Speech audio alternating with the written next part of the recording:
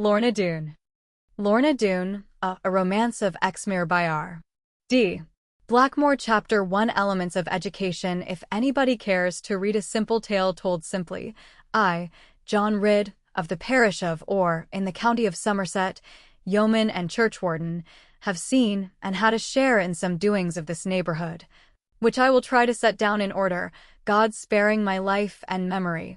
And they who light upon this book should bear in mind not only that I write for the clearing of our parish from ill fame and calumny, but also a thing which will, I trow, appear too often in it, to wit that I am nothing more than a plain unlettered man, not read in foreign languages, as a gentleman might be, nor gifted with long words, even in mine own tongue, save what I may have won from the Bible or Master William Shakespeare, whom, in the face of common opinion, I do value highly. In short, I am an ignoramus, but pretty well for a yeoman. My father being of good substance, at least as we reckon in Exmere, and seized in his own right, from many generations of one, and that the best and largest of the 3 farms into which our parish is divided, or rather the cultured part thereof. He John Ridd, the elder, churchwarden, and overseer, being a great admirer of learning, and well able to write his name, sent me his only son to be schooled at Tiverton, in the county of Devon. For the chief boast of that ancient town, next to its woolen staple, is a worthy grammar school, the largest in the west of England, founded and handsomely endowed in the year 1604 by Master Peter Blundell, of that same place, clothier. Here, by the time I was 12 years old, I had risen into the upper school, and could make bold with Eutropius and Caesar by aid of an English version and as much as 6 lines of Ovid. Some even said that I might, before manhood, rise almost to the 3rd form, being of a persevering nature, albeit, by full consent of all, except my mother, thick-headed. But that would have been, as I now perceive, an ambition beyond a farmer's son, for there is but one form above it, and that made of masterful scholars, entitled rightly monitors.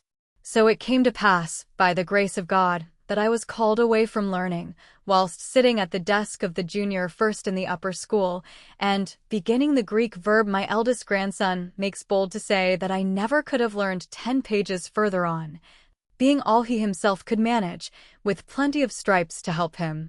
I know that he hath more head than I, though never will he have such body, and am thankful to have stopped betimes, with a meek and wholesome headpiece.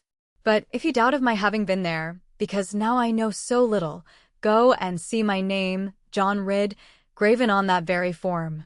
Forsooth, from the time I was strong enough to open a knife and to spell my name, I began to grave it in the oak, first of the block whereon I sate, and then of the desk in front of it, according as I was promoted from one to other of them. And there my grandson reads it now at this present time of writing, and hath fought a boy for scoffing at it.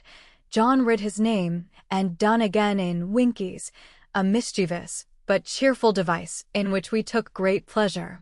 This is the manner of a winky, which I here set down, lest child of mine, or grandchild, dare to make one on my premises. If he does, I shall know the mark at once, and score it well upon him.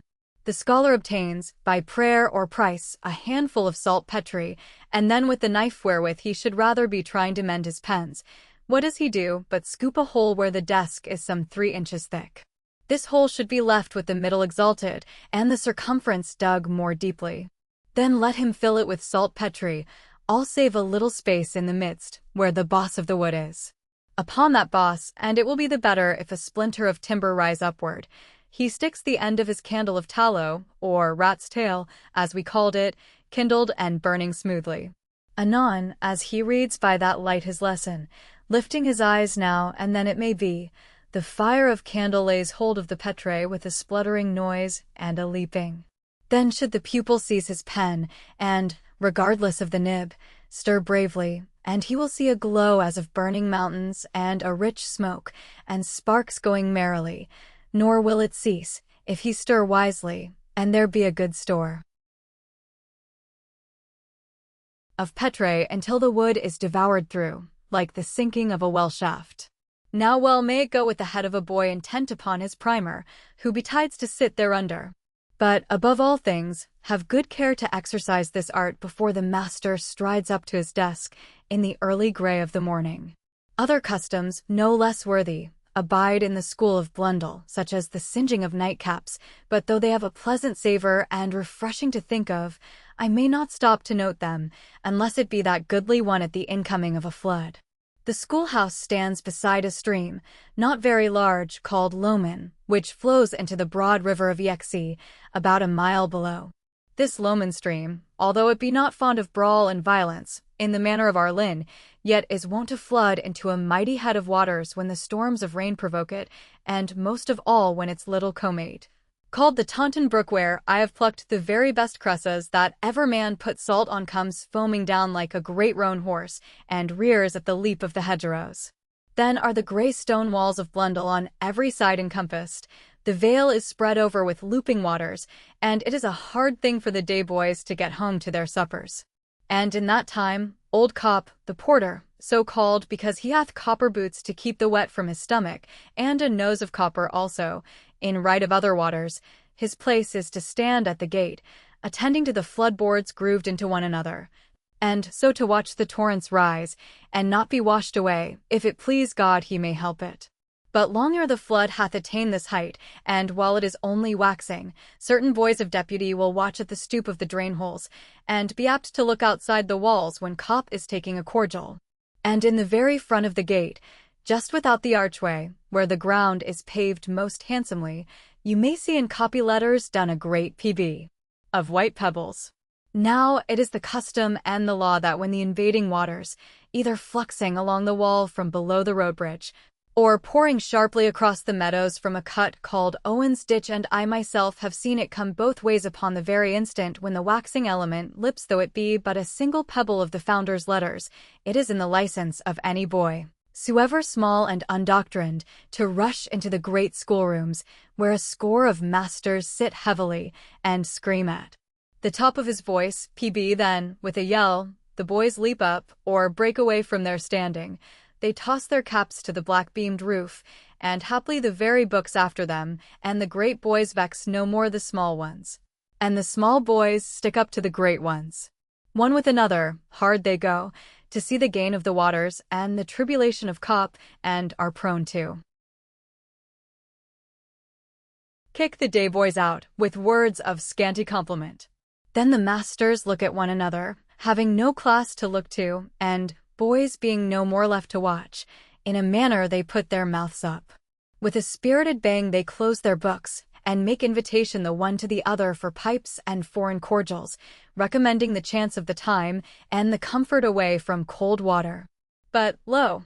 I am dwelling on little things and the pigeon's eggs of the infancy, forgetting the bitter and heavy life gone over me since then. If I am neither a hard man nor a very close one, God knows I have had no lack of rubbing and pounding to make stone of me. Yet, can I not somehow believe that we ought to hate one another, to live far asunder, and block the mouth each of his little den, as do the wild beasts of the wood, and the hairy outrangs now brought over, each with a chain upon him? Let that matter be as it will. It is beyond me to unfold, and mayhap of my grandson's grandson. All I know is that wheat is better than when I began to sow it. Chapter 2, an important item now the cause of my leaving Tiverton School, and the way of it, were as follows. On the 29th day of November, in the year of our Lord 1673, the very day when I was 12 years old, and had spent all my substance in sweetmeats, with which I made treat to the little boys, till the large boys ran in and took them. We came out of school at 5 o'clock, as the rule is upon Tuesdays. According to custom, we drove the day boys in brave rout down the causeway from the school porch even to the gate where Cop has his dwelling and duty. Little it recked us, and helped them less, that they were our founder's citizens, and haply his own grandnephews, for he left no direct descendants, neither did we much inquire what their lineage was. For it had long been fixed among us, who were of the house and chambers, that these same day boys were all caddies, as we had discovered to call it, because they paid no groat for their schooling, and brought their own commons with them. In consumption of these we would help them, for our fair and hall-fed appetite, and while we ate their victuals, we allowed them freely to talk to us. Nevertheless, we could not feel, when all the victuals were gone, but that these boys required kicking from the premises of Blundell. And some of them were shopkeepers' sons, young grocers, fellmongers, and poulterers, and these to their credit seemed to know how righteous it was to kick them. But others were of high family, as any need be, in Devoncarews and Bouchiers and bastards, and some of these would turn sometimes and strike the boy that kicked them. But to do them justice, even these knew that they must be kicked for not paying. After these charity boys were gone, as in contumely we called them, "If you break my bag on my head," said one, "how will feed thence tomorrow?" And after old Cop with clang of iron had jammed the double gates in under the scruff stone archway, whereupon our Latin verses, done in brass of small quality, some of us who were not hungry and cared not for the supper bell, having sucked much parliament and dumps at my only charge is not that I ever bore much wealth, but because I had been thrifting it for this time of my birth we were leaning quite at dusk against the iron bars of the gate, some 6, or it may be 7 of us, small boys, all, and not conspicuous in the closing of the daylight and the fog that came at eventide, else Cop would have raided us up the green, for he was truly to little boys when his wife had taken their money. There was plenty of room for all of us, for the gate will hold 9 boys close packed, unless they be fed rankly, whereof is little danger, and now we were looking out on the road and wishing we could get there, hoping, moreover, to see a good string of pack horses come by, with troopers to protect them. For the day boys had brought us word that some intending their way to the town had lain that morning at Samford Peveril, and must be in ere nightfall, because Mr. Faggus was after them. Now Mr. Faggus was my first cousin and an honor to the family, being a Northmolton man of great renown on the highway from Barham town even to London. Therefore, of course, I hoped that he would catch the packmen, and the boys were asking my opinion as of an oracle about it. A certain boy leaning up against me would not allow my elbow room, and struck me very sadly in the stomach part, though his own was full of my parliament. And this I felt so unkindly that I smote him straightway in the face without tarrying to consider it, or weighing the question duly.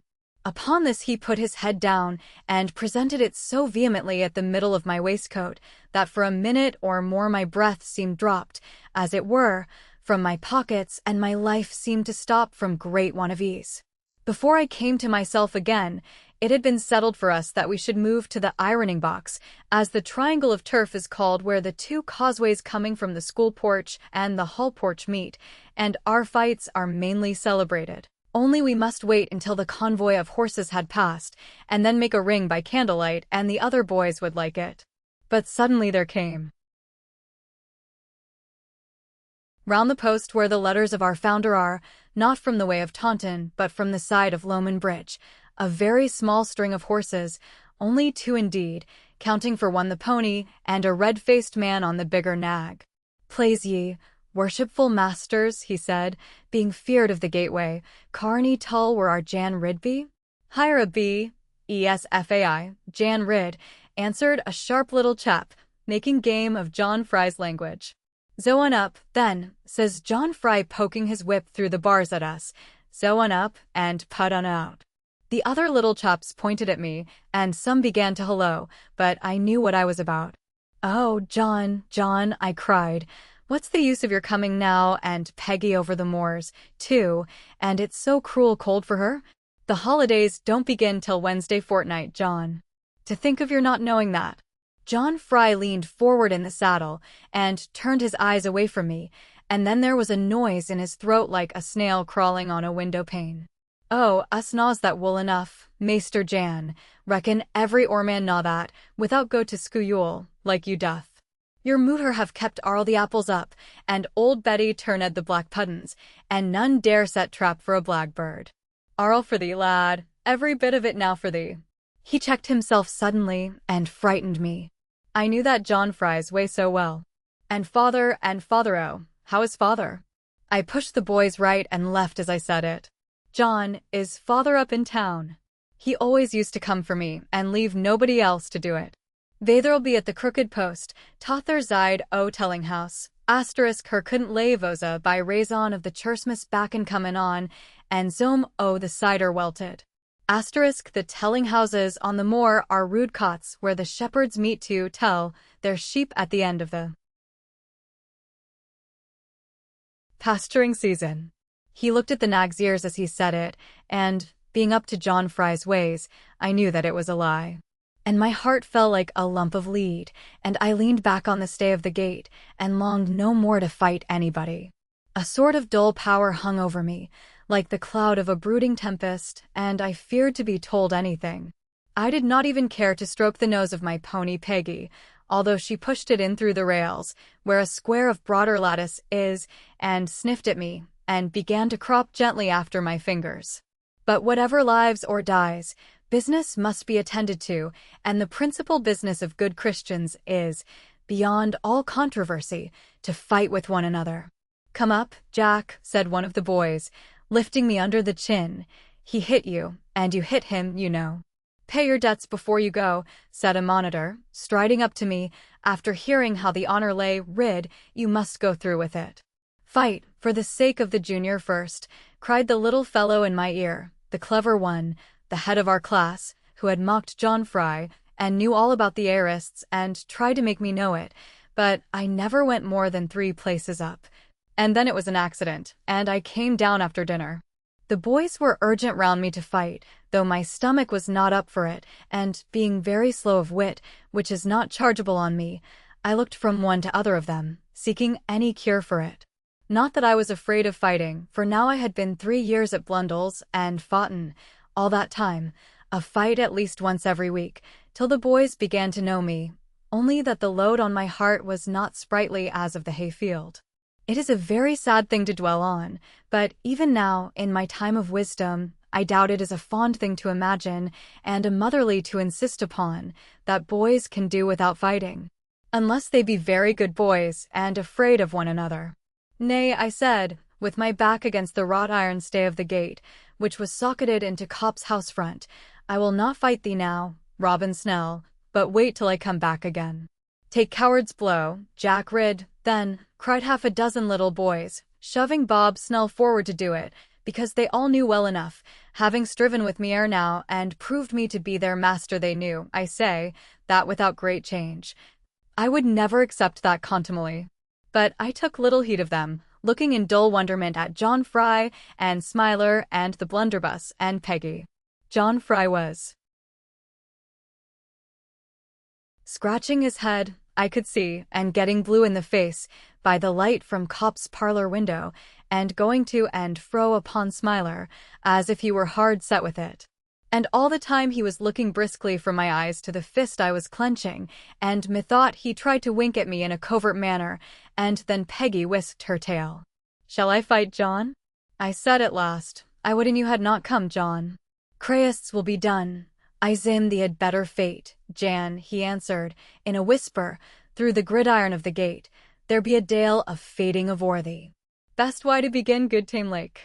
Will the geatman let me in, to see as thee hast fair play, lad?" He looked doubtfully down at the color of his cowskin boots, and the mire upon the horses, for the sloughs were exceedingly mucky.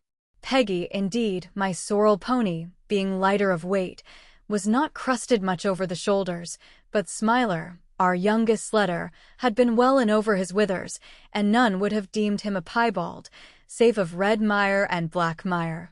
The great blunderbuss, moreover, was choked with a dollop of sluecake, and John Fry's sad-colored Sunday hat was endued with a plume of marish-weed. All this I saw while he was dismounting, heavily and wearily, lifting his leg from the saddle-cloth, as if with a sore crick in his back. By this time the question of fighting was gone quite out of our discretion, for sundry of the elder boys, grave and reverend seniors, who had taken no small pleasure in teaching our hands to fight, to ward, to parry, to feign and counter, to lunge in the manner of sword-play, and the weaker child to drop on one knee when no cunning of fence might baffle the onset, these great masters of the art, who would far liefer see us little ones practice it than themselves engage, 6 or 7 of them, came running down the rounded causeway, having heard that there had arisen a snug little mill at the gate. Now whether that word hath origin in a Greek term meaning a conflict, as the best read boys asseverated, or whether it is nothing more than a figure of similitude, from the beating arms of a mill, such as I have seen in counties where are no waterbrooks, but folk make bread with wind, it is not for a man devoid of scholarship to determine. Enough that they who made the ring intituled the scene a mill, while we who must be thumped inside it tried to rejoice in their pleasantry, till it turned upon the stomach. Moreover, I felt upon me now a certain responsibility, a dutiful need to maintain, in the presence of John Fry, the manliness of the Ridd family, and the honor of Exmoor. Hitherto none had worsted me, although in the 3 years of my schooling, I had fought more than 60 battles, and bedewed with blood every plant of grass towards the middle of the ironing box.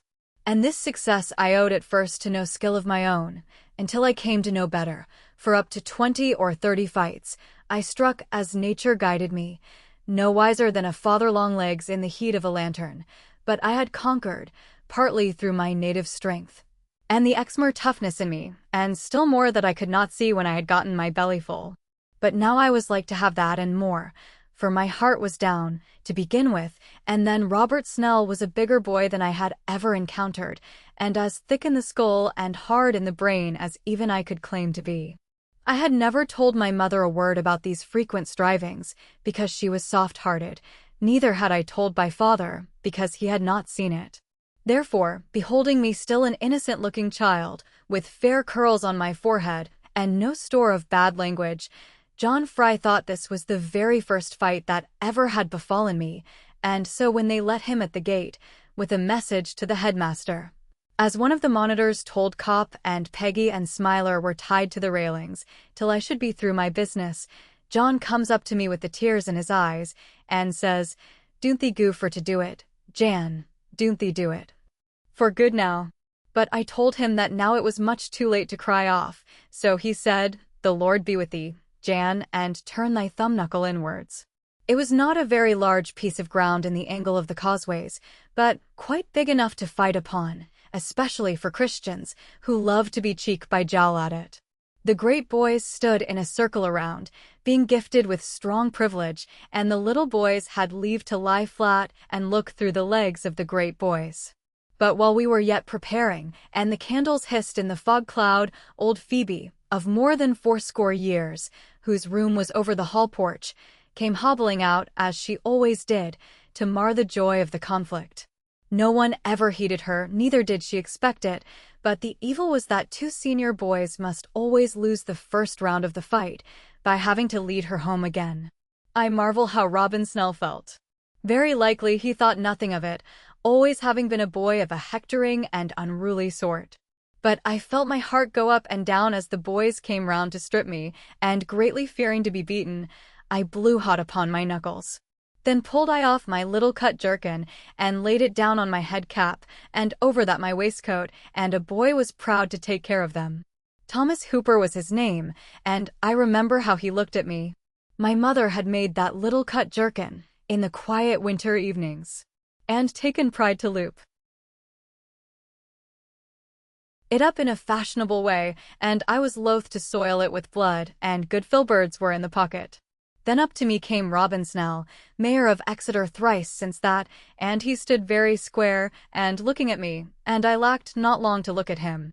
Round his waist he had a kerchief busking up his small clothes, and on his feet light pumpkin shoes, and all his upper raiment off. And he danced about in a way that made my head swim on my shoulders, and he stood some inches over me. But I, being muddled with much doubt about John Fry and his errand, was only stripped of my jerkin and waistcoat, and not comfortable to begin. "Come now, shake hands," cried a big boy, jumping in joy of the spectacle, a third former nearly 6 feet high. "Shake hands, you little devils. Keep your pluck up, and show good sport, and Lord love the better man of you." Robin took me by the hand, and gazed at me disdainfully, and then smote me painfully in the face, ere I could get my fence up. "What be 'bout, lad?" cried John Fry. "Ha done again, Jan wool e. Well done then, our Jan boy." For I had replied to Robin now, with all the weight and cadence of penthemimeral caesura, a thing, the name of which I know, but could never make head nor tail of it, and the strife began in a serious style, and the boys looking on were not cheated. Although I could not collect their shouts when the blows were ringing upon me, it was no great loss, for John Fry told me afterwards that their oaths went up like a furnace fire. But to these we paid no heed or hap, being in the thick of swinging and devoid of judgment. All I know is I came to my corner when the round was over, with very hard pumps in my chest and a great desire to fall away. "Time is up," cried head monitor, ere ever I got my breath again, and when I fain would have lingered a while on the knee of the boy that held me. John Fry had come up, and the boys were laughing because he wanted a stable lantern and threatened to tell my mother. "Time is up," cried another boy, more headlong than head monitor. "If we count 3 before the come of thee, thwacked thou art, and must go to the women." I felt it hard upon me. He began to count, 1, 2, 3, but before the 3 was out of his mouth, I was facing my foe, with both hands up, and my breath going rough and hot, and resolved to wait the turn of it. For I had found seat on the knee of a boy sage and skilled to tutor me, who knew how much the end very often differs from the beginning. A rare ripe scholar he was, and now he hath routed up the Germans in the matter of criticism. Sure, the clever boys and men have most love towards the stupid ones. "Finish him off, Bob," cried a big boy, and that I noticed especially, because I thought it unkind of him, after eating of my toffee as he had that afternoon. "Finish him off, neck and crop. He deserves it for sticking up to a man like you." But I was not so to be finished off, though feeling in my knuckles now as if it were a blueness and a sense of chilblain. Nothing held except my legs, and they were good to help me. So this bout, or round, if you please, was foughten warily by me, with gentle recollection of what my tutor, the clever boy, had told me, and some resolve to earn his praise before I came back to his knee again. And never, I think, in all my life, sounded sweeter words in my ears, except when my love loved me, than when my second and backer, who had made himself part of my doings now, and would have wept to see me beaten, said, "Famously done, Jack, famously. Only keep your wind up, Jack, and you'll go right through him." Meanwhile John Fry was prowling about, asking the boys what they thought of it, and whether I was like to be killed, because of my mother's trouble. But finding now that I had fought in 60 fights already, he came up to me woefully, in the quickness of my breathing, while I sat on the knee of my second, with a piece of spongious coralline to ease me of my bloodshed, and he says in my ears, as if he was clapping spurs into a horse, "Never thee knack under, Jan, or never cum ne hex more no more." With that it was all up with me. A simmering buzzed in my heavy brain, and a light came through my eye places. At once I set both fists again, and my heart stuck to me like cobbler's wax. Either Robin Snell should kill me, or I would conquer Robin Snell. So I went in again with my courage up, and Bob came smiling for victory, and I hated him for smiling. He led at me with his left hand, and I gave him my right between his eyes, and he blinked, and was not pleased with it. I feared him not, and spared him not, neither spared myself. My breath came again, and my heart stood cool, and my eyes struck fire no longer. Only I knew that I would die sooner than shame my birthplace.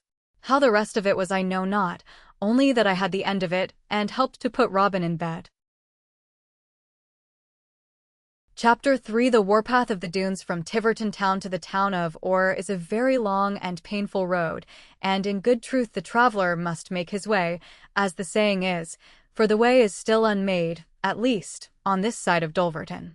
Although there is less danger now than in the time of my schooling, for now a good horse may go there without much cost of leaping, but when I was a boy the spurs would fail, when needed most, by reason of the slough cake. It is to the credit of this age, and our advance upon fatherly ways, that now we have laid down rods and faggots, and even stump oaks here and there, so that a man in good daylight need not sink if he be quite sober. There is nothing I have striven at more than doing my duty, way warden over Exmere. But in those days, when I came from school, and good times they were, too, full of a warmth and fine hearth comfort, which now are dying out, it was a sad and sorry business to find where lay the highway. We are taking now to mark it off with a fence on either side, at least, when a town is handy, but to me this seems of a high pretense and a sort of landmark and channel for robbers, though well enough near London, where they have earned a racecourse. We left the town of the two fords, which they say is the meaning of it, very early in the morning, after lying one day to rest, as was demanded by the nags, sore of foot and foundered. For my part, too, I was glad to rest, having aches all over me and very heavy bruises, and we lodged at the sign of the White Horse Inn, in the street called Gold Street, opposite where the souls are of John and Joan Greenway, set up in gold letters, because we must take the homeward way at cockcrow of the morning. Though still John Fry was dry with me of the reason of his coming, and only told lies about father, and could not keep them agreeable, I hoped for the best, as all boys will, especially after a victory. And I thought, perhaps father had sent for me because he had a good harvest, and the rats were bad in the corn chamber. It was high noon before we were got to Dulverton that day, near to which town the river Exe and its big brother Barl have union. My mother had an uncle living there, but we were not to visit his house this time, at which I was somewhat astonished, since we needs must stop for at least 2 hours, to bait our horses thorough well, before coming to the Black Bog way.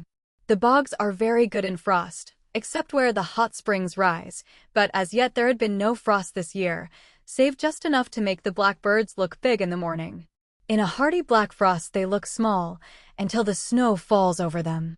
The road from Bampton to Dulverton had not been very delicate, yet nothing to complain of, much no deeper, indeed, than the hocks of a horse, except in the rotten places. The day was inclined to be mild and foggy, and both nags sweated freely, but Peggy carrying little weight, for my wardrobe was upon Smiler, and John Fry grumbling always, we could easily keep in front, as far as you may hear a laugh. John had been rather bitter with me, which methought was a mark of ill taste at coming home for the holidays, and yet I made allowance for John, because he had never been at school, and never would have chanced to eat fry upon condition of spelling it. Therefore I rode on, thinking that he was hard set, like a saw, for his dinner, and would soften after tooth-work. And yet at his most hungry times, when his mind was far gone upon bacon, certes he seemed to check himself and look at me as if he were sorry for little things coming over great. But now at Dulverton we dined upon the rarest and choicest victuals that ever I did taste. Even now, at my time of life, to think of it gives me appetite, as once and a while to think of my first love makes me love all goodness. Hot mutton pasty was a thing I had often heard of from very wealthy boys and men, who made a dessert of dinner, and to hear them talk of it made my lips smack, and my ribs come inwards. And now John Fry strode into the hostel, with the air and grace of a short-legged man, and shouted as loud as if he was calling sheep upon Exmoor, hot mutton pasty for 2 travellers, at number 5, in 5 minutes. Dish un up in the tin with the gravy, same as I hardered last Tuesday. Of course it did not come in 5 minutes, nor yet in 10 or 20, but that made it all the better when it came to the real presents, and the smell of it was enough to make an empty man thank God for the room there was inside him. 50 years have passed me quicker than the taste of that gravy. It is the manner of all good boys to be careless of apparel and take no pride in adornment. Good lack, if I see a boy make to do about the fit of his crumpler, and the creasing of his breeches, and desire to be shod for comeliness rather than for use, I cannot 'scape the mark that God took thought to make a girl of him. Not so when they grow older, and court the regard of the maidens, then may the bravery pass from the inside to the outside of them, and no bigger fools are they, even then, than their fathers were before them. But God forbid any man to be a fool to love and be loved, as I have been. Else would he have prevented it. When the mutton pasty was done, and Peggy and Smiler had dined well also, out I went to wash at the pump, being a lover of soap and water at all risk, except of my dinner.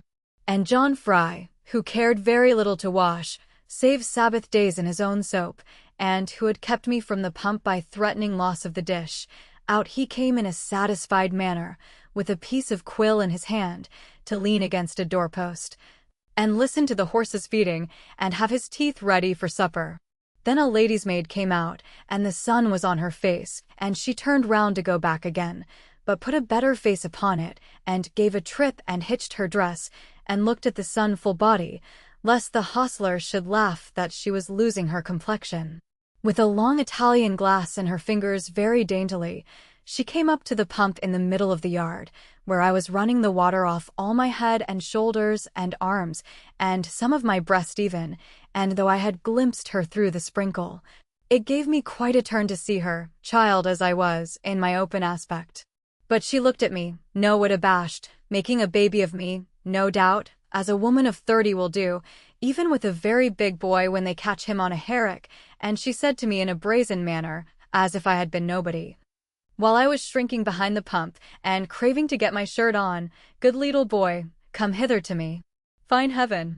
How blue your eyes are, and your skin like snow, but some naughty man has beaten it black. Oh, little boy, let me feel it. Ah, how then it must have hurt you. There now, and you shall love me."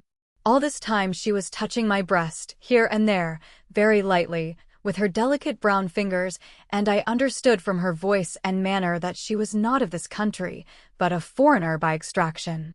And then I was not so shy of her, because I could talk better English than she, and yet I longed for my jerkin, but liked not to be rude to her. "If you please, madam, I must go. John Fry is waiting by the tapster's door, and Peggy neighing to me. If you please, we must get home tonight, and father will be waiting for me this side of the telling house." There, you shall go, leetle dear, and perhaps I will go after you. I have taken much love of you. But the Baroness is hard to me. How far you call it now to the bank of the sea at at Watchet, likely you mean, madam. Oh, a very long way, and the road's as soft as the road to I shall remember. That is the place where my leetle boy live, and some day I will come seek for him.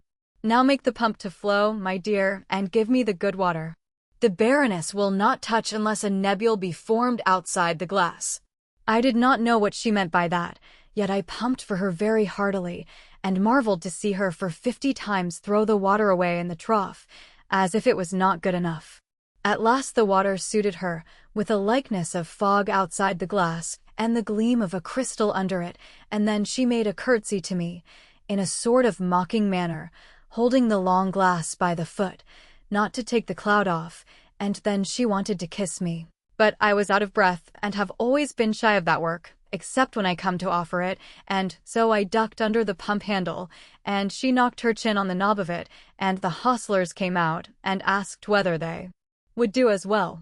Upon this, she retreated up the yard, with a certain dark dignity, and a foreign way of walking, which stopped them at once from going farther, because it was so different from the fashion of their sweethearts. One with another they hung back, where half a cartload of hay was, and they looked to be sure that she would not turn round, and then each one laughed at the rest of them. Now, up to the end of Dulverton town, on the northward side of it, where the 2 new pigsties be, the Orr folk and the Watchet folk must trudge on together, until we come to a broken cross, where a murdered man lies buried.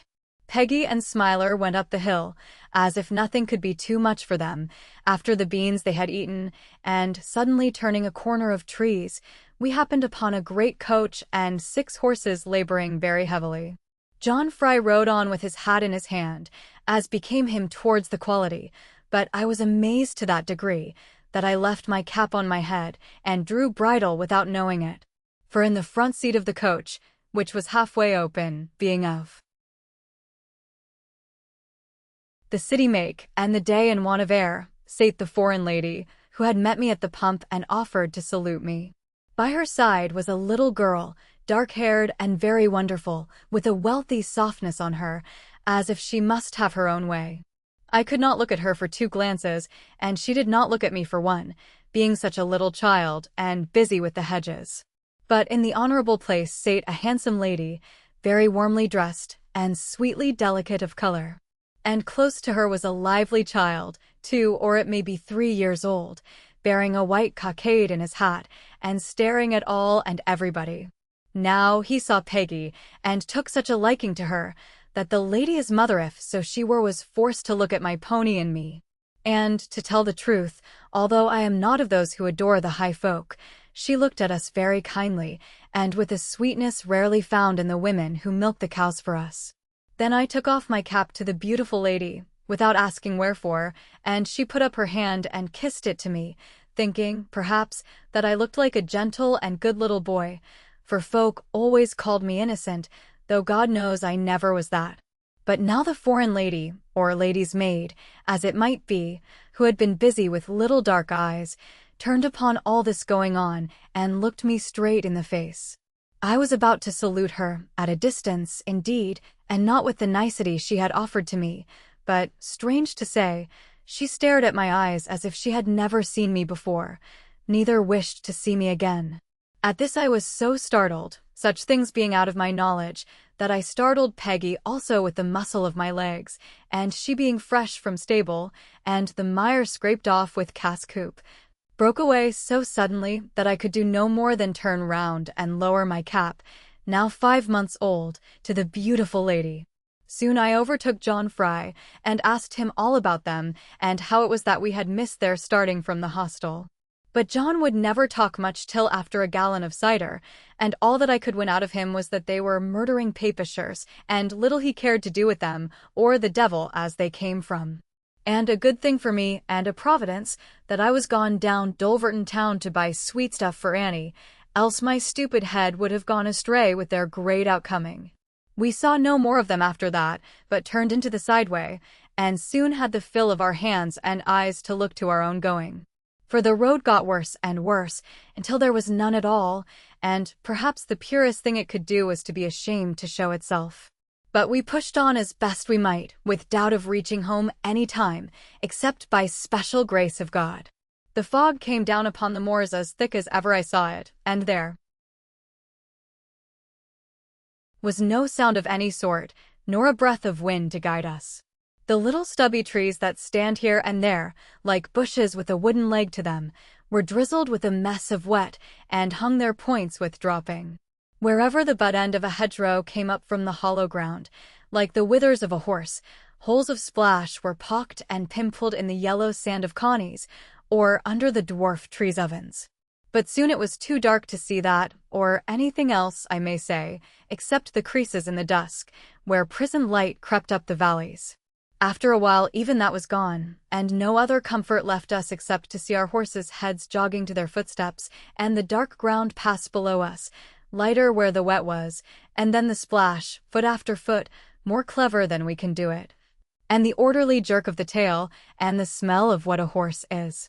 John Fry was bowing forward with sleep upon his saddle, and now I could no longer see the frizzle of wet upon his beard, for he had a very brave one, of a bright red color and trimmed into a whale oil knot.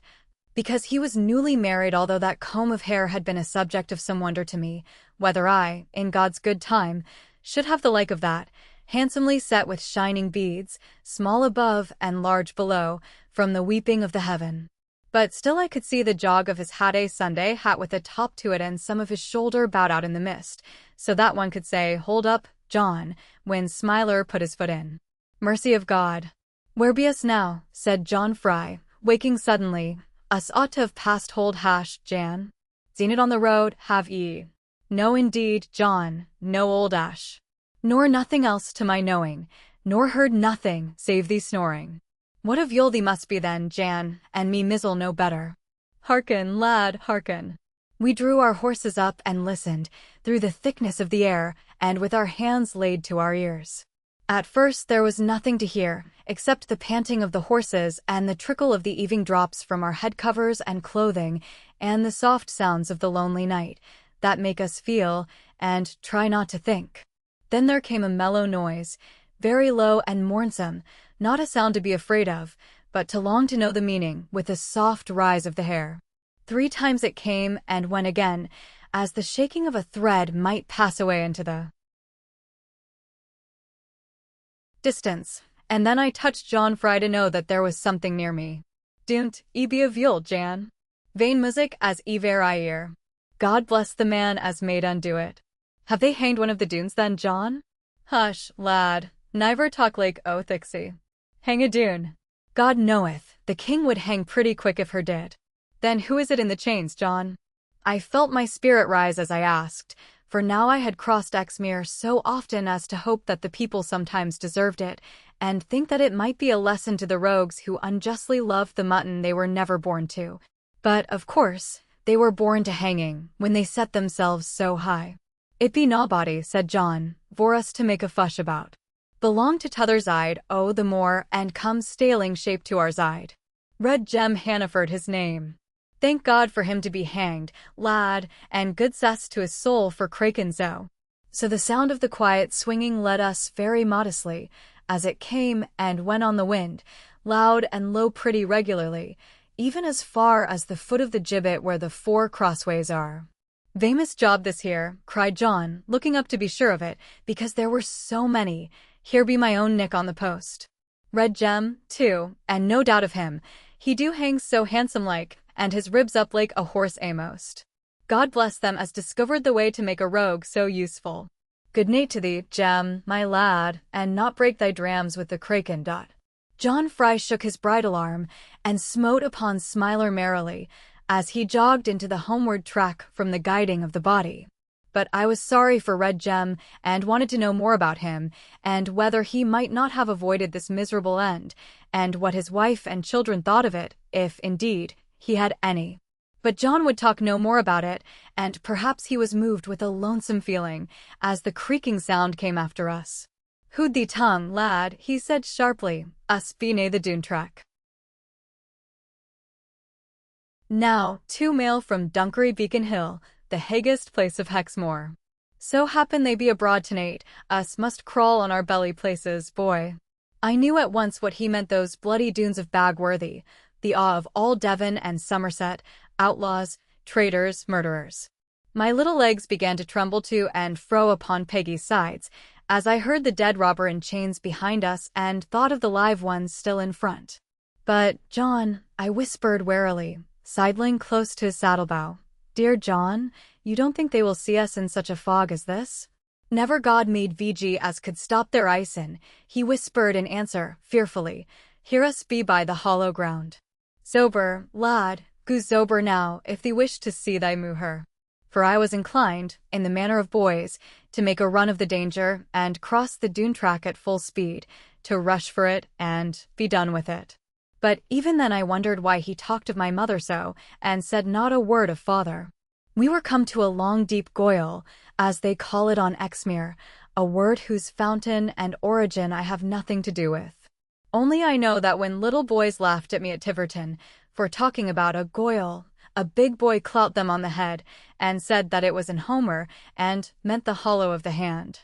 And another time a Welshman told me that it must be something like the thing they call a pant in those parts. Still I know what it means well enough to wit, a long trough among wild hills, falling towards the plain country, rounded at the bottom, perhaps, and stiff, more than steep, at the sides of it. Whether it be straight or crooked, makes no difference to it. We rode very carefully down our side, and through the soft grass at the bottom, and all the while we listened as if the air was a speaking trumpet.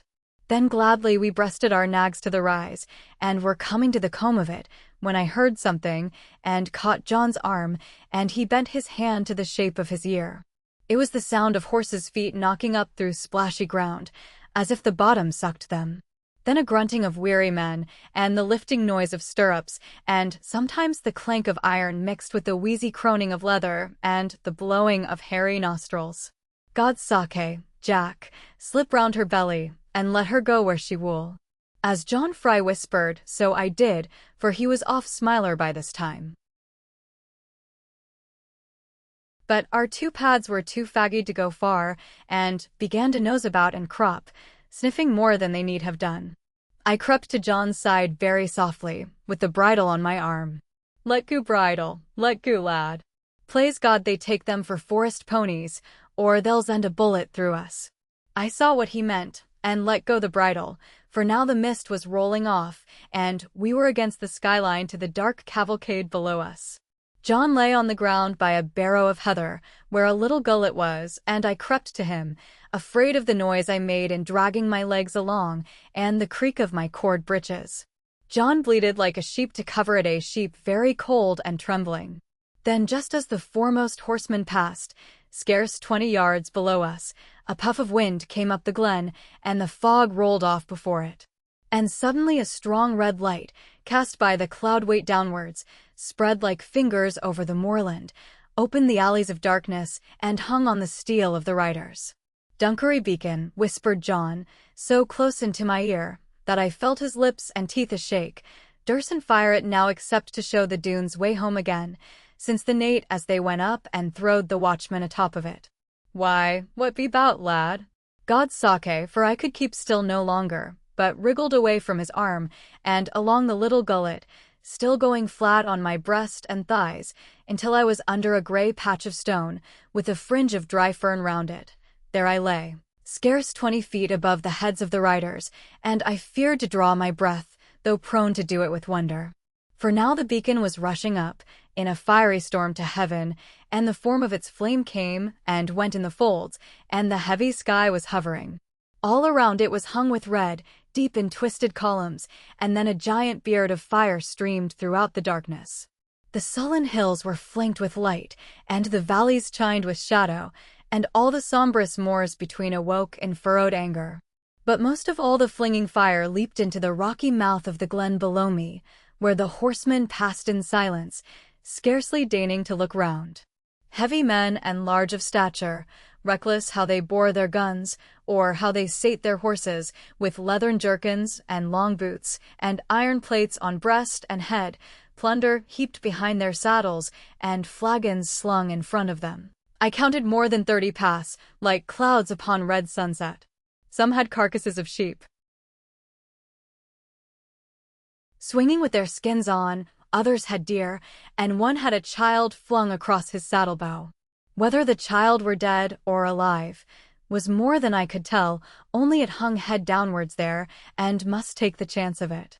They had got the child, a very young one, for the sake of the dress, no doubt, which they could not stop to pull off from it, for the dress shone bright, where the fire struck it, as if with gold and jewels. I longed in my heart to know most sadly what they would do with the little thing, and whether they would eat it. It touched me so to see that child, a prey among those vultures, that in my foolish rage and burning I stood up and shouted to them, leaping on a rock, and raving out of all possession. 2 of them turned round, and one set his carbine at me, but the other said it was but a pixie, and bade him keep his powder. Little they knew, and less thought I, that the pixie then before them would dance their castle down one day. John Fry, who in the spring of fright had brought himself down from Smiler's side, as if he were dipped in oil, now came up to me, all risk being over, cross and stiff, and aching sorely from his wet couch of heather. "Small thanks to thee, Jan, as my new waif bain't a widder. And who be you to support of her and her son, if she have one? Zarve thee right if I was to chuck thee down into the Doone track. Zim thee'll come to un, zoaner or later, if this be the zample of thee." And that was all he had to say, instead of thanking God. For if ever born man was in a fright and ready to thank God for anything, the name of that man was John Fry, not more than 5 minutes agone. However, I answered nothing at all, except to be ashamed of myself, and soon we found Peggy and Smiler in company, well embarked on the homeward road, and victualling where the grass was good. Right glad they were to see us again, not for the pleasure of carrying, but because a horse, like a woman, lacks and is better without self-reliance. My father never came to meet us at either side of the telling house, neither at the crooked post, nor even at home Linny, although the dogs kept such a noise that he must have heard us.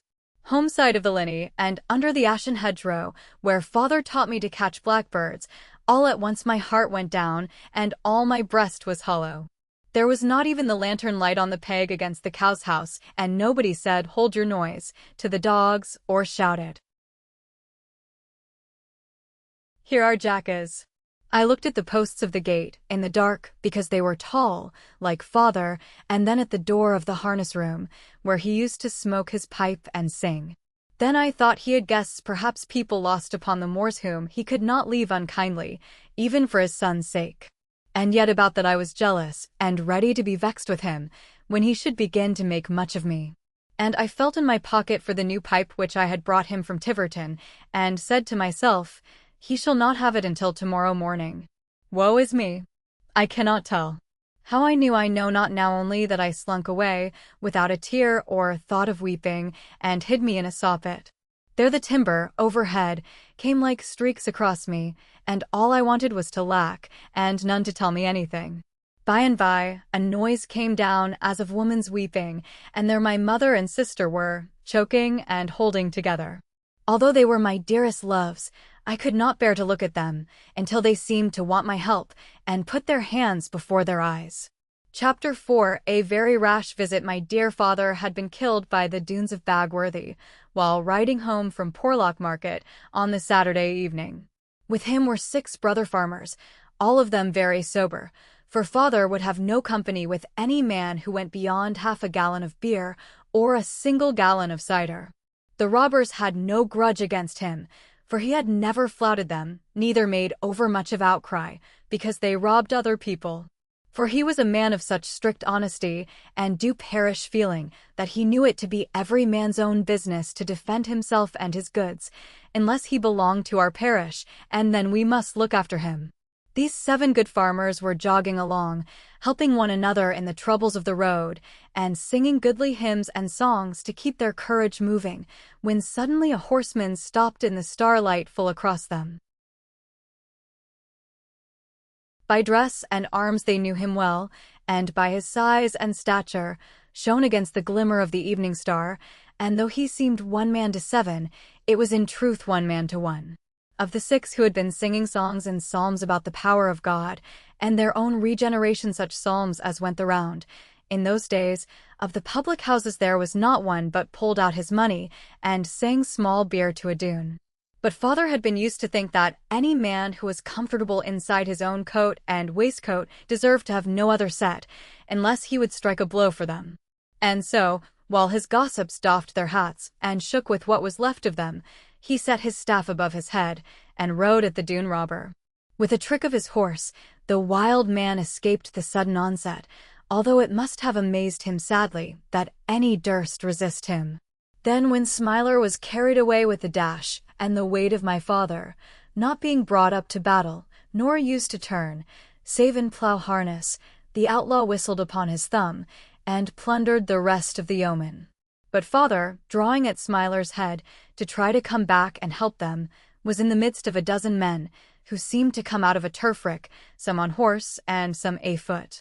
Nevertheless, he smote lustily, so far as he could see, and being of great size and strength, and his blood well up, they had no easy job with him. With the play of his wrist, he cracked 3 or 4 crowns, being always famous at singlestick, until the rest drew their horses away, and he thought that he was master, and would tell his wife about it. But a man beyond the range of staff was crouching by the peat stack, with a long gun set to his shoulder, and he got poor father against the sky, and I cannot tell the rest of it.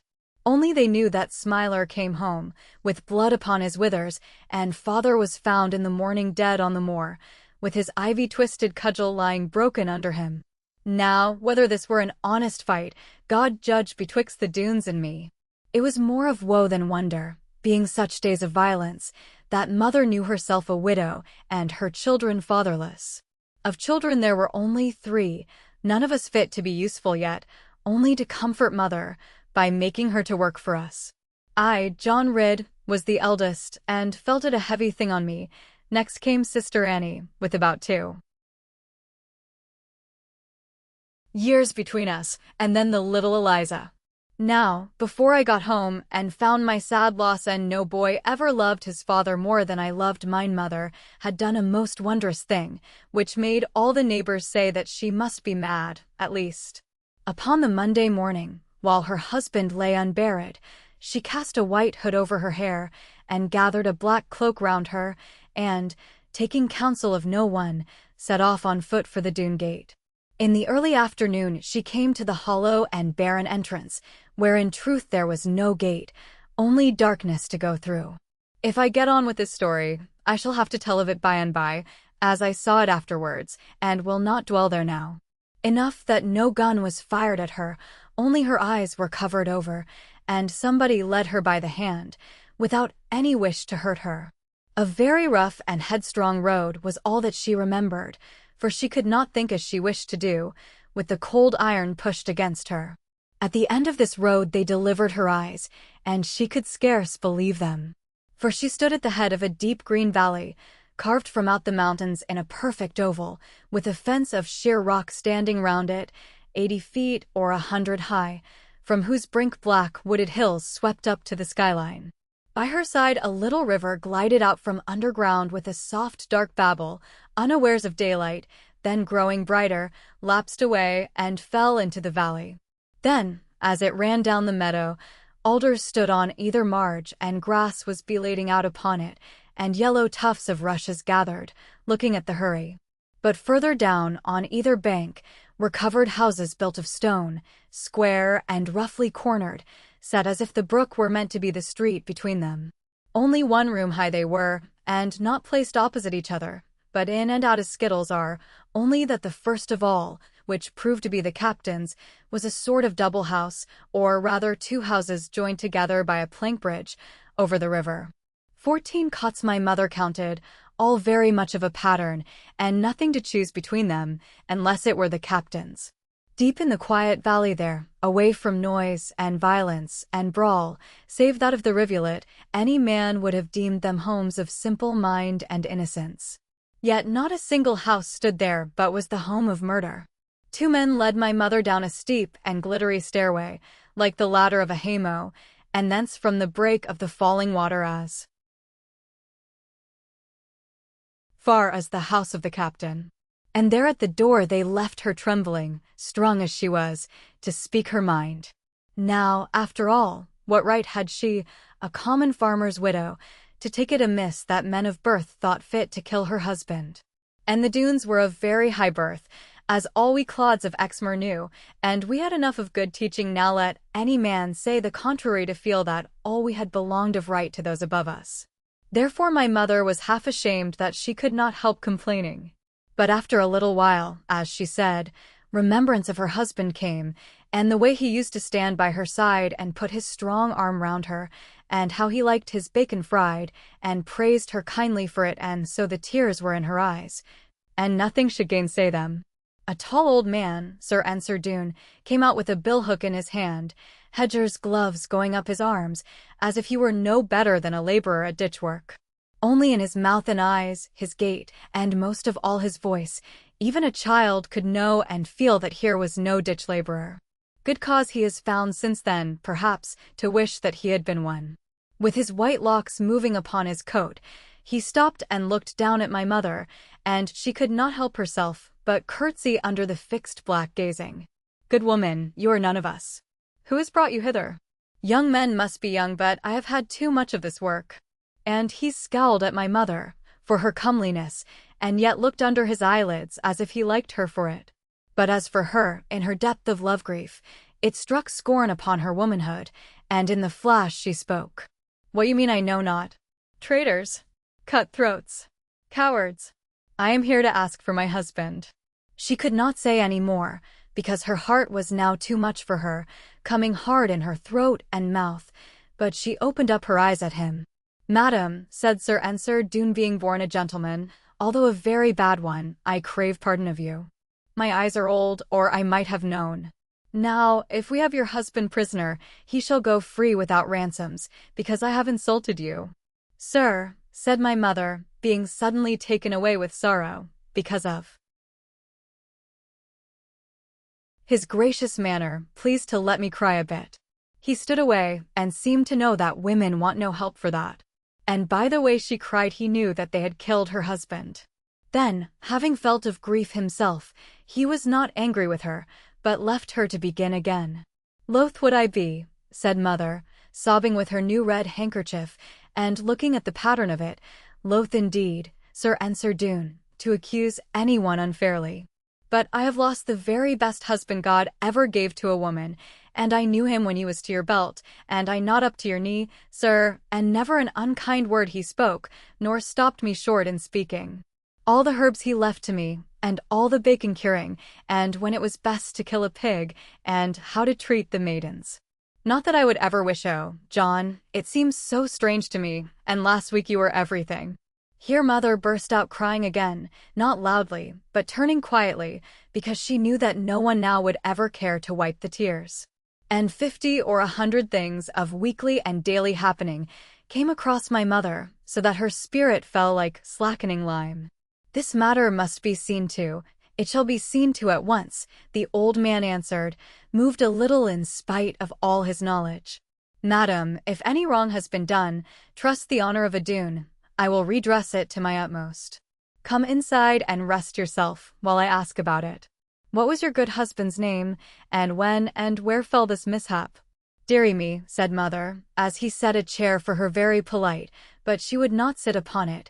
Saturday morning I was a wife, sir, and Saturday night I was a widow, and my children fatherless. My husband's name was John Ridd, sir, as everybody knows, and there was not a finer or better man in Somerset or Devon.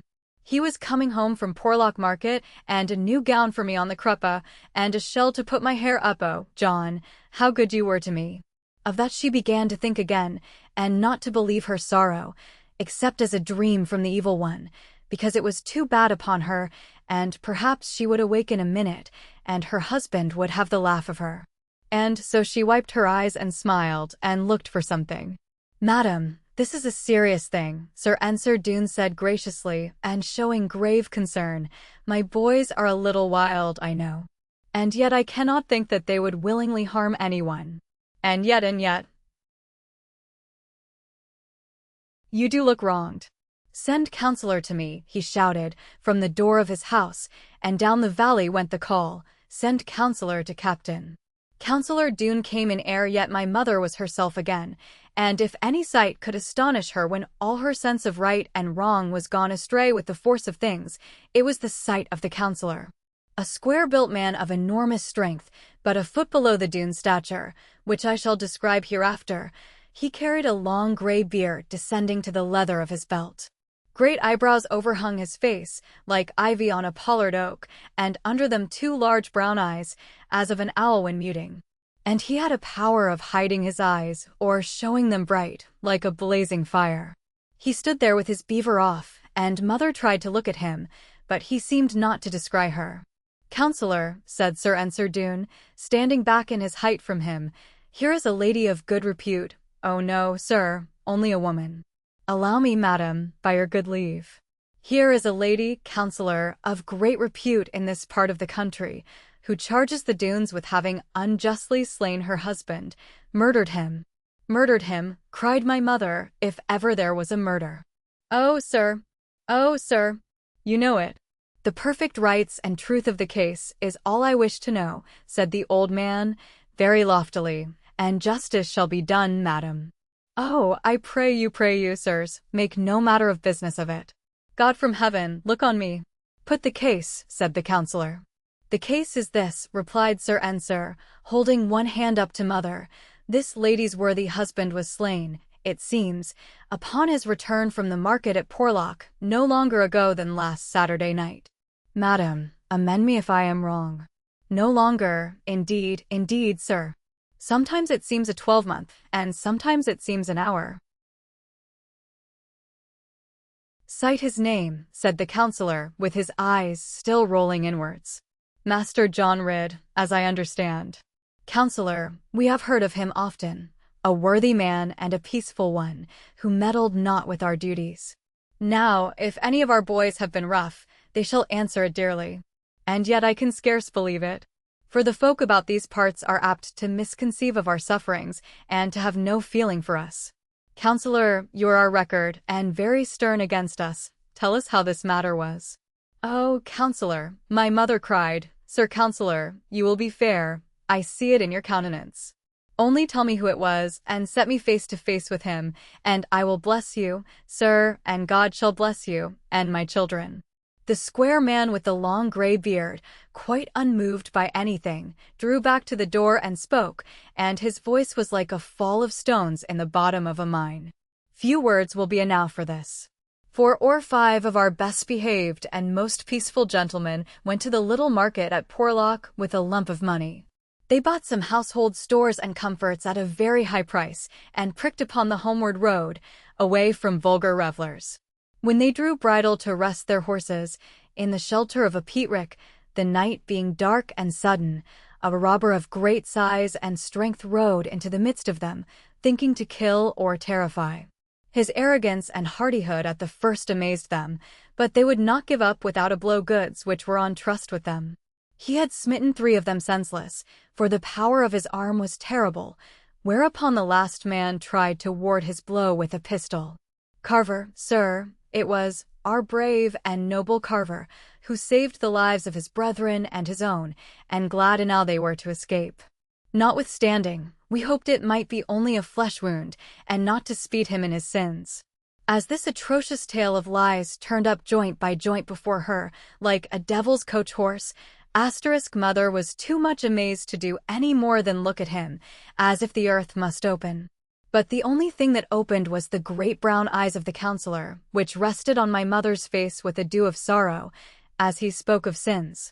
The cock-tailed beetle has earned this name in the west of England. She, unable to bear them, turned suddenly on Sir Ensor and caught, as she fancied, a smile on his lips and a sense of quiet enjoyment. "All the Doones are gentlemen," answered the old man gravely, and looking as if he had never smiled since he was a baby. "We are always glad to explain, madam, any mistake which the rustic people may fall upon about us, and we wish you clearly to conceive that we do not charge your poor husband with any set purpose of robbery. Neither will we bring suit for any attainder of his property. Is it not so, counsellor?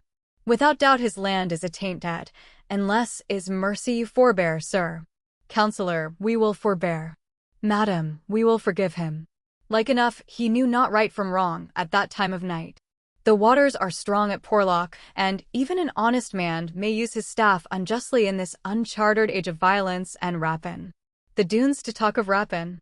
Mother's head went round so that she curtsied to them both, scarcely knowing where she was, but calling to mind her manners. All the time she felt a warmth, as if the right was with her, and yet she could not see the way to spread it out before them. With that, she dried her tears in haste and went into the cold air, for fear of speaking mischief. But when she was on the homeward road, and the sentinels had charge of her, blinding her eyes, as if she were not blind enough with weeping, someone came in haste behind her, and thrust a heavy leathern bag into the limp weight of her hand. "Captain sends you this," he whispered. "Take it to the little ones." But Mother let it fall in a heap, as if it had been a blind worm, and then for the first time crouched before God, that even the Doones should pity her. Chapter 5 And illegal settlement. Good folk who dwell in a lawful land, if any such there be, may for want of exploration, judge our neighborhood harshly, unless the whole truth is set before them. In bar of such prejudice, many of us ask leave to explain how and why it was the robbers came to that head in the midst of us.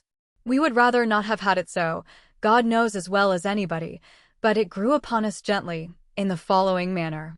Only let all who read observe that here I enter many things which came to my knowledge in later years. In or about the year of our Lord 1640, when all the troubles of England were swelling to an outburst, great estates in the north country were suddenly confiscated, through some feud of families and strong influence at court, and the owners were turned upon the world, and might think themselves lucky to save their necks. These estates were in coheirship, joint tenancy I think they called it, although I know not the meaning, only so that if either tenant died, the other living, all would come to the live one in spite of any testament. One of the joint owners was Sir Ensor Doone, a gentleman of brisk intellect, and the other owner was his cousin, the Earl of Lorne and Dykemont. Lord Lorne was some years the elder of his cousin, Ensor Doone, and was making suit to gain severance of the cumbersome joint tenancy by any fair apportionment, when suddenly this blow fell on them by wiles and woman's meddling, and instead of dividing the land, they were divided from it.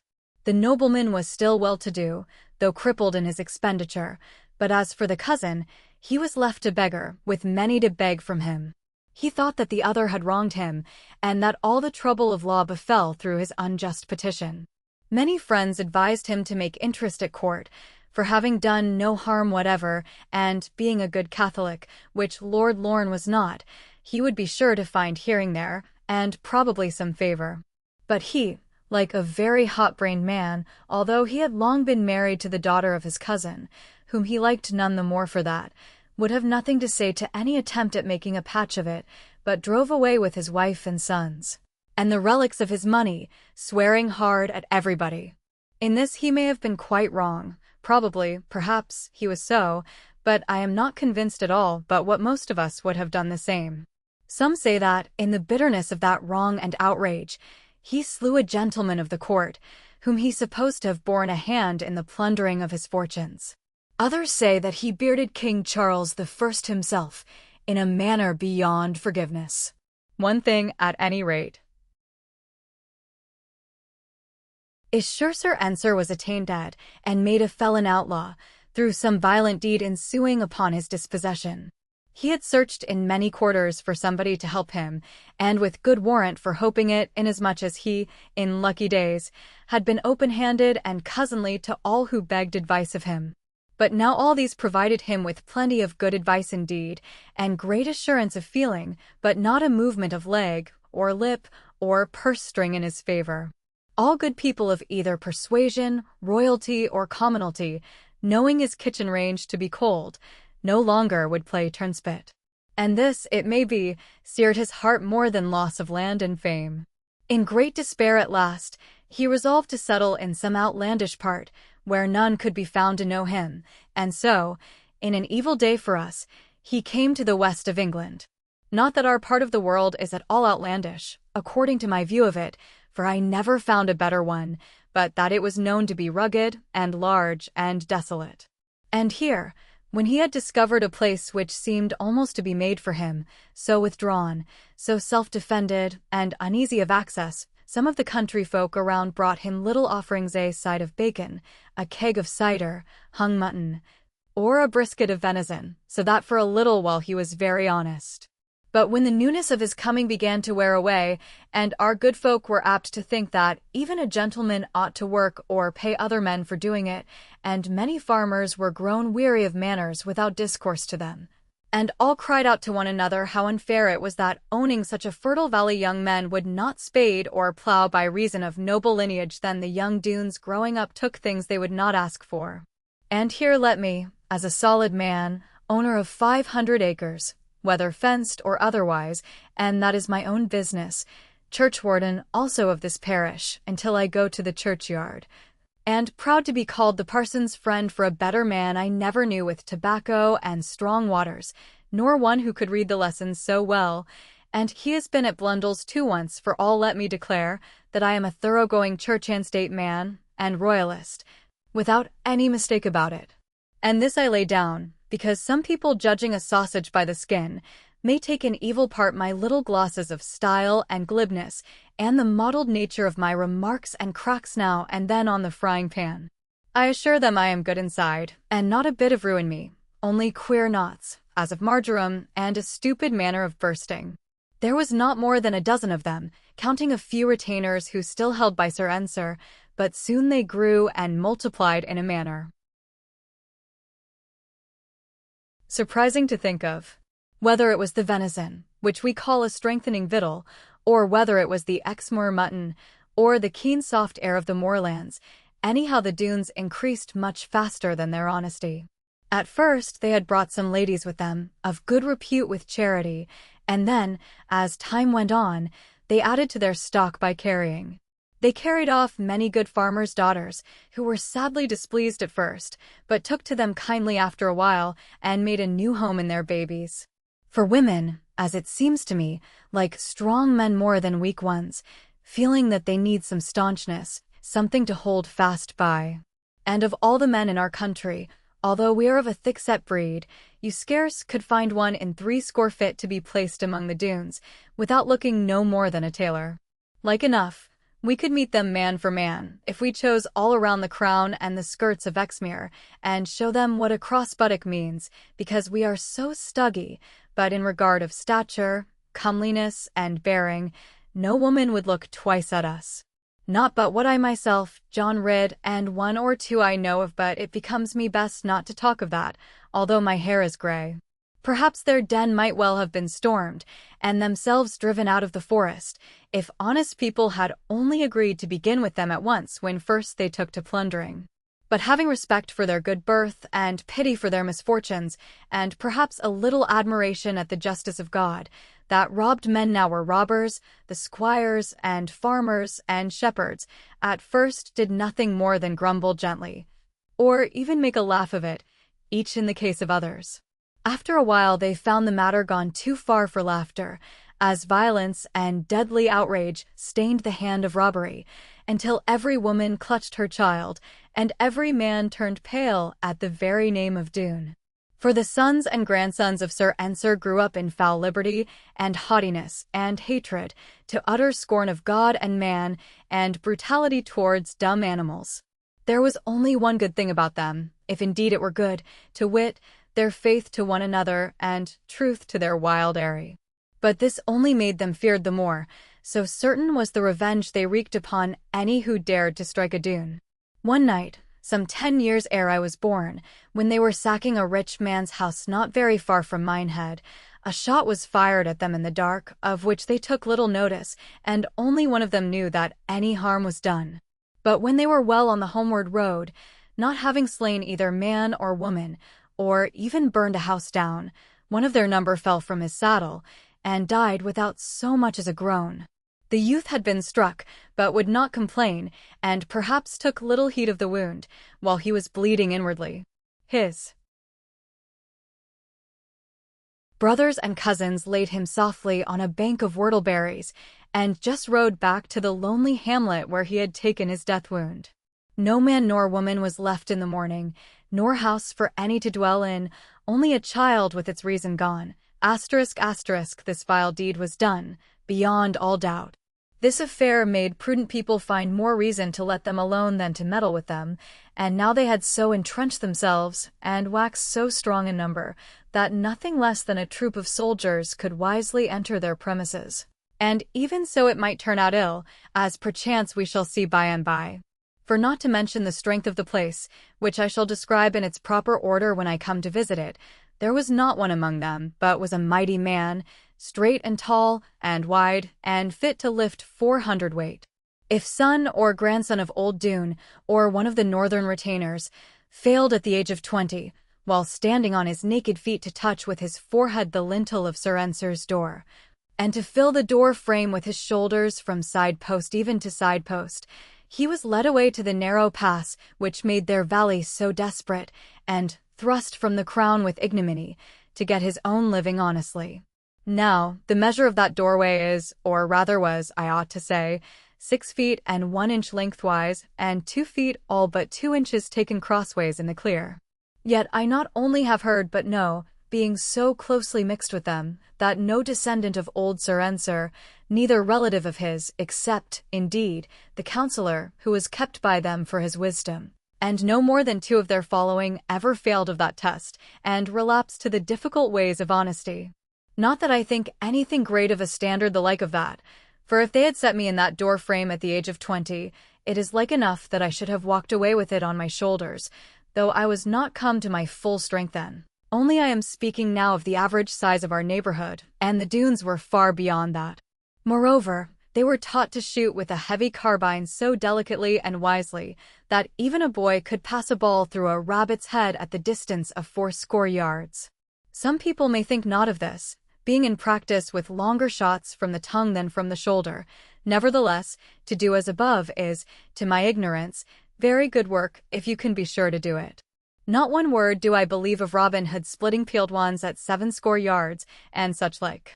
Whoever wrote such stories knew not how slippery a peeled wand is, even if one could hit it, and how it gives to the onset. Now let him stick one in the ground, and take his bow and arrow at it, 10 yards away or even 5. Now, after all this which I have written, and all the rest which a reader will see, being quicker of mind than I am, who leave more than half behind me, like a man sowing wheat, with his dinner laid in the ditch too near his dog. It is much, but what you will understand the Doones far better than I did, or do even to this moment, and therefore none will doubt when I tell them that our good justiciaries feared to make an ado, or hold any public inquiry about my dear father's death. They would all have had to ride home that night, and who could say what might betide them? Least said soonest mended, because less chance of breaking. So we buried him quietly, all except my mother, indeed, for she could not keep silence in the sloping little churchyard of Or, as meek a place as need be, with the Lynn Brook down below it. There is not much of company there for anybody's tombstone, because the parish spreads so far in woods and moors without dwelling house. If we bury one man in 3 years, or even a woman or child, we talk about it for 3 months, and say it must be our turn next, and scarcely grow accustomed to it until another goes. Annie was not allowed to come, because she cried so terribly, but she ran to the window, and saw it all, mooing there like a little calf, so frightened and so left alone. As for Eliza, she came with me, one on each side of mother, and not a tear was in her eyes, but sudden starts of wonder, and a new thing to be looked at unwillingly, yet curiously. Poor little thing. She was very clever, the only one of our family, thank God for the same, but none the more for that guessed she what it is to lose a father. Chapter 6. Necessary practice. About the rest of all that winter I remember very little, being only a young boy then, and missing my father most out of doors, as when it came to the bird catching, or the tracking of hares in the snow, or the training of a sheepdog. Oftentimes I looked at his gun, an ancient piece found in the sea, a little below Glenthorne, and of which he was mighty proud, although it was only a matchlock, and I thought of the times I had held the fuse, while he got his aim at a rabbit, and once even at a red deer rubbing among the hazels. But nothing came of my looking at it, so far as I remember, save foolish tears of my own perhaps, till John Fry took it down one day from the hooks where father's hand had laid it, and it hurt me to see how John handled it, as if he had no memory.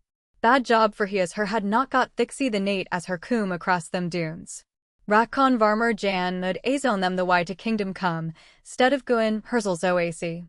And a mate have been goin to market now, stead of laying banked up over yonner. Maester Jan, thee can see the grave if thee look along this here goon burial. By now, what be blubberin' at? Wish I had never told thee. John Fry, I am not blubbering. You make a great mistake, John. You are thinking of little Annie. I cough sometimes in the winter weather, and father gives me licorice. I mean he used to. Now let me have the gun, John. Thee have the goon, Jan. Thee isn't fit to put unto thy's older. What a weight her be for sure. Me not hold it, John. That shows how much you know about it. Get out of the way, John. You're opposite the mouth of it, and likely it is loaded. John Fry jumped in a livelier manner than when he was doing day work, and I rested the mouth on a cross rack piece, and felt a warm sort of surety that I could hit the door over opposite, or, at least, the cob wall alongside of it, and do no harm in the orchard. But John would not give me link or fuse, and, on the whole, I was glad of it, though carrying on as boys do, because I had heard my father say that the Spanish gun kicked like a horse, and because the load in it came from his hand, and I did not like to undo it. But I never found it kick very hard, and firmly set to the shoulder, unless it was badly loaded.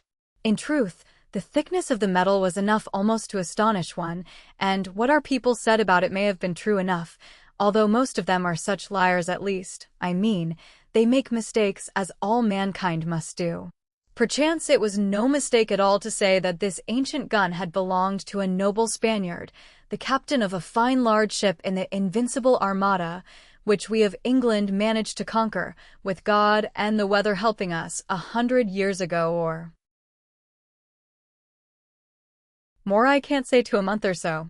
After a little while, when John had fired away at a rat the charge I held so sacred, it came to me as a natural thing to practice shooting with that great gun, instead of John Fry's blunderbuss, which looked like a bell with a stock to it.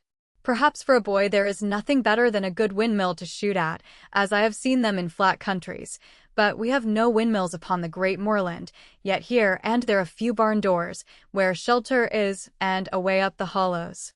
And up those hollows you can shoot, with the help of the sides to lead your aim, and there is a fair chance of hitting the door, if you lay your cheek to the barrel, and try not to be afraid of it.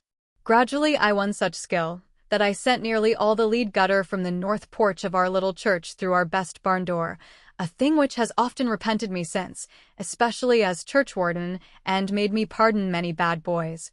But father was not buried on that side of the church.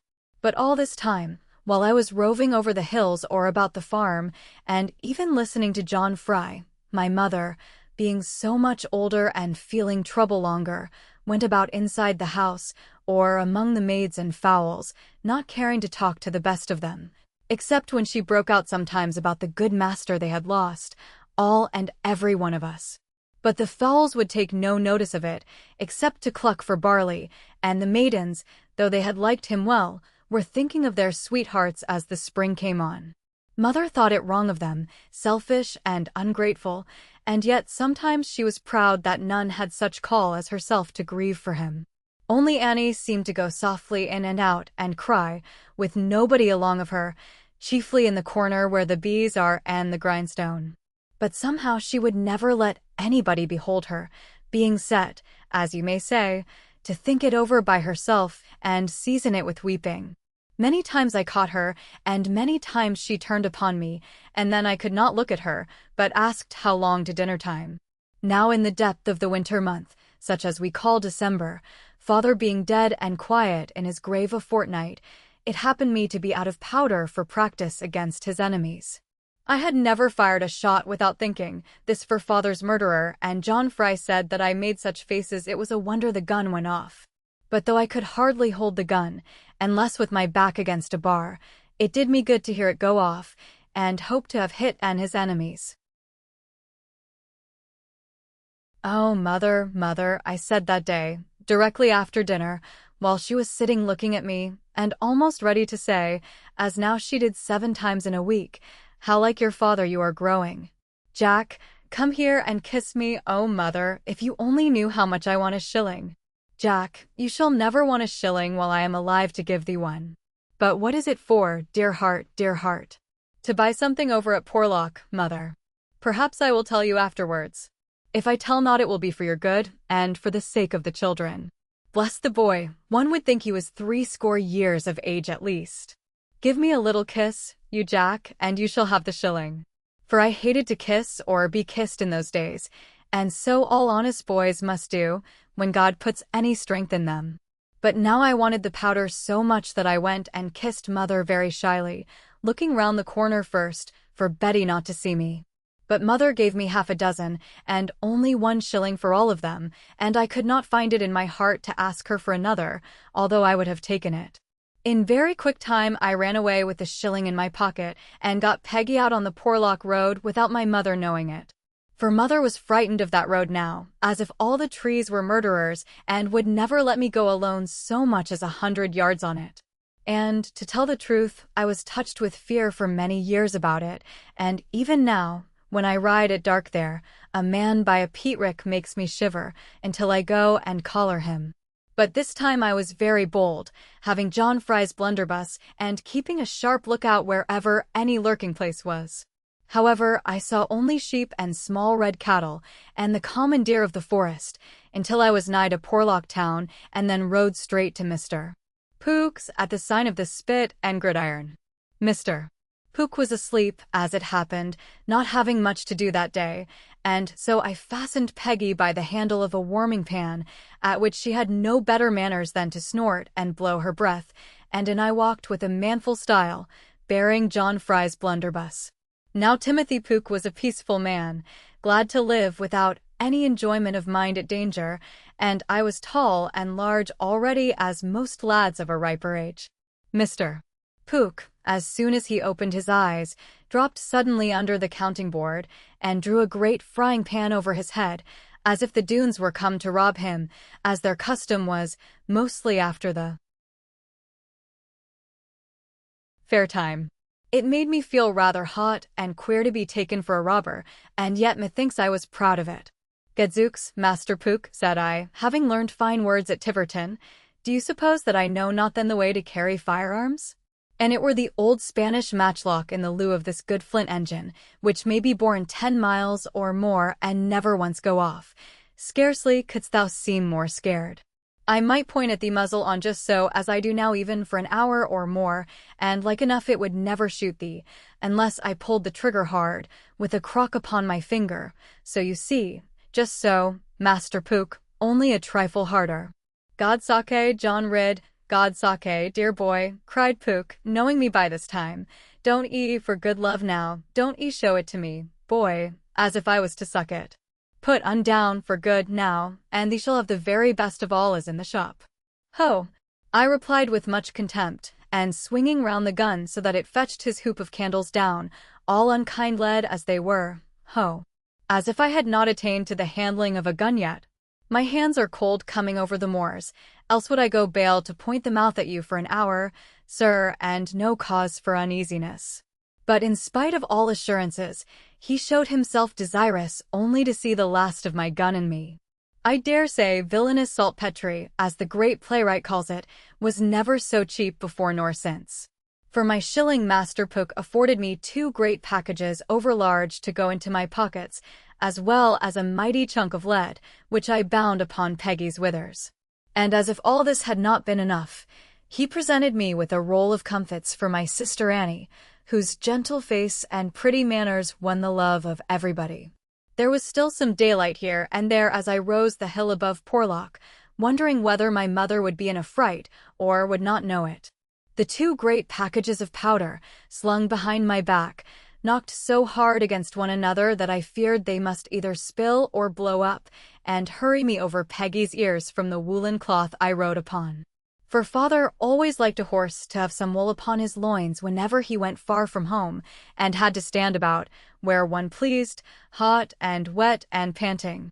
And father always said that saddles were meant for men full-grown and heavy, and losing their activity, and no boy or young man on our farm durst ever get into a saddle, because they all knew that the master would chuck them out pretty quickly. As for me, I had tried it once, from a kind of curiosity, and I could not walk for 2 or 3 days, the leather galled my knee so. But now as Peggy bore me bravely, snorting every now and then into a cloud of air, for the night was growing frosty. Presently the moon arose over the shoulder of a hill, and the pony and I were half glad to see her, and half afraid of the shadows she threw, and the images all around us. I was ready at any moment to shoot at anybody, having great faith in my blunderbuss, but hoping not to prove it. And as I passed the narrow place where the Doones had killed my father, such a fear broke out upon me that I leaned upon the neck of Peggy, and shut my eyes, and was cold all over. However, there was not a soul to be seen until we came home to the old farmyard, and there was my mother crying sadly, and Betty Muxworthy scolding. "Come along now," I whispered to Annie, the moment supper was over, "and if you can hold your tongue, Annie, I will show you something." She lifted herself on the bench so quickly, and flushed so rich with pleasure, that I was obliged to stare hard away and make Betty look beyond us. Betty thought I had something hid in the closet beyond the clock case, and she was the more convinced of it by reason of my denial.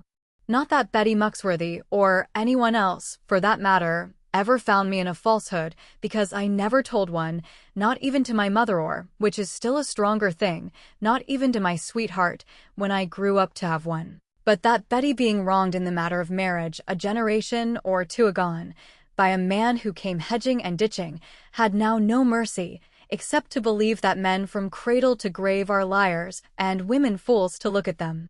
When Betty could find no crime of mine, she knocked me out of the way in a minute, as if I had been nobody, and then she began to coax Mistress Annie, as she always called her, and draw the soft hair down her hands, and whisper into the little ears. Meanwhile, dear mother was falling asleep, having been troubled so much about me, and Watch, my father's pet dog, was nodding closer and closer up into her lap. "Now, Annie, will you come?" I said, for I wanted her to hold the ladle for melting of the lead. "Will you come at once, Annie? Or must I go for Lizzie, and let her see the whole of it?" "Indeed, then, you won't do that," said Annie. "Lizzie to come before me, John, and she can't stir a pot of brews, and scarce knows a tongue from a ham, John, and says it makes no difference, because both are good to eat." "Oh, Betty, what do you think of that to come of all her book learning?" "Thank God he can't say that of me," Betty answered shortly, for she Never cared about argument, except on her own side. Think he, I says, every marning amost, never to lead me astray so. Men is de-saving and so is Galenese, but the most de-saving of all is books, with their heads and tails, and the speckets in 'em, like a peg as have taken the measles. Some folk pretends to laugh and cry over them. God forgive them for liars.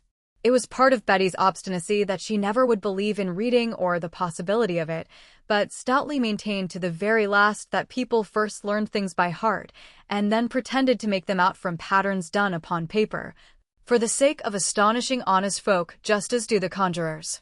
And even to see the parson and clerk was not enough to convince her. All she said was, it made no odds, they were all the same as the rest of us. And now that she had been on the farm nigh upon 40 years, and had nursed my father, and made his clothes, and all that he had to eat, and then put him in his coffin, she was come to such authority, that it was not worth the wages of the best man on the place to say a word in answer to Betty, even if he would face the risk to have 10 for 1 or 20. Annie was her love and joy. For Annie she would do anything, even so far as to try to smile, when the little maid laughed and danced to her. And in truth, I know not how it was, but every one was taken with Annie at the very first time of seeing her. She had such pretty ways and manners, and such a look of kindness, and a sweet soft light in her long blue eyes full of trustful gladness. Everybody who looked at her seemed to grow the better for it, because she knew no evil. And then the turn she had for cooking, you never would have expected it, and how it was her richest mirth to see that she had pleased you.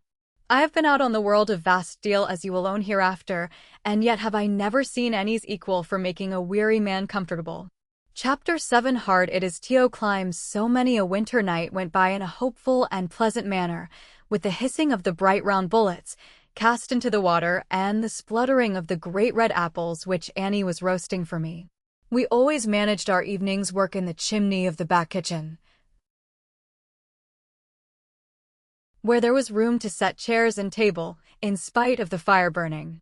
On the right-hand side was a mighty oven, where Betty threatened to bake us, and on the left, long sides of bacon, made of favored pigs and growing very brown and comely. Annie knew the names of all, and ran up through the wood smoke, every now and then, when a gentle memory moved her, and asked them how they were getting on, and when they would like to be eaten.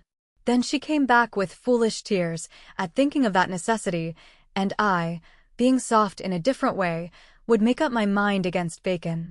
But, Lord bless you, it was no good. Whenever it came to breakfast time, after 3 hours upon the moors, I regularly forgot the pigs, but paid good heed to the rashers. For ours is a hungry county, if such there be in England, a place, I mean, where men must eat and are quick to discharge the duty. The air of the moors is so shrewd and wholesome, stirring a man's recollection of the good things which have betided him, and whetting his hope of something still better in the future, that by the time he sits down to a cloth, his heart and stomach are tuned too well to say nay to one another. Almost everybody knows, in our part of the world at least, how pleasant and soft the fall of the land is round about Plover's Barrows farm. All above it is strong dark mountain, spread with heath and desolate, but near our house the valley's cove, and open warmth and shelter. Here are trees, and bright green grass, and orchards full of contentment, and a man may scarce espy the brook, although he hears it everywhere. And indeed a stout good piece of it comes through our farmyard, and swells sometimes to a rush of waves, when the clouds are on the hilltops. But all below, where the valley bends, and the Lynn stream comes along with it, pretty meadows slope their breast, and the sun spreads on the water. And nearly all of this is ours, till you come to Nicholas Snow's land. But about 2 miles below our farm, the Bagworthy water runs into the Lynn, and makes a real river of it. Thence it hurries away, with strength and a force of wilful waters, under the foot of a bare-faced hill, and so to rocks and woods again, where the stream is covered over, and dark, heavy pools delay it. There are plenty of fish all down this way, and the farther you go the larger they get, having deeper grounds to feed in, and sometimes in the summer months, when Mother could spare me off the farm, I came down here, with Annie to help, because it was so lonely. and caught well nigh a basketful of little trout and minnows, with a hook and a bit of worm on it, or a fernweb, or a blowfly, hung from a hazel-pull stick. For of all the things I learned at Blundell's, only two abode with me, and one of these was the knack of fishing, and the other the art of swimming. And indeed they have a very rude manner of teaching children to swim there, for the big boys take the little boys, and put them through a certain process, which they grimly call sheep-washing. In the third meadow from the gate of the school, going up the river, there is a fine pool in the Lomond, where the Taunton brook comes in, and they call it the Taunton pool. The water runs down with a strong sharp stickle, and then has a sudden elbow in it, where the small brook trickles in, and on that side the bank is steep, or it may be 5 feet high, overhanging loamily, but on the other side it is flat, pebbly, and fit to land upon. Now the large boys take the small boys, crying sadly for mercy, and thinking mayhap of their mothers, with hands laid well at the back of their necks, they bring them up to the crest of the bank upon the eastern side, and make them strip their clothes off. Then the little boys, falling on their naked knees, blubber upwards piteously, but the large boys know what is good for them, and will not be entreated. So they cast them down, one after other, into the splash of the water, and watch them go to the bottom first, and then come up and fight for it, with a blowing and a bubbling. It is a very fair sight to watch when you know there is little danger, because, although the pool is deep, the current is sure to wash a boy up on the stones, where the end of the depth is. As for me, they had no need to throw me more than once, because I jumped of my own accord, thinking small things of the Lomond, after the violent Lynn. Nevertheless, I learnt to swim there, as all the other boys did, for the greatest point in learning that is to find that you must do it. I loved the water naturally, and could not long be out of it, but even the boys who hated it most came to swim in some fashion or other after they had been flung for a year or two into the Taunton pool. But now, although my sister Annie came to keep me company, and was not to be parted from me by the tricks of the Lynn stream, because I put her on my back and carried her across, whenever she could not leap it, or tuck up her things and take the stones. Yet so it happened that neither of us had been up the Bagworthy water. We knew that it brought a good stream down, as full of fish as of pebbles, and we thought that it must be very pretty to make a way where no way was, nor even a bullock came down to drink. But whether we were afraid or not, I am sure I cannot tell, because it is so long ago, but I think that had something to do with it. For Bagworthy water ran out of Doone Valley, a mile or so from the mouth of it. But when I was turned 14 years old, and put into good small clothes, buckled at the knee, and strong blue worsted hosen, knitted by my mother, it happened to me without choice, I may say, to explore the Bagworthy water. And it came about in this wise. My mother had long been ailing, and not well able to eat much, and there is nothing that frightens us so much as for people to have no love of their victuals. Now I chance to remember that once at the time of the holidays I had brought dear mother from Tiverton a jar of pickled loaches, caught by myself in the Lomond River, and baked in the kitchen oven, with vinegar, a few leaves of bay, and about a dozen peppercorns. And mother had said that in all her life she had never tasted anything fit to be compared with them. Whether she said so good a thing out of compliment to my skill in catching the fish and cooking them, or whether she really meant it, is more than I can tell, though I quite believe the latter, and so would most people who tasted them, at any rate. I now resolved to get some loaches for her, and do them in the selfsame manner, just to make her eat a bit. There are many people, even now, who have not come to the right knowledge what a loach is, and where he lives, and how to catch and pickle him. And I will not tell them all about it, because if I did, very likely there would be no loaches left 10 or 20 years after the appearance of this book. A pickled minnow is very good if you catch him in a stickle, with the scarlet fingers upon him, but I count him no more than the ropes and beer compared with a loach done properly. Being resolved to catch some loaches, whatever trouble it cost me, I set forth without a word to anyone, in the forenoon of St. Valentine's Day, 1675–6, I think it must have been. Annie should not come with me, because the water was too cold, for the winter had been long, and snow lay here and there in patches in the hollow of the banks, like a lady's gloves forgotten. And yet the spring was breaking forth as it always does in Devonshire, when the turn of the days is over, and though there was little to see of it, the air was full of feeling. It puzzles me now that I remember all those young impressions so, because I took no heed of them at the time whatever, and yet they come upon me bright, when nothing else is evident in the grey fog of experience. I am like an old man gazing at the outside of his spectacles, and seeing, as he rubs the dust, the image of his grandson playing at bo-peep with him. But let me be of any age, I never could forget that day and how bitter cold the water was. For I doffed my shoes and hose, and put them into a bag about my neck, and left my little coat at home, and tied my shirt sleeves back to my shoulders. Then I took a 3-pronged fork firmly bound to a rod with cord, and a piece of canvas kerchief, with a lump of bread inside it, and so went into the pebbly water, trying to think how warm it was. For more than a mile, all down the Lynn stream, scarcely a stone I left unturned, being thoroughly skilled in the tricks of the loach, and knowing how he hides himself.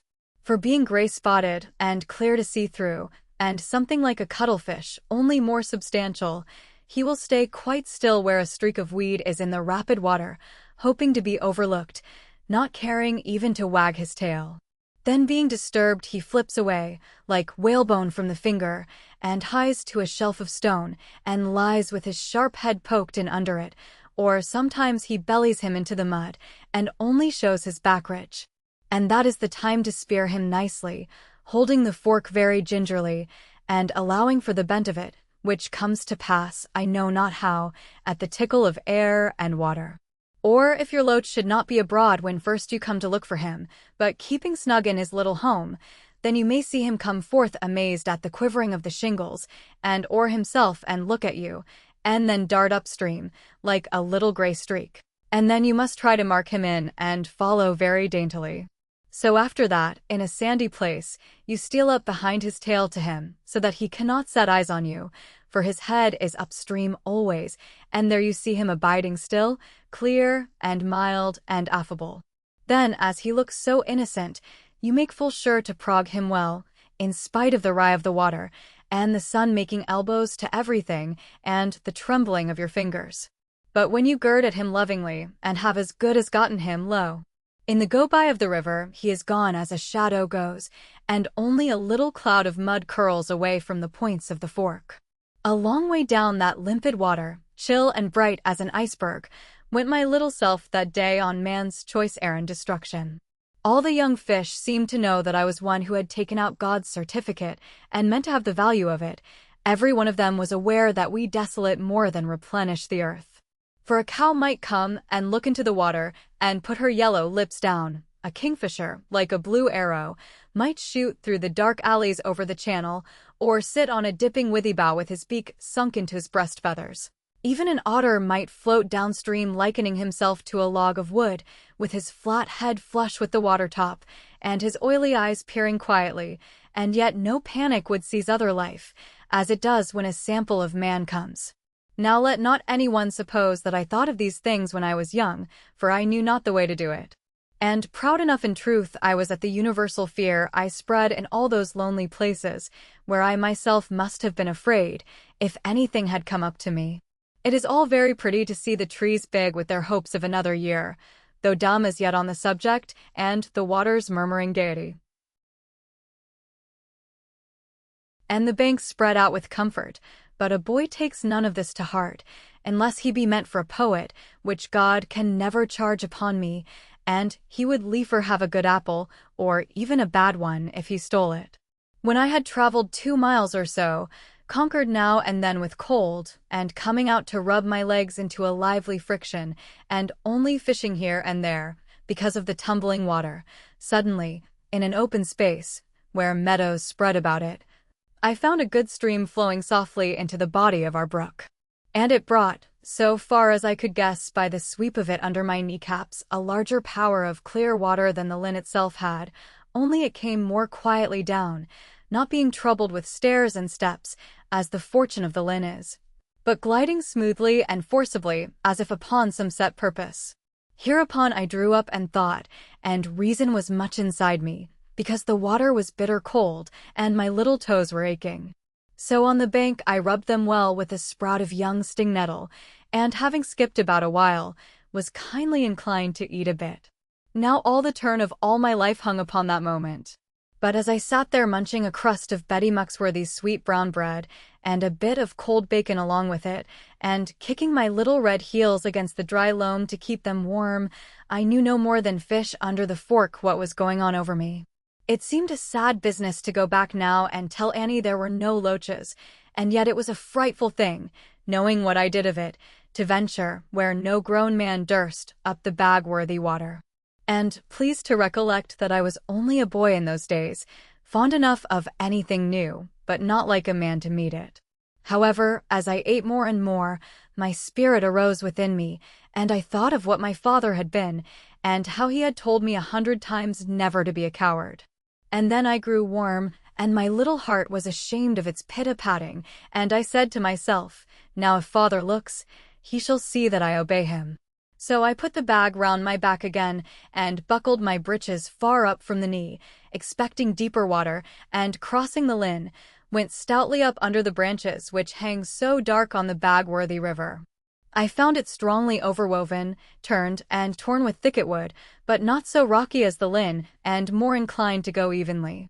There were bars of chafe stakes stretched from the sides halfway across the current, and light outriders of pithy weed, and blades of last year's watergrass trembling in the quiet places, like a spider's threads, on the transparent stillness, with a tint of olive moving it. And here and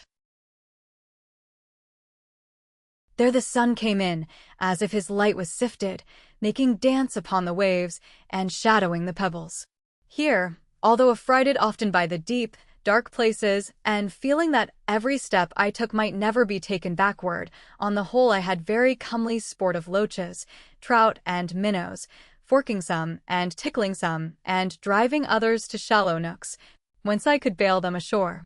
Now, if you have ever been fishing, you will not wonder that I was led on, forgetting all about danger, and taking no heed of the time, but shouting in a childish way whenever I caught a whacker, as we called a big fish at Tiverton. And in sooth there were very fine loaches here, having more lie and harbourage than in the rough Lynn stream, though not quite so large as in the Lowman, where I have even taken them to the weight of half a pound. But in answer to all my shouts there never was any sound at all, except of a rocky echo, or a scared bird hustling away, or the sudden dive of a water-vole, and the place grew thicker and thicker, and the covert grew darker above me, until I thought that the fishes might have good chance of eating me, instead of my eating the fishes. For now the day was falling fast behind the brown of the hilltops, and the trees, being void of leaf and hard, seemed giants ready to beat me. And every moment as the sky was clearing up for a white frost, the cold of the water got worse and worse, until I was fit to cry with it.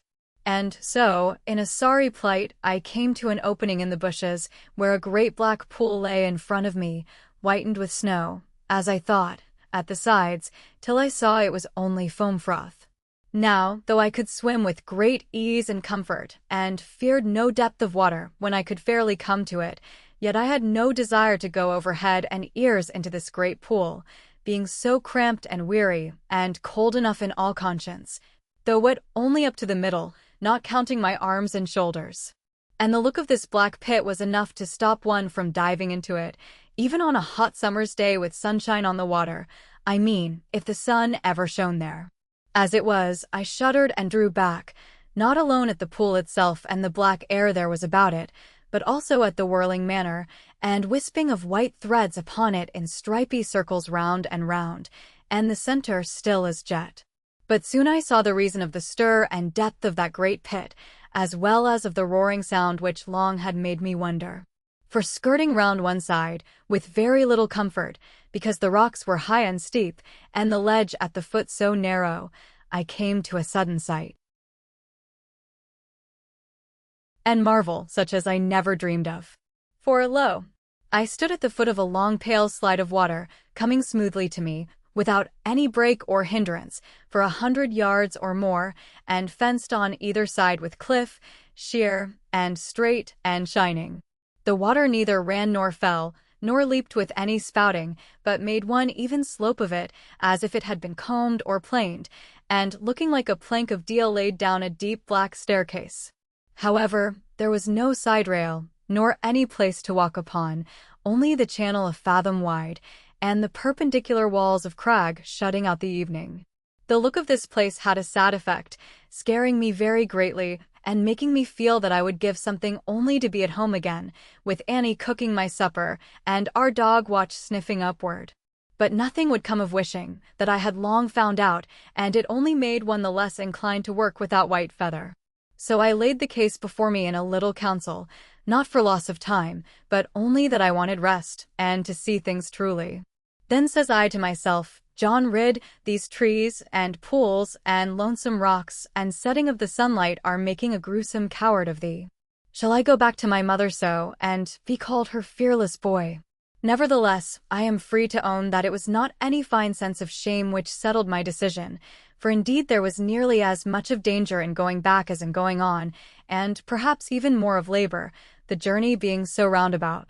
But that which saved me from turning back was a strange inquisitive desire, very unbecoming in a boy of little years. In a word, I would risk a great deal to know what made the water come down like that, and what there was at the top of it. Therefore, seeing hard strife before me, I girt up my breeches anew, with each buckle one hole tighter, for the sodden straps were stretching and giving, and mayhap my legs were grown smaller from the coldness of it. Then I bestowed my fish around my neck more tightly, and not stopping to look much, for fear of fear, crawled along over the fork of rocks, where the water had scooped the stone out. And shunning thus the ledge from whence it rose like the mane of a white horse into the broad black pool, softly I let my feet into the dip and rush of the torrent.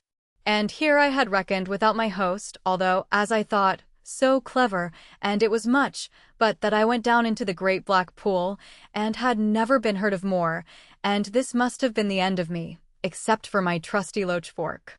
For the green wave came down like great bottles upon me, and my legs were gone off in a moment, and I had not time to cry out with wonder, only to think of my mother and Annie, and knock my head very sadly, which made it go round so that brains were no good, even if I had any. But all in a moment, before I knew aught, except that I must die out of the way, with a roar of water upon me, my fork, praise God, stuck fast in the rock, and I was borne up upon it.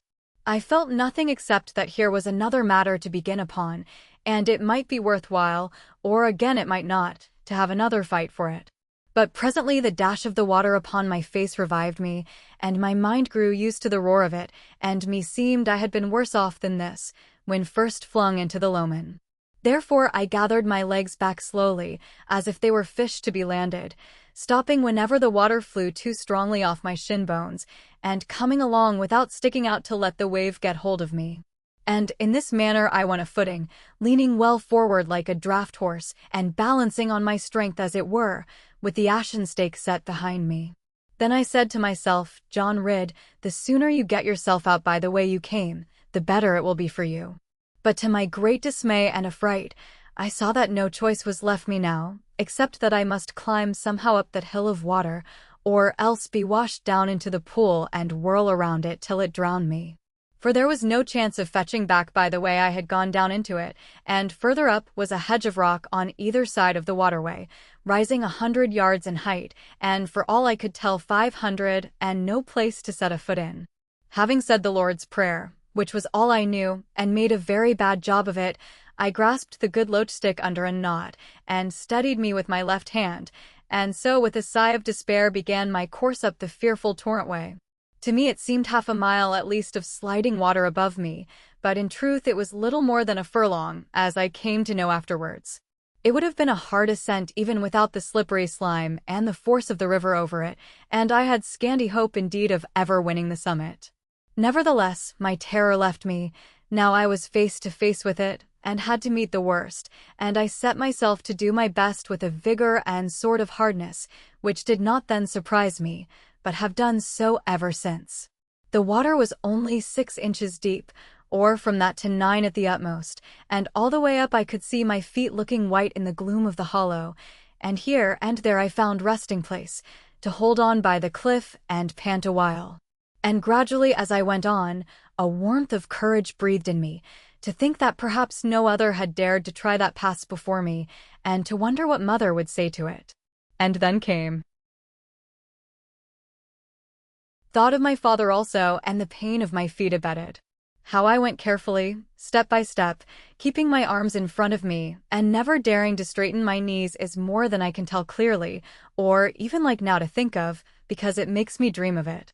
Only I must acknowledge that the greatest danger of all was just where I saw no jeopardy, but ran up a patch of black oozeweed in a very boastful manner, being now not far from the summit. Here I fell very piteously, and was like to have broken my kneecap, and the torrent got hold of my other leg while I was indulging the bruised one. And then a vile knotting of cramp disabled me, and for a while I could only roar, till my mouth was full of water and all of my body was sliding. But the fright of that brought me to again, and my elbow caught in a rock hole, and so I managed to start again, with the help of more humility. Now being in the most dreadful fright, because I was so near the top, and hope was beating within me, I labored hard with both legs and arms, going like a mill and grunting. At last the rush of forked water, where first it came over the lips of the fall, drove me into the middle, and I stuck a while with my toe balls on the slippery links of the popweed, and the world was green and glittery, and I durst not look behind me.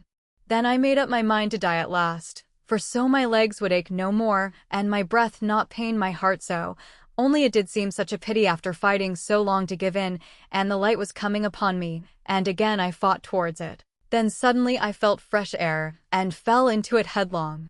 Chapter 8. A boy and a girl. When I came to myself again, my hands were full of young grass and mold, and a little girl kneeling at my side was rubbing my forehead tenderly with a dock leaf and a handkerchief. "Oh, I am so glad," she whispered softly, as I opened my eyes and looked at her. "Now you will try to be better, won't you?" I had never heard so sweet a sound as came from between her bright red lips, while there she knelt and gazed at me.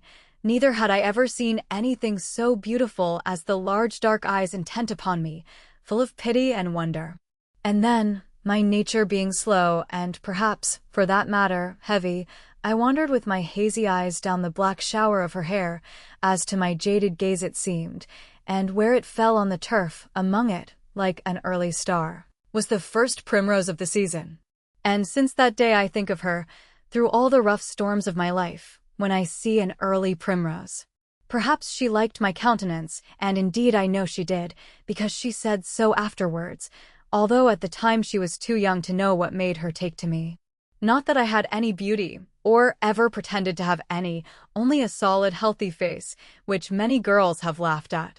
Thereupon I sate upright, with my little trident still in one hand, and was much afraid to speak to her, being conscious of my country brogue, lest she should cease to like me. But she clapped her hands, and made a trifling dance around my back, and came to me on the other side, as if I were a great plaything. "What is your name?" she said, as if she had every right to ask me, "and how did you come here, and what are these wet things in this great bag?" "You had better let them alone," I said. "They are loaches for my mother. But I will give you some if you like." "Dear me, how much you think of them." "Why, they are only fish." "But how your feet are bleeding." "Oh, I must tie them up for you." "And no shoes nor stockings." "Is your mother very poor boy?" "No," I said, being vexed at this. "We are rich enough to buy all this great meadow, if we chose, and here my shoes and stockings be." "Why, they are quite as wet as your feet, and I cannot bear to see your feet." "Oh, please to let me manage them. I will do it very softly." "Oh, I don't think much of that," I replied. "I shall put some goose grease to them." "But how you are looking at me! I never saw anyone like you before." "My name is John Ridd." "What is your name?" "Lorna Doone," she answered, in a low voice, as if afraid of it, and hanging her head so that I could see only her forehead and eyelashes. "If you please, my name is Lorna Doone, and I thought you must have known it." Then I stood up and touched her hand, and tried to make her look at me, but she only turned away the more. Young and harmless as she was, her name alone made guilt of her. Nevertheless, I could not help looking at her tenderly, and the more when her blushes turned into tears, and her tears to long, low sobs. "Don't cry," I said, "whatever you do. I am sure you have never done any harm. I will give you all my fish, Lorna, and catch some more for mother, only don't be angry with me." She flung her little soft arms up in the passion of her tears, and looked at me so piteously that what did I do but kiss her? It seemed to be a very odd thing when I came to think of it, because I hated kissing so, as all honest boys must do. But she touched my heart with a sudden delight, like a cowslip blossom, although there were none to be seen yet, and the sweetest flowers of spring. She gave me no encouragement, as my mother in her place would have done. Nay, she even wiped her lips, which methought was rather rude of her, and drew away, and smoothed her dress, as if I had used a freedom. Then I felt my cheeks grow burning red, and I gazed at my legs and was sorry. For although she was not at all a proud child, at any rate in her countenance, yet I knew that she was by birth 1,000 years in front of me. They might have taken and framed me, or, which would be more to the purpose, my sisters, until it was time for us to die, and then have trained our children after us for many generations. Yet never could we have gotten that look upon our faces which Lorna Doone had naturally, as if she had been born to it.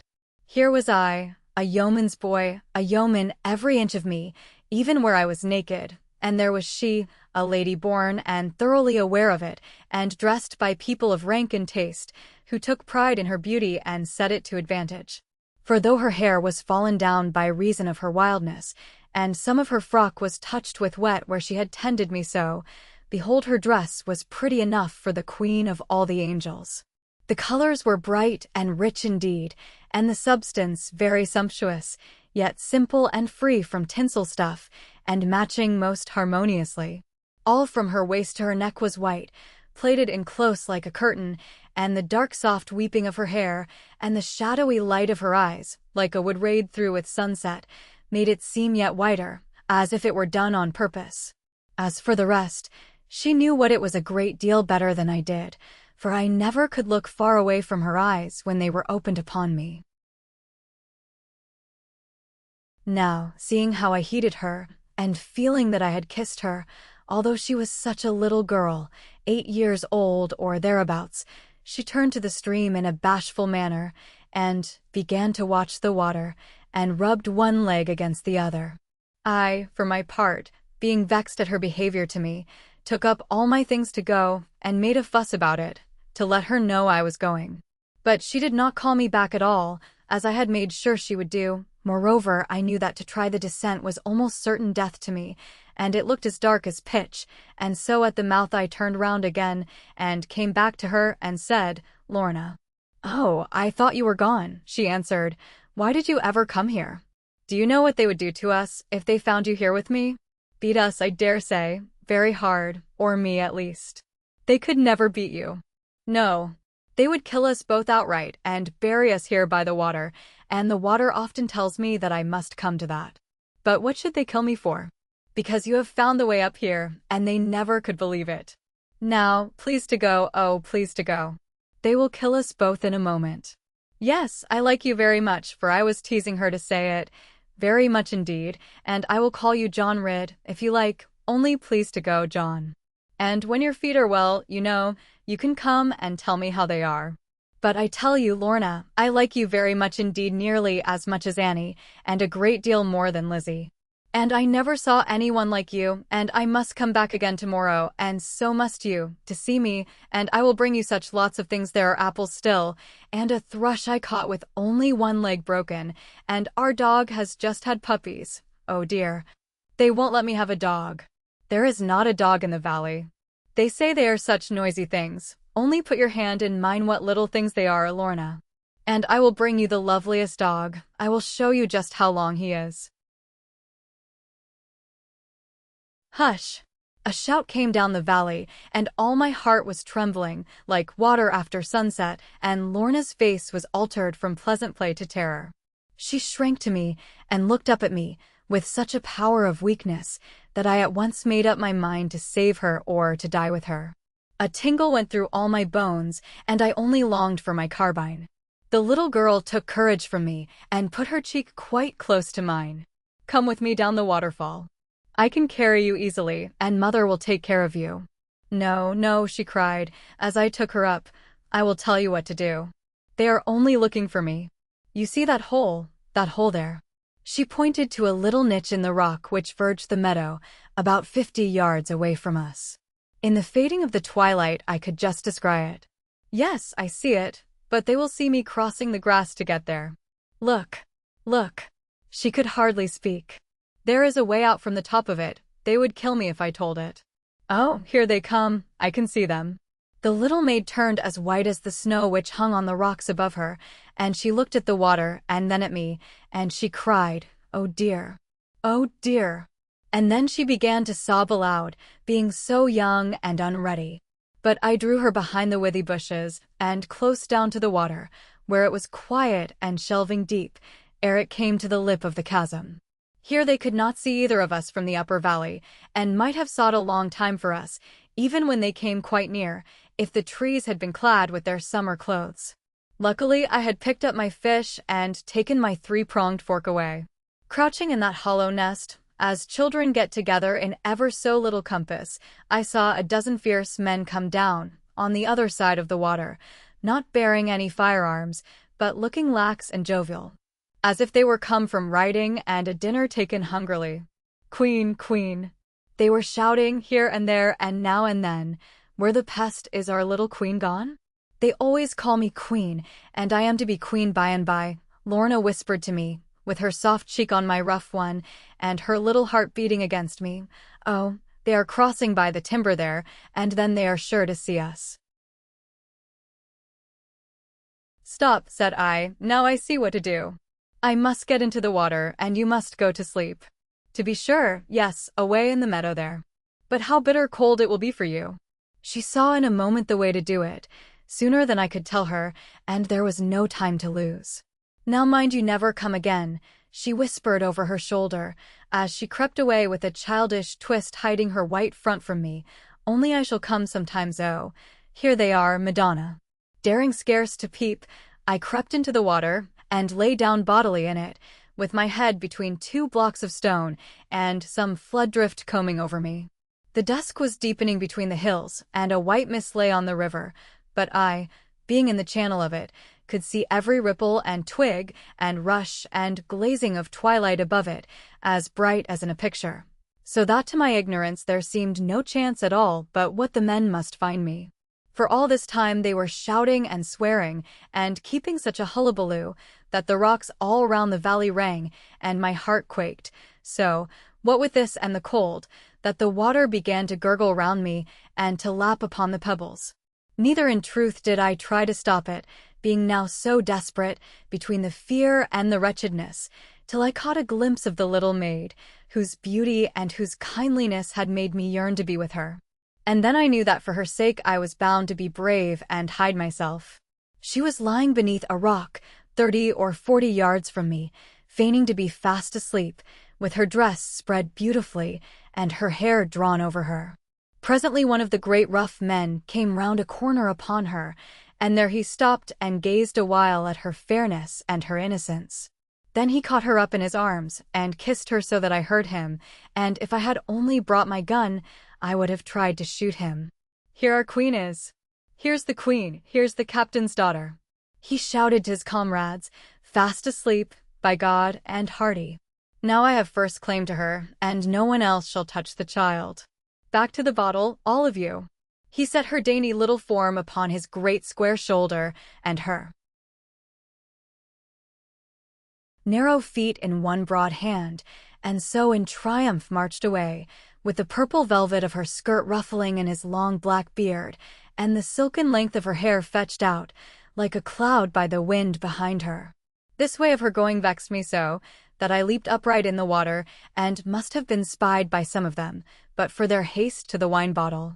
Of their little queen they took small notice, being in this urgency, although they had thought to find her drowned, but trooped away after one another with kindly challenge to gambling, so far as I could make them out, and I kept sharp watch, I assure you. Going up that darkened glen, little Lorna, riding still the largest and most fierce of them, turned and put up a hand to me, and I put up a hand to her, in the thick of the mist and the willows. She was gone, my little dear, though tall of her age and healthy, and when I got over my thriftless fright, I longed to have more to say to her. Her voice to me was so different from all I had ever heard before, as might be a sweet silver bell intoned to the small chords of a harp. But I had no time to think about this, if I hoped to have any supper. I crept into a bush for warmth, and rubbed my shivering legs on bark, and longed for Mother's faggot. Then as daylight sank below the forget-me-not of stars, with a sorrow to be quit, I knew that now must be my time to get away, if there were any.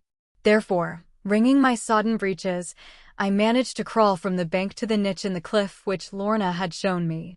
Through the dusk I had trouble to see the mouth, at even the 5 land yards of distance.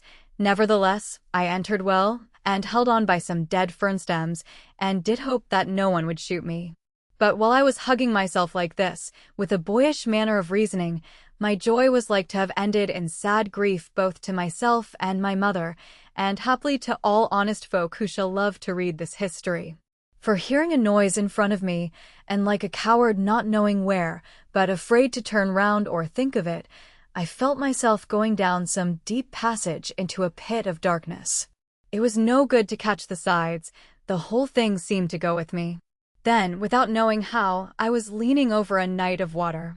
This water was of black radiance, as are certain diamonds, spanned across with vaults of rock and carrying no image, neither showing marge nor end, but centered, as it might be, with a bottomless interval.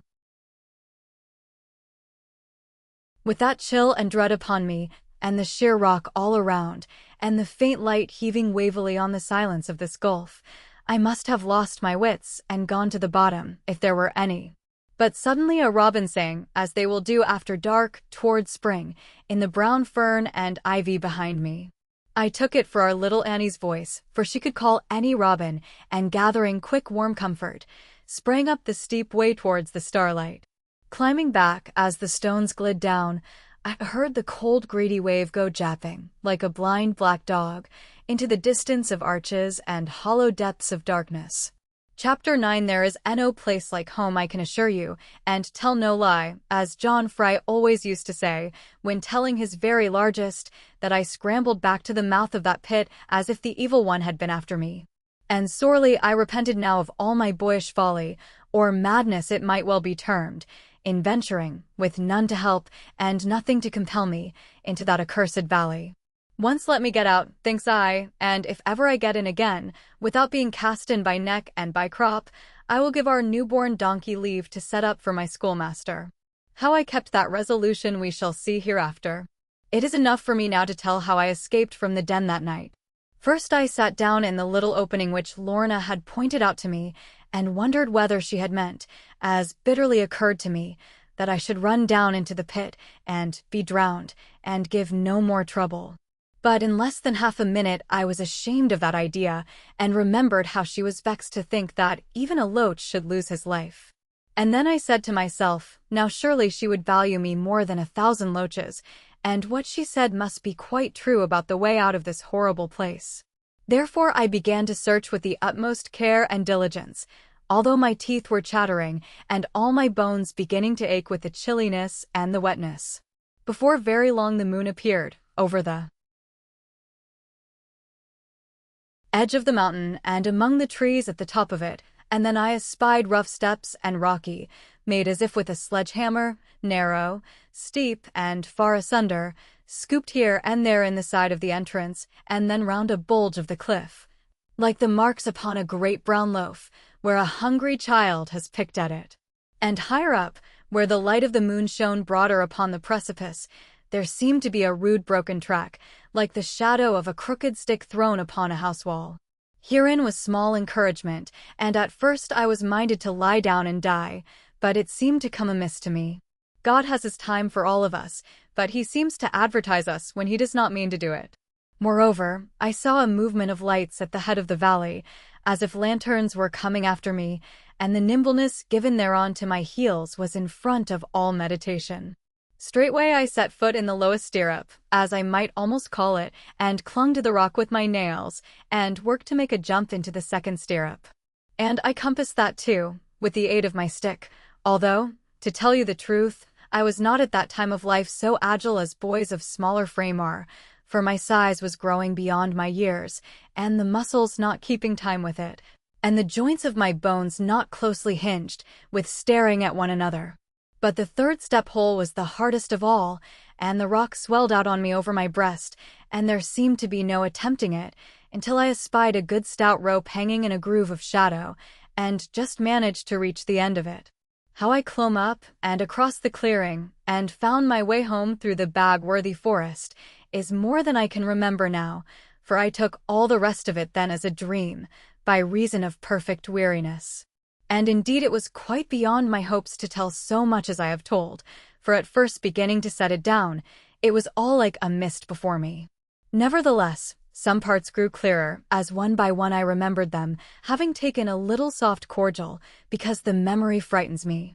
For the toil of the water, and danger of laboring up the long cascade or rapids, and then the surprise of the fair young maid, and terror of the murderers, and desperation of getting away, all these are much to me even now, when I am a stout churchwarden, and sit by the side of my fire, after going through many far worse adventures, which I will tell, God willing. Only the labor of writing is such, especially so as to construe, and challenge a reader on parts of speech, and hope to be even with him, that by this pipe which I hold in my hand I ever expect to be beaten, as in the days when old Dr. Twiggs, if I made a bad stroke in my exercise, shouted aloud with a sour joy, John Rid, Sirrah, down with your small clothes. Let that be as it may, I deserved a good beating that night, after making such a fool of myself and grinding good fustian to pieces. But when I got home, all the supper was in, and the men sitting at the white table, and Mother and Annie and Lizzie nearby, all eager, and offering to begin, except, indeed, my mother, who was looking out at the doorway, and by the fire was Betty Muxworthy, scolding and cooking and tasting her work, all in a breath, as a man would say. I looked through the door from the dark by the wood stack, and was half of a mind to stay out like a dog, for fear of the rating and reckoning, but the way my dear mother was looking about and the browning of the sausages got the better of me.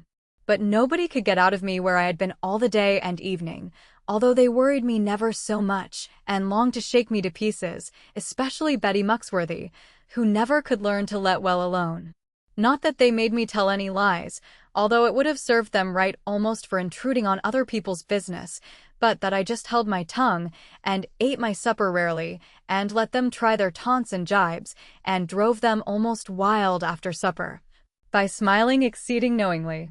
And indeed I could have told them things, as I hinted once or twice, and then poor Betty and our little Lizzie were so mad with eagerness, that between them I went into the fire, being thoroughly overcome with laughter and my own importance. Now what the working of my mind was, if, indeed it worked at all, and did not rather follow suit of body, it is not in my power to say, only that the result of my adventure in the Doone Glen was to make me dream a good deal of nights, which I had never done much before, and to drive me, with tenfold zeal and purpose, to the practice of bullet shooting. Not that I ever expected to shoot the Doone family, one by one, or even desired to do so, for my nature is not revengeful, but that it seemed to be somehow my business to understand the gun, as a thing I must be at home with.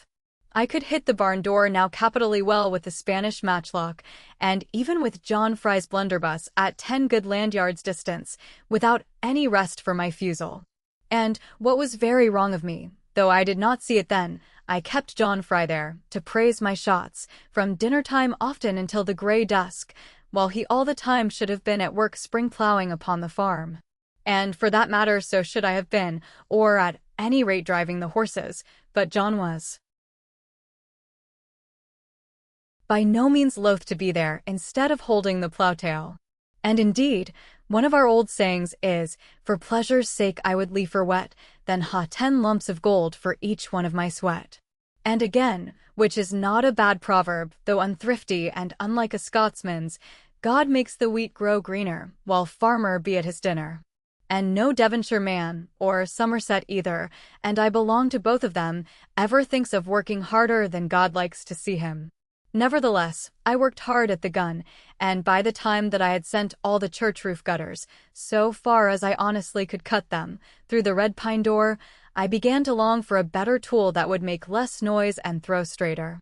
But the sheep shearing came, and the hay season next, and then the harvest of small corn, and the digging of the root called batata, a new but good thing in our neighborhood, which our folk have made into toddies, and then the sweating of the apples, and the turning of the cider press, and the stacking of the firewood, and netting of the woodcocks, and the sprinkles to be minded in the garden and by the hedgerows, where blackbirds hop to the molehills in the white October mornings and gray birds come to look for snails at the time when the sun is rising.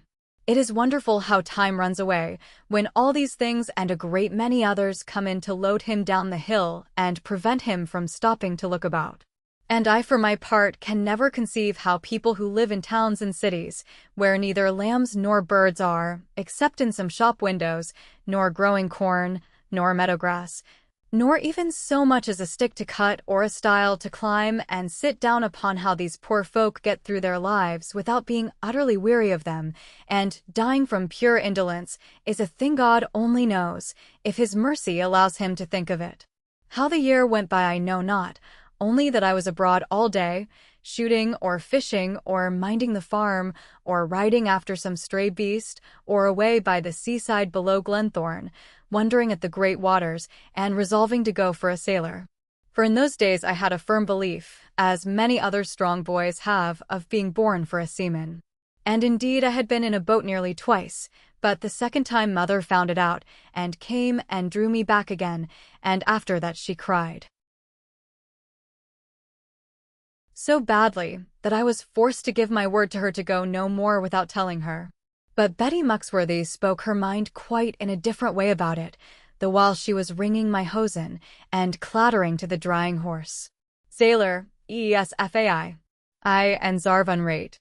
Her can't cape out o' the water here, where a must go vor to Vaindun, zame as a girt to add squalloping, and mux up till I be wore out, I be, why, the very sate of aspracious.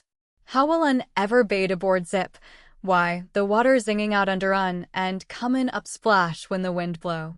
Lad un goo, missus, lad un goo, zay I for one, and old Davy wash his clouts for un. And this discourse of Betty's tended more than my mother's prayers, I fear, to keep me from going. For I hated Betty in those days, as children always hate a cross servant, and often get fond of a false one.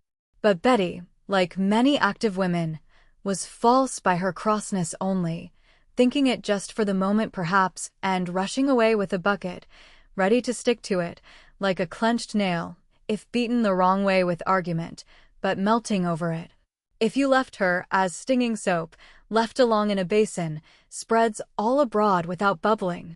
But all this is beyond the children, and beyond me too for that matter, even now in ripe experience, for I never did know what women mean, and never shall accept when they tell me, if that be in their power. Now let that question pass.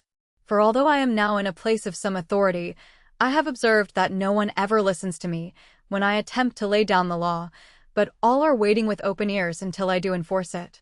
And so methinks he who reads a history cares not much for the wisdom or folly of the writer, knowing well that the former is far less than his own, and the latter vastly greater, but hurries to know what the people did, and how they got on about it.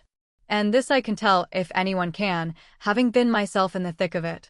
The fright I had taken that night in Glen Doone satisfied me for a long time thereafter, and I took good care not to venture even in the fields and woods of the outer farm, without John Fry for company. John was greatly surprised and pleased at the value I now set upon him, until, what betwixt the desire to vaunt and the longing to talk things over, I gradually laid bare to him nearly all that had befallen me, except, indeed, about Lorna, whom a sort of shame kept me from mentioning. Not that I did not think of her and wish very often to see her again, but of course I was only a boy as yet, and therefore inclined to despise young girls, as being unable to do anything, and only meant to listen to orders. And when I got along with the other boys, That was how we always spoke of them, if we deigned to speak at all, as beings of a lower order, only good enough to run errands for us and to nurse boy babies. And yet my sister Annie was in truth a great deal more to me than all the boys of the parish, and of Brendan and Countessbury, put together, although at the time I never dreamed it, and would have laughed if told so. Annie was of a pleasing face and very gentle manner, almost like a lady some people said, but without any airs whatever, only trying to give satisfaction. And if she failed, she would go and weep, without letting anyone know it, believing the fault to be all her own, when mostly it was of others. But if she succeeded in pleasing you, it was beautiful to see her smile and stroke her soft chin in a way of her own, which she always used when taking note how to do the right thing again for you. And then her cheeks had a bright clear pink, and her eyes were as blue as the sky in spring, and she stood as upright as a young apple tree, and no one could help but smile at her and pat her brown curls approvingly, whereupon she always curtsied.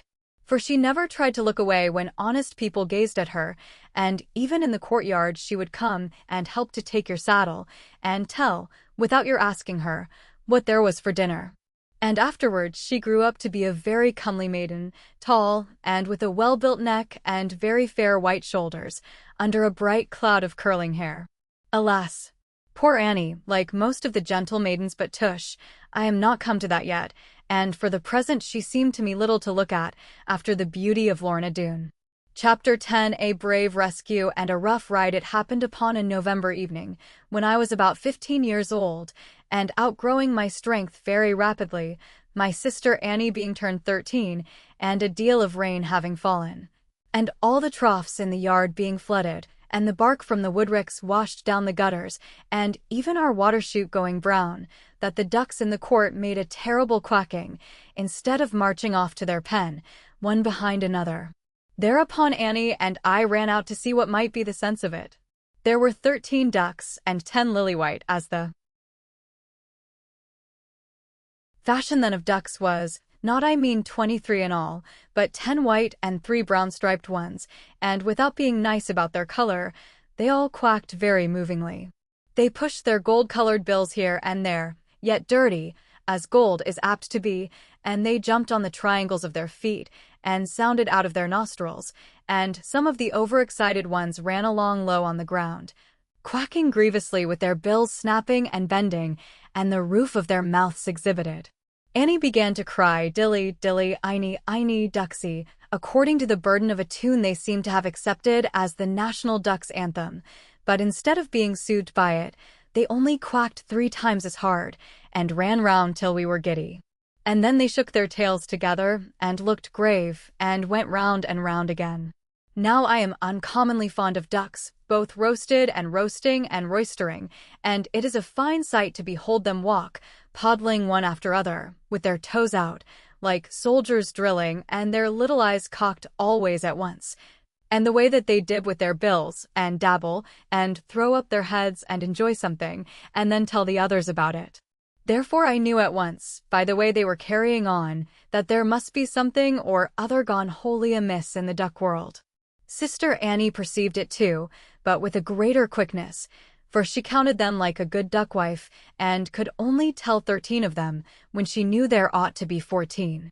And so we began to search about, and the ducks ran to lead us aright, having come that far to fetch us, and when we got down to the foot of the courtyard where the 2 great ash trees stand by the side of the little water, we found good reason for the urgency and melancholy of the duck-birds. Lo! The old white drake, the father of all, a bird of high manners and chivalry, always the last to help himself from the pan of barley meal, and the first to show fight to a dog or cock intruding upon his family, this fine fellow, and pillar of the state, was now in a sad predicament, yet quacking very stoutly. For the brook, wherewith he had been familiar from his callow childhood, and wherein he was wont to quest for water-newts, and tadpoles, and caddis-worms, and other game, this brook, which afforded him very often scanty space to dabble in, and sometimes starved the cresses, was now coming down in a great brown flood, as if the banks never belonged to it. The foaming of it, and the noise, and the cresting of the corners, and the up and down, like a wave of the sea, were enough to frighten any duck, though bred upon stormy waters, which our ducks never had been. There is always a hurdle 6 feet long and 4.5 in depth, swung by a chain at either end from an oak laid across the channel. And the use of this hurdle is to keep our kine at milking time from straying away their drinking, for in truth they are very dainty, and to fence strange cattle, or farmer Snow's horses, from coming along the bed of the brook unknown, to steal our substance. But now this hurdle, which hung in the summer a foot above the trickle, would have been dipped more than 2 feet deep but for the power against it. For the torrent came down so vehemently that the chains at full stretch were creaking, and the hurdle buffeted almost flat and thatched, so to say, with the drift stuff, was going seesaw, with a sulky splash on the dirty red comb of the waters. But saddest to see was between 2 bars, where a fog was of rushes and floodwood and wild celery haulm and dead crowsfoot, who but our venerable mallard jammed in by the joint of his shoulder, speaking aloud as he rose and fell, with his topknot full of water, unable to comprehend it, with his tail washed far away from him, but often compelled to be silent, being ducked very harshly against his will by the choking fall-to of the hurdle. For a moment I could not help laughing, because, being borne up high and dry by a tumult of the torrent, he gave me a look from his one little eye, having lost one in fight with the turkey-cock, a gaze of appealing sorrow, and then a loud quack to second it. But the quack came out of time, I suppose, for his throat got filled with water, as the hurdle carried him back again. And then there was scarcely the screw of his tail to be seen until he swung up again, and left small doubt by the way he sputtered, and failed to quack, and hung down his poor crest, but what he must drown in another minute, and frogs triumph over his body. Annie was crying and wringing her hands, and I was about to rush into the water, although I liked not the look of it, but hoped to hold on by the hurdle, when a man on horseback came suddenly round the corner of the great ash hedge on the other side of the stream, and his horse's feet were in the water. "Ho, there," he cried, "get thee back, boy. The flood will carry thee down like a straw. I will do it for thee, and no trouble."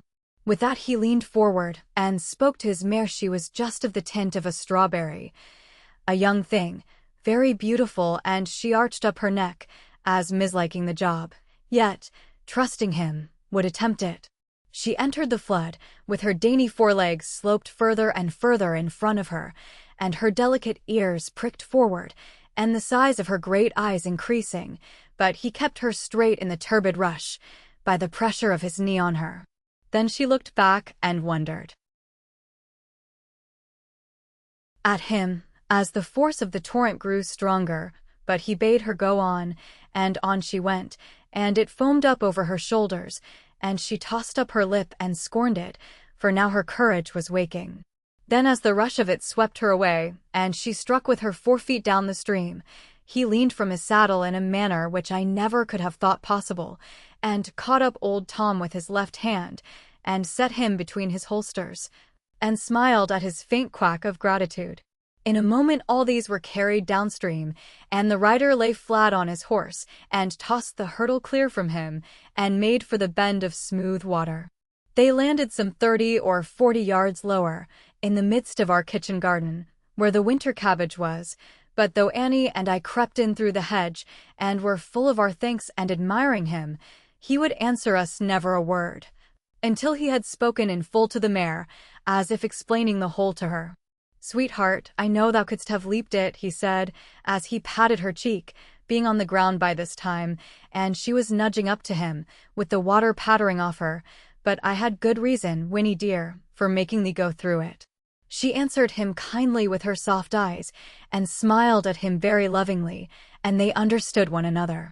Then he took from his waistcoat 2 peppercorns, and made the old drake swallow them, and tried him softly upon his legs, where the leading gap in the hedge was. Old Tom stood up quite bravely, and clapped his wings, and shook off the wet from his tail feathers, and then away into the courtyard, and his family gathered around him, and they all made a noise in their throats, and stood up, and put their bills together, to thank God for this great deliverance. Having taken all this trouble, and watched the end of that adventure, The gentleman turned round to us with a pleasant smile on his face, as if he were lightly amused with himself, and we came up and looked at him. He was rather short, about John Fry's height, or maybe a little taller, but very strongly built and springy, as his gait at every step showed plainly, although his legs were bowed with much riding, and he looked as if he lived on horseback. To a boy like me he seemed very old, being over 20, and well found in beard, but he was not more than 24, fresh and ruddy-looking, with a short nose and keen blue eyes, and a merry waggish jerk about him, as if the world were not in earnest. Yet he had a sharp, stern way, like the crack of a pistol, if anything misliked him, and we knew, for children see such things, that it was safer to tickle than tackle him. "Well, young UNS, what be gaping at?" He gave pretty Annie a chuck on the chin, and took me all in without winking. "Your mare," said I, standing stoutly up. Being a tall boy now, I never saw such a beauty, sir. "Will you let me have a ride of her?" "Think thou couldst ride her, lad? She will have no burden but mine." "Thou couldst never ride her." "Tut! I would be loath to kill thee." "Ride her?" I cried with the bravest scorn, for she looked so kind and gentle. There never was horse upon Exmoor fold, but I could tackle in half an hour. Only I never ride upon saddle. "Take them leathers off of her." He looked at me with a dry little whistle, and thrust his hands into his breeches pockets, and so grinned that I could not stand it.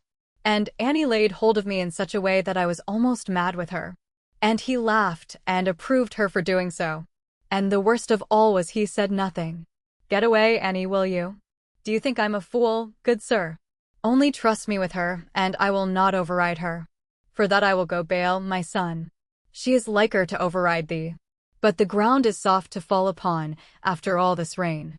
Now come out into the yard, young man, for the sake of your mother's cabbages. And the mellow straw bed will be softer for thee, since pride must have its fall. I am thy mother's cousin, boy, and am going up to house. Tom Faggus is my name, as everybody knows, and this is my young mare, Winnie. What a fool I must have been not to know it at once. Tom Faggus, the great highwayman, and his young blood mare, the Strawberry. Already her fame was noised abroad, nearly as much as her master's, and my longing to ride her grew tenfold, but fear came at the back of it.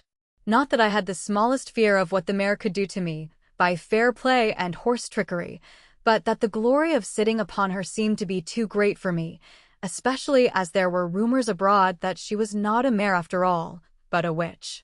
However, she looked like a filly all over, and wonderfully beautiful, with her supple stride, and soft slope of shoulder, and glossy coat beaded with water, and prominent eyes full of docile fire. Whether this came from her eastern blood of the Arabs newly imported, and whether the cream color, mixed with our bay, led to that bright strawberry tint, is certainly more than I can decide, being chiefly acquaint with farm horses. And these come of any color and form, you never can count what they will be, and are lucky to get 4 legs to them. Mr. Faggus gave his mare a wink, and she walked demurely after him, a bright young thing, flowing over with life, yet dropping her soul to a higher one, and led by love to anything, as the manner is of females, when they know what is the best for them. Then Winnie trod lightly upon the straw, because it had soft muck under it, and her delicate feet came back again. "Up for it still, boy, be ye?" Tom Faggus stopped, and the mare stopped there, and they looked at me provokingly. "Is she able to leap, sir? There is good take off on this side of the brook." Mr. Faggus laughed very quietly, turning round to Winnie so that she might enter into it. And she, for her part, seemed to know exactly where the fun lay. "Good tumble off, you mean, my boy. Well, there can be small harm to thee. I am akin to thy family, and know the substance of their skulls." "Let me get up," said I, waxing wroth, "for reasons I cannot tell you, because they are too manifold. Take off your saddlebag things. I will try not to squeeze her ribs in unless she plays nonsense with me." Then Mr. Faggus was up on his mettle at this proud speech of mine, and John Fry was running up all the while, and Bill Dadds, and half a dozen. Tom Faggus gave one glance around, and then dropped all regard for me. The high repute of his mare was at stake, and what was my life compared to it? Through my defiance and stupid ways, here was I in a duello, and my legs not come to their strength yet, and my arms as limp as a herring. Something of this occurred to him even in his wrath with me, for he spoke very softly to the filly, who now could scarce subdue herself, but she drew in her nostrils, and breathed to his breath and did all she could to answer him. "Not too hard, my dear," he said. "Let him gently down on the mixen. That will be quite enough." Then he turned the saddle off, and I was up in a moment. She began at first so easily, and pricked her ears so lovingly, and minced about as if pleased to find so light a weight upon her, that I thought she knew I could ride a little, and feared to show any capers. "Gee wug, Polly," cried I, for all the men were now looking on, being then at the leaving off time. "Gee wug, Polly, and show what thou beest made of." With that I plugged my heels into her, and Billy Dads flung his hat up. Nevertheless, she outraged not, though her eyes were frightening Annie, and John Fry took a pick to keep him safe, but she curbed to and fro with her strong forearms rising like springs ingathered, waiting and quivering grievously, and beginning to sweat about it.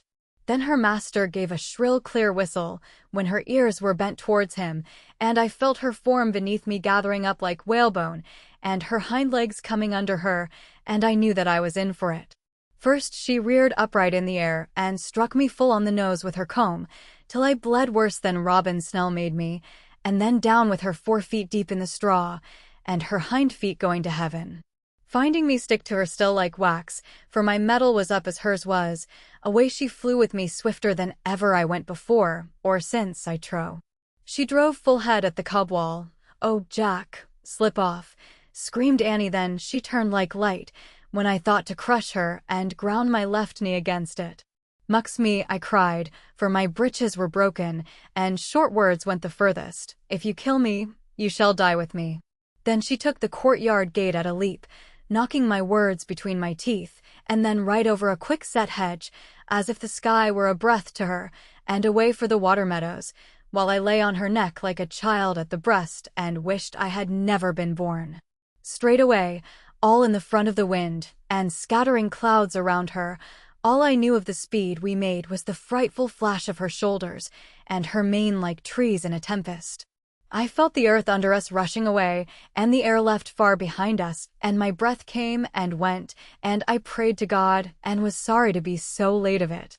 All the long swift while, without power of thought, I clung to her crest and shoulders, and dug my nails into her creases, and my toes into her flank part, and was proud of holding on so long, though sure of being beaten. Then in her fury at feeling me still, she rushed at another device for it, and leaped the wide water trough sideways across, to and fro, till no breath was left in me. The hazel boughs took me too hard in the face, and the tall dog briars got hold of me, and the ache of my back was like crimping a fish, till I longed to give up, thoroughly beaten, and lie there and die in the cresses. But there came a shrill whistle from up the home hill, where the people had hurried to watch us, and the mare stopped as if with a bullet, then set off for home with the speed of a swallow, and going as smoothly and silently. I never had dreamed of such delicate motion, fluent and graceful and ambient, soft as the breeze flitting over the flowers, but swift as the summer lightning. I sat up again, but my strength was all spent, and no time left to recover it, and though she rose at our gate like a bird, I tumbled off into the mixen. Chapter 11. Tom deserves his supper. "Well done, lad, Mr. Faggus," said good-naturedly, for all were now gathered round me, as I rose from the ground, somewhat tottering and miry and crestfallen, but otherwise none the worse, having fallen upon my head, which is of uncommon substance. Nevertheless John Fry was laughing, so that I longed to clout his ears for him. "Not at all bad work, my boy. We may teach you to ride by and by, I see. I thought not to see you stick on so long. I should have stuck on much longer, sir, if her sides had not been wet. She was so slippery, boy, thou art right. She hath given many the slip. Ha, ha! Vex not, Jack, that I laugh at thee. She is like a sweetheart to me, and better than any of them be. It would have gone to my heart if thou hadst conquered. None, but I can ride my whinny mare. Foul shame to thee then, Tom Faggus, cried Mother, coming up suddenly and speaking so that all were amazed, having never seen her wrathful, to put my boy, across her, as if his life were no more than thine. The only son of his father, an honest man and a quiet man, not a roistering drunken robber. A man would have taken thy mad horse and thee, and flung them both into horse-pondi, and what's more, I'll have it done now, if a hair of his head is injured. Oh, my boy, my boy! What could I do without thee? Put up the other arm, Johnny. All the time Mother was scolding so, she was feeling me and wiping me, while Faggus tried to look greatly ashamed, having sense of the ways of women.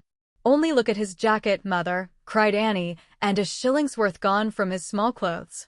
What care I for his clothes, thou goose? Take that, and heed thine own a bit. And Mother gave Annie a slap, which sent her swinging up against Mr. Faggus, and he caught her, and kissed and protected her, and she looked at him very nicely, with great tears in her soft blue eyes. Oh, fie upon thee, cried Mother, being yet more vexed with him, because she had beaten Annie, after all we have done for thee, and saved thy worthless neck and to try to kill my son for me. Never more shall horse of thine enter stable here, since these be thy returns to me. Small thanks to you, John Fry, I say, and you Bildads, and you Jem Slocum, and all the rest of your coward lot, much you care for your master's son.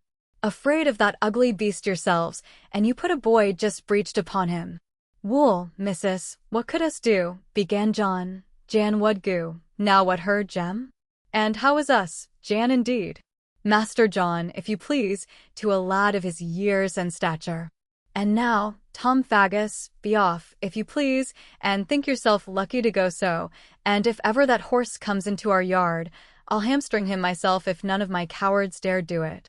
Everybody looked at Mother, to hear her talk like that, knowing how quiet she was day by day, and how pleasant to be cheated. And the men began to shoulder their shovels, both so as to be away from her, and to go and tell their wives of it. Winnie too was looking at her, being pointed at so much, and wondering if she had done amiss. And then she came to me, and trembled, and stooped her head, and asked my pardon, if she had been too proud with me. Winnie shall stop here tonight, said I, for Tom Faggus still said never a word all the while, but began to buckle his things on, for he knew that women are to be met with wool, as the cannonballs were at the siege of Tiverton Castle. Mother, I tell you, Winnie shall stop, else I will go away with her. I never knew what it was, till now, to ride a horse worth riding. Young man, said Tom Faggus, still preparing sternly to depart, you know more about a horse than any man on Exmoor. Your mother may well be proud of you, but she need have had no fear. As if I, Tom Faggus, your father's cousin and the only thing I am proud of, would ever have let you mount my mare, which dukes and princes have vainly sought, except for the courage in your eyes, and the look of your father about you. I knew you could ride when I saw you, and rarely you have conquered. But women don't understand us. Goodbye, John, I am proud of you, and I hope to have done you pleasure. And indeed I came full of some courtly tales, that would have made your hair stand up. But though not a crust have I tasted since this time yesterday, having given my meat to a widow, I will go and starve on the moor far sooner than eat the best supper that ever was cooked, in a place that has forgotten me. With that he fetched a heavy sigh, as if it had been for my father, and feebly got upon Winnie's back, and she came to say farewell to me. He lifted his hat to my mother, with a glance of sorrow, but never a word, and to me he said, Open the gate, Cousin John, if you please. You have beaten her so, that she cannot leap it, poor thing. But before he was truly gone out of our yard, my mother came softly after him, with her afternoon apron across her eyes, and one hand ready to offer him. Nevertheless, he made as if he had not seen her, though he let his horse go slowly.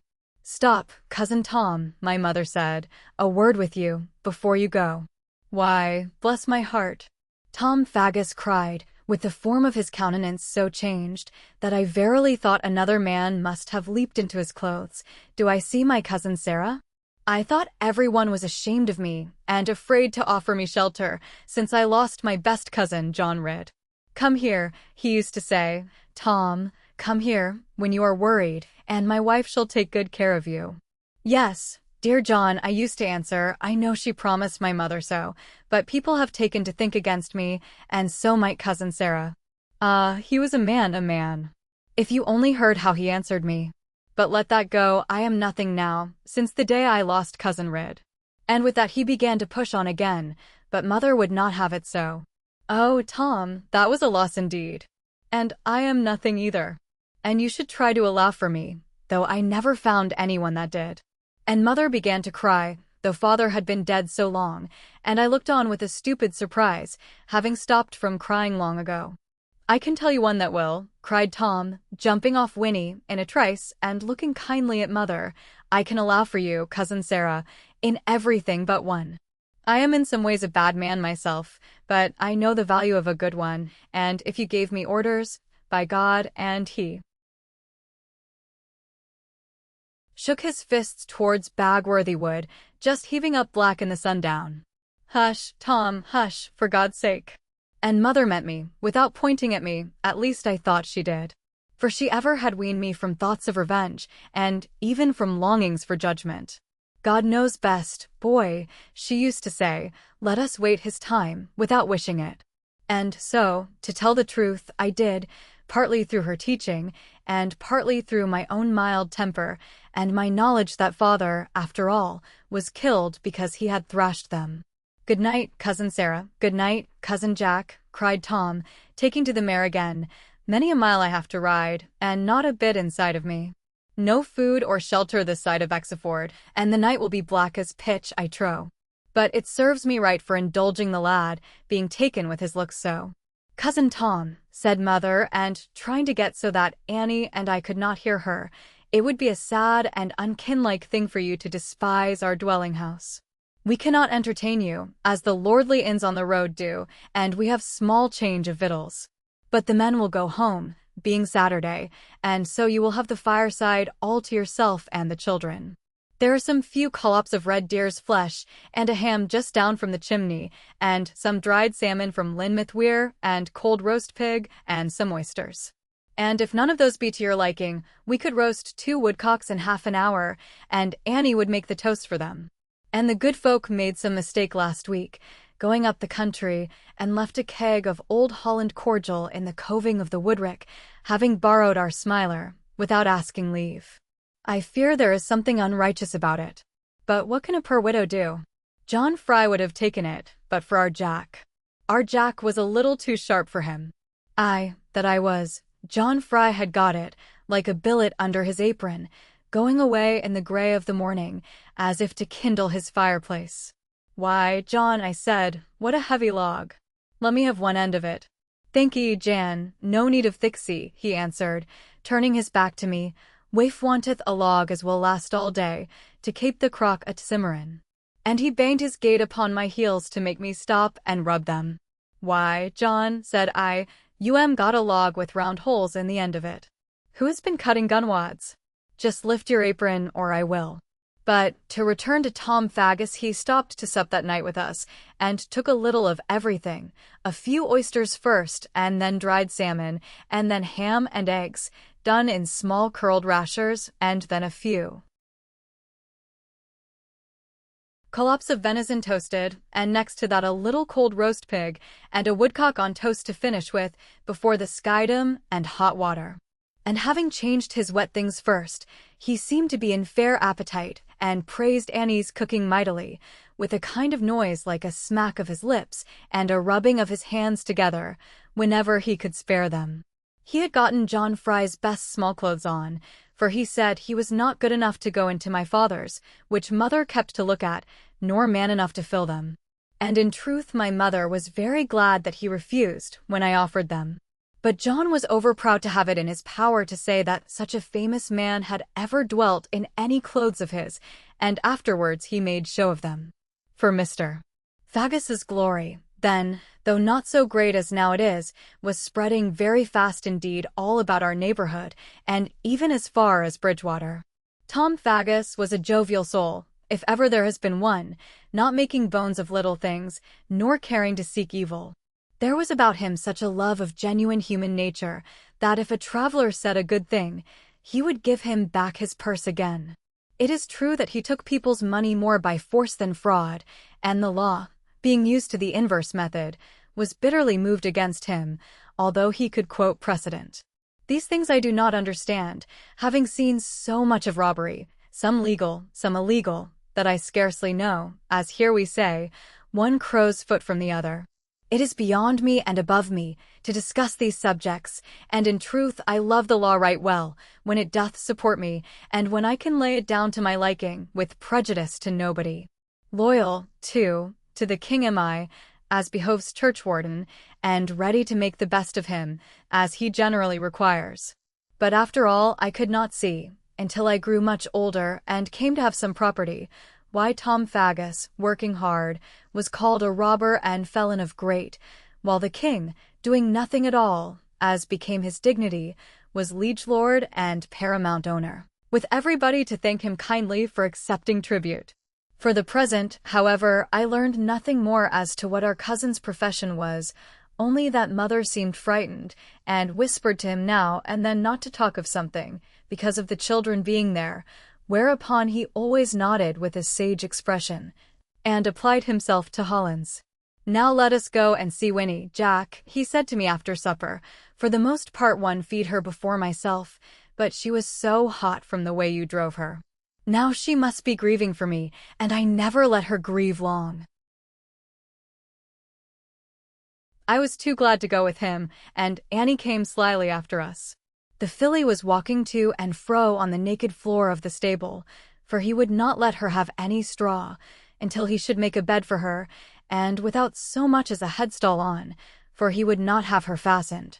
"Do you take my mare for a dog?" he had said when John Fry brought him a halter.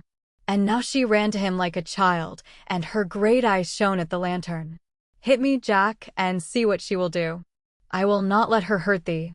He was rubbing her ears all the time he spoke, and she was leaning against him. Then I made believe to strike him, and in a moment she caught me by the waistband, and lifted me clean from the ground, and was casting me down to trample upon me, when he stopped her suddenly. "What think you of that, boy? Have you horse or dog that would do that for you?" "Aye, and more than that she will do. If I were to whistle, by and by, in the tone that tells my danger, she would break this stable door down, and rush into the room to me. Nothing will keep her from me then, stone wall or church tower. Winnie, Winnie, you little witch, we shall die together." Then he turned away with a joke, and began to feed her nicely, for she was very dainty. Not a husk of oat would she touch that had been under the breath of another horse, however hungry she might be. And with her oats he mixed some powder, fetching it from his saddlebags. What this was I could not guess, neither would he tell me, but laughed and called it star shavings. He watched her eat every morsel of it, with 2 or 3 drinks of pure water, ministered between whiles, and then he made her bed in a form I had never seen before, and so we said good night to her. Afterwards by the fireside he kept us very merry, sitting in the great chimney corner, and making us play games with him. And all the while he was smoking tobacco in a manner I never had seen before, not using any pipe for it, but having it rolled in little sticks about as long as my finger, blunt at one end and sharp at the other. The sharp end he would put in his mouth, and lay a brand of wood to the other, and then draw a white cloud of curling smoke, and we never tired of watching him. I wanted him to let me do it, but he said, "No, my son, it is not meant for boys." Then Annie put up her lips and asked, with both hands on his knees, for she had taken to him wonderfully, "Is it meant for girls then, Cousin Tom?" But she had better not have asked, for he gave it her to try, and she shut both eyes and sucked at it. One breath, however, was quite enough, for it made her cough so violently that Lizzie and I must thump her back until she was almost crying. To atone for that, Cousin Tom set to, and told us whole pages of stories, not about his own doings at all, but strangely enough they seemed to concern almost everyone else we had ever heard of.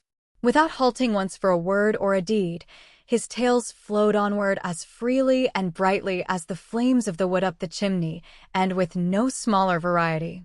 For he spoke with the voices of 20 people, giving each person the proper manner and the proper place to speak from, so that Annie and Lizzie ran all about and searched the clock and the linen press.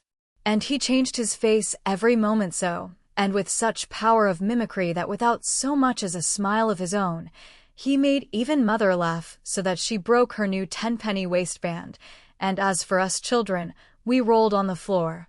And Betty Muxworthy roared in the wash-up. Chapter 12. A man justly popular now, although Mr.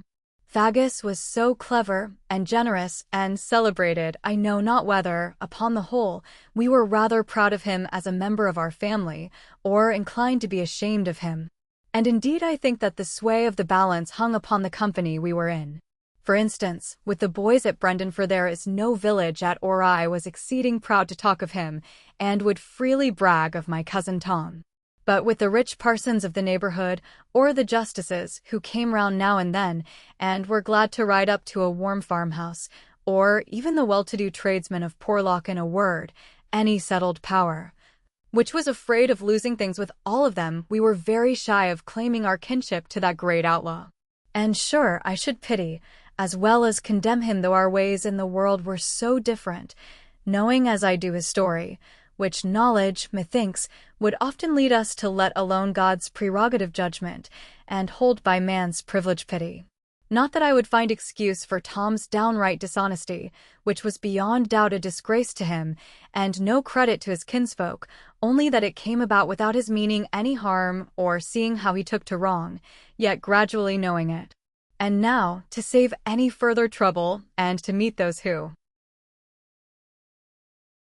disparage him, without allowance for the time or the crosses laid upon him, I will tell the history of him, just as if he were not my cousin, and hoping to be heeded.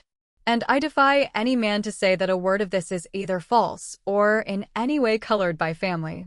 Much cause he had to be harsh with the world, and yet all acknowledged him very pleasant, when a man gave up his money. And often he paid the toll for the carriage coming after him, because he had emptied their pockets, and would not add inconvenience. By trade he had been a blacksmith, in the town of Northmolton, in Devonshire, a rough rude place at the end of Exmoor, so that many people marvelled if such a man was bred there. Not only could he read and write, but he had solid substance, a piece of land worth £100, and right of common for 200 sheep, and 1.5 of beasts, lifting up or lying down. And being left an orphan, with all these cares upon him, he began to work right early, and made such a fame at the shoeing of horses, that the farriers of Barham were like to lose their custom. And indeed he won a golden Jacobus for the best shod nag in the north of Devon, and some say that he never was forgiven. As to that, I know no more, except that men are jealous. But whether it were that or not, he fell into bitter trouble within a month of his victory, when his trade was growing upon him, and his sweetheart ready to marry him. For he loved a maid of Southmolton, a currier's daughter I think she was, and her name was Betsy Paramore, and her father had given consent, and Tom Faggus, wishing to look his best, and be clean of course, had a tailor at work upstairs for him, who had come all the way from Exeter. And Betsy's things were ready too, for which they accused him afterwards, as if he could help that, when suddenly, like a thunderbolt, a lawyer's writ fell upon him. This was the beginning of a lawsuit with Sir Robert Bampfylde, a gentleman of the neighborhood, who tried to oust him from his common, and drove his cattle and harassed them.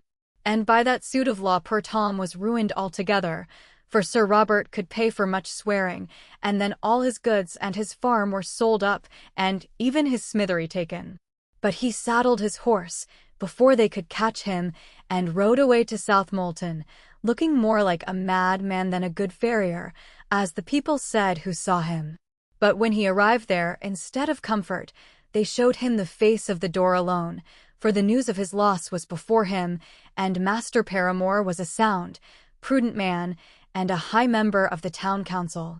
It is said that they even gave him notice to pay for Betsy's wedding clothes, now that he was too poor to marry her. This may be false, and indeed I doubt it, in the first place, because Southmolton is a busy place for talking, and in the next, that I do not think the action would have lain at law, especially as the Maid lost nothing, but used it all for her wedding next month with Dick Vellicott of Mockham. All this was very sore upon Tom, and he took it to heart so grievously, that he said, as a better man might have said, being loose of mind and property, the world hath preyed on me like a wolf. God help me now to prey on the world. And in sooth it did seem, for a while, as if Providence were with him, for he took rare toll on the highway, and his name was soon as good as gold anywhere this side of Bristow. He studied his business by night and by day, with 3 horses all in hard work, until he had made a fine reputation, and then it was competent to him to rest, and he had plenty left for charity. And I ought to say for society too, for he truly loved high society, treating squires and noblemen, who much affected his company, to the very best fare of the hostel. And they say that once the king's justiciaries, being upon circuit, accepted his invitation, declaring merrily that if never true bill had been found against him, mine host should now be qualified to draw one. And so the landlords did, and he always paid them handsomely, so that all of them were kind to him, and contended for his visits. Let it be known in any township that Mr. Faggus was taking his leisure at the inn, and straightway all the men flocked thither to drink his health without outlay, and all the women to admire him, while the children were set at the crossroads to give warning of any officers. One of his earliest meetings was with Sir Robert Bampfylde himself, who was riding along the Barham Road with only one serving man after him. Tom Faggus put a pistol to his head, being then obliged to be violent, through want of reputation, while the serving man pretended to be a long way round the corner. Then the baronet pulled out his purse, quite trembling in the hurry of his politeness. Tom took the purse and his ring and timepiece, and then handed them back with a very low bow, saying that it was against all usage for him to rob a robber. Then he turned to the unfaithful knave, and trounced him right well for his cowardice, and stripped him of all his property. But now Mr. Faggus kept only one horse, lest the government should steal them, and that one was the young mare Winnie. How he came by her he never would tell, but I think that she was presented to him by a certain colonel, a lover of sport, and very clever in horseflesh, whose life Tom had saved from some gamblers. When I have added that Faggus as yet had never been guilty of bloodshed, for his eyes, and the click of his pistol at first, and now his high reputation made all his wishes respected, and that he never robbed a poor man, neither insulted a woman, but was very good to the church and of hot patriotic opinions, and full of jest and jollity, I have said as much as is fair for him, and shown why he was so popular. Everybody cursed the Doones, who lived apart disdainfully. But all good people liked Mr. Faggus when he had not robbed them, and many a poor sick man or woman blessed him for other people's money, and all the hostlers, stable-boys, and tapsters entirely worshipped him. I have been rather long, and perhaps tedious, in my account of him, lest at any time hereafter his character should be misunderstood, and his good name disparaged, whereas he was my second cousin, and the lover of my but let that bide. 'Tis a melancholy story. He came again about 3 months afterwards, in the beginning of the springtime, and brought me a beautiful new carbine, having learned my love of such things, and my great desire to shoot straight. But mother would not let me have the gun, until he averred upon his honor that he had bought it honestly. And so he had, no doubt, so far as it is honest to buy with money acquired rampantly. Scarce could I stop to make my bullets in the mold which came along with it, but must be off to the Quarry Hill, and new target I had made there. And he taught me then how to ride bright Winnie, who was grown since I had seen her, but remembered me most kindly. After making much of Annie, who had a wondrous liking for him, and he said he was her godfather, but God knows how he could have been, unless they confirmed him precociously. Away he went, and young Winnie's sides shone like a cherry by candlelight. Now I feel that of those boyish days I have little more to tell, because everything went quietly, as the world for the most part does with us.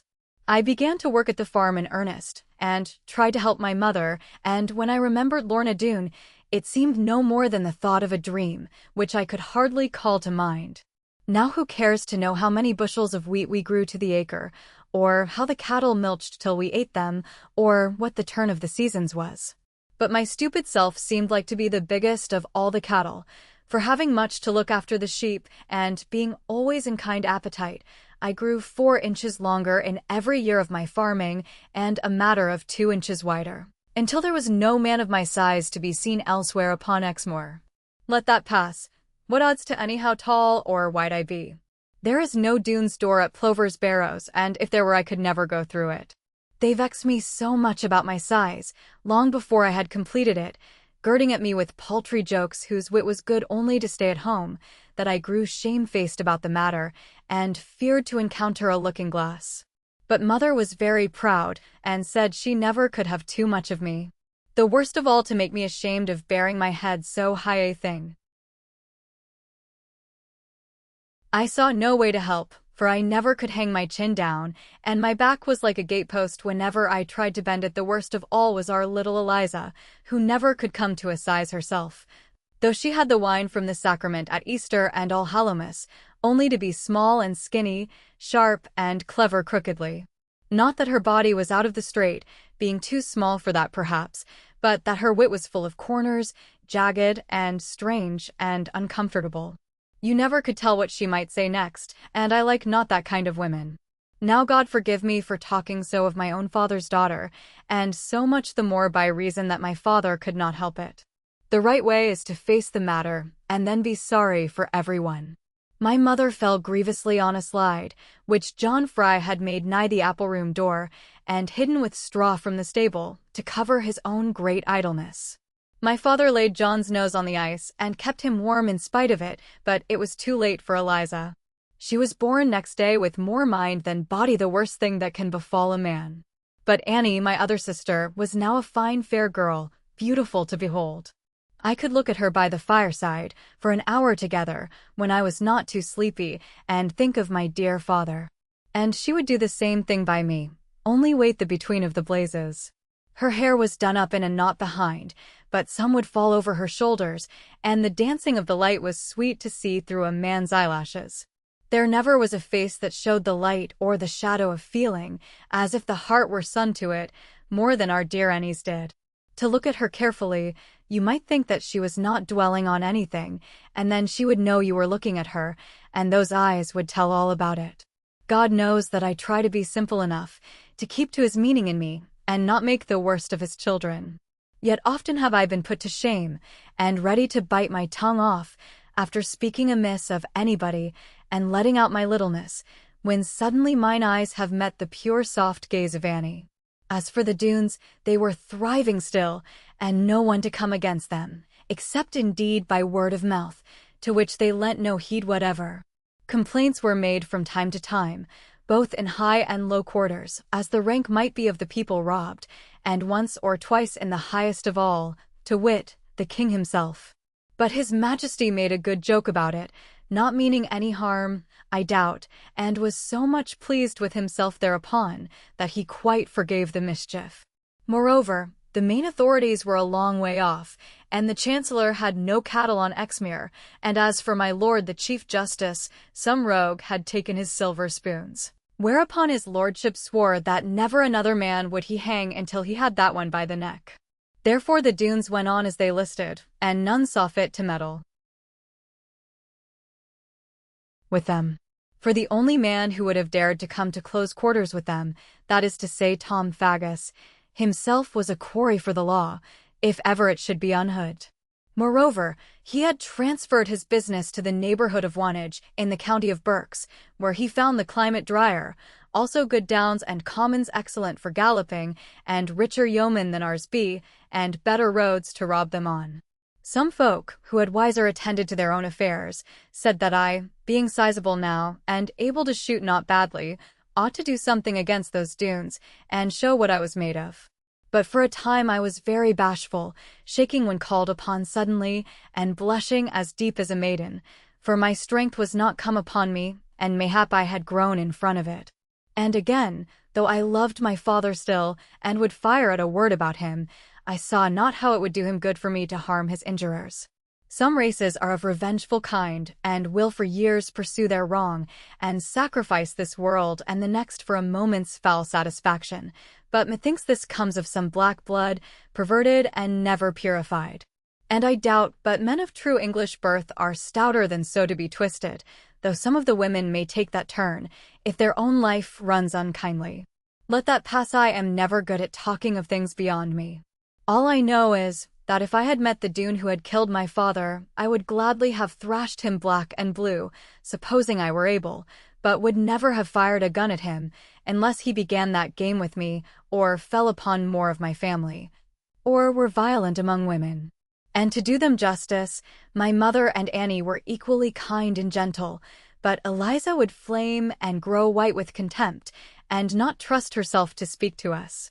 Now a strange thing came to pass that winter, when I was 21 years old, a very strange thing, which affrighted the rest and made me feel uncomfortable. Not that there was anything in it to do harm to anyone, only that none could explain it, except by attributing it to the devil. The weather was very mild and open, and scarcely any snow fell. At any rate, none lay on the ground, even for an hour, in the highest part of Exmere, a thing which I knew not before nor since, as long as I can remember. But the nights were wonderfully dark, as though with no stars in the heaven, and all day long the mists were rolling upon the hills and down them, as if the whole land were a wash-house. The moorland was full of snipes and teal, and curlews flying and crying, and lapwings flapping heavily, and ravens hovering round dead sheep, yet no redshanks nor dotterel, and scarce any golden plovers, of which we have great store generally, but vast lonely birds, that cried at night, and moved the whole air with their pinions, yet no man ever saw them. It was dismal as well as dangerous now for any man to go fowling, which of late I loved much in the winter, because the fog would come down so thick that the pan of the gun was reeking, and the fowl out of sight ere the powder kindled. And then the sound of the piece was so dead that the shooter feared harm, and glanced over his shoulder. But the danger, of course, was far less in this than in losing of the track, and falling into the mires, or over the brim of a precipice. Nevertheless, I must needs go out, being young and very stupid, and feared of being afraid, a fear which a wise man has long cast by, having learned of the manifold dangers which ever and ever encompass us. And, beside this folly and wildness of youth, perchance there was something, I know not what, of the joy we have in uncertainty. Mother, in fear of my missing home, though for that matter, I could smell supper, when hungry, through 100 land yards of fog, my dear mother, who thought of me 10 times for one thought about herself, gave orders to ring the great sheep bell, which hung above the pigeon-cote, every 10 minutes of the day, and the sound came through the plates of fog, and I was vexed about it, like the letters of a copybook. It reminded me, too, of Blundell's bell and the grief to go into school again.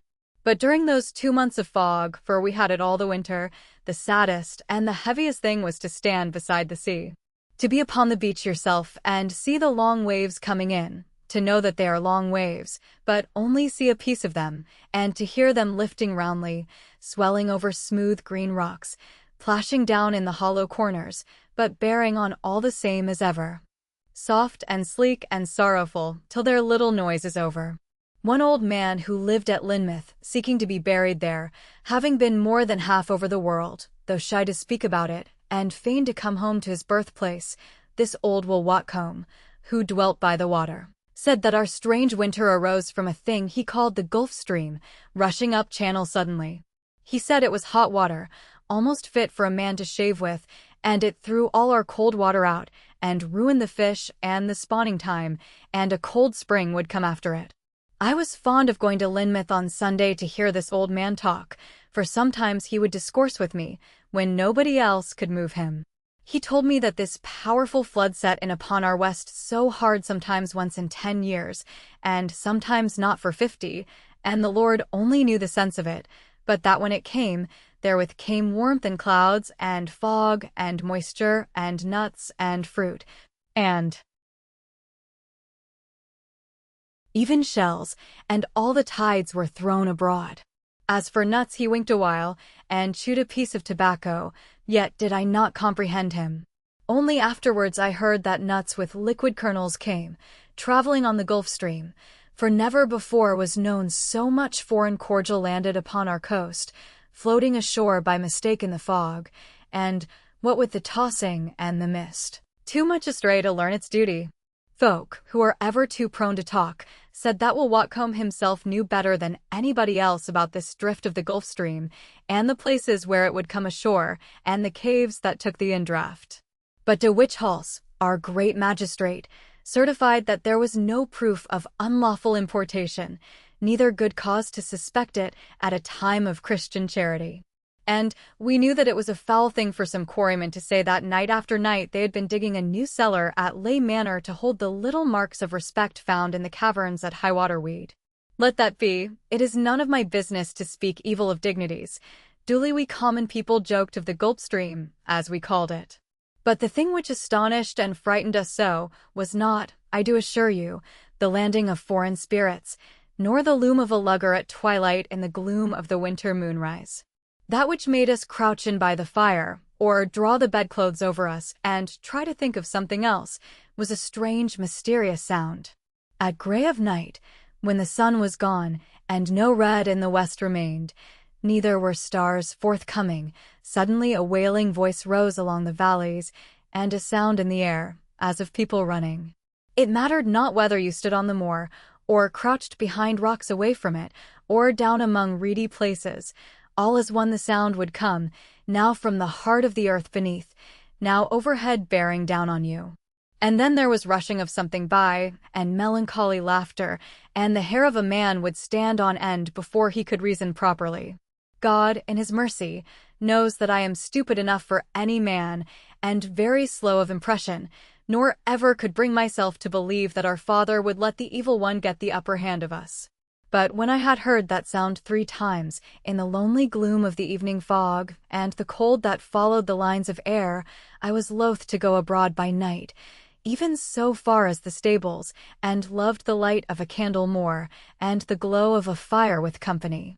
There were many stories about it, of course, all over the breadth of the moorland. But those who had heard it most often declared that it must be the wail of a woman's voice, and the rustle of robes fleeing horribly, and fiends in the fog going after her. To that, however, I paid no heed when anybody was with me, only we drew more close together, and barred the doors at sunset. Chapter 13. Master Huckaback comes in. Mr.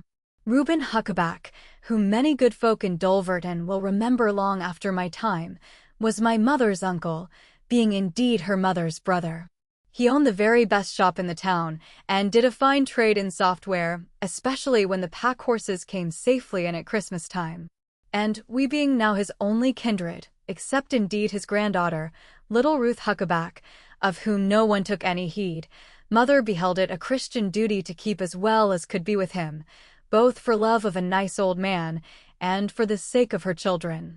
And, truly, the Dulverton people said that he was the richest man in their town, and could buy up half the county armigers. Aye, and if it came to that, they would like to see any man, at Bampton, or at Wivelscombe, and you might say almost Taunton, who could put down golden Jacobus and Carolus against him. Now this old gentleman, so they called him, according to his money, and I have seen many worse ones, more violent and less wealthy, he must needs come away that time to spend the New Year tide with us. Not that he wanted to do it, for he hated country life, but because my mother, pressing, as mothers will do to a good bag of gold, had wrung a promise from him, and the only boast of his life was that never yet had he broken his word, at least since he opened business. Now it pleased God that Christmas time, in spite of all the fogs, to send safe home to Dulverton, and what was more, with their loads quite safe, a goodly string of pack-horses. Nearly half of their charge was for Uncle Reuben, and he knew how to make the most of it. Then, having balanced his debits and credits, and set the writs running against defaulters, as behoves a good Christian at Christmas-tide, he saddled his horse and rode off towards Orr, with a good stout coat upon him, and leaving Ruth and his head man plenty to do, and little to eat, until they should see him again. It had been settled between us that we should expect him soon after noon on the last day of December. For the Doones being lazy and fond of bed, as the manner is of dishonest folk, the surest way to escape them was to travel before they were up and about, to wit, in the forenoon of the day. But herein we reckoned without our host, for being in high festivity, as became good papists, the robbers were too lazy, it seems, to take the trouble of going to bed, and forth they rode on the old year morning, not with any view of business, but purely in search of mischief. We had put off our dinner till 1 o'clock, which to me was a sad foregoing, and there was to be a brave supper at 6 of the clock, upon New Year's Eve, and the singers to come with their lanterns and do it outside the parlor window, and then have hot cup till their heads should go round, after making away with the victuals. For although there was nobody now in our family to be churchwarden of, or, it was well admitted that we were the people entitled alone to that dignity, and though Nicholas Snow was in office by name, he managed it only by mother's advice. And a pretty mess he made of it, so that every one longed for a writ again, soon as ever I should be old enough. This Nicholas Snow was to come in the evening, with his 3 tall comely daughters, strapping girls, and well skilled in the dairy, and the story was all over the parish, on a stupid conceit of John Fry's, that I should have been in love with all 3, if there had been but one of them. These Snows were to come, and come they did, partly because Mr. Huckaback liked to see fine young maidens, and partly because none but Nicholas Snow could smoke a pipe now all around our parts, except of the very high people, whom we durst never invite. And Uncle Ben, as we all knew well, was a great hand at his pipe, and would sit for hours over it, in our warm chimney corner, and never want to say a word, unless it were inside him, only he liked to have somebody there over against him smoking. Now when I came in, before 1 o'clock, after seeing to the cattle for the day was thicker than ever, and we must keep the cattle close at home, if we wished to see any more of them, I fully expected to find Uncle Ben sitting in the fireplace, lifting one cover and then another, as his favorite manner was, and making sweet mouths over them, for he loved our bacon rarely, and they had no good leeks at Dulverton, and he was a man who always would see his business done himself. But there, instead of my finding him with his quaint dry face pulled out at me, and then shut up sharp not to be cheated who should run out but Betty Muxworthy, and poke me with a saucepan lid. "Get out of that now, Betty," I said in my politest manner, for really Betty was now become a great domestic evil. She would have her own way so, and of all things the most distressful was for a man to try to reason. "Ziderpress," cried Betty again, for she thought it a fine joke to call me that, because of my size, and my hatred of it. "Here be a rare get-up, anyhow." "A rare good dinner, you mean, Betty." "Well, and I have a rare good appetite." With that I wanted to go and smell it, and not to stop for Betty. "Truce thee for thicksy Jan Rid. But thee must keep it bit langer, I reckon." "Her baint coom, Meester Ziderpress." "What do you mack of that now? Do you mean to say that Uncle Ben has not arrived yet, Betty?" "Raved. I knows not about that, whether a hath of no. Only I tell 'ee, her baint coom. Rack on them Dunnieses hath gat on." And Betty, who hated Uncle Ben, because he never gave her a groat, and she was not allowed to dine with him, I am sorry to say that Betty Muxworthy grinned all across, and poked me again with the greasy saucepan cover. But I misliking so to be treated, strode through the kitchen indignantly, for Betty behaved to me even now as if I were only Eliza. "Oh, Johnny, Johnny," my mother cried, running out of the grand show parlor, where the case of stuffed birds was, and peacock feathers, and the white hare killed by grandfather. "I am so glad you are come at last. There is something sadly amiss, Johnny." Mother had upon her wrists something very wonderful, of the nature of foul-all as we say, and for which she had an inborn turn, being of good draper family, and polished above the yeomanry. Nevertheless I could never bear it, partly because I felt it to be out of place in our good farmhouse, partly because I hate frippery, partly because it seemed to me to have nothing to do with father, and partly because I never could tell the reason of my hating it. And yet the poor soul had put them on, not to show her hands off, which were above her station, but simply for her children's sake, because Uncle Ben had given them. But another thing, I never could bear for man or woman to call me Johnny, Jack, or John, I cared not which, and that was honest enough, and no smallness of me there, I say. "Well, mother, what is the matter then?" "I am sure you need not be angry, Johnny. I only hope it is nothing to grieve about, instead of being angry." You are very sweet-tempered, I know, John Ridd, and perhaps a little too sweet at times. Here she meant the Snow Girls, and I hanged my head. But what would you say if the people there, she never would call them Doones, had gotten your poor Uncle Reuben, horse, and Sunday coat, and all? Why, mother, I should be sorry for them. He would set up a shop by the riverside, and come away with all their money. That all you have to say, John? And my dinner done to a very turn, and the supper all fit to go down, and no worry, only to eat, and be done with it. And all the new plates come from Watchet, with the Watchet blue upon them, at the risk of the lives of everybody, and the capious from good Aunt Jane for stuffing a curlew with onion before he begins to get cold, and make a woodcock of him. And the way to turn the flap over in the inside of a roasting pig. Well, mother dear, I am very sorry. But let us have our dinner. You know we promised not to wait for him after 1 o'clock, and you only make us hungry. Everything will be spoiled, mother, and what a pity to think of. After that I will go to seek for him in the thick of the fog, like a needle in a hay-band. That is to say, unless you think, for she looked very grave about it, unless you really think, mother, that I ought to go without dinner. Oh no, John, I never thought that, thank God. Bless him for my children's appetites, and what is Uncle Ben to them? So we made a very good dinner indeed, though wishing that he could have some of it, and wondering how much to leave for him, and then, as no sound of his horse had been heard, I set out with my gun to look for him. I followed the track on the side of the hill, from the farmyard, where the sled marks are, for we have no wheels upon Exmere yet, nor ever shall, I suppose, though a dunder-headed man tried it last winter, and broke his axle piteously, and was nigh to break his neck in after.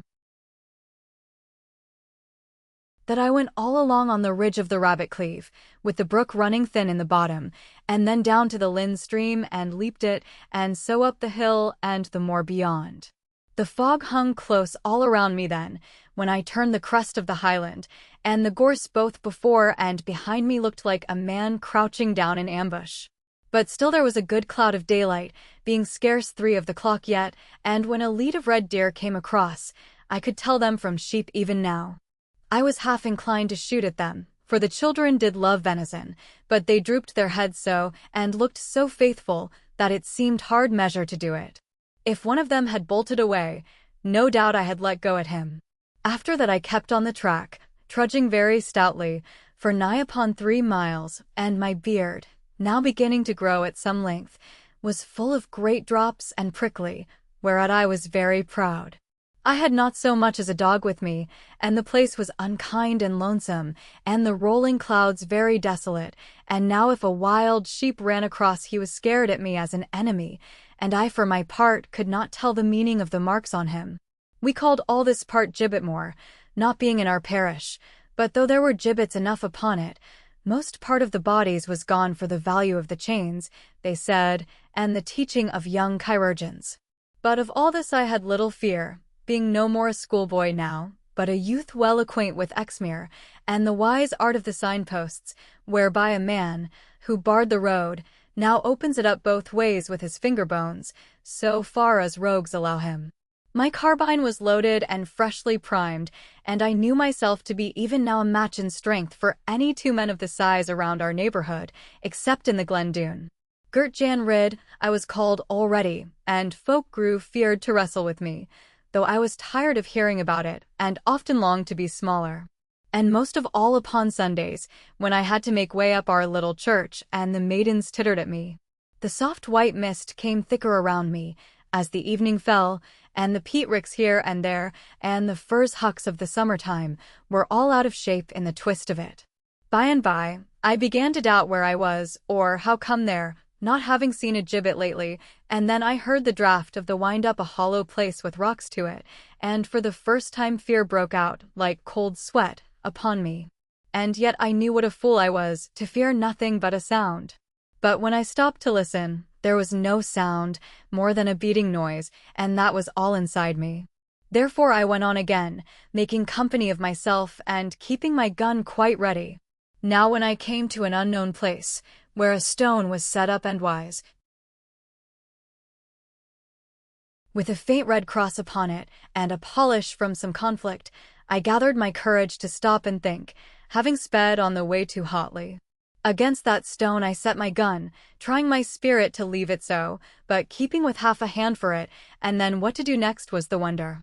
As for finding Uncle Ben, that was his own business, or at any rate his executors. First I had to find myself, and plentifully would thank God to find myself at home again, for the sake of all our family. The volumes of the mist came rolling at me, like great logs of wood, pillowed out with sleepiness, and between them there was nothing more than waiting for the next one. Then everything went out of sight, and glad was I of the stone behind me, and view of mine own shoes. Then a distant noise went by me, as of many horses galloping, and in my fright I set my gun and said, God send something to shoot at. Yet nothing came, and my gun fell back, without my will to lower it. But presently, while I was thinking, what a fool I am, arose as if from below my feet, so that the great stone trembled, that long, lamenting, lonesome sound, as of an evil spirit not knowing what to do with it. For the moment I stood like a root, without either hand or foot to help me, and the hair of my head began to crawl, lifting my hat, as a snail lifts his house, and my heart like a shuttle went to and fro. But finding no harm to come of it, neither visible form approaching, I wiped my forehead, and hoped for the best, and resolved to run every step of the way, till I drew our own latch behind me. Yet here again I was disappointed, for no sooner was I come to the crossways by the black pool in the hole, but I heard through the patter of my own feet a rough, low sound very close in the fog, as of a hobbled sheep a-coughing. I listened and feared, and yet listened again, though I wanted not to hear it. For being in haste of the homeward road, and all my heart having heels to it, loath I was to stop in the dusk for the sake of an aged wether. Yet partly my love of all animals, and partly my fear of the farmer's disgrace, compelled me to go to the succor, and the noise was coming nearer. A dry, short, wheezing sound it was, barred with coughs and want of breath, but thus I made the meaning of it. Lord, have mercy upon me. O Lord, upon my soul have mercy. And if I cheated Sam Hicks last week, Lord knowest how well he deserved it, and lied in every stocking's mouth, O Lord, where be I a-going? These words, with many jogs between them, came to me through the darkness, and then a long groan and a choking. I made towards the sound, as nigh as ever I could guess, and presently was met, point blank, by the head of a mountain pony. Upon its back lay a man bound down, with his feet on the neck and his head to the tail, and his arms falling down like stirrups. The wild little nag was scared of its life by the unaccustomed burden, and had been tossing and rolling hard, in desire to get ease of it. Before the little horse could turn, I caught him, jaded as he was, by his wet and grizzled forelock, and he saw that it was vain to struggle, but strove to bite me none the less, until I smote him upon the nose. Good and worthy sir, I said to the man who was riding so roughly, fear nothing, no harm shall come to thee. Help, good friend, whoever thou art, he gasped, but could not look at me, because his neck was jerked so. God hath sent thee, and not to rob me, because it is done already. What, Uncle Ben? I cried, letting go the horse in amazement, that the richest man in Dulverton, Uncle Ben here in this plight. What, Mr. Reuben Huckaback? An honest hosier and draper, serge and longcloth warehouseman, he groaned from rib to rib, at the sign of the gartered kitten in the loyal town of Dulverton. For God's sake, let me down, good fellow, from this accursed marrow-bone, and a groat of good money will I pay thee, safe in my house to Dulverton. But take notice that the horse is mine, no less than the nag they robbed from me. What, Uncle Ben, dost thou not know me, thy dutiful nephew John Ridd? Not to make a long story of it, I cut the thongs that bound him, and set him astride on the little horse, but he was too weak to stay so. Therefore I mounted him on my back, turning the horse into horse steps, and leading the pony by the cords which I fastened around his nose, set out for Plover's Barrows. Uncle Ben went fast asleep on my back, being jaded and shaken beyond his strength, for a man of 65, and as soon he felt assured of safety, he would talk no more. And to tell the truth, he snored so loudly that I could almost believe that fearful noise in the fog every night came all the way from Dulverton. Now as soon as ever I brought him in, We set him up in the chimney corner, comfortable and handsome, and it was no little delight to me to get him off my back, for, like his own fortune, Uncle Ben was of a good round figure. He gave his long coat a shake or two, and he stamped about in the kitchen until he was sure of his whereabouts, and then he fell asleep again until supper should be ready. "He shall marry Ruth," he said by and by to himself, and not to me. "He shall marry Ruth for this, and have my little savings, soon as they be worth the having. Very little as yet, very little indeed, and ever so much gone today along of them rascal robbers." My mother made a dreadful stir, of course, about Uncle Ben being in such a plight as this, so I left him to her care and Annie's, and soon they fed him rarely, while I went out to see to the comfort of the captured pony. And in truth he was worth the catching, and served us very well afterwards, though Uncle Ben was inclined to claim him for his business at Dulverton, where they have carts and that like. But I said, "You shall have him, sir, and welcome, if you will only ride him home as first I found you riding him." And with that he dropped it. A very strange old man he was, short in his manner, though long of body, glad to do the contrary things to what anyone expected of him, and always looking sharp at people, as if he feared to be cheated. This surprised me much at first, because it showed his ignorance of what we farmers are an upright race, as you may find, scarcely ever cheating indeed, except upon market day, and even then no more than may be helped by reason of buyers expecting it. Now our simple ways were a puzzle to him, as I told him very often, but he only laughed, and rubbed his mouth with the back of his dry shining hand, and I think he shortly began to languish for want of someone to higgle with. I had a great mind to give him the pony, because he thought himself cheated in that case, only he would conclude that I did it with some view to a legacy.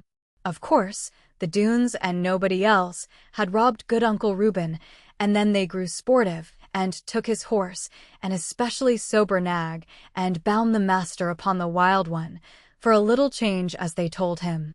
For 2 or 3 hours they had fine enjoyment chasing him through the fog, and making much sport of his groanings, and then waxing hungry, they went their way, and left him to opportunity.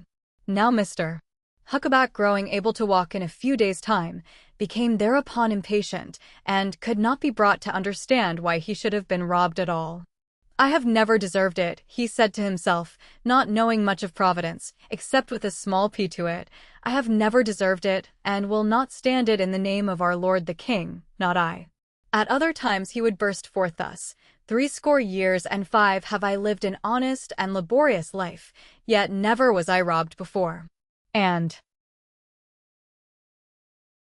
now to be robbed in my old age, to be robbed for the first time now." Thereupon, of course, we would tell him how truly thankful he ought to be for never having been robbed before, in spite of living so long in this world, and that he was taking a very ungrateful, not to say ungracious, view, in thus repining and feeling aggrieved, when anyone else would have knelt and thanked God for enjoying so long an immunity. But say what we would, it was all as one. Uncle Ben stuck fast to it, that he had nothing to thank God for. Chapter 14. A motion which ends in a mole instead of minding his New Year pudding. Master Huckaback carried on so about his mighty grievance, that at last we began to think there must be something in it, after all. Especially as he assured us that choice and costly presents for the young people of our household were among the goods divested. But mother told him her children had plenty, and wanted no gold and silver, and little Eliza spoke up and said, "You can give us the pretty things, Uncle Ben, when we come in the summer to see you." Our mother reproved Eliza for this, although it was the heel of her own foot, and then to satisfy our uncle, she promised to call Farmer Nicholas Snow, to be of our counsel that evening, and if the young maidens would kindly come, without taking thought to smooth themselves, why it would be all the merrier, and who knew but what Uncle Huckaback might bless the day of his robbery, etc., etc., and thorough good honest girls they were, fit helpmates either for shop or farm. All of which was meant for me, but I stuck to my platter and answered not. In the evening Farmer Snow came up, leading his daughters after him, like fillies trimmed for a fair, and Uncle Ben, who had not seen them on the night of his mishap, because word had been sent to stop them, was mightily pleased and very pleasant, according to his town-bred ways. The damsels had seen good company, and soon got over their fear of his wealth, and played him a number of merry pranks, which made our mother quite jealous for Annie, who was always shy and diffident. However, when the hot cup was done, and before the mulled wine was ready, we packed all the maidens in the parlor and turned the key upon them, and then we drew near to the kitchen fire to hear Uncle Ben's proposal. Farmer Snow sat up in the corner, caring little to hear about anything, but smoking slowly and nodding backward like a sheepdog dreaming.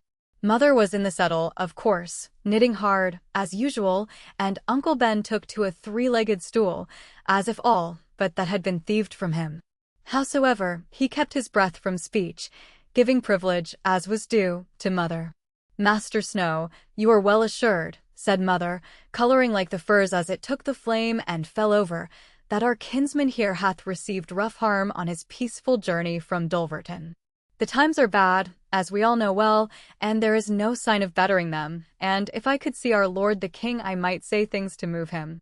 Nevertheless, I have had so much of my own account to vex for. You are flying out of the subject, Sarah," said Uncle Ben, seeing tears in her eyes, and tired of that matter. "Zettle the preliminaries," spoke Farmer Snow, "on appeal from us. First zettle the preliminaries, and then us knows what be drivin' at." "Preliminaries be damned, sir," cried Uncle Ben, losing his temper.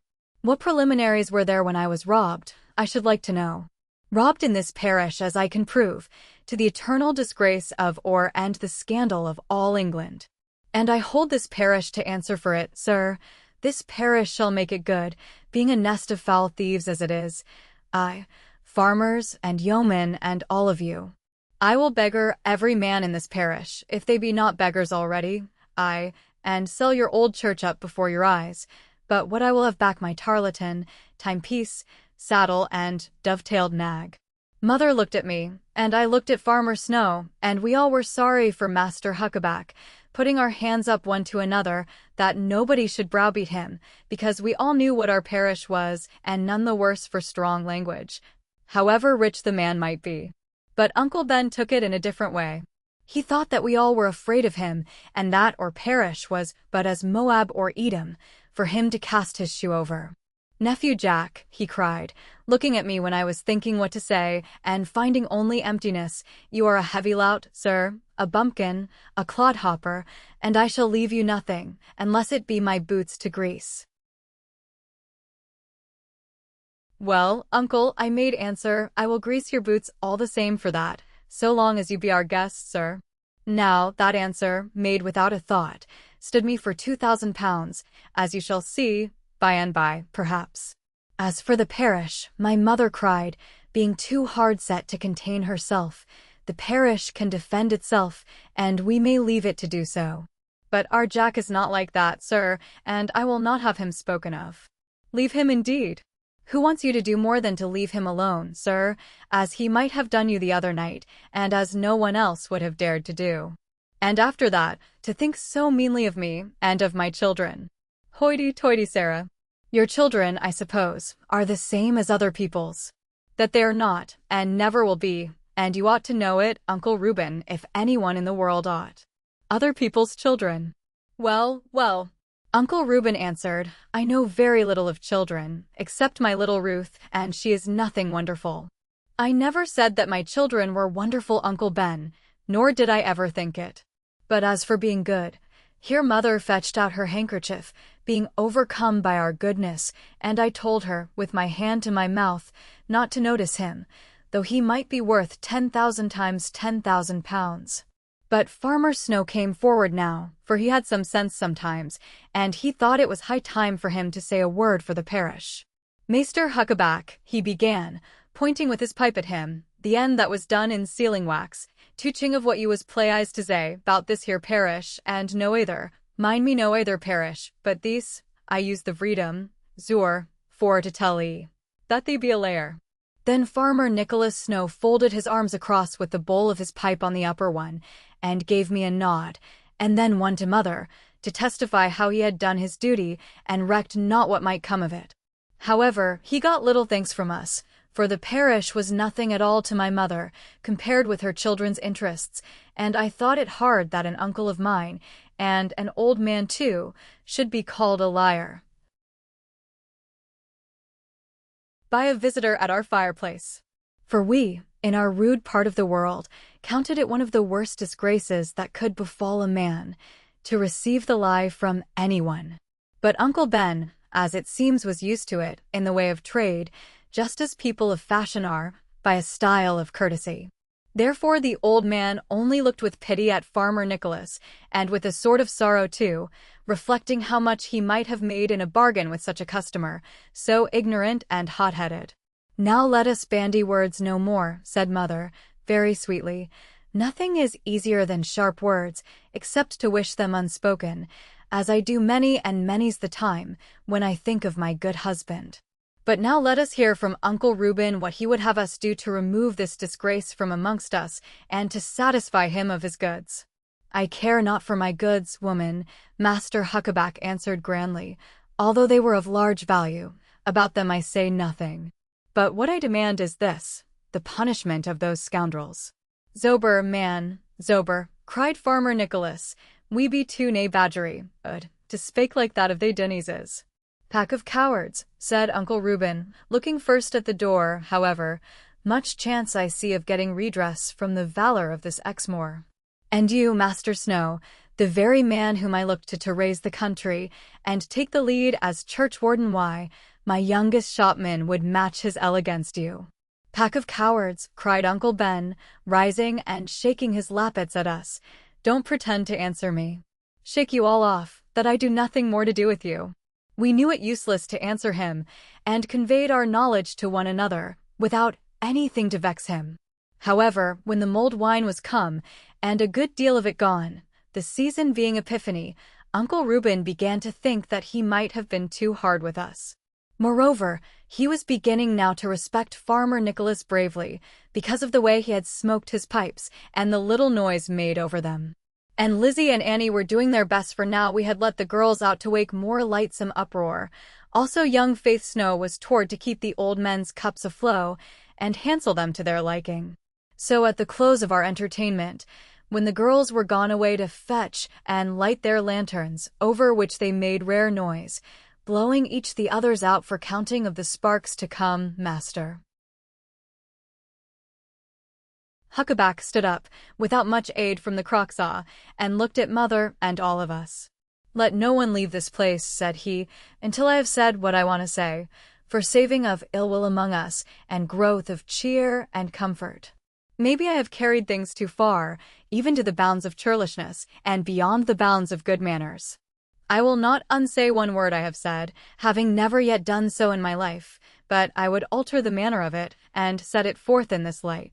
If you folks upon Exmoor here are loath and wary at fighting, yet you're brave at better stuff, the best and kindest I ever knew in the matter of feeding." Here he sat down with tears in his eyes, and called for a little mulled bastard. All the maids, who were now come back, raced to get it for him, but Annie of course was foremost. And herein ended the expedition, a perilous and a great one, against the dunes of Bagworthy, an enterprise over which we had all talked plainly more than was good for us. For my part, I slept well that night, feeling myself at home again, now that the fighting was put aside, and the fear of it turned to the comfort of talking what we would have done. Chapter 15 _quo Waranto On the following day, Master Huckaback, with some show of mystery, demanded from my mother an escort into a dangerous part of the world, to which his business compelled him. My mother made answer to this that he was kindly welcome to take our John Fry with him, at which the good clothier laughed, and said that John was nothing like big enough, but another John must serve his turn, not only for his size, but because if he were carried away, no stone would be left unturned upon Exmoor until he should be brought back again. Hereupon my mother grew very pale, and found 50 reasons against my going, each of them weightier than the true one, as Eliza, who was jealous of me, managed to whisper to Annie. On the other hand, I was quite resolved, directly the thing was mentioned, to see Uncle Reuben through with it, and it added much to my self-esteem to be the guard of so rich a man. Therefore I soon persuaded mother, with her head upon my breast, to let me go and trust in God, and after that I was greatly vexed to find that this dangerous enterprise was nothing more than a visit to the Baron de Witchhalse, to lay an information and sue a warrant against the Doones, and a posse to execute it.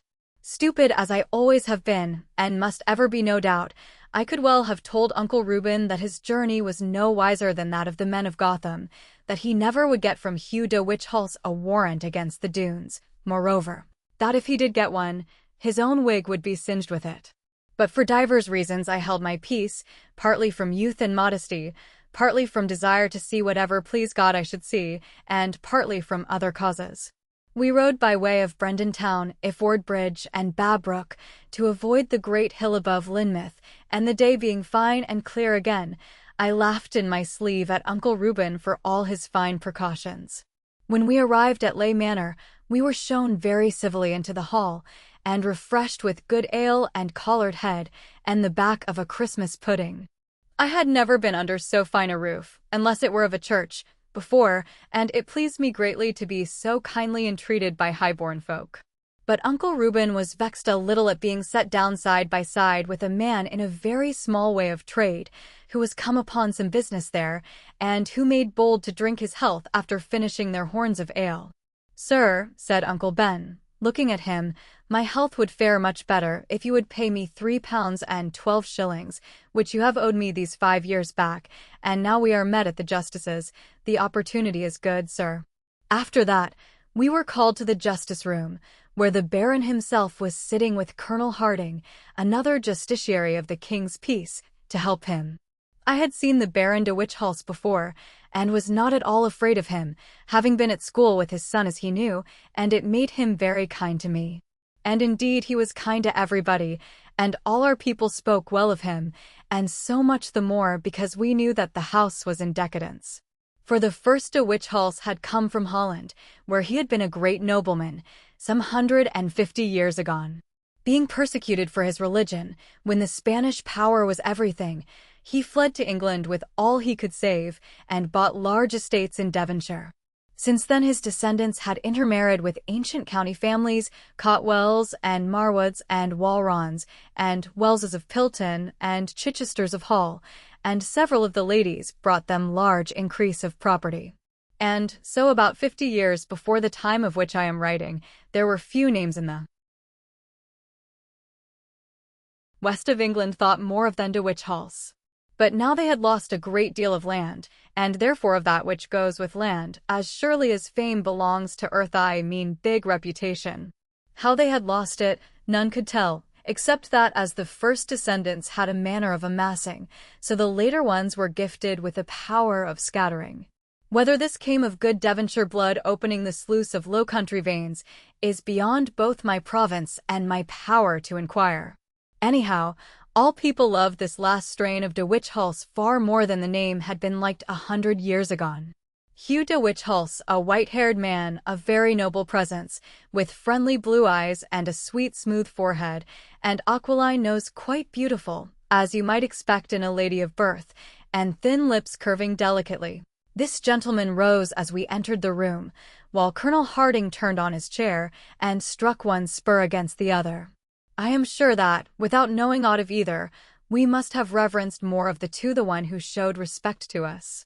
And yet 9 gentlemen out of 10 make this dull mistake when dealing with the class below them. Uncle Reuben made his very best scrape, and then walked up to the table, trying to look as if he did not know himself to be wealthier than both the gentlemen put together. Of course, he was no stranger to them, any more than I was, and, as it proved afterwards, Colonel Harding owed him a lump of money, upon very good security. Of him Uncle Reuben took no notice, but addressed himself to de Witchhalse. The Baron smiled very gently, so soon as he learned the cause of this visit, and then he replied quite reasonably, "A warrant against the Doones, Master Huckaback." "Which of the Doones, so please you, and the Christian names, what be they?" "My lord, I am not their godfather, and most like they never had any. But we all know old Sir Ensor's name, so that may be no obstacle. Sir Ensor Doone and his son, so be it." How many sons, Master Huckaback, and what is the name of each one? How can I tell you, my lord, even if I had known them all as well as my own shop boys? Nevertheless, there were 7 of them, and that should be no obstacle. A warrant against Sir Ensor Doone, and 7 sons of Sir Ensor Doone, Christian names unknown, and doubted if they have any. So far, so good, Master Huckaback. I have it all down in writing. Sir Ensor himself was there, of course, as you have given in evidence. No, no, my lord, I never said that. I never said. If he can prove that he was not there, you may be indicted for perjury. But as for those 7 sons of his, of course you can swear that they were his sons and not his nephews, or grandchildren, or even no Doones at all. My lord, I can swear that they were Doones. Moreover, I can pay for any mistake I make. Therein need be no obstacle. Oh yes, he can pay well enough, said Colonel Harding shortly. I am heartily glad to hear it, replied the Baron pleasantly, for it proves after all that this robbery, if robbery there has been, was not so very ruinous. Sometimes people think they are robbed, and then it is very sweet afterwards to find that they have not been so, for it adds to their joy in their property. Now, are you quite convinced, good sir, that these people, if there were any, stole, or took, or even borrowed anything at all from you? My lord, do you think that I was drunk? Not for a moment, Master Huckaback. Although excuse might be made for you at this time of the year. But how did you know that your visitors were of this particular family? Because it could be nobody else. Because, in spite of the fog, cried Colonel Harding sharply. Fog, said the Baron with emphasis. That explains the whole affair. To be sure, now I remember, the weather has been too thick for a man to see the head of his own horse. The Doones, if still there be any Doones, could never have come abroad, that is as sure as simony. Master Huckaback, for your good sake, I am heartily glad that this charge has miscarried. I thoroughly understand it now. The fog explains the whole of it. Go back, my good fellow, said Colonel Harding, and if the day is clear enough, you will find all your things where you left them. I know, from my own experience, what it is to be caught in an Exmoor fog. Uncle Reuben, by this time, was so put out that he hardly knew what he was saying. My lord, Sir Colonel, is this your justice? If I go to London myself for it, the king shall know how his commission how a man may be robbed, and the justices prove that he ought to be hanged at back of it, that in his good shire of Somerset, your pardon a moment, good sir, de Whichhalse interrupted him. But I was about, having heard your case, to mention what need be an obstacle, and, I fear, would prove a fatal one, even if satisfactory proof were afforded of a felony.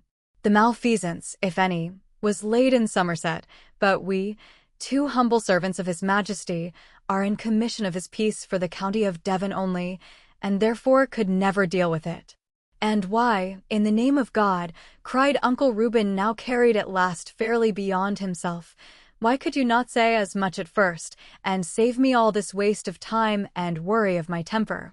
Gentlemen, you are all in league, all of you stick together.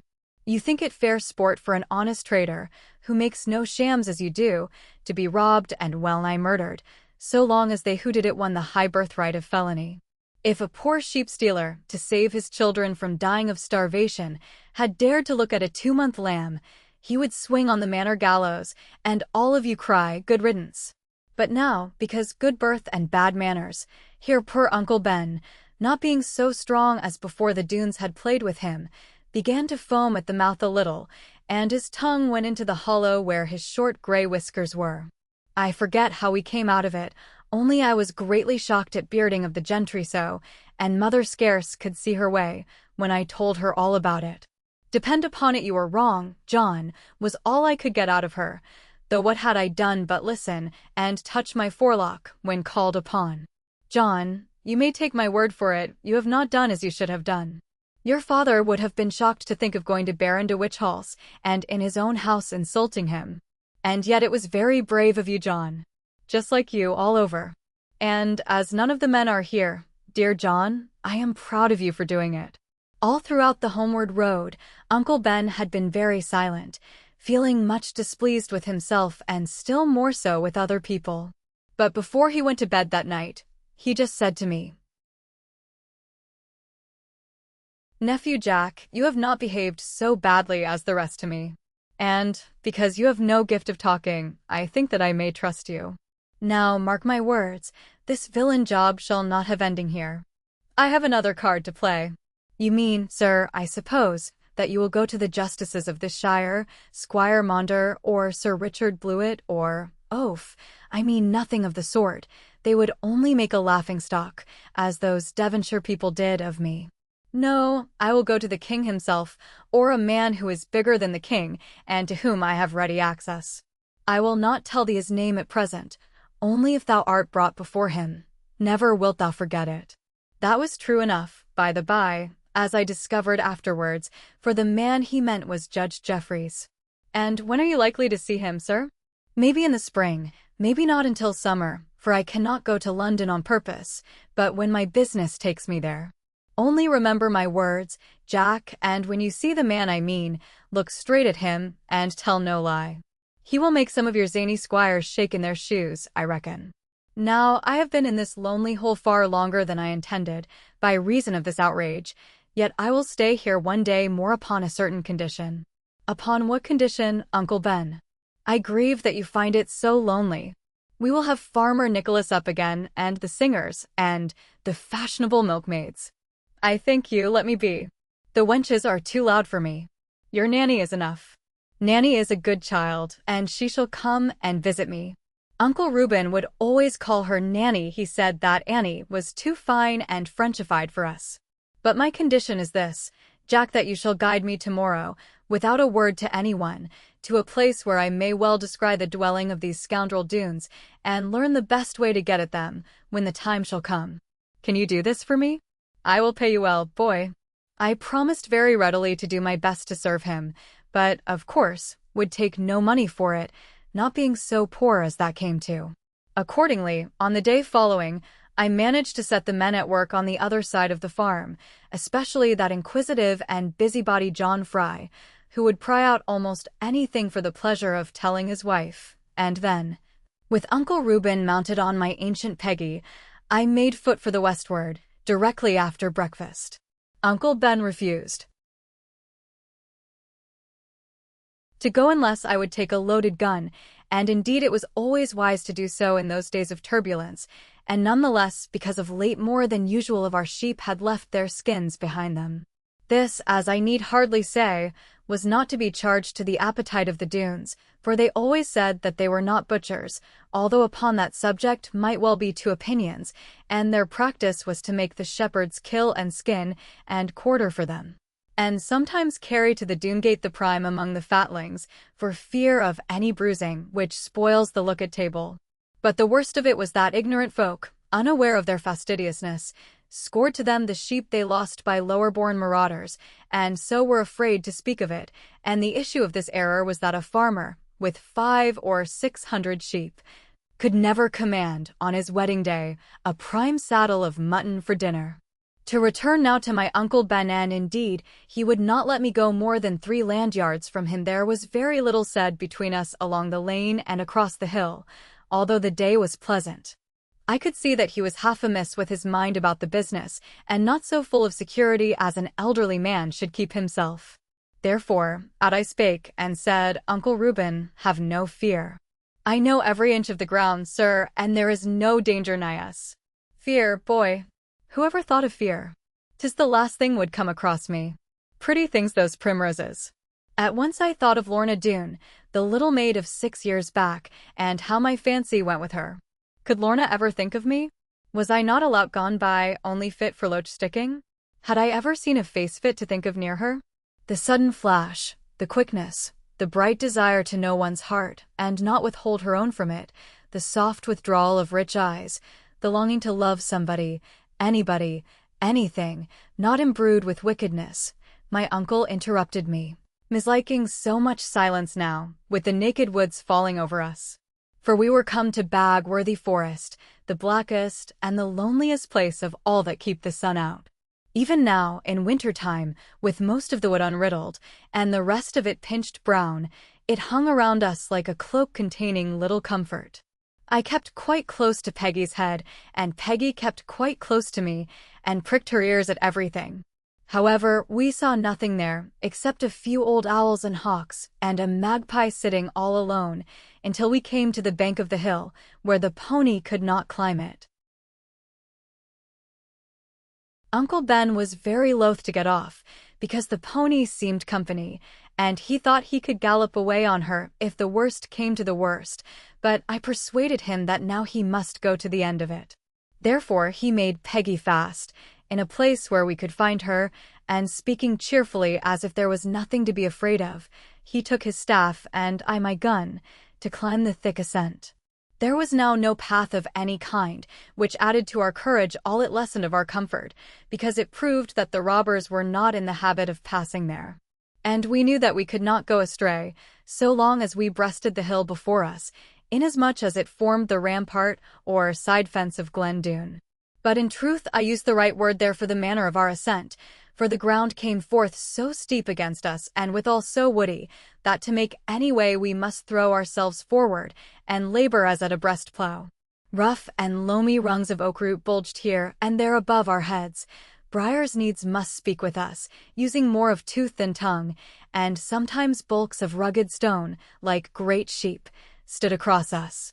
At last, though very loath to do it, I was forced to leave my gun behind, because I required one hand to drag myself up the difficulty, and one to help Uncle Reuben. And so at last we gained the top, and looked forth the edge of the forest, where the ground was very stony and like the crust of a quarry, and no more trees between us and the brink of cliff below. 300 yards below it might be, all strong slope and glittery. And now for the first time I was amazed at the appearance of the Doones' stronghold, and understood its nature. For when I had been even in the valley, and climbed the cliffs to escape from it, about 7 years agone, I was no more than a stripling boy, noting little, as boys do, except for their present purpose, and even that soon done with. But now, what with the fame of the Doones, and my own recollections, and Uncle Ben's insistence, all my attention was called forth, and the end was simple astonishment. The chine of highland, whereon we stood, curved to the right and left of us, keeping about the same elevation and crowned with trees and brushwood. At about half a mile in front of us, but looking as if we could throw a stone to strike any man upon it, another crest, just like our own, bowed around to meet it, but failed by reason of 2 narrow clefts of which we could only see the brink. One of these clefts was the Doone Gate, with a portcullis of rock above it, and the other was the chasm by which I had once made entrance. Betwixt them, where the hills fell back, as in a perfect oval, traversed by the winding water, lay a bright green valley, rimmed with sheer black rock, and seeming to have sunken bodily from the bleak rough heights above. It looked as if no frost could enter, neither wind go ruffling, only spring and hope and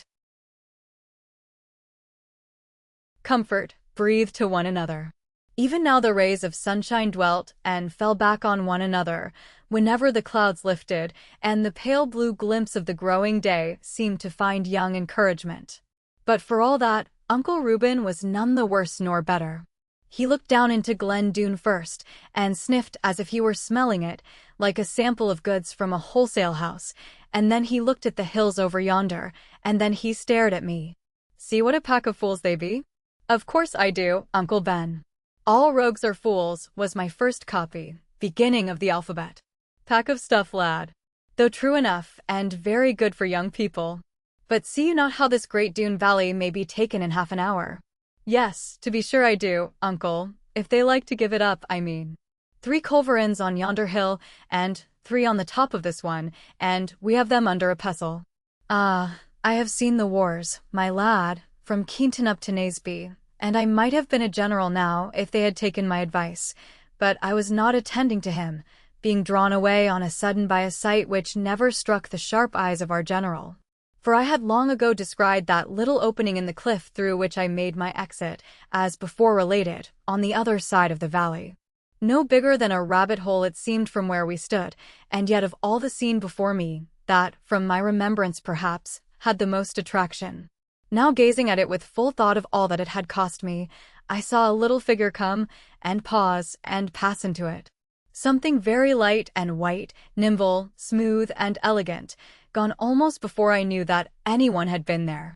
And yet my heart came to my ribs, and all my blood was in my face, and pride within me fought with shame, and vanity with self-contempt. For those 7 years were gone, and I from my boyhood come to manhood, and all must have forgotten me, and I had half forgotten. At that moment, once for all, I felt that I was face to face with fate, however poor it might be, weal or woe, in Lorna Doone. Chapter 16. Lorna, growing formidable, having reconnoitered thus the position of the enemy, Master Huckaback, on the homeward road, cross-examined me in a manner not at all desirable. For he had noted my confusion and eager gaze at something unseen by him in the valley, and thereupon he made up his mind to know everything about it.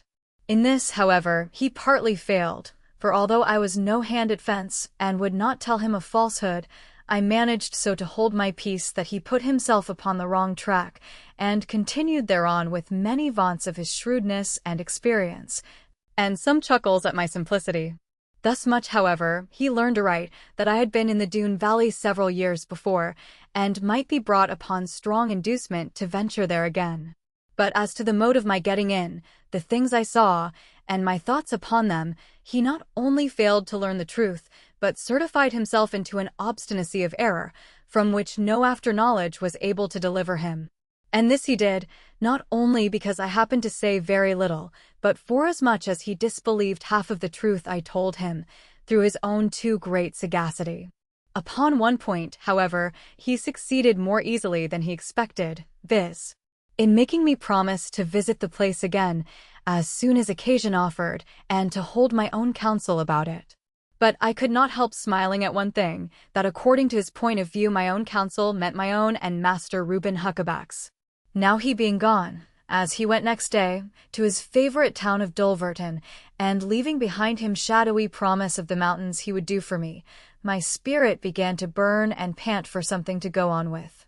And nothing showed a braver hope of movement and adventure than a lonely visit to Glen Doone, by way of the perilous passage discovered in my boyhood. Therefore I waited for nothing more than the slow arrival of new small-clothes made by a good tailor at Porlock, for I was wishful to look my best, and when they were come and approved, I started, regardless of the expense, and forgetting, like a fool, how badly they would take the water. What with urging of the tailor, and my own misgivings, the time was now come round again to the high day of St. Valentine, when all our maids were full of lovers, and all the lads looked foolish, and none of them more sheepish or innocent than I myself, albeit 21 years old, and not afraid of men much, but terrified of women at least if they were comely. And what of all things scared me most was the thought of my own size, and knowledge of my strength, which came like knots upon me daily. In honest truth I tell this thing, which often since hath puzzled me, when I came to mix with men more, I was to that degree ashamed of my thickness and my stature, in the presence of a woman, that I would not put a trunk of wood on the fire in the kitchen, but let Annie scold me well, with a smile to follow, and with her own plump hands lift up a little log, and fuel it. Many a time I longed to be no bigger than John Fry was, whom now, when insolent, I took with my left hand by the waist-stuff, and set him on my hat, and gave him little chance to tread it, until he spoke of his family, and requested to come down again. Now taking for good omen this, that I was a 7-year Valentine, though much too big for a Cupidon, I chose a 7-foot staff of ash, and fixed a loach fork in it, to look as I had looked before, and, leaving word upon matters of business, out of the back door I went, and so through the little orchard, and down the brawling Linbrook. Not being now so much afraid, I struck across the thicket land between the meeting waters, and came upon the Bagworthy stream near the great black whirlpool. Nothing amazed me so much as to find how shallow the stream now looked to me, although the pool was still as black and greedy as it used to be. And still the great rocky slide was dark and difficult to climb, though the water, which once had taken my knees, was satisfied now with my ankles. After some labor, I reached the top, and halted to look about me well, before trusting to broad daylight. The winter, as I said before, had been a very mild one, and now the spring was toward so that bank and bush were touched with it. The valley into which I gazed was fair with early promise, having shelter from the wind and taking all the sunshine. The willow bushes over the stream hung as if they were angling with tasseled floats of gold and silver, bursting like a bean pod. Between them came the water laughing, like a maid at her own dancing, and spread with that young blue which never lives beyond the April. And on either bank, the meadow ruffled as the breeze came by, opening through new tuft of green, daisy bud or celandine, or a shy glimpse now and then of the lovelorn primrose. Though I am so blank of wit, or perhaps for that same reason, these little things come and dwell with me, and I am happy about them, and long for nothing better. I feel with every blade of grass as if it had a history, and make a child of every bud as though it knew and loved me. And being so, they seem to tell me of my own delusions, how I am no more than they, except in self-importance. While I was forgetting much of many things that harm one, and letting of my thoughts go wild to sounds and sights of nature, a sweeter note than thrush or ouzel ever wooed a maid in, floated on the valley breeze at the quiet turn of sundown. The words were of an ancient song, fit to laugh or cry at. Love, and if there be one, come my love to be, my love is for the one loving unto me. Not for me the show, love, of a gilded bliss, only thou must know, love, what my value is. If in all the earth, love, thou hast none but me, this shall be my worth, love, to be cheap to thee. But, if so thou ever strivest to be free, 'twill be my endeavor to be dear to thee. So shall I have plea, love, is thy heart and breath clinging still to thee, love, in the doom of death. All this I took in with great eagerness, not for the sake of the meaning, which is no doubt an allegory, but for the power and richness and softness of the singing, which seemed to me better than we ever had even in or church. But all the time I kept myself in a black niche of the rock, where the fall of the water began, lest the sweet singer, espying me, should be alarmed and flee away. But presently I ventured to look forth where a bush was, and then I beheld the loveliest sight one glimpse of which was enough to make me kneel in the coldest water. By the side of the stream she was coming to me, even among the primroses, as if she loved them all, and every flower looked the brighter, as her eyes were on them. I could not see what her face was, my heart so awoke and trembled. Only that her hair was flowing from a wreath of white violets, and the grace of her coming was like the appearance of the first windflower. The pale gleam over the western cliffs threw a shadow of light behind her, as if the sun were lingering. Never do I see that light from the closing of the west, even in these my aged days, without thinking of her. Ah me, if it comes to that, what do I see of earth or heaven without thinking of her? The tremulous thrill of her song was hanging on her open lips, and she glanced around, as if the birds were accustomed to make answer. To me it was a thing of terror to behold such beauty, and feel myself the while to be so very low and common. But scarcely knowing what I did, as if a rope were drawing me, I came from the dark mouth of the chasm, and stood, afraid to look at her. She was turning to fly, not knowing me, and frightened, perhaps, at my stature, when I fell on the grass, as I fell before her 7 years agone that day, and I just said, "Lorna Doone." She knew me at once, from my manner and ways, and a smile broke through her trembling, as sunshine comes through aspen leaves, and being so clever, she saw, of course, that she needed not to fear me. "Oh, indeed," she cried, with a feint of anger, because she had shown her cowardice, and yet in her heart she was laughing. "Oh, if you please, who are you, sir, and how do you know my name?" "I am John Ridd," I answered, "the boy who gave you those beautiful fish when you were only a little thing, 7 years ago today." "Yes, the poor boy who was frightened so, and obliged to hide here in the water." "And do you remember how kind you were, and saved my life by your quickness, and went away riding upon a great man's shoulder, as if you had never seen me, and yet looked back through the willow trees?" "Oh, yes, I remember everything, because it was so rare to see any except because I happened to remember. But you seem not to remember, sir, how perilous this place is." For she had kept her eyes upon me, large eyes of a softness, a brightness, and a dignity which made me feel as if I must forever love, and yet forever know myself unworthy, unless themselves should fill with love, which is the spring of all things. And so I could not answer her, but was overcome with thinking and feeling and confusion. Neither could I look again, only waited for the melody which made every word like a poem to me, the melody of her voice. But she had not the least idea of what was going on with me, any more than I myself had. "I think, Master Ridd, you cannot know," she said, with her eyes taken from me, "what the dangers of this place are, and the nature of the people." "Yes, I know enough of that, and I am frightened greatly, all the time, when I do not look at you." She was too young to answer me in the style some maidens would have used, the manner, I mean, which now we call from a foreign word coquettish. And more than that, she was trembling from real fear of violence, lest strong hands might be laid on me, and a miserable end of it. And to tell the truth, I grew afraid, perhaps from a kind of sympathy, and because I knew that evil comes more readily than good to us. Therefore, without more ado, or taking any advantage, although I would have been glad at heart, if needs had been, to kiss her, without any thought of rudeness, it struck me that I had better go, and have no more to say to her until next time of coming. So would she look the more for me, and think the more about me, and not grow weary of my words and the want of change there is in me. For, of course, I knew what a churl I was compared to her birth and appearance, but meanwhile I might improve myself and learn a musical instrument. "The wind hath a draw after flying straw," is a saying we have in Devonshire, made, peradventure, by somebody who had seen the ways of women. "Mistress Lorna, I will depart, mark you, I thought that a powerful word, in fear of causing disquiet. If any rogue shot me it would grieve you, I make bold to say it, and it would be the death of mother. Few mothers have such a son as me. Try to think of me now and then, and I will bring you some new-laid eggs, for our young blue hen is beginning." "I thank you heartily," said Lorna, "but you need not come to see me.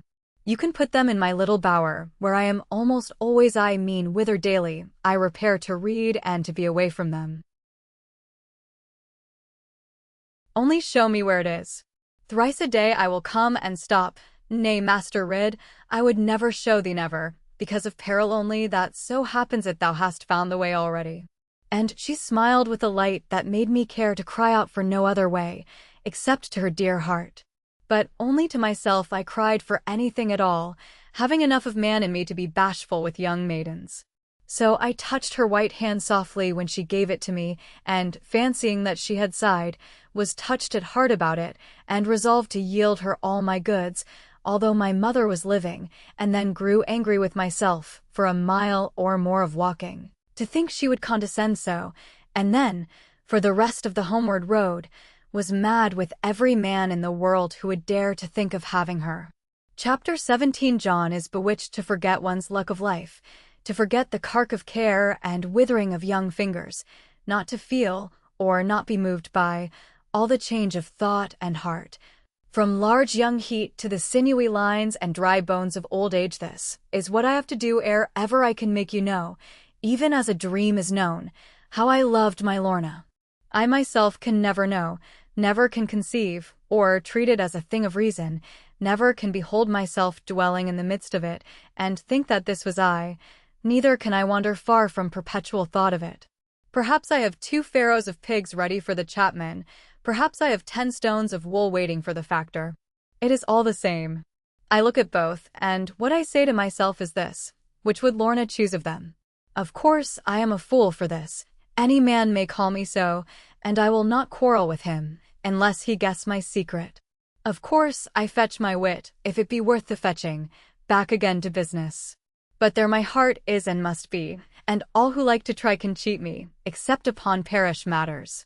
That week I could do little more than dream and rove about, seeking by perpetual change to find the way back to myself.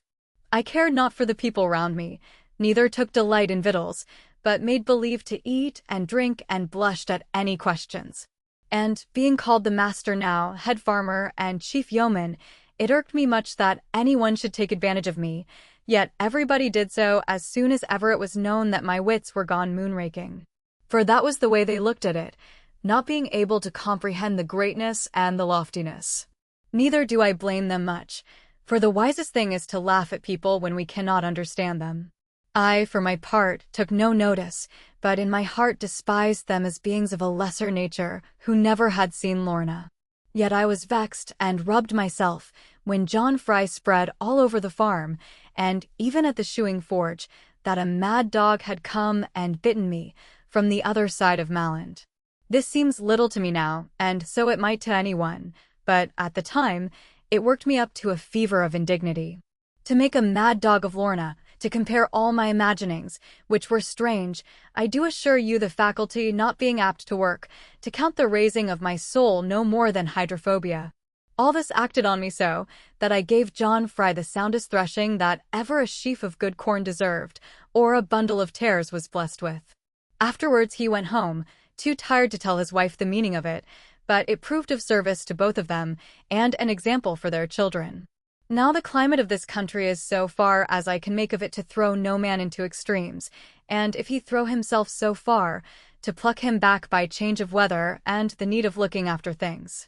Lest we should be like the Southerns, for whom the sky does everything, and men sit under a wall and watch both food and fruit come beckoning.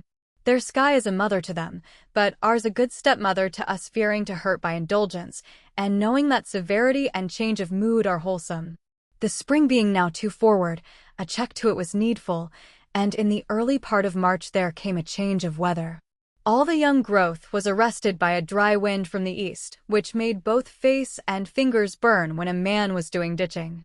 The lilacs and the woodbines, just crowding forth in little tufts, close kernelling their blossom, were ruffled back, like a sleeve turned up, and nicked with brown at the corners.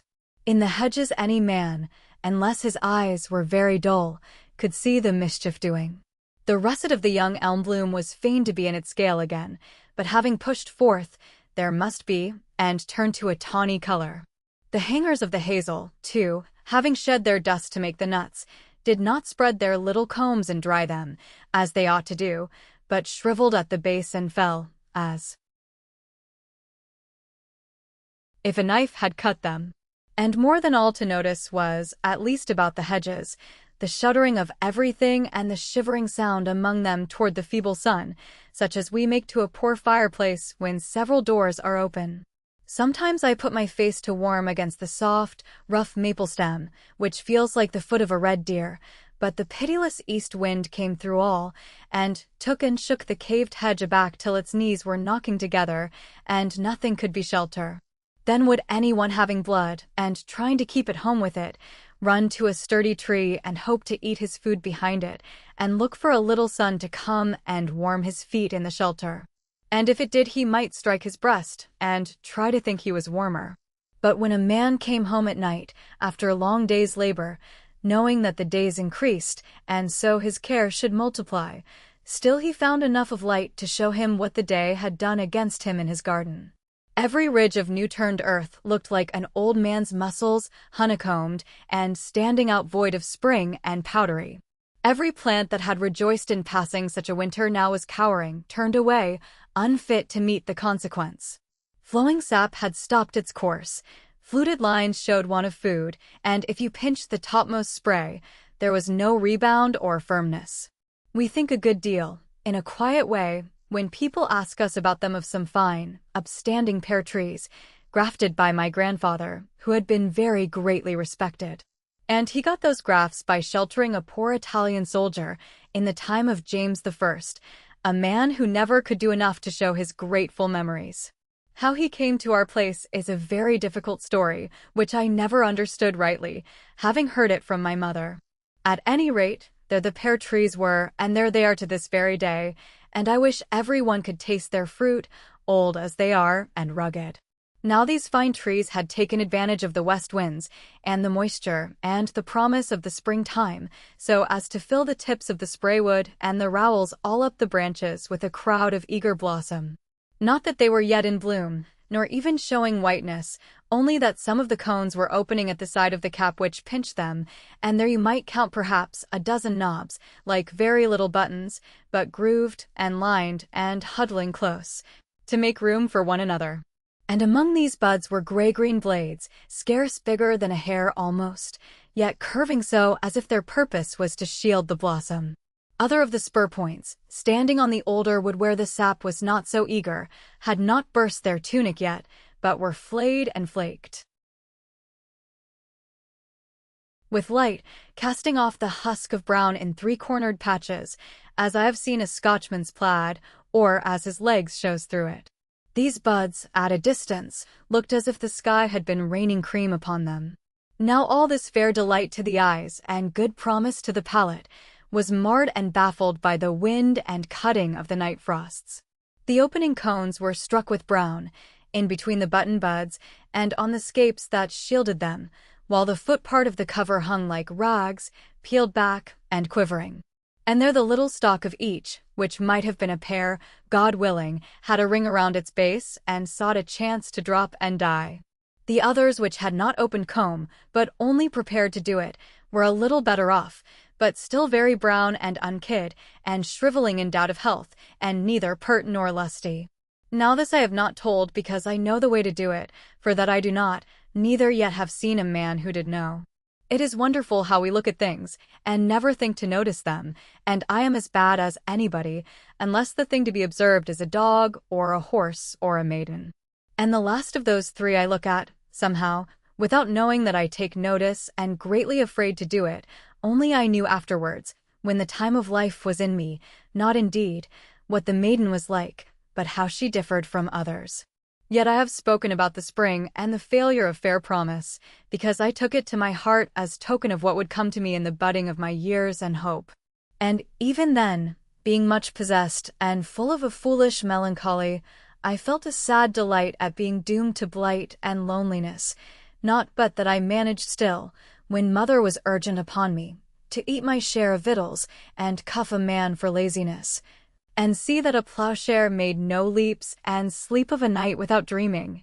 And my mother half believing, in her fondness and affection, that what the parish said was true about a mad dog having bitten me, and yet arguing that it must be false, because God would have prevented him, my mother gave me little rest, when I was in the room with her. Not that she worried me with questions, nor openly regarded me with any unusual meaning, but that I knew she was watching slyly whenever I took a spoon up, and every hour or so she managed to place a pan of water by me, quite as if by accident, and sometimes even to spill a little upon my shoe or coat sleeve. But Betty Muxworthy was worst, for, having no fear about my health, she made a villainous joke of it, and used to rush into the kitchen, barking like a dog and panting, exclaiming that I had bitten her and justice she would have on me, if it cost her a 12-month's wages. And she always took care to do this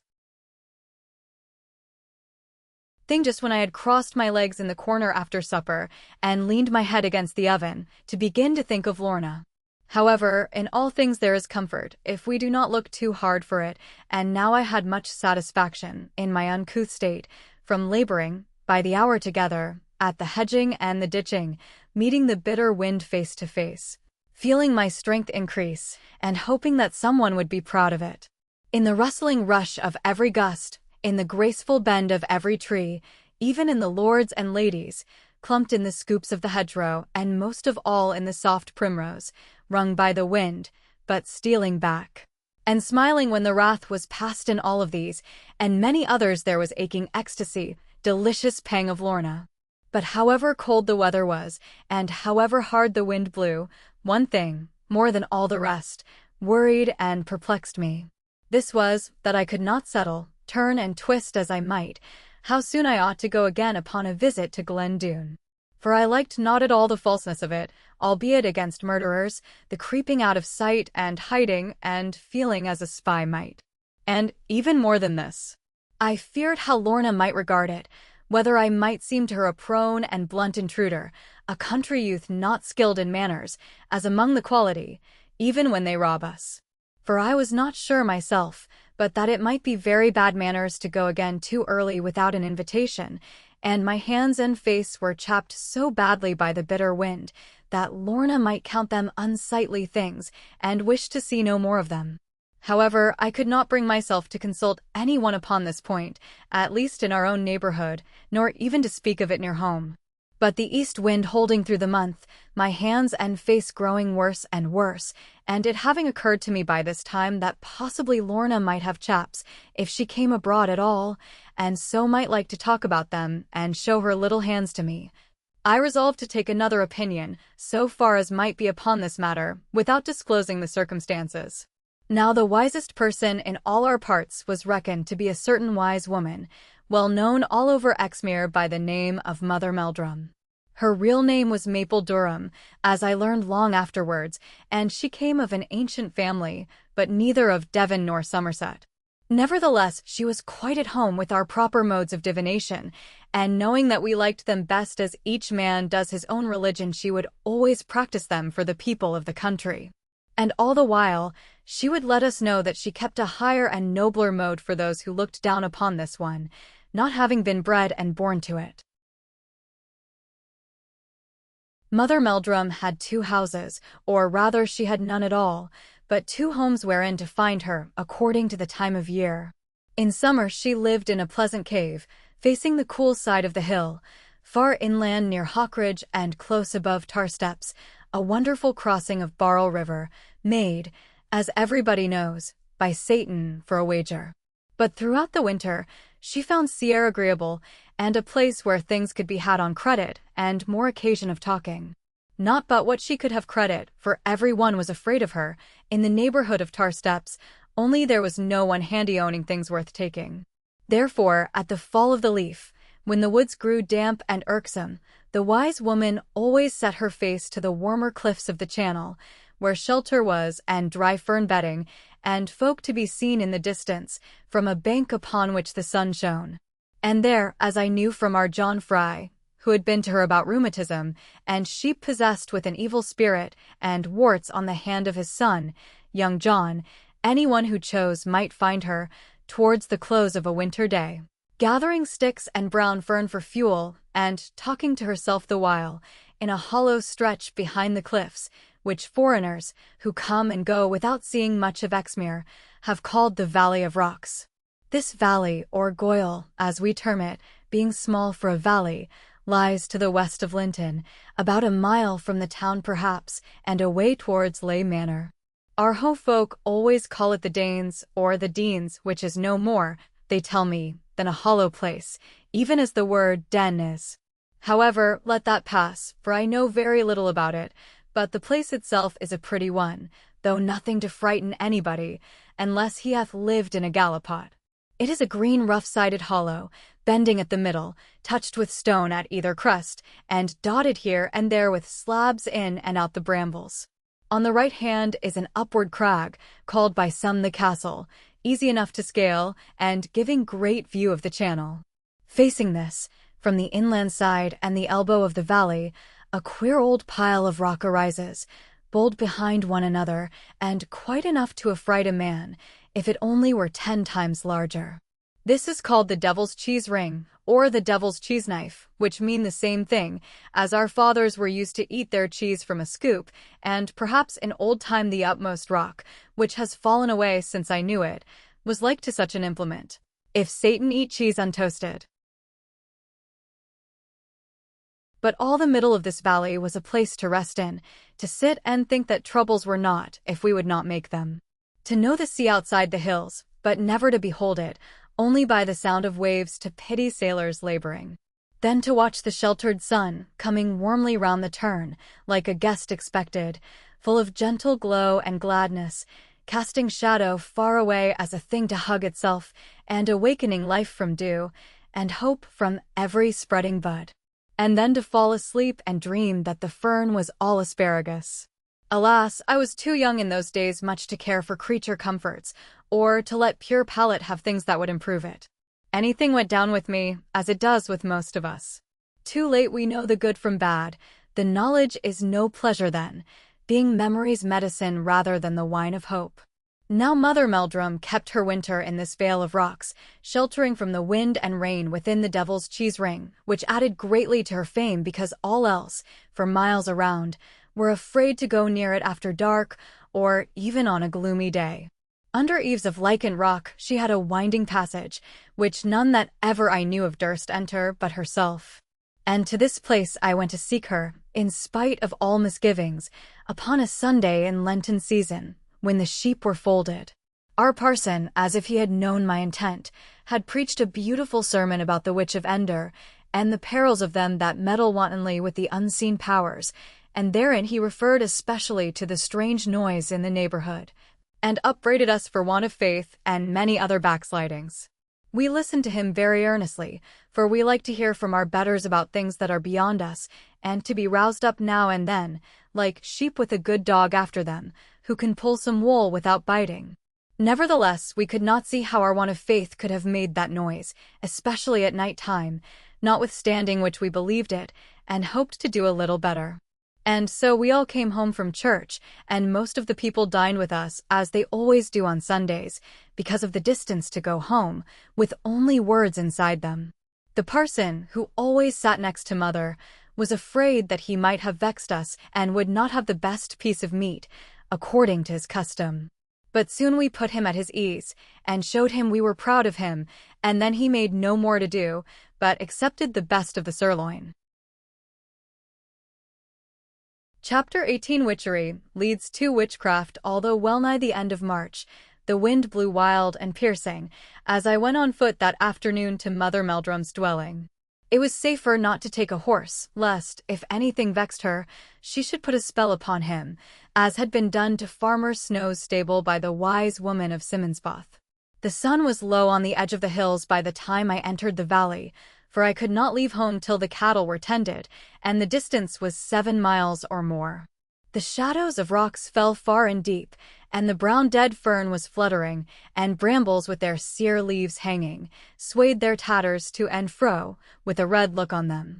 In patches underneath the crags, a few wild goats were browsing, then they tossed their horns, and fled, and leaped on ledges, and stared at me. Moreover, the sound of the sea came up, and went the length of the valley, and there it lapped on a butt of rocks, and murmured like a shell. Taking things one with another, and feeling all the lonesomeness, and having no stick with me, I was much inclined to go briskly back, and come at a better season. And when I beheld a tall gray shape of something or another, moving at the lower end of the valley, where the shade was, it gave me such a stroke of fear, after many others, that my thumb, which lay in Mother's Bible, brought in my big pocket for the sake of safety, shook so much that it came out, and I could not get it in again. This serves me right, I said to myself, for tampering with Beelzebub. Oh, that I had listened to parson! And thereupon I struck aside, not liking to run away quite, as some people might call it, but seeking to look like a wanderer who was come to see the valley, and had seen almost enough of it. Herein I should have succeeded, and gone home, and then been angry at my want of courage, but that on the very turn and bending of my footsteps, the woman in the distance lifted up her staff to me, so that I was bound to stop. And now, being brought face to face, by the will of God, as one might say, with anything that might come of it, I kept myself quite straight and stiff, and thrust away all white feather, trusting in my Bible still, hoping that it would protect me, though I had disobeyed it. But upon that remembrance, my conscience took me by the leg, so that I could not go forward. All this while, the fearful woman was coming near and more near to me, and I was glad to sit down on a rock because my knees were shaking so. I tried to think of many things, but none of them would come to me, and I could not take my eyes away, though I prayed God to be near me.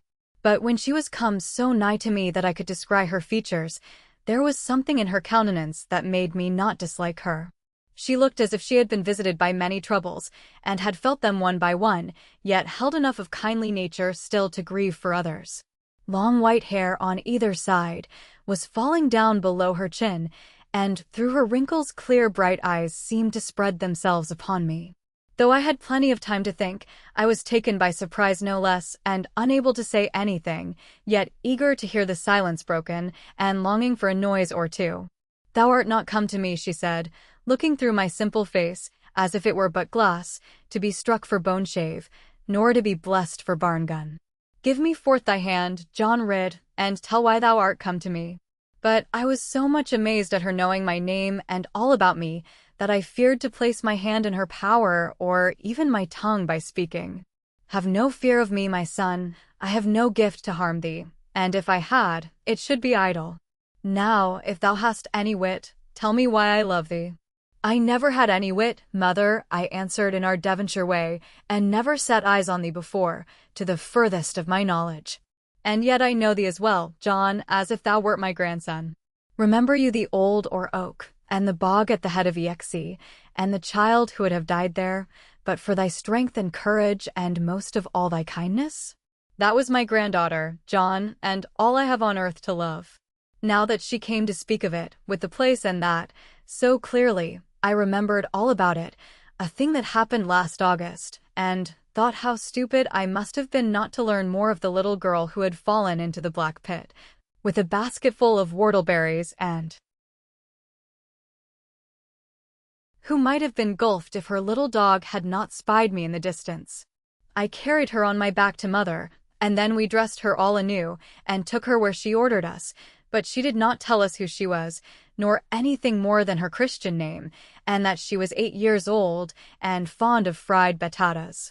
And we did not seek to ask her more, as our manner is with visitors.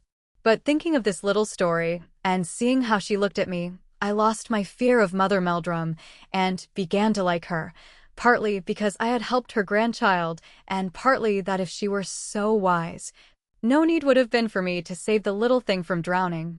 Therefore I stood up and said, though scarcely yet established in my power against hers, "Good mother, the shoe she lost was in the mire, and not with us. And we could not match it, although we gave her a pair of Sister Lizzie's. My son, what care I for her shoe? How simple thou art, and foolish, according to the thoughts of some. Now tell me, for thou canst not lie, what has brought thee to me." Being so ashamed and bashful, I was half inclined to tell her a lie, until she said that I could not do it, and then I knew that I could not. "I am come to know," I said, looking at a rock the while, "to keep my voice from shaking when I may go to see Lorna Doone." No more could I say, though my mind was charged to ask 50 other questions. But although I looked away, it was plain that I had asked enough. I felt that the wise woman gazed at me in wrath as well as sorrow, and then I grew angry that anyone should seem to make light of Lorna. "John Ridd," said the woman, observing this, for now I faced her bravely, "of whom art thou speaking? Is it a child of the men who slew your father?" "I cannot tell, mother." "How should I know? And what is that to thee?" "It is something to thy mother, John, and something to thyself, I trow, and nothing worse could befall thee." I waited for her to speak again, because she had spoken so sadly that it took my breath away. "John Ridd, if thou hast any value for thy body or thy soul, thy mother or thy father's name, have naught to do with any Doone." She gazed at me in earnest so, and raised her voice in saying it, until the whole valley, curving like a great bell echoed Doone, that it seemed to me my heart was gone for every one and everything. If it were God's will for me to have no more of Lorna, let a sign come out of the rocks, and I would try to believe it. But no sign came, and I turned to the woman, and longed that she had been a man. "You poor thing, with bones and blades, pails of water, and door-keys, what know you about the destiny of a maiden such as Lorna? Chilblains you may treat, and bone-shave, ringworm, and the scaldings. Even scabby sheep may limp the better for your strikings. John the Baptist and his cousins, with the wool and hyssop, are for maras and ailing dogs, and fowls that have the jaundice. Look at me now, Mother Meldrum, am I like a fool? That thou art, my son. Alas, that it were any other. Now behold the end of that. John Ridd, mark the end of it." She pointed to the castle rock, where upon a narrow shelf, betwixt us and the coming stars, a bitter fight was raging. A fine fat sheep, with an honest face, had clomb up very carefully to browse on a bit of juicy grass, now the dew of the land was upon it. To him, from an upper crag, a lean black goat came hurrying, with leaps and skirmish of the horns, and an angry noise in his nostrils.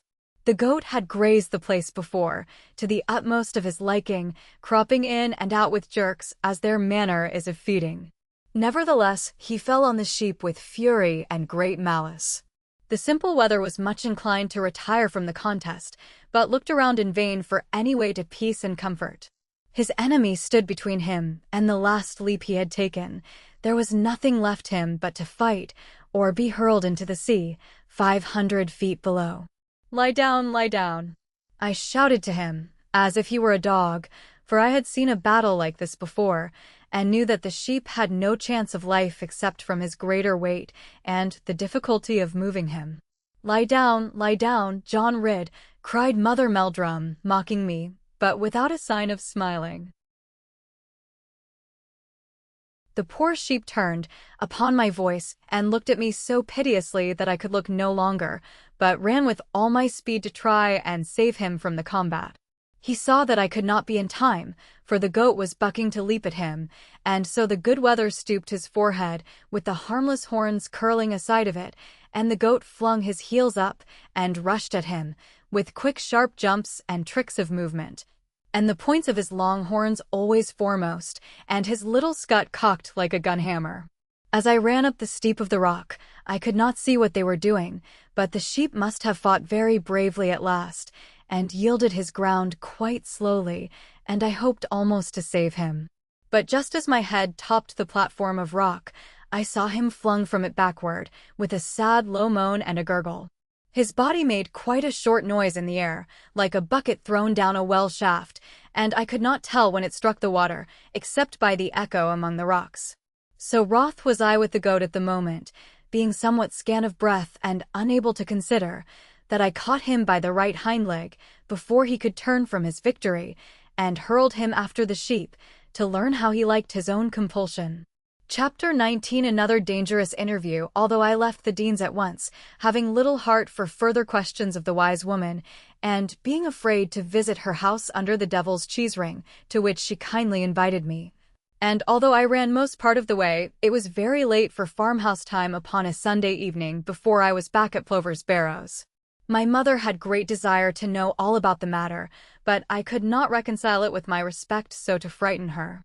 Therefore I tried to sleep it off, keeping my own counsel, and when that proved of no avail, I strove to work it away, it might be, by heavy outdoor labor, and weariness, and good feeding. These indeed had some effect, and helped to pass a week or two, with more pain of hand than heart to me. But when the weather changed in earnest, and the frost was gone, and the southwest wind blew softly, and the lambs were at play with the daisies, it was more than I could do to keep from thought of Lorna. For now the fields were spread with growth, and the waters clad with sunshine, and light and shadow, step by step, wandered over the furzy clevies. All the sides of the hilly wood were gathered in and out with green, silver-gray, or russet points, according to the several manner of the trees beginning. And if one stood beneath an elm, with any heart to look at it, lo, all the ground was strewn with flakes, too small to know their meaning, and all the sprays above were rasped and trembling with a redness. And so I stopped beneath the tree and carved LD upon it, and wondered at the buds of thought that seemed to swell inside me.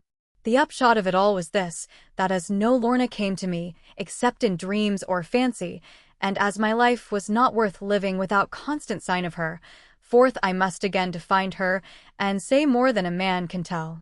Therefore, without waiting longer for the moving of the spring, dressed I was in grand attire, so far as I had gotten it, and thinking my appearance good, although with doubts about it, being forced to dress in the hay tallet.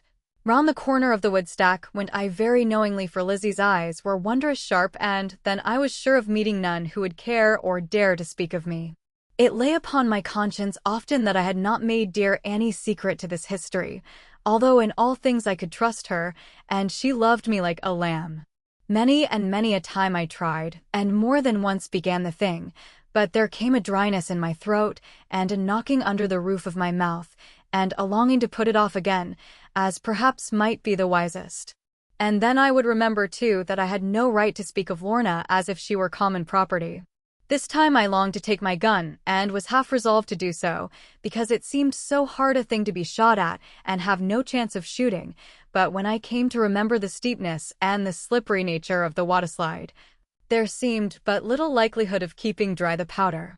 Therefore I was armed with nothing but a good stout holly staff, seasoned well for many a winter in our back kitchen chimney.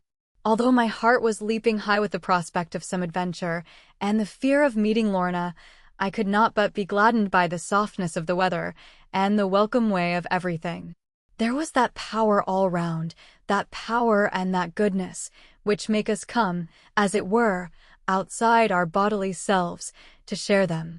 Over and beside us breathes the joy of hope and promise. Underfoot our troubles past. In the distance bowering newness tempts us ever forward. We quicken with largesse of life and spring with vivid mystery. And, in good sooth, I had to spring, and no mystery about it, ere ever I got to the top of the rift leading into Doone Glade. For the stream was rushing down in strength, and raving at every corner, a mort of rain having fallen last night, and no wind come to wipe it. However, I reached the head ere dark with more difficulty than danger, and sat in a place which comforted my back and legs desirably. Hereupon I grew so happy at being on dry land again, and come to look for Lorna, with pretty trees around me, that what did I do but fall asleep with the holly stick in front of me, and my best coat sunk in a bed of moss, with water and wood sorrel. Mayhap I had not done so, nor yet enjoyed the spring so much, if so be I had not taken 3 parts of a gallon of cider at home, at Plover's Barrows, because of the lowness and sinking ever since I met Mother Meldrum. There was a little runnel going softly down beside me, falling from the upper rock by the means of moss and grass, as if it feared to make a noise, and had a mother sleeping. Now and then it seemed to stop, in fear of its own dropping, and wait for some orders, and the blades of grass that straightened to it turned their points a little way, and offered their allegiance to wind instead of water. Yet before their carkled edges bent more than a driven saw, down the water came again with heavy drops and pats of running, and bright anger at neglect. This was very pleasant to me, now and then, to gaze at, blinking as the water blinked, and falling back to sleep again. Suddenly my sleep was broken by a shade cast over me. Between me and the low sunlight Lorna Doone was standing. "Master Ridd, are you mad?" she said, and took my hand to move me. "Not mad, but half asleep," I answered, feigning not to notice her, that so she might keep hold of me. Come away, if you care for life. The patrol will be here directly. Be quick, Master Ridd, let me hide thee." "I will not stir a step," said I, though being in the greatest fright that might be well imagined, "unless you call me John." "Well, John, then Master John Ridd, be quick if you have any to care for you." "I have many that care for me," I said, just to let her know, "and I will follow you, Mistress Lorna, albeit without any hurry, unless there be peril to more than me." Without another word she led me, though with many timid glances towards the upper valley, to, and into, her little bower, where the inlet through the rock was. I am almost sure that I spoke before, though I cannot now go seek for it, and my memory is but a worn-out tub of a certain deep and perilous pit, in which I was like to drown myself through hurry and fright of boyhood. And even then I wondered greatly, and was vexed with Lorna for sending me in that heedless manner into such an entrance. But now it was clear that she had been right and the fault mine own entirely, for the entrance to the pit was only to be found by seeking it.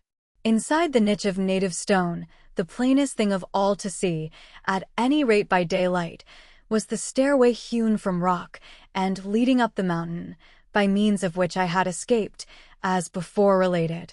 To the right side of this was the mouth of the pit, still looking very formidable, though Lorna laughed at my fear of it, for she drew her water thence.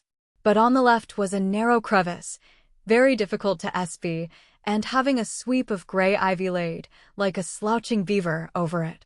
A man here coming from the brightness of the outer air, with eyes dazed by the twilight, would never think of seeing this and following it to its meaning.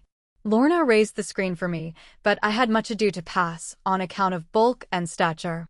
Instead of being proud of my size, as it seemed to me she ought to be, Lorna laughed so quietly that I was ready to knock my head or elbows against anything, and say no more about it. However, I got through at last without a word of compliment, and broke into the pleasant room, the lone retreat of Lorna.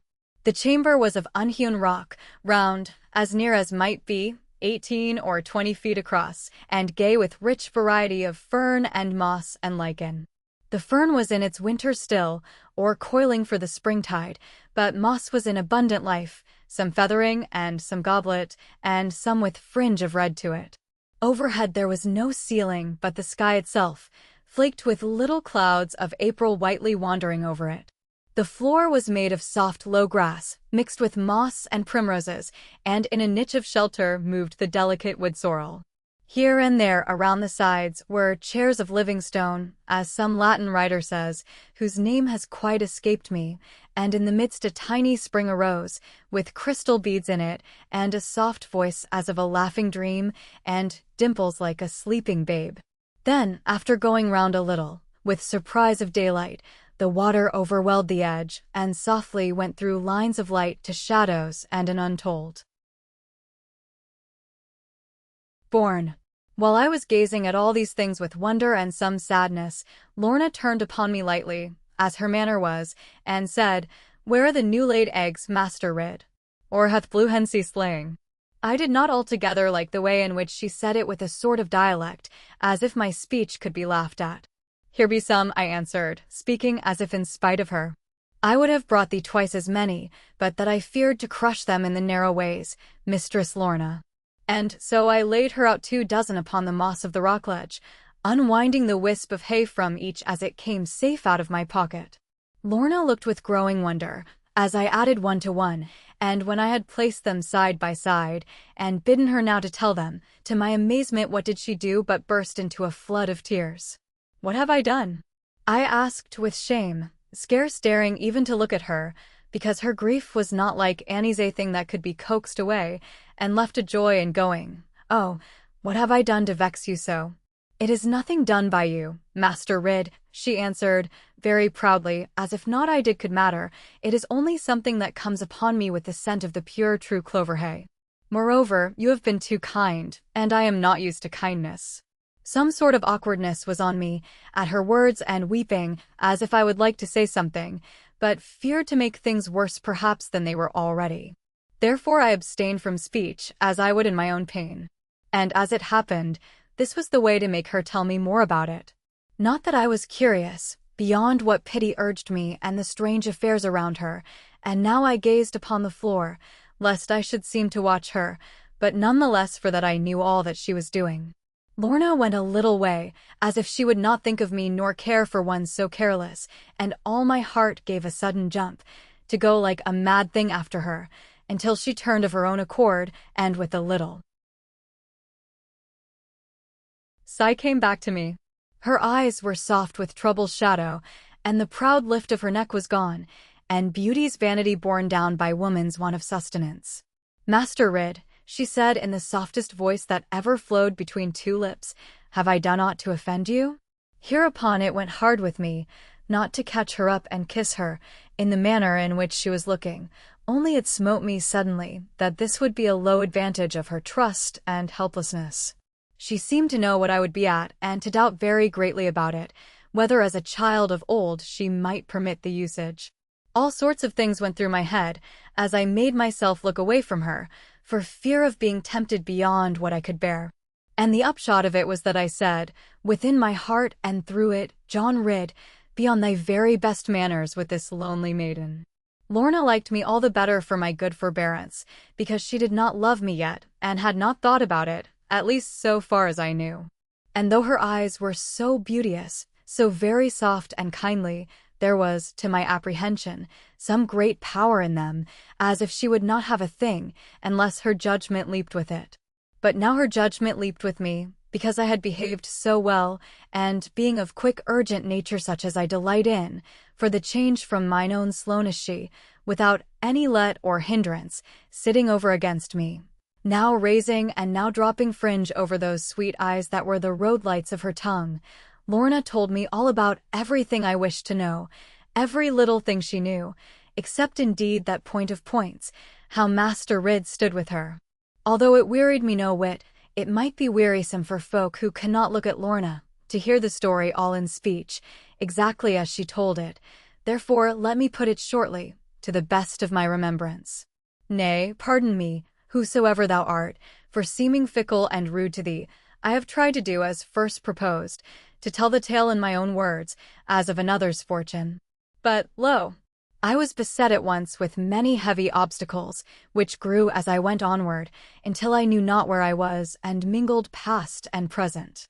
And two of these difficulties only were enough to stop me, the one that I must coldly speak without the force of pity, the other that I, off and on, confused myself with Lorna, as might be well expected. Therefore let her tell the story, with her own sweet voice and manner. And if you find it wearisome, seek in yourselves the weariness. Chapter 20. Lorna begins her story. I cannot go through all my thoughts so as to make them clear to you, nor have I ever dwelt on things, to shape a story of them. I know not where the beginning was, nor where the middle ought to be, nor even how at the present time I feel, or think, or ought to think. If I look for help to those around me, who should tell me right and wrong, being older and much wiser, I meet sometimes with laughter, and at other times with anger. There are but two in the world who ever listen and try to help me. One of them is my grandfather, and the other is a man of wisdom, whom we call the counselor. My grandfather, Sir Doone, is very old and harsh of manner, except indeed to me. He seems to know what is right and wrong, but not to want to think of it. The counselor, on the other hand, though full of life and subtleties, treats my questions as of play, and not gravely worth his while to answer, unless he can make wit of them. And among the women there are none with whom I can hold converse, since my Aunt Sabina died, who took such pains to teach me. She was a lady of high repute and lofty ways, and learning, but grieved and harassed more and more by the coarseness, and the violence, and the ignorance around her. In vain she strove, from year to year, to make the young men hearken, to teach them what became their birth, and give them sense of honor. It was her favorite word, poor thing. And they called her Old Aunt Honor. Very often she used to say that I was her only comfort, and I am sure she was my only one, and when she died it was more to me than if I had lost a mother. For I have no remembrance now of father or of mother, although they say that my father was the eldest son of Sir Doone, and the bravest and the best of them. And so they call me heiress to this little realm of violence, and in sorry sport sometimes, I am their princess or their queen. Many people living here, as I am forced to do, would perhaps be very happy, and perhaps I ought to be so. We have a beauteous valley, sheltered from the cold of winter and power of the summer sun, untroubled also by the storms and mists that veil the mountains, although I must acknowledge that it is apt to rain too often. The grass, moreover, is so fresh, and the brook so bright and lively, and flowers of so many hues come after one another that no one need be dull, if only left alone with them. And so in the early days perhaps, when morning breathes around me, and the sun is going upward, and light is playing everywhere, I am not so far beside them all as to live in shadow.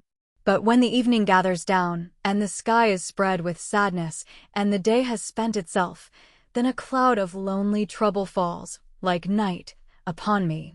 I cannot see the things I quest for of a world beyond me.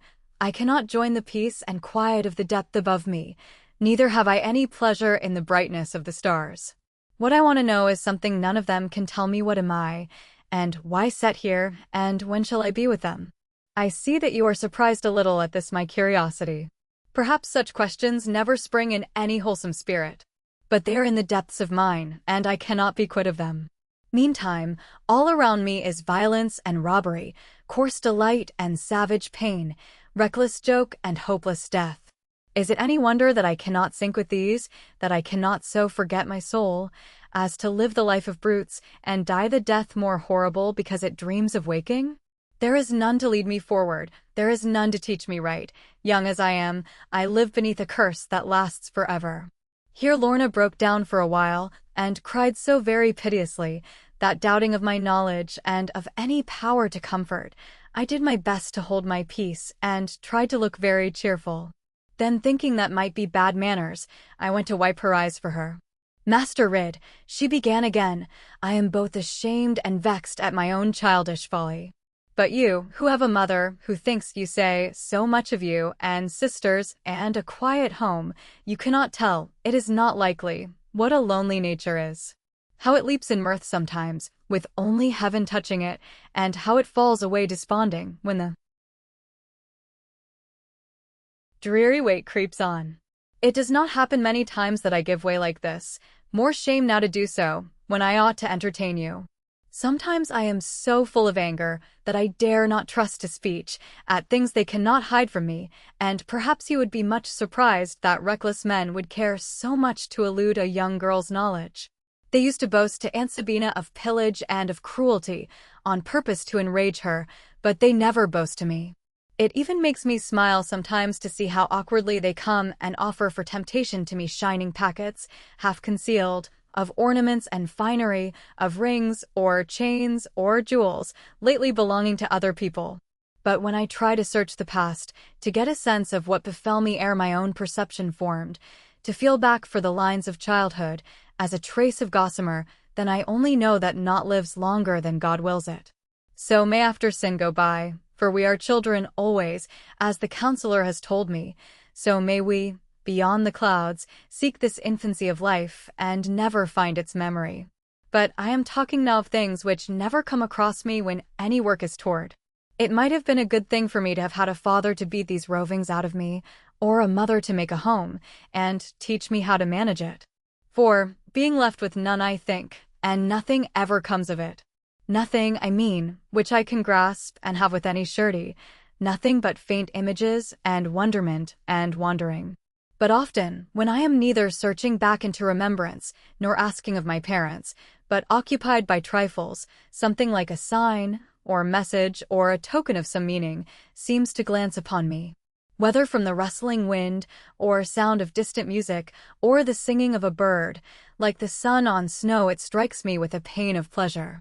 And often when I wake at night, and listen to the silence, or wander far from people in the grayness of the evening, or stand and look at quiet water having shadows over it, some vague image seems to hover on the skirt of vision, ever changing place and outline, ever flitting as I follow.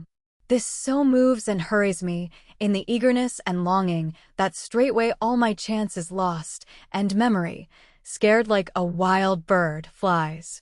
Or am I as a child perhaps, chasing a flown cageling, who among the branches free plays and peeps at the offered cage as a home not to be urged on him, and means to take his time of coming if he comes at all? Often too I wonder at the odds of fortune, which made me, helpless as I am, and fond of peace and reading, the heiress of this mad domain, the sanctuary of unholiness.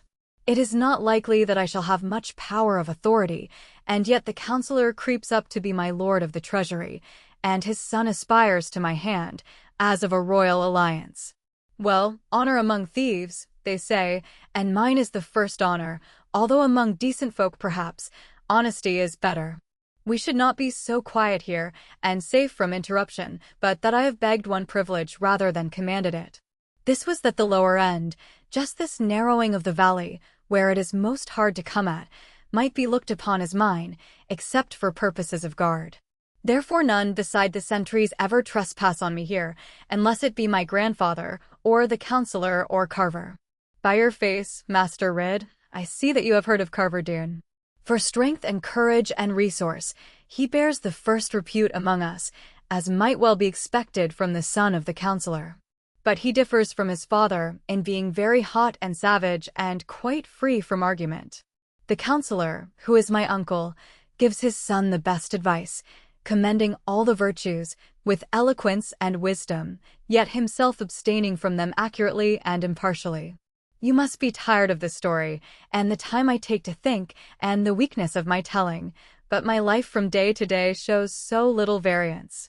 Among the writers there is none whose safe return I watch for. I mean none more than other, and indeed there seems no risk, all are now so feared of us. Neither of the old men is there whom I can revere or love, except alone my grandfather, whom I love with trembling, neither of the women any whom I like to deal with, unless it be a little maiden whom I saved from starving. A little Cornish girl she is, and shaped in western manner, not so very much less in width than if you take her lengthwise. Her father seems to have been a miner, a Cornish man, as she declares, of more than average excellence, and better than any two men to be found in Devonshire, or any four in Somerset. Very few things can have been beyond his power of performance, and yet he left his daughter to starve upon a peat rick. She does not know how this was done, and looks upon it as a mystery, the meaning of which will some day be clear and redound to her father's honor. His name was Simon Carfax, and he came as the captain of a gang from one of the Cornish stannaries. Gwenny Carfax, my young maid, well remembers how her father was brought up from Cornwall. Her mother had been buried just a week or so before, and he was sad about it, and had been off his work, and was ready for another job. Then people came to him by night, and said that he must want a change, and everybody lost their wives, and work was the way to mend it. So what with grief, and overthought, and the inside of a square bottle, Gwenny says they brought him off, to become a mighty captain, and choose the country round. The last she saw of him was this, that he went down a ladder somewhere on the wilds of Exmoor, leaving her with bread and cheese, and his travelling hat to see to. And from that day to this he never came above the ground again, so far as we can hear of. But Gwenny, holding to his hat, and having eaten the bread and cheese, when he came no more to help her, dwelt 3 days near the mouth of the hole, and then it was closed over, the while that she was sleeping. With weakness and with want of food, she lost herself distressfully, and went away for miles or more, and lay upon a peat-rick to die before the ravens. That very day I chanced to return from Aunt Sabina's dying place, for she would not die in Glen Doone, she said, lest the angels feared to come for her, and so she was taken to a cottage in a lonely valley. I was allowed to visit her, for even we durst not refuse the wishes of the dying, and if a priest had been desired, we should have made bold with him. Returning very sorrowful, and caring now for nothing, I found this little stray thing lying, her arms upon her, and not a sign of life, except the way that she was biting. Black rootstuff was in her mouth, and a piece of dirty sheep's wool, and at her feet an old eggshell of some bird of the moorland. I tried to raise her, but she was too square and heavy for me, and so I put food in her mouth, and left her to do right with it.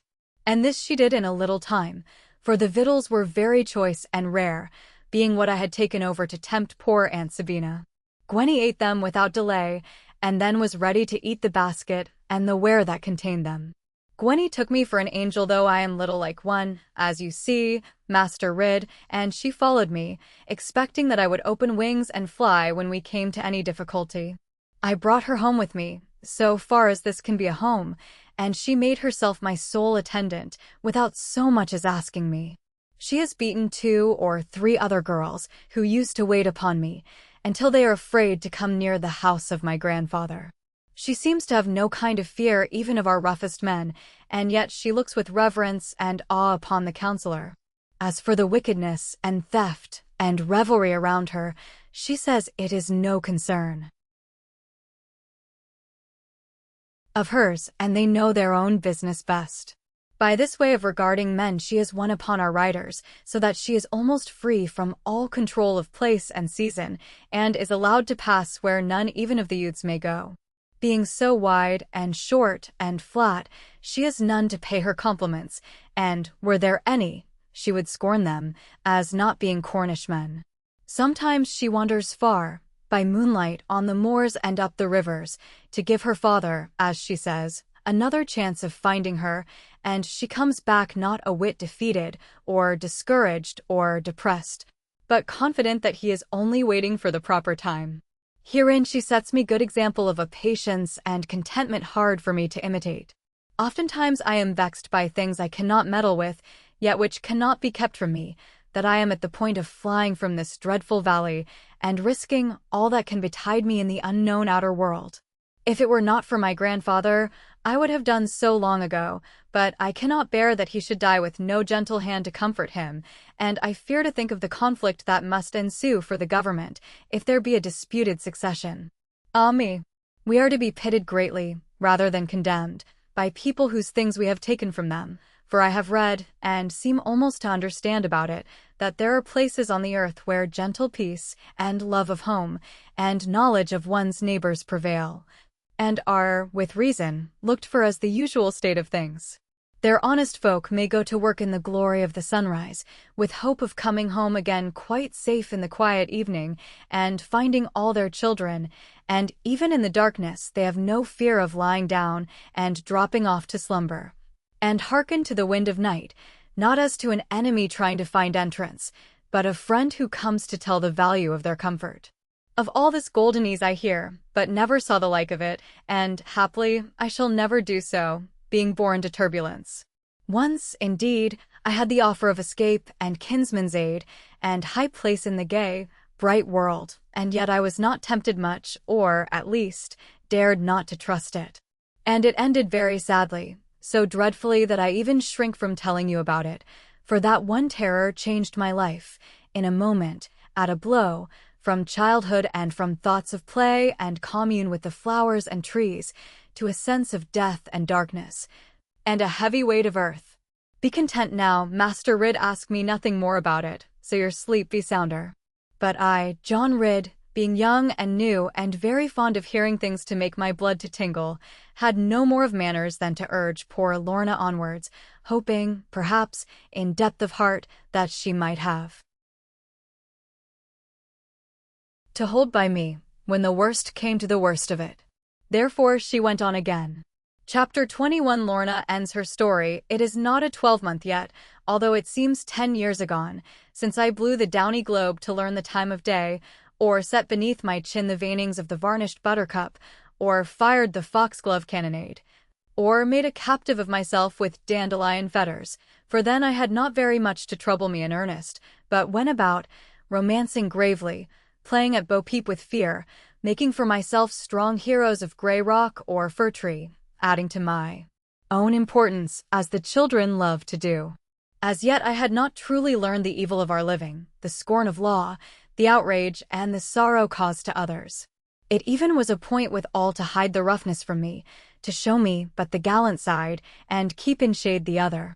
My grandfather, Sir Ensor Doone, had given strictest order, as I discovered afterwards, that in my presence all should be seemly, kind, and vigilant. Nor was it very difficult to keep most part of the mischief from me, for no Doone ever robs at home, neither do they quarrel much, except at times of gambling. And though Sir Ensor Doone is now so old and growing feeble, his own way he will have still, and no one dare deny him. Even our fiercest and most mighty swordsmen, seared from all sense of right or wrong, yet have plentiful sense of fear, when brought before that white-haired man. Not that he is rough with them, or querulous, or rebukeful, but that he has a strange soft smile, and a gaze they cannot answer, and a knowledge deeper far than they have of themselves. Under his protection, I am as safe from all those men, some of whom are but little akin to me, as if I slept beneath the roof of the king's Lord Justiciary. But now, at the time I speak of, one evening of last summer, a horrible thing befell, which took all play of childhood from me. The 15th day of last July was very hot and sultry, long after the time of sundown, and I was paying heed of it because of the old saying that if it rain then, rain will fall on 40 days thereafter. I had been long by the waterside at this lower end of the valley, plaiting a little crown of woodbine crocket with sprigs of heath to please my grandfather, who likes to see me gay at supper time. Being proud of my tiara, which had cost some trouble, I set it on my head at once, to save the chance of crushing, and carrying my grey hat, ventured by a path not often trod. For I must be home at the supper time, or grandfather would be exceeding wrath, and the worst of his anger is that he never condescends to show it. Therefore, instead of the open mead, or the windings of the river, I made short cut through the ash tree's covert which lies in the middle of our vale, with the water skirting or cleaving it. You have never been up so far as that, at least to the best of my knowledge, but you see it like a long grey spot from the top of the cliffs above us. Here I was not likely to meet any of our people because the young ones are afraid of some ancient tale about it, and the old ones have no love of trees where gunshots are uncertain. It was more almost than dusk, down below the tree leaves, and I was eager to go through, and be again beyond it. For the grey dark hung around me, scarcely showing shadow, and the little light that glimmered seemed to come up from the ground. For the earth was strewn with the winter spread and coil of last year's foliage, the lichen claws of chalky twigs, and the numberless decay which gives a light in its decaying. I, for my part, hastened shyly, ready to draw back and run from hare, or rabbit, or small field mouse. At a sudden turn of the narrow path, where it stopped again to the river, a man leaped out from behind a tree, and stopped me, and seized hold of me. I tried to shriek, but my voice was still. I could only hear my heart. "Now, Cousin Lorna, my good cousin," he said, with ease and calmness, "your voice is very sweet, no doubt, from all that I can see of you.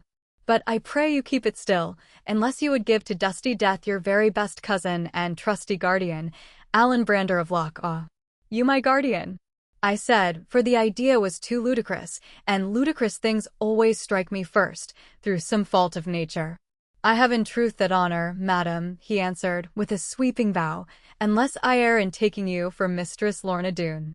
"You have not mistaken me. My name is Lorna Doone." He looked at me, with gravity, and was inclined to make some claim to closer consideration upon the score of kinship, but I shrunk back, and only said, "Yes, my name is Lorna Doone."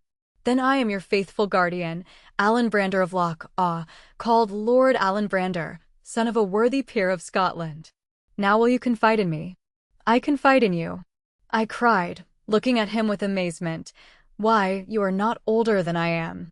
"Yes, I am. 3 years at least." "You, my ward, are not 16. I, your worshipful guardian, am almost 19 years of age." Upon hearing this I looked at him, for that seemed then a venerable age, but the more I looked the more I doubted, although he was dressed quite like a man. He led me in a courtly manner, stepping at his tallest to an open place beside the water, where the light came as in channel, and was made the most of by glancing waves and fair white stones. "Now am I to your liking, cousin?" he asked, when I had gazed at him, until I was almost ashamed, except at such a stripling. "Does my cousin Lorna judge kindly of her guardian and her nearest kinsman? In a word, is our admiration mutual?" "Truly I know not," I said, "but you seem good-natured, and to have no harm in you.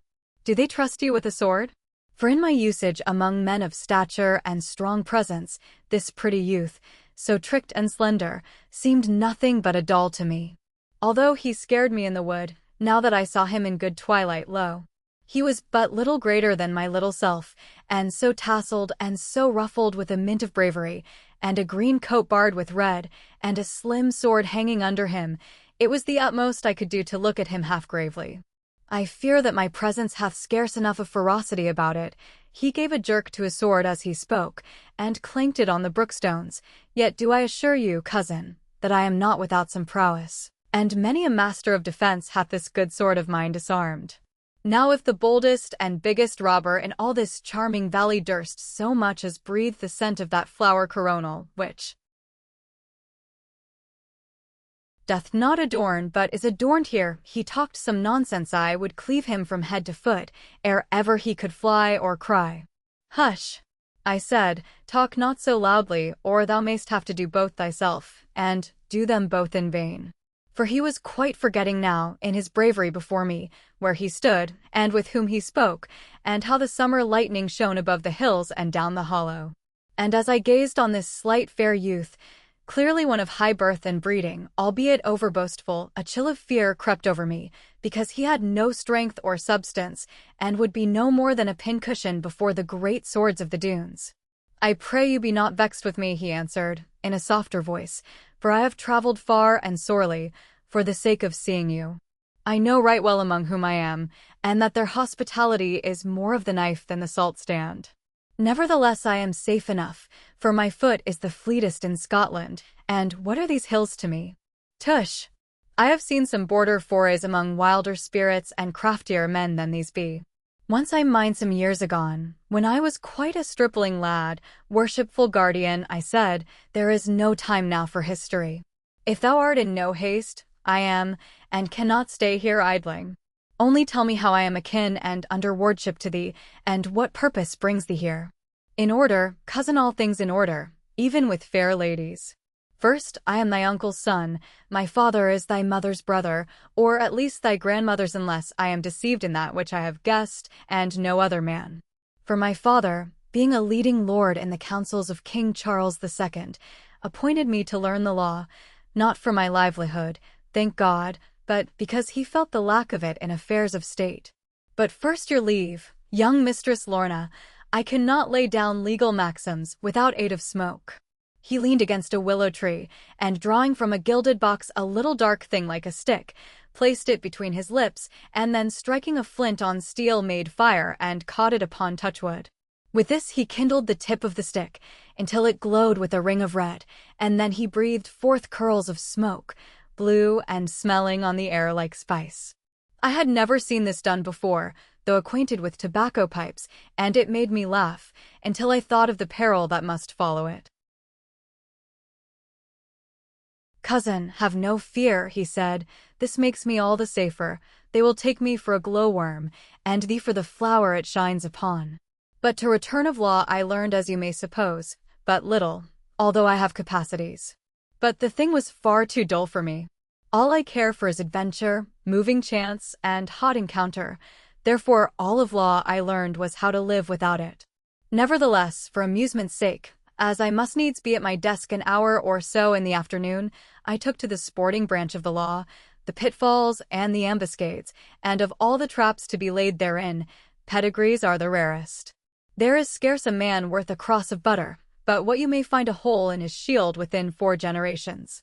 And so I struck our own escutcheon, and it sounded hollow. There is a point, but heed not that. Enough that being curious now, I followed up the quarry, and I am come to this at last. Even we, the lords of Loch Awe, have an outlaw for our cousin, and I would we had more, if they be like you.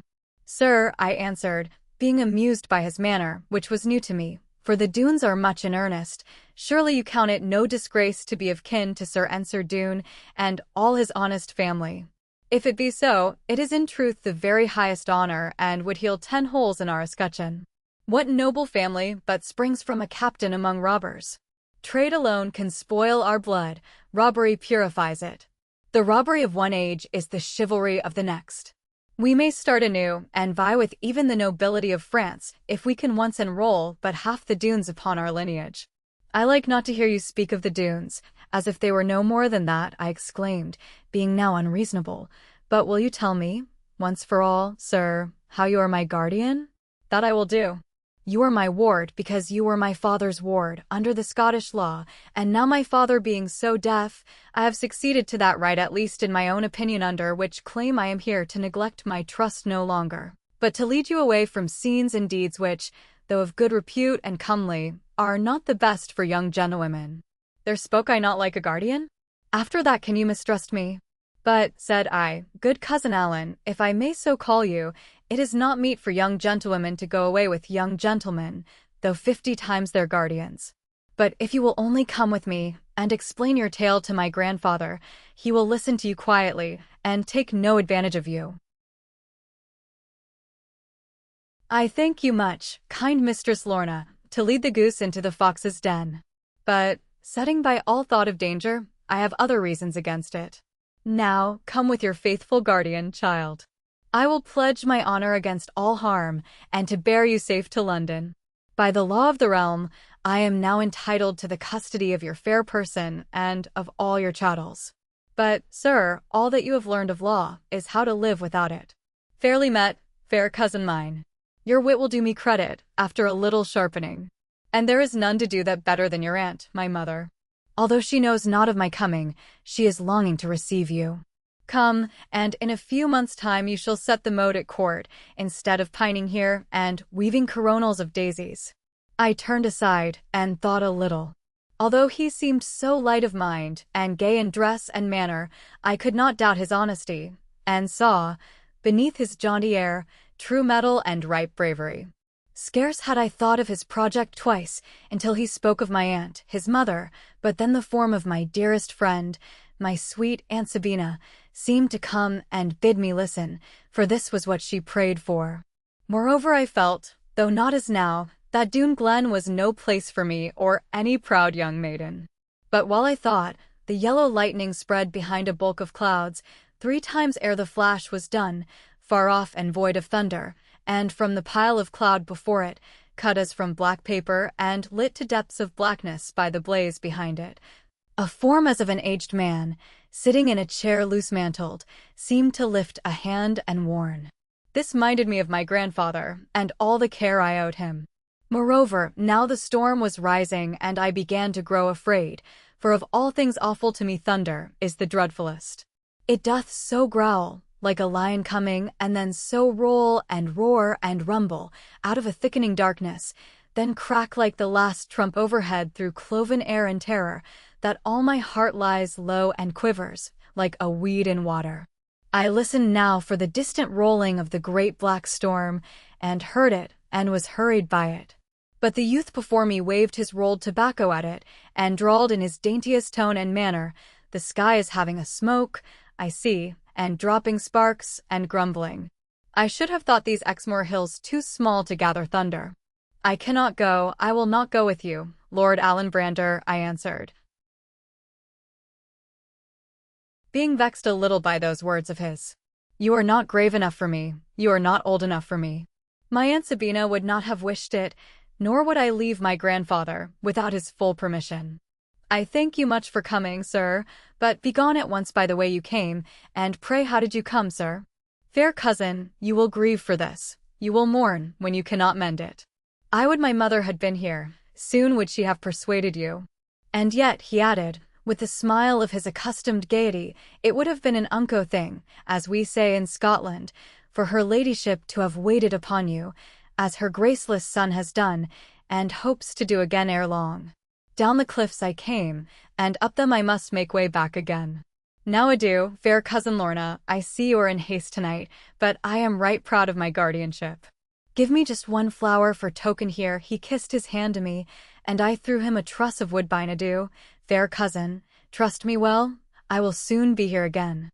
"That thou never shalt, sir," cried a voice as loud as a culverin, and Carver Doone had Allenbrander as a spider hath a fly. The boy made a little shriek at first, with the sudden shock and the terror. Then he looked, methought, ashamed of himself, and set his face to fight for it. Very bravely he strove and struggled to free one arm and grasp his sword, but as well might an infant buried alive attempt to lift his gravestone. Carver Doone, with his great arms wrapped around the slim gay body, smiled, as I saw by the flash from heaven, at the poor young face turned up to him. Then, as a nurse bears off a child, who is loath to go to bed, he lifted the youth from his feet, and bore him away into the darkness. I was young then. I am older now, older by 10 years in thought, although it is not a 12-month since. If that black deed were done again, I could follow and could combat it, could throw weak arms on the murderer, and strive to be murdered also. I am now at home with violence, and no dark death surprises me. But, being as I was that night, the horror overcame me. The crash of thunder overhead, the last despairing look, the death piece framed with blaze of lightning, my young heart was so affrighted that I could not gasp. My breath went from me, and I knew not where I was, or who, or what. Only that I lay and cowered under great trees full of thunder, and could neither count, nor moan, nor have my feet to help me. Yet hearkening, as a coward does, through the brushing of the wind, and echo of far noises, I heard a sharp sound as of iron, and a fall of heavy wood. No unmanly shriek came with it, neither cry for mercy. Carver Doone knows what it was, and so did Allenbrander. Here Lorna Doone could tell no more, being overcome with weeping. Only through her tears she whispered, as a thing too bad to tell, that she had seen that giant Carver, in a few days afterwards, smoking a little round brown stick, like those of her poor cousin. I could not press her any more with questions, or for clearness, although I longed very much to know whether she had spoken of it to her grandfather or the counsellor. But she was now in such condition, both of mind and body, from the force of her own fear multiplied by telling it, that I did nothing more than coax her, at a distance humbly, and so that she could see that someone was at least afraid of her. This, although I knew not women in those days, as now I do, and never shall know much of it, this, I say, so brought her round, that all her fear was now for me, and how to get me safely off, without mischance to anyone. And sooth to say, in spite of longing just to see if Master Carver could have served me such a trick as it grew towards the dusk. I was not best pleased to be there, for it seemed a lawless place, and some of Lorna's fright stayed with me as I talked it away from her. Chapter 22. After hearing that tale from Lorna, I went home in sorry spirits, having added fear for her and misery about to all my other ailments. And was it not quite certain now that she, being owned full cousin to a peer and lord of Scotland, although he was a dead one, must have naught to do with me, a yeoman's son, and bound to be the father of more yeomen? I had been very sorry when first I heard about that poor young popinjay, and would gladly have fought hard for him, but now it struck me that after all he had no right to be there, prowling, as it were, for Lorna, without any invitation. And we farmers love not trespass. Still, if I had seen the thing, I must have tried to save him. Moreover, I was greatly vexed with my own hesitation, stupidity, or shyness, or whatever else it was, which had held me back from saying, ere she told her story, what was in my heart to say, videlicet, that I must die unless she let me love her. Not that I was fool enough to think that she would answer me according to my liking, or begin to care about me for a long time yet, if indeed she ever should, which I hardly dared to hope, but that I had heard from men more skilful in the matter that it is wise to be in time, that so the maids may begin to think, when they know that they are thought of. And, to tell the truth, I had bitter fears, on account of her wondrous beauty, lest some young fellow of higher birth and finer parts, and finish, might steal in before poor me, and cut me out altogether. Thinking of which, I used to double my great fist, without knowing it, and keep it in my pocket ready. But the worst of all was this, that in my great dismay and anguish to see Lorna weeping so, I had promised not to cause her any further trouble from anxiety and fear of harm. And this, being brought to practice, meant that I was not to show myself within the precincts of Glen Doone for at least another month. Unless, indeed, as I contrived to edge into the agreement, anything should happen to increase her present trouble and every day's uneasiness. In that case, she was to throw a dark mantle, or covering of some sort, over a large white stone which hung within the entrance to her retreat, I mean the outer entrance, and which, though unseen from the valley itself, was, as I had observed, conspicuous from the height where I stood with Uncle Reuben. Now coming home so sad and weary, yet trying to console myself with the thought that love o'erleapeth rank, and must still be lord of all, I found a shameful thing going on, which made me very angry. For it needs must happen that young Marwood de Witchhalse, only son of the Baron, riding home that very evening from chasing of the Exmere bustards with his hounds and serving men, should take the short cut through our farmyard, and, being dry from his exercise, should come and ask for drink. And it needs must happen also that there should be none to give it to him but my sister Annie. I more than suspect that he had heard some report of our Annie's comeliness, and had a mind to satisfy himself upon the subject.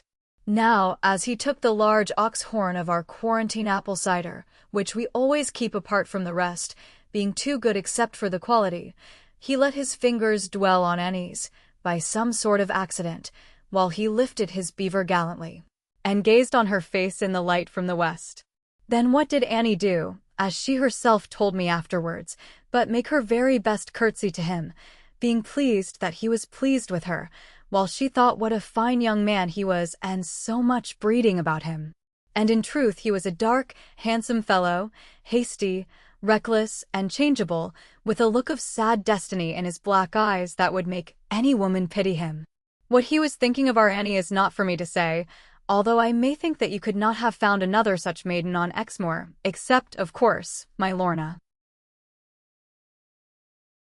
Though young Squire Marwood was so thirsty, he spent much time over his cider, or at any rate over the ox horn, and he made many boasts to Annie, and drank health to all the family, and spoke of me as if I had been his very best friend at Blundell's, whereas he knew well enough all the time that we had naught to say to one another, he being 3 years older, and therefore of course disdaining me. But while he was casting about perhaps for some excuse to stop longer, and Annie was beginning to fear lest mother should come after her, or Eliza be at the window, or Betty up in Pig's house, suddenly there came up to them, as if from the very heart of the earth, that long, low, hollow, mysterious sound which I spoke of in winter. The young man started in his saddle, let the horn fall on the horse steps, and gazed all around in wonder, while as for Annie, she turned like a ghost, and tried to slam the door, but failed through the violence of her trembling. For never till now had anyone heard it so close at hand, as you might say, or in the mere fall of the twilight. And by this time there was no man, at least in our parish, but knew, for the parson himself had told us so, that it was the devil groaning, because the Doones were too many for him. Marwood de Witchhulse was not so alarmed, but what he saw a fine opportunity. He leaped from his horse, and laid hold of dear Annie in a highly comforting manner, and she never would tell us about it, being so shy and modest, whether in breathing his comfort to her he tried to take some from her pure lips. I hope he did not, because that to me would seem not the deed of a gentleman, and he was of good old family. At this very moment, who should come into the end of the passage upon them, but the heavy rider of these doings, I, John Ridd myself, and, walking the faster, it may be, on account of the noise I mentioned. I entered the house with some wrath upon me at seeing the gazehounds in the yard, for it seems a cruel thing to me to harass the birds in the breeding time. And to my amazement there I saw Squire Marwood among the milk pans with his arm around our Annie's waist, and Annie all blushing and coaxing him off, for she was not come to scold yet. Perhaps I was wrong, God knows, and if I was, no doubt I shall pay for it, but I gave him the flat of my hand on his head, and down he went in the thick of the milk pans. He would have had my fist, I doubt, but for having been at school with me, and after that it is like enough he would never have spoken another word.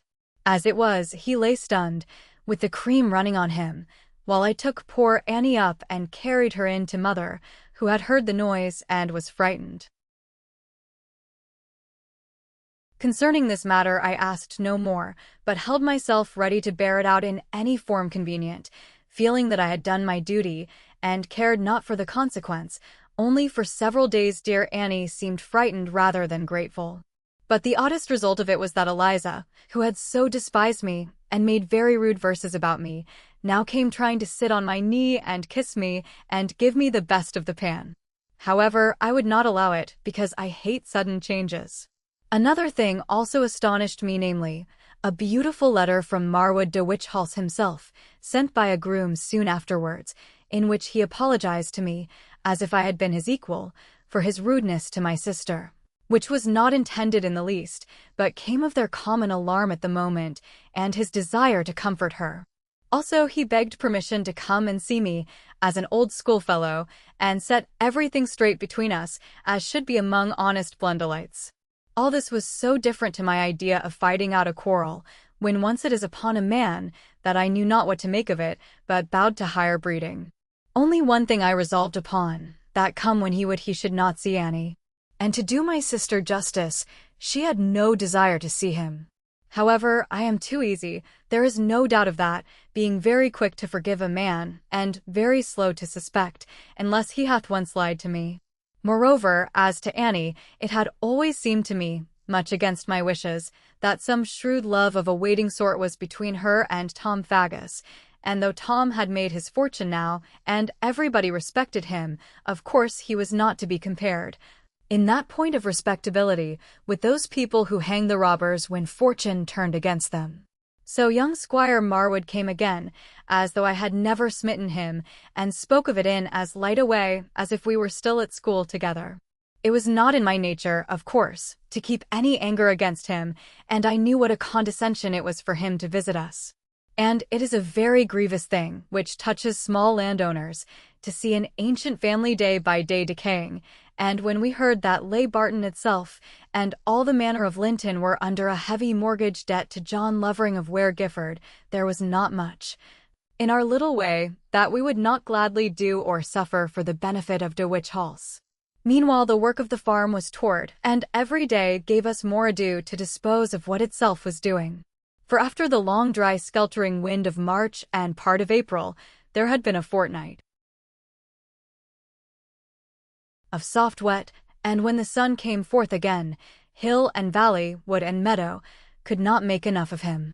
Many a spring have I seen since then, but never yet two springs alike, and never one so beautiful. Or was it that my love came forth and touched the world with beauty?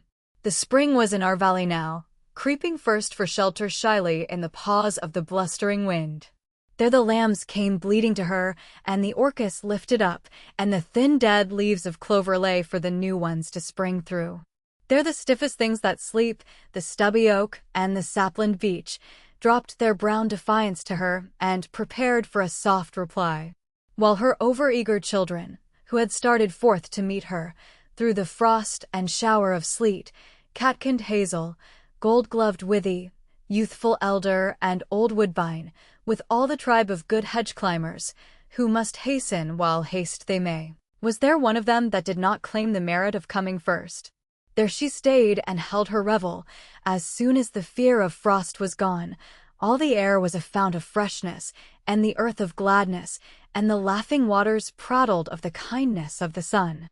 But all this made it much harder for us, plying the hoe and rake, to keep the fields with room upon them for the corn to tiller. The winter wheat was well enough, being sturdy and strong-sided, but the spring wheat and the barley and the oats were overrun by ill weeds growing faster. Therefore, as the old saying is, farmer, that thy wife may thrive, let not burr and burdock wive, and if thou wouldst keep thy son, see that bine and gith have none. So we were compelled to go down the field and up it, striking in and out with care where the green blades hung together, so that each had space to move in and to spread its roots abroad. And I do assure you now, though you may not believe me, it was harder work to keep John Fry, Bildad's, and Jem Slocum all in a line and all moving nimbly to the tune of my own tool, than it was to set out in the morning alone and hoe half an acre by dinner-time. For, instead of keeping the goodish moving, they would forever be finding something to look at or to speak of, or, at any rate, to stop with, blaming the shape of their tools perhaps, or talking about other people's affairs, or, what was most irksome of all to me, taking advantage as married men, and whispering jokes of no excellence about my having, or having not, or being ashamed of a sweetheart. And this went so far at last that I was forced to take two of them and knock their heads together, after which they worked with a better will. When we met together in the evening round the kitchen chimney-place, after the men had had their supper and their heavy boots were gone, my mother and Eliza would do their very utmost to learn what I was thinking of. Not that we kept any fire now after the crock was emptied, but that we loved to see the ashes cooling and to be together. At these times Annie would never ask me any crafty questions, as Eliza did, but would sit with her hair untwined, and one hand underneath her chin, sometimes looking softly at me, as much as to say that she knew it all and I was no worse off than she. But strange to say, my mother dreamed not, even for an instant, that it was possible for Annie to be thinking of such a thing. She was so very good and quiet, and careful of the linen, and clever about the cookery and fowls and bacon-curing, that people used to laugh, and say she would never look at a bachelor until her mother ordered her. But I, perhaps from my own condition and the sense of what it was, felt no certainty about this, and even had another opinion, as was said before. Often I was much inclined to speak to her about it, and put her on her guard against the approaches of Tom Faggus, but I could not find how to begin, and feared to make a breach between us, knowing that if her mind was set, no words of mine would alter it, although they needs must grieve her deeply. Moreover, I felt that, in this case, a certain homely Devonshire proverb would come home to me, that one, I mean, which records that the crock was calling the kettle smutty. Not, of course, that I compared my innocent maid to a highwayman, but that Annie might think her worse, and would be too apt to do so, if indeed she loved Tom Faggus. And our cousin Tom, by this time, was living a quiet and godly life, having retired almost from the trade, except when he needed excitement or came across public officers, and having won the esteem of all whose purses were in his power. Perhaps it is needless for me to say that all this time while my month was running or rather crawling, for never month went so slow as that with me neither weed, nor seed, nor cattle, nor my own mother's anxiety, nor any care for my sister, kept me from looking once every day, and even twice on a Sunday, for any sign of Lorna. For my heart was ever weary, in the budding valleys, and by the crystal waters, looking at the lambs in fold, or the heifers on the mill, laboring in trickled furrows, or among the beaded blades, halting fresh to see the sun lift over the golden vapored ridge, or doffing hat, from sweat of brow, to watch him sink in the low gray sea, be it as it would of day, of work, or night, or slumber. It was a weary heart I bore, and fear was on the brink of it. All the beauty of the spring went for happy men to think of, all the increase of the year was for other eyes to mark. Not a sign of any sunrise for me from my fount of life, not a breath to stir the dead leaves fallen on my heart's spring. Chapter 23. A royal invitation, although I had, for the most part, so very stout an appetite that none but mother saw any need of encouraging me to eat. I could only manage one true good meal in a day, at the time I speak of. Mother was in despair at this, and tempted me with the whole of the rack, and even talked of sending to Porlock for a druggist who came there twice in a week, and Annie spent all her time in cooking, and even Lizzie sang songs to me, for she could sing very sweetly. But my conscience told me that Betty Muxworthy had some reason upon her side. Let the young Osbird alone, say I. Mac such ado about why hogs puddens, and hawkbits, and lamb's mate, and what en brad and dade, and brewer's ale avore dinner time, and her not to zit why no winder oppen drave me mad do, the ove such a passel of voles. Do, ungood to starve a bit, and tax ons whackness out of But mother did not see it so, and she even sent for Nicholas Snow to bring his 3 daughters with him, and have ale and cake in the parlor, and advise about what the bees were doing, and when a swarm might be looked for. Being vexed about this, and having to stop at home nearly half the evening, I lost good manners so much as to ask him, even in our own house, what he meant by not mending the swing hurdle where the Lynn stream flows from our land into his, and which he is bound to maintain. But he looked at me in a superior manner and said, "Business, young man, in business time." I had other reason for being vexed with Farmer Nicholas just now, viz.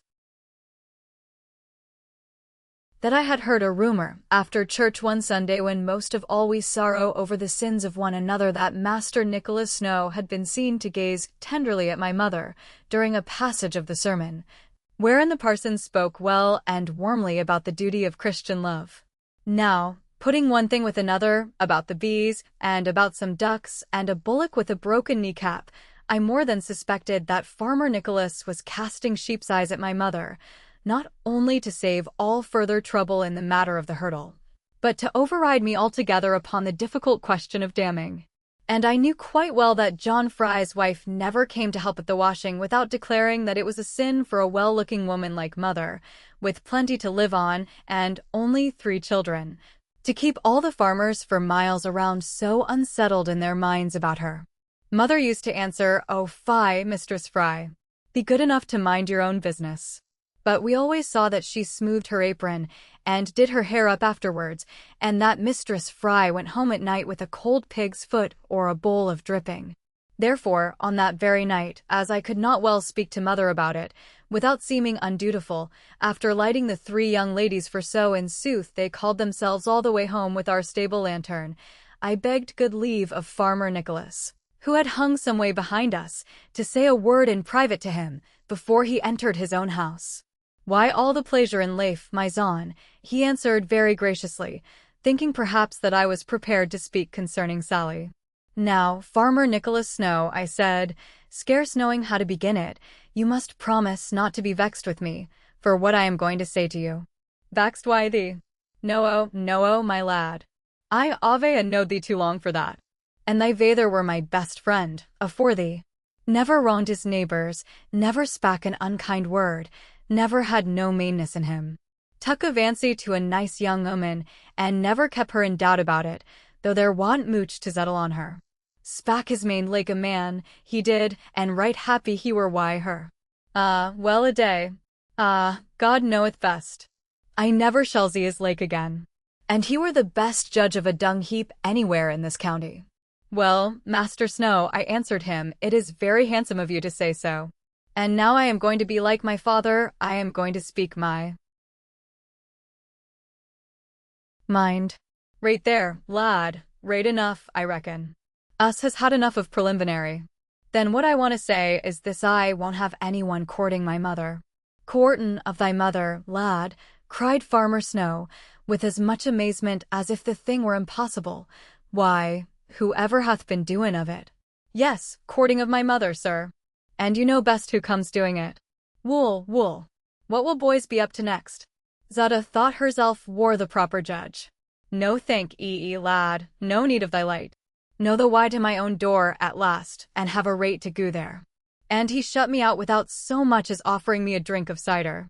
The next afternoon, when work was over, I had seen to the horses, for now it was foolish to trust John Fry, because he had so many children, and his wife had taken to scolding, and just as I was saying to myself that in 5 days more my month would be done, and myself free to seek Lorna, a man came riding up from the ford where the road goes through the Lynn stream. As soon as I saw that it was not Tom Faggus, I went no farther to meet him, counting that it must be some traveller bound for Brendan or Sheraton, and likely enough he would come and beg for a draught of milk or cider, and then on again, after asking the way. But instead of that, he stopped at our gate, and stood up from his saddle, and hallooed as if he were somebody, and all the time he was flourishing a white thing in the air, like the bands our parson weareth. So I crossed the courtyard to speak with him. "Service of the king," he saith, "service of our lord the king. Come hither, thou great yokel, at risk of fine and imprisonment." Although not pleased with this, I went to him, as became a loyal man. Quite at my leisure, however, for there is no man born who can hurry me, though I hasten for any woman. "Plover Barrows Farm," said he, "God only knows how tired I be. Is there anywhere in this cursed county a cursed place called Plover Barrows Farm? For last 20 mile at least they told me 'twere only half a mile farther, or only just round corner. Now tell me that, and I fain would. Thwack thee if thou wert not thrice my size." "Sir," I replied, "you shall not have the trouble. This is Plover's Barrows Farm, and you are kindly welcome. Sheep's kidneys is for supper, and the ale got bright from the tapping. But why do you think ill of us? We like not to be cursed so." "Nay, I think no ill," he said. "Sheep's kidneys is good, uncommon good, if they do them without burning. But I be so galled in the saddle 10 days, and never a comely meal of it. And when they hear King's service cried, they give me the worst of everything. All the way down from London, I had a rogue of a fellow in front of me, eating the fat of the land before me, and every one bowing down to him. He could go 3 miles to my one, though he never changed his horse. He might have robbed me at any minute, if I had been worth the trouble. A red mare he rideth, strong in the loins, and pointed quite small in the head. I shall live to see him hanged yet." All this time he was riding across the straw of our courtyard, getting his weary legs out of the leathers, and almost afraid to stand yet. A coarse-grained, hard-faced man he was, some 40 years of age or so, and of middle height and stature. He was dressed in a dark brown riding suit, none the better for Exmoor mud, but fitting him very differently from the fashion of our tailors. Across the holsters lay his cloak, made of some red skin, and shining from the sweating of the horse. As I looked down on his stiff bright headpiece, small quick eyes, and black needly beard, he seemed to despise me too much, as I thought, for a mere ignoramus and country bumpkin. "Annie, have down the cut ham," I shouted, for my sister was come to the door by chance, or because of the sound of a horse in the road, and cut a few rashers of hung deer's meat. "There is a gentleman come to sup, Annie. And fetch the hops out of the tap with a skewer that it may run more sparkling." "I wish I may go to a place never meant for me," said my new friend, now wiping his mouth with the sleeve of his brown riding coat, "if ever I fell among such good folk. You're the right sort, and no error therein. All this shall go in your favor greatly when I make deposition. At least, I mean, if it be as good in the eating as in the hearing. 'Tis a supper quite fit for Tom Faggus himself, the man who hath stolen my victuals so. And that hung deer's meat, now is it of the red deer running wild in these parts?" "To be sure it is, sir," I answered. "Where should we get any other?" Right, you're right, my son. I have heard that the flavor is marvelous. Some of them came and scared me so, in the fog of the morning, that I hungered for them ever since. Ha ha, I saw their haunches. But the young lady will not forget, art sure she will not forget it. You may trust her to forget nothing, sir, that may tempt a guest to his comfort. In faith, then, I will leave my horse in your hands, and be off for it. Half the pleasure of the mouth is in the nose beforehand. But stay, almost I forgot my business, in the hurry which thy tongue hath spread through my lately despairing belly. Hungry I am, and sore of body, from my heels right upward, and sorest in front of my doublet, yet may I not rest nor bite barley bread, until I have seen and touched John Ridd. God grant that he be not far away. I must eat my saddle, if it be so. Have no fear, good sir, I answered. You have seen and touched John Ridd. I am he, and not one likely to go beneath a bushel. It would take a large bushel to hold thee, John Ridd. In the name of the King, His Majesty, Charles II, these presents. He touched me with the white thing which I had first seen him waving, and which I now beheld to be sheepskin, such as they call parchment. It was tied across with cord, and fastened down in every corner with unsightly dabs of wax. By order of the messenger, for I was over-frightened now to think of doing anything, I broke enough of seals to keep an Easter ghost from rising, and there I saw my name in large. God grant such another shock may never befall me in my old age. Read, my son, read, thou great fool, if indeed thou canst read, said the officer to encourage me. There is nothing to kill thee, boy, and my supper will be spoiling. Stare not at me so, thou fool, thou art big enough to eat me. Read, read, read. If you please, sir, what is your name? I asked, though why I asked him I know not, except from fear of witchcraft. Jeremy Stickles is my name, lad, nothing more than a poor apparitor of the worshipful court of King's Bench. And at this moment a starving one, and no supper for me unless thou wilt read. Being compelled in this way, I read pretty nigh as follows, not that I give the whole of it, but only the gist and the emphasis, to our good subject, John Ridd, etc., describing me ever so much better than I knew myself, by these presents, greeting. These are to require thee, in the name of our Lord the King, to appear in person before the right worshipful, the justices of His Majesty's bench at Westminster, laying aside all thine own business, and there to deliver such evidence as is within thy cognizance, touching certain matters whereby the peace of our said Lord the King, and the well-being of this realm, is, are, or otherwise may be impeached, impugned, imperiled, or otherwise detriment. As witness these presents. And then there were 4 seals, and then a signature I could not make out, only that it began with a J, and ended with some other writing done almost in a circle. Underneath was added in a different handwriting, charges will be borne. The matter is full urgent. The messenger watched me, while I read so much as I could read of it, and he seemed well pleased with my surprise, because he had expected it. Then, not knowing what else to do, I looked again at the cover, and on the top of it I saw, Ride, ride, ride. On His Gracious Majesty's business, spur and spare not. It may be supposed by all who know me, that I was taken hereupon with such a giddiness in my head and noisiness in my ears, that I was forced to hold by the crook driven in below the thatch for holding of the hayrakes. There was scarcely any sense left in me, only that the thing was come by power of Mother Meldrum, because I despised her warning, and had again sought Lorna. But the officer was grieved for me, and the danger to his supper. My son, be not afraid, he said, we are not going to skin thee. Only thou tell all the truth, and it shall be but never mind. I will tell thee all about it, and how to come out harmless, if I find thy victuals good, and no delay in serving them. We do our best, sir, without bargain, said I, to please our visitors.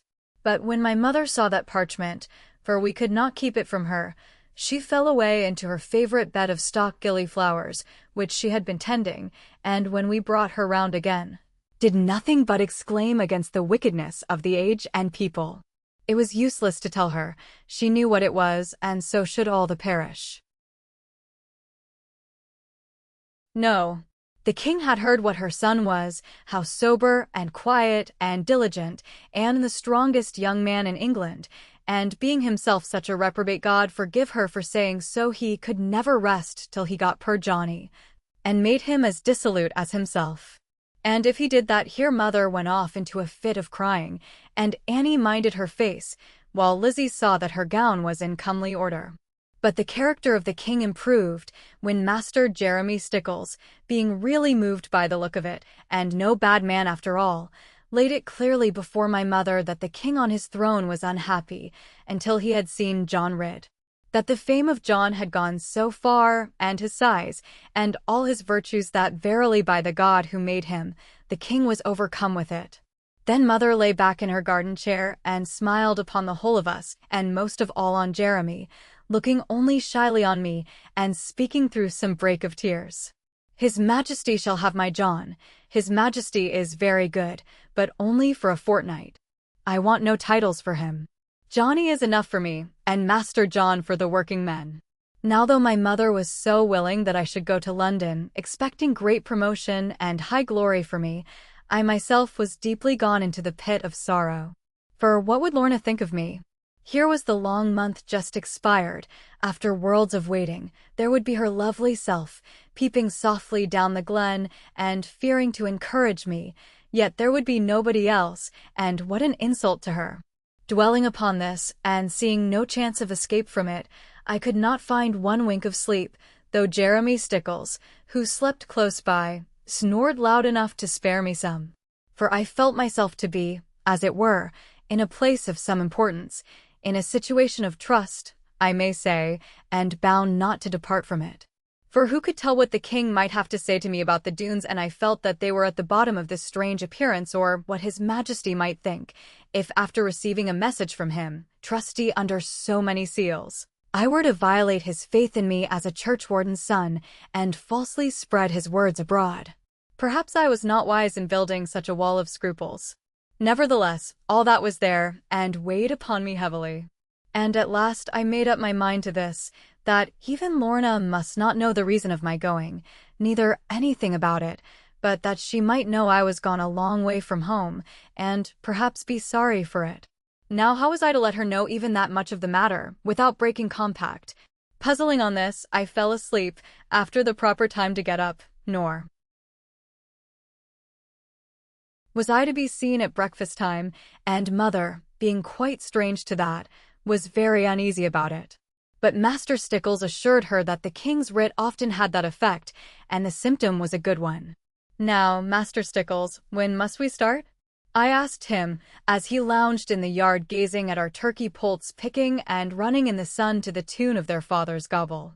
Your horse was greatly foundered, sir, and is hardly fit for the road today, and Smiler was sledding yesterday all up the higher cleve, and none of the rest can carry me.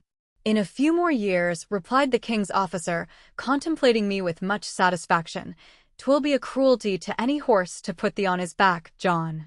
Master Stickles, by this time, was quite familiar with us, calling me Jack and Eliza Lizzie, and what I liked the least of all, our pretty Annie Nancy. That will be as God pleases, sir, I answered him, rather sharply, and the horse that suffers will not be thine. But I wish to know when we must start upon our long travel to London town. I perceive that the matter is of great dispatch and urgency. To be sure, so it is, my son. But I see a yearling turkey there, him I mean with the hop in his walk, who, if I know aught of fowls, would roast well tomorrow. Thy mother must have preparation. It is no more than reasonable. Now have that turkey killed tonight, for his fatness makes me long for him, and we will have him for dinner tomorrow, with, perhaps, one of his brethren, and a few more collops of red deer's flesh for supper, and then on the Friday morning, with the grace of God, we will set our faces to the road, upon his Majesty's business. Nay, but good sir, I asked with some trembling, so eager was I to see Lorna, if his Majesty's business will keep till Friday, may it not keep until Monday? We have a litter of sucking pigs, excellently choice and white, 6 weeks old, come Friday. There be too many for the sow, and one of them needeth roasting. Think you not it would be a pity to leave the women to carve it? My son Jack, replied Master Stickles, never was I in such quarters yet, and God forbid that I should be so unthankful to him as to hurry away. And now I think on it, Friday is not a day upon which pious people love to commence an enterprise. I will choose the young pig tomorrow at noon, at which time they are wont to gambol, and we will celebrate his birthday by carving him on Friday. After that we will gird our loins. and set forth early on Saturday. Now this was little better to me than if we had set forth at once, Sunday being the very first day upon which it would be honorable for me to enter Doone. But though I tried every possible means with Master Jeremy Stickles, offering him the choice for dinner of every beast that was on the farm, he durst not put off our departure later than the Saturday. And nothing else but love of us and of our hospitality would have so persuaded him to remain with us till then. Therefore now my only chance of seeing Lorna, before I went, lay in watching from the cliff and espying her, or a signal from her. This, however, I did in vain, until my eyes were weary and often would delude themselves with hope of what they ached for. But though I lay hidden behind the trees upon the crest of the stony fall, and waited so quiet that the rabbits and squirrels played around me, and even the keen-eyed weasel took me for a trunk of wood, it was all as one. No cast of color changed the white stone, whose whiteness now was hateful to me, nor did wreath or skirt of maiden break the loneliness of the vale. Chapter 24. A safe pass for King's Messenger. A journey to London seemed to us in those bygone days as hazardous and dark an adventure as could be forced on any man. I mean, of course, a poor man, for to a great nobleman, with ever so many outriders, attendants, and retainers, the risk was not so great, unless the highwaymen knew of their coming beforehand, and so combined against them. To a poor man, however, the risk was not so much from those gentlemen of the road as from the more ignoble footpads, and the landlords of the lesser hostels, and the loose unguarded soldiers, over and above the pitfalls and the quagmires of the way. So that it was hard to settle, at the first outgoing, whether a man were wise to pray more for his neck or for his head. But nowadays it is very different. Not that highwaymen are scarce, in this the reign of our good queen, and, for in truth they thrive as well as ever, albeit they deserve it not, being less upright and courteous, but that the roads are much improved, and the growing use of stage wagons, some of which will travel as much as 40 miles in a summer day, has turned our ancient ideas of distance almost upside down, and I doubt whether God be pleased with our flying so fast away from him. However, that is not my business, nor does it lie in my mouth to speak very strongly upon the subject, seeing how much I myself have done towards making of roads upon Exmoor. To return to my story, and, in truth, I lose that road too often, it would have taken 10 king's messengers to get me away from Plover's Barrows without one goodbye to Lorna, but for my sense of the trust and reliance which his majesty had reposed in me. And now I felt most bitterly how the very arrangements which seemed so wise, and indeed ingenious, may by the force of events become our most fatal obstacles. For lo, I was blocked entirely from going to see Lorna, whereas we should have fixed it so that I as well might have the power of signaling my necessity. It was too late now to think of that, and so I made up my mind at last to keep my honor on both sides, both to the king and to the maiden, although I might lose everything except a heavy heart for it. And indeed, more hearts than mine were heavy, for when it came to the tug of parting, my mother was like, and so was Annie, to break down altogether. But I bade them be of good cheer, and smiled in the briskest manner upon them, and said that I should be back next week as one of his majesty's greatest captains, and told them not to fear me then. Upon which they smiled at the idea of ever being afraid of me, whatever dress I might have on, and so I kissed my hand once more, and rode away very bravely. But bless your heart, I could no more have done so than flown all the way to London if Jeremy Stickles had not been there. And not to take too much credit to myself in this matter, I must confess that when we were come to the turn in the road where the moor begins, and whence you see the last of the yard, and the ricks and the poultry round them, and can, by knowing the place, obtain a glance of the kitchen window under the walnut tree, it went so hard with me just here that I even made pretence of a stone in ancient Smiler's shoe, to dismount, and to bend my head awhile. Then, knowing that those I had left behind would be watching to see the last of me, and might have false hopes of my coming back, I mounted again with all possible courage and rode after Jeremy Stickles. Jeremy, seeing how much I was down, did his best to keep me up with jokes and tales and light discourse until, before we had ridden a league, I began to long to see the things he was describing.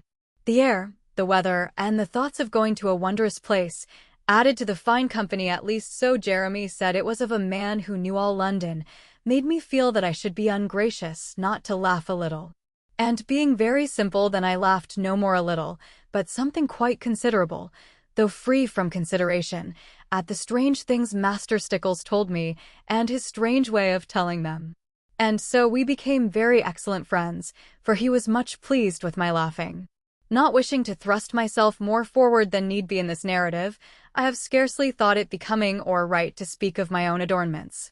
But now, what with the brave clothes I had on, and the better ones still that were packed up in the bag behind the saddle, it is almost beyond me to forbear saying that I must have looked very pleasing. And many a time I wished, going along, that Lorna could only be here and there, watching behind a furze bush, looking at me and wondering how much my clothes had cost. For mother would have no stint in the matter, but had assembled at our house, immediately upon knowledge of what was to be about London, every man known to be a good stitcher upon our side of Exmere. And for 3 days they had worked their best, without stint of beer or cider, according to the constitution of each. The result, so they all declared, was such as to create admiration and defy competition in London. And to me it seemed that they were quite right, though Jeremy Stickles turned up his nose and feigned to be deaf in the business.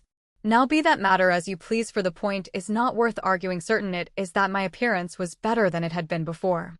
For being in the best clothes, one tries to look and to act, so far as may be, up to the quality of them. Not only for the fear of soiling them, but that they enlarge a man's perception of his value. And it strikes me that our sins arise, partly from disdain of others, but mainly from contempt of self, both working the despite of God. But men of mind may not be measured by such paltry rule as this. By dinner-time we arrived at Porlock, and dined with my old friend, Master Pook, now growing rich and portly. For though we had plenty of victuals with us, we were not to begin upon them, until all chance of victualling among our friends was left behind. And during that first day we had no need to meddle with our store at all, for as had been settled before we left home, we lay that night at Dunster in the house of a worthy tanner, first cousin to my mother, who received us very cordially, and undertook to return old Smiler to his stable at Plover's Barrows, after 1 day's rest.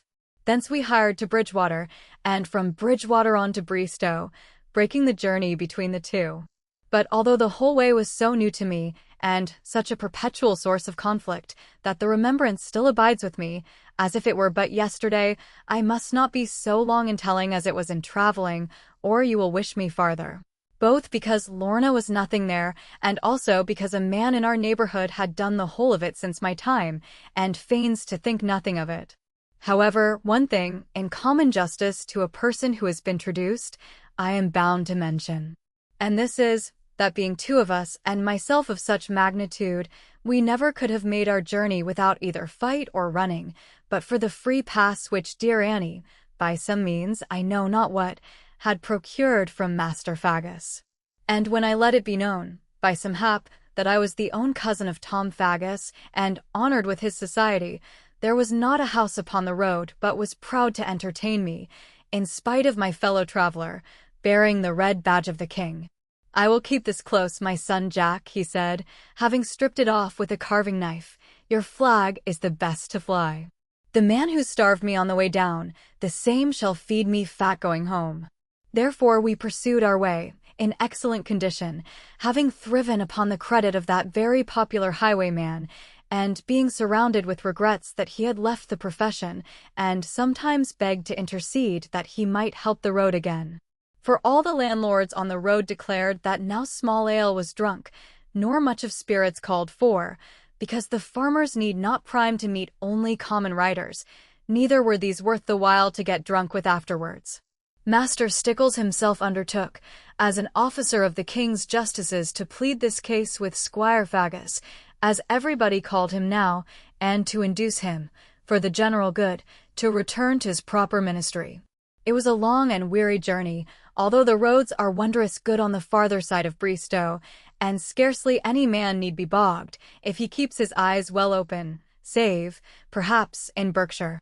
In consequence of the pass we had, and the vintner's knowledge of it, we only met 2 public riders, one of whom made off straightway when he saw my companion's pistols and the stout carbine I bore, and the other came to a parley with us, and proved most kind and affable, when he knew himself in the presence of the cousin of Squire Faggus. "God save you, gentlemen," he cried, lifting his hat politely. "Many and many a happy day I have worked this road with him. Such times will never be again. But commend me to his love and prayers. King my name is, and king my nature. Say that, and none will harm you." And so he made off down the hill, being a perfect gentleman, and a very good horse he was riding. The night was falling very thick by the time we were come to Tyburn, and here the king's officer decided that it would be wise to halt, because the way was unsafe by night across the fields to Charing village. I for my part was nothing loath, and preferred to see London by daylight. And after all, it was not worth seeing, but a very hideous and dirty place, not at all like Exmere. Some of the shops were very fine, and the signs above them finer still, so that I was never weary of standing still to look at them. But in doing this there was no ease, for before one could begin almost to make out the meaning of them, either some of the wayfarers would bustle and scowl, and draw their swords, or the owner, or his apprentice boys, would rush out and catch hold of me, crying, "Buy, buy, buy! What d'ye lack, what d'ye lack? Buy, buy, buy!" At first I mistook the meaning of this, for so we pronounced the word boy upon Exmere, and I answered with some indignation, "Sirrah, I am no boy now, but a man of 21 years, and as for lacking, I lack not from thee, except what thou hast not good manners." The only things that pleased me much were the River Thames, and the Hall and Church of Westminster, where there are brave things to be seen, and braver still to think about. But whenever I wandered in the streets, what with the noise the people made, the number of the coaches, the running of the footmen, the swaggering of great courtiers, and the thrusting aside of everybody, many and many a time I longed to be back among the sheep again, for fear of losing temper. They were welcome to the wall for me, as I took care to tell them, for I could stand without the wall, which perhaps was more than they could do. Though I said this with the best intention, meaning no discourtesy, some of them were vexed at it, and one young lord, being flushed with drink, drew his sword and made at me. But I struck it up with my holly stick, so that it flew on the roof of a house. Then I took him by the belt with one hand, and laid him in the kennel. This caused some little disturbance, but none of the rest saw fit to try how the matter might be with them. Now this being the year of our Lord 1683, more than 9 years and a half since the death of my father, and the beginning of this history, all London was in a great ferment about the dispute between the court of the king and the city. The king, or rather perhaps his party, for they said that his majesty cared for little except to have plenty of money and spend it, was quite resolved to be supreme in the appointment of the chief officers of the corporation. But the citizens maintained that, under their charter, this right lay entirely with themselves, upon which a writ was issued against them for forfeiture of their charter, and the question was now being tried in the court of His Majesty's bench. This seemed to occupy all the attention of the judges, and my case, which had appeared so urgent, was put off from time to time, while the court and the city contended. And so hot was the conflict and hate between them, that a sheriff had been fined by the king in £100,000, and a former Lord Mayor had even been sentenced to the pillory, because he would not swear falsely. Hence the courtiers and the citizens scarce could meet in the streets with patience, or without railing and frequent blows. Now, although I heard so much of this matter, for nothing else was talked of, and it seeming to me more important even than the churchwardenship of, or I could not for the life of me tell which side I should take to. For all my sense of position, and of confidence reposed in me, and of my father's opinions, lay heavily in one scale, while all my reason and my heart went down plump against injustice, and seemed to win the other scale. Even so my father had been at the breaking out of the Civil War, when he was less than my age now, and even less skilled in politics, and my mother told me after this, when she saw how I myself was doubting, and vexed with myself for doing so, that my father used to thank God often that he had not been called upon to take one side or other, but might remain obscure and quiet. And yet he always considered himself to be a good, sound royalist. But now as I stayed there, only desirous to be heard and to get away, and scarcely even guessing yet what was wanted of me, for even Jeremy Stickles knew not, or pretended not to know. Things came to a dreadful pass between the king and all the people who dared to have an opinion. For about the middle of June, the judges gave their sentence that the city of London had forfeited its charter, and that its franchise should be taken into the hands of the king. Scarcely was this judgment forth, and all men hotly talking of it, when a far worse thing befell. News of some great conspiracy was spread at every corner, and that a man in the malting business had tried to take up the brewer's work, and lop the king and the Duke of York. Everybody was shocked at this, for the king himself was not disliked so much as his advisers, but everybody was more than shocked, grieved indeed to the heart with pain, at hearing that Lord William Russell and Mr. Algernon Sidney had been seized and sent to the Tower of London upon a charge of high treason, having no knowledge of these great men, nor of the matter how far it was. True, I had not very much to say about either of them or it, but this silence was not shared, although the ignorance may have been, by the hundreds of people around me.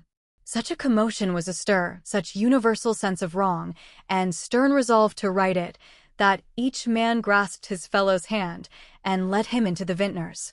Even I, although at that time given to excess and temperance, and afraid of the name of cordials, was hard set, I do assure you, not to be drunk at intervals without coarse discourtesy. However, that, as Betty Muxworthy used to say, when argued down and ready to take them up for it, is neither here nor there. I have not to do with great history, and am sorry for those who have to write it, because they are sure to have both friends and enemies in it, and cannot act as they would towards them, without damage to their own consciences. But as great events draw little ones, and the rattle of the churn decides the uncertainty of the flies, so this movement of the town, and eloquence, and passion had more than I guessed at the time, to do with my own little fortunes. For in the first place it was fixed, perhaps from downright contumely, because the citizens loved him so, that Lord Russell should be tried neither at Westminster nor at Lincoln's Inn, but at the court of Old Bailey, within the precincts of the city. This kept me hanging on much longer, because although the good nobleman was to be tried by the Court of Common Pleas, yet the officers of King's Bench, to whom I daily applied myself, were in council with their fellows, and put me off from day to day. Now I had heard of the law's delays, which the greatest of all great poets, knowing much of the law himself, as indeed of everything, has specially mentioned, when not expected, among the many ills of life. But I never thought at my years to have such bitter experience of the evil, and it seemed to me that if the lawyers failed to do their duty, they ought to pay people for waiting upon them instead of making them pay for it. But here I was, now in the second month living at my own charges in the house of a worthy fellmonger at the sign of the Seal and Squirrel, abutting upon the Strand Road which leads from Temple Bar to Charing. Here I did very well indeed, having a mattress of good skin dressings and plenty to eat every day of my life, but the butter was something to cry, but thrice at, according to a conceit of our school days, and the milk must have come from cows driven to water. However, these evils were light compared with the heavy bill sent up to me every Saturday afternoon, and knowing how my mother had pinched to send me nobly to London, and had told me to spare for nothing, but live bravely with the best of them, the tears very nearly came into my eyes, as I thought, while I ate, of so robbing her. At length, being quite at the end of my money, and seeing no other help for it, I determined to listen to clerks no more, but force my way up to the justices, and insist upon being heard by them, or discharged from my recognizance. For so they had termed the bond or deed which I had been forced to execute, in the presence of a chief clerk or notary, the very day after I came to London. And the purport of it was, that on pain of a heavy fine or escheatment, I would hold myself ready and present, to give evidence when called upon. Having delivered me up to sign this, Jeremy Stickles was quit of me, and went upon other business, not but what he was kind and good to me, when his time and pursuits allowed of it. Chapter 25. A great man attends to business, having seen Lord Russell murdered in the fields of Lincoln's Inn, or rather having gone to see it. but turned away with a sickness and a bitter flood of tears for a whiter and a nobler neck never fell before low beast I strode away towards Westminster, cured of half my indignation at the death of Charles I. Many people hurried past me, chiefly of the more tender sort, revolting at the butchery. In their ghastly faces, as they turned them back, lest the sight should be coming after them, great sorrow was to be seen, and horror, and pity, and some anger. In Westminster Hall I found nobody, not even the crowd of crawling varlets, who used to be craving evermore for employment or for payment. I knocked at 3 doors, one after other, of lobbies going out of it, where I had formerly seen some officers and people pressing in and out, but for my trouble I took nothing, except some thumps from echo. And at last an old man told me that all the lawyers were gone to see the result of their own works, in the fields of Lincoln's Inn.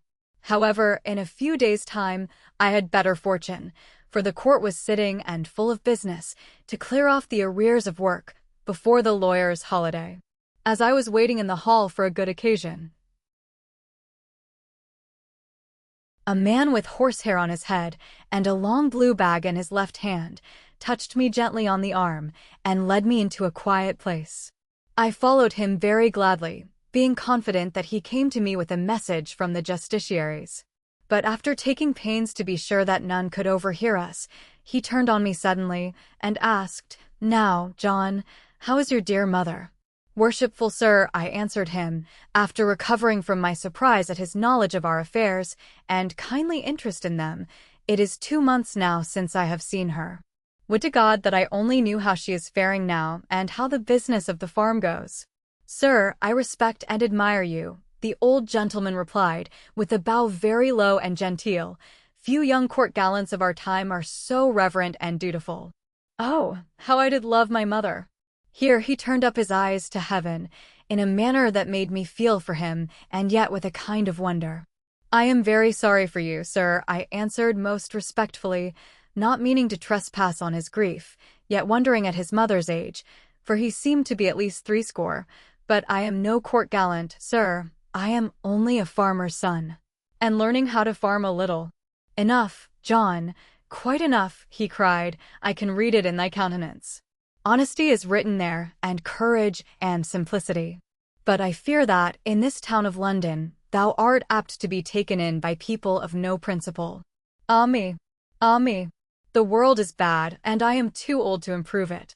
Then finding him so good and kind, and anxious to improve the age, I told him almost everything, how much I paid the fellmonger, and all the things I had been to see, and how I longed to get away, before the corn was ripening, yet how, despite of these desires, I felt myself bound to walk up and down, being under a thing called recognizance. In short, I told him everything, except the nature of my summons, which I had no right to tell, and that I was out of money. My tale was told in a little archway, apart from other lawyers, and the other lawyers seemed to me to shift themselves, and to look askew, like sheep through a hurdle, when the rest are feeding. "What? Good God," my lawyer cried, smiting his breast indignantly with a roll of something learned, "in what country do we live? Under what laws are we governed? No case before the court whatever, no primary deposition. So far as we are furnished, not even a king's writ issued, and here we have a fine young man dragged from his home and adoring mother, during the height of agriculture, at his own cost and charges. I have heard of many grievances, but this the very worst of all. Nothing short of a royal commission could be warranty for it. This is not only illegal, sir, but most gravely unconstitutional." "I had not told you, worthy sir," I answered him, in a lower tone, "if I could have thought that your sense of right would be moved so painfully. But now I must beg to leave you, sir, for I see that the door again is open.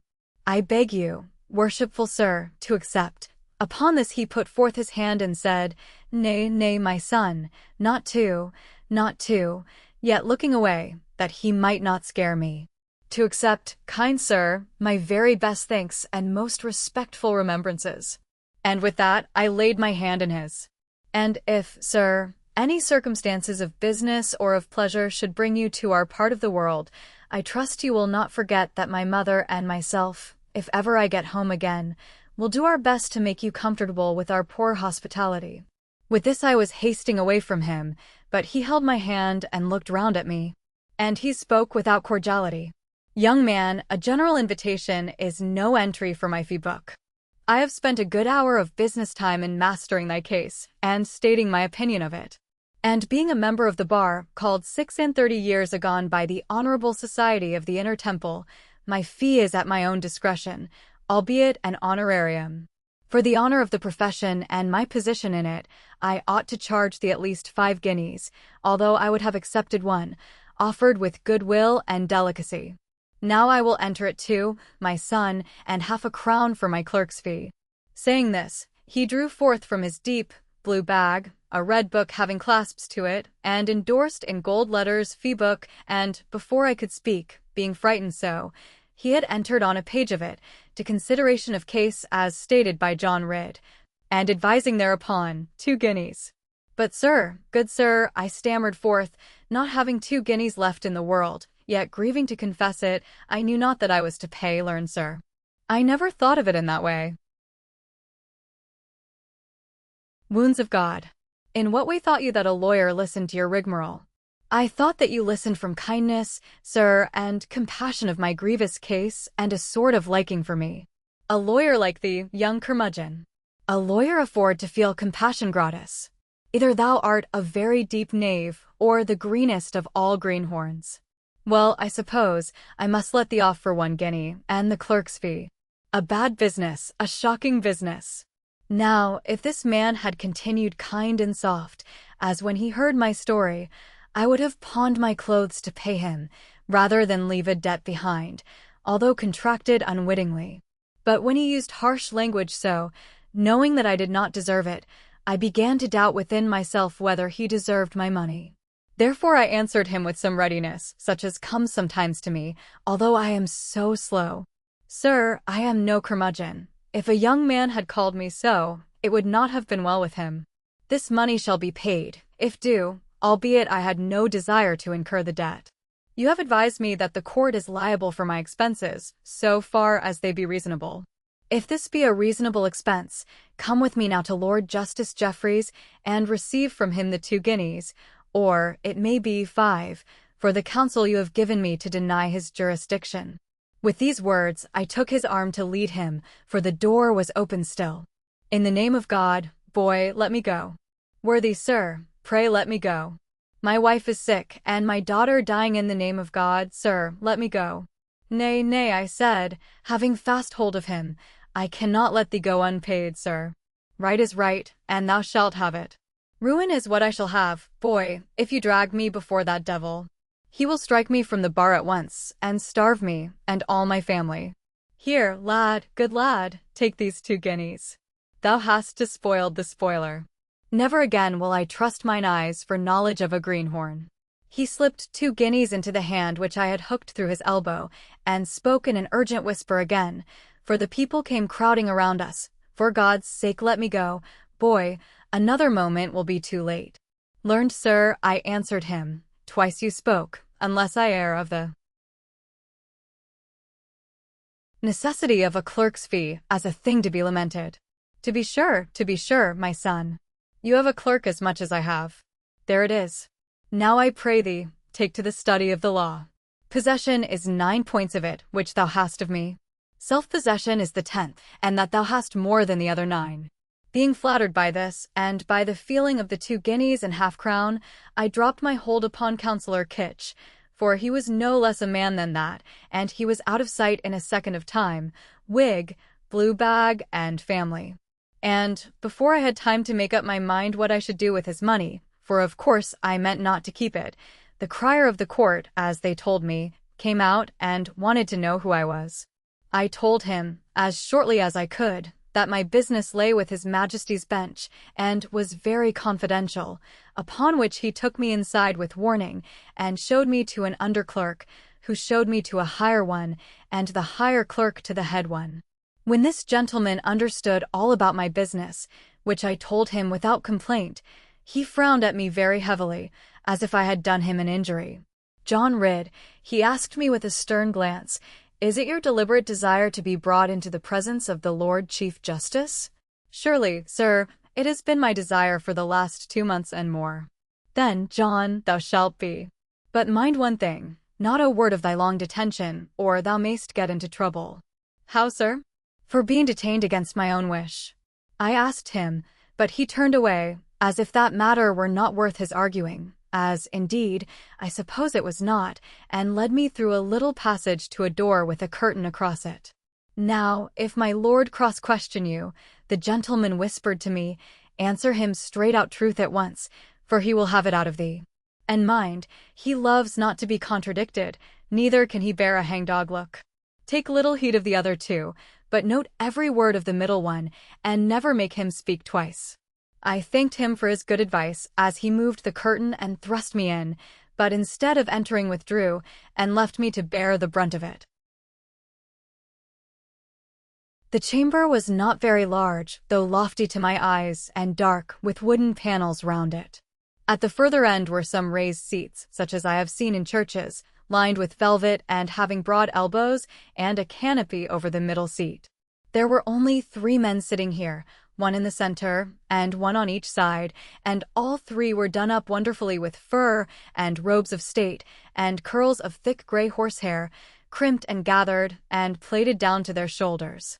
Each man had an oak desk before him, set at a little distance, and spread with pens and papers. Instead of writing, however, they seemed to be laughing and talking, or rather the one in the middle seemed to be telling some good story, which the others received with approval. By reason of their great perukes, it was hard to tell how old they were, but the one who was speaking seemed the youngest, although he was the chief of them. A thick-set, burly, and bulky man, with a blotchy, broad face and great square jaws, and fierce eyes full of blazes, he was one to be dreaded by gentle souls, and to be abhorred by the noble. Between me and the 3 lord judges, some few lawyers were gathering up bags and papers and pens and so forth, from a narrow table in the middle of the room, as if a case had been disposed of, and no other were called on. But before I had time to look round twice, the stout fierce man espied me, and shouted out with a flashing stare, "How now, countryman, who art thou?" "May it please your worship," I answered him loudly, "I am John Ridd of Orr parish, in the shire of Somerset, brought to this London, some 2 months back by a special messenger, whose name is Jeremy Stickles, and then bound over to be at hand and ready, when called upon to give evidence, in a matter unknown to me, but touching the peace of our Lord the King, and the well-being of his subjects. 3 times I have met our Lord the King, but he hath said nothing about his peace, and only held it towards me, and every day, save Sunday, I have walked up and down the great hall of Westminster, all the business part of the day, expecting to be called upon. Yet no one hath called upon me. And now I desire to ask your worship whether I may go home again." "Well done, John," replied his lordship, while I was panting with all this speech. "I will go bail for thee, John. Thou hast never made such a long speech before, and thou art a spunky Briton, or thou couldst not have made it now. I remember the matter well, and I myself will attend to it, although it arose before my time. He was but newly Chief Justice, but I cannot take it now, John. There is no fear of losing thee, John, any more than the Tower of London. I grieve for his Majesty's exchequer, after keeping thee 2 months or more." "Nay, my lord, I crave your pardon. My mother hath been keeping me. Not a groat have I received." "Spank, is it so?" his lordship cried, in a voice that shook the cobwebs, and the frown on his brow shook the hearts of men, and mine as much as the rest of them. "Spank, is his Majesty come to this, that he starves his own approvers?" my lord," whispered Mr. Spank, the chief officer of evidence, "the thing hath been overlooked, my lord, among such grave matters of treason. I will overlook thy head, foul Spank, on a spike from Temple Bar, if ever I hear of the like again. Vile varlet, what art thou paid for? Thou hast swindled the money thyself, foul Spank, I know thee, though thou art new to me. Bitter is the day for thee that ever I came across thee. Answer me not one word more, and I will have thee on a hurdle." And he swung himself to and fro on his bench, with both hands on his knees, And every man waited to let it pass, knowing better than to speak to him. "John Ridd," said the Lord Chief Justice, at last recovering a sort of dignity, yet daring Spank from the corners of his eyes to do so much as look at him, "thou hast been shamefully used, John Ridd. Answer me not, boy, not a word, but go to Master Spank, and let me know how he behaves to thee." Here he made a glance at Spank, which was worth at least £10 to me. "Be thou here again tomorrow, and before any other case is taken, I will see justice done to thee. Now be off, boy. Thy name is Ridd, and we are well rid of thee." I was only too glad to go after all this tempest, as you may well suppose. For if ever I saw a man's eyes become two holes for the devil to glare from, I saw it that day, and the eyes were those of the Lord Chief Justice Jeffreys. Mr.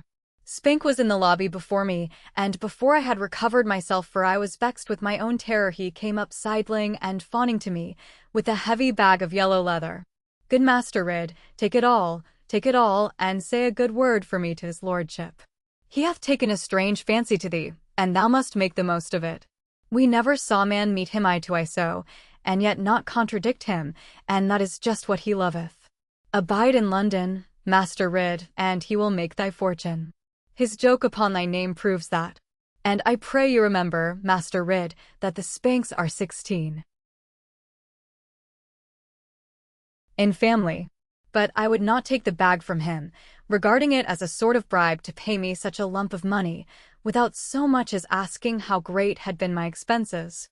Therefore I only told him that if he would kindly keep the cash for me until the morrow, I would spend the rest of the day in counting, which always is sore work with me, how much it had stood me in board and lodging, since Master Stickles had rendered me up, for until that time he had borne my expenses. In the morning I would give Mr. Spank a memorandum, duly signed and attested by my landlord, including the breakfast of that day, and in exchange for this I would take the exact amount from the yellow bag, and be very thankful for it. "If that is thy way of using opportunity," said Spank, looking at me with some contempt, "thou wilt never thrive in these times, my lad. Even the Lord Chief Justice can be little help to thee, unless thou knowest better than that how to help thyself." It mattered not to me. The word approver stuck in my gorge as used by the Lord Chief Justice, for we looked upon an approver as a very low thing indeed. I would rather pay for every breakfast, and even every dinner, eaten by me since here I came, than take money as an approver.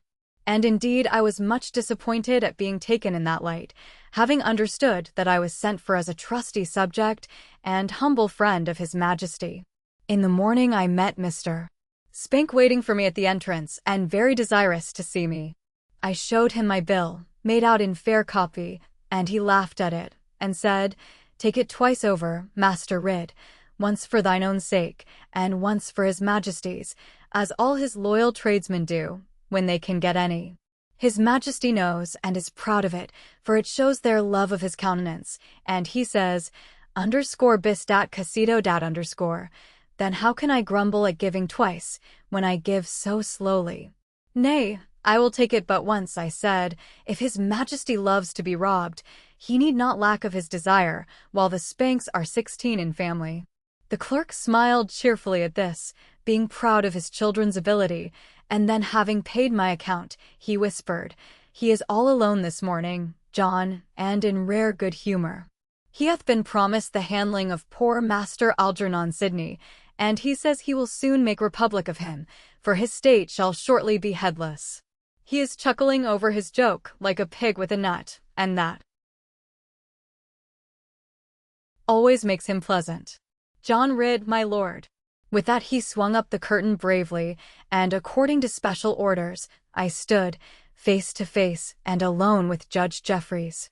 Chapter 26. John is drained and cast aside. His lordship was busy with some letters, and did not look up for a minute or two, although he knew that I was there. Meanwhile I stood waiting to make my bow, afraid to begin upon him, and wondering at his great bullhead. Then he closed his letters, well pleased with their import, and fixed his bold broad stare on me, as if I were an oyster opened, and he would know how fresh I was. "May it please your worship," I said, "here I am according to order, awaiting your good pleasure." "Thou art made to wait, John, more than order. How much dost thou tip the scales to?" Only 12 score pounds, my lord, when I be in wrestling trim. And sure I must have lost weight here, fretting so long in London. Ha, ha, much fret is there in thee. Hath his majesty seen thee? Yes, my lord, twice or even thrice, and he made some jest concerning me. A very bad one, I doubt not. His humour is not so dainty as mine, but apt to be coarse and unmannerly. Now John, or Jack, by the look of thee, thou art more used to be called. Yes, your worship, when I am with old Molly and Betty Muxworthy. Peace, thou forward varlet. There is a deal too much of thee. We shall have to try short commons with thee, and thou art a very long common. Ha, ha, where's that rogue Spank? Spank must hear that by and by.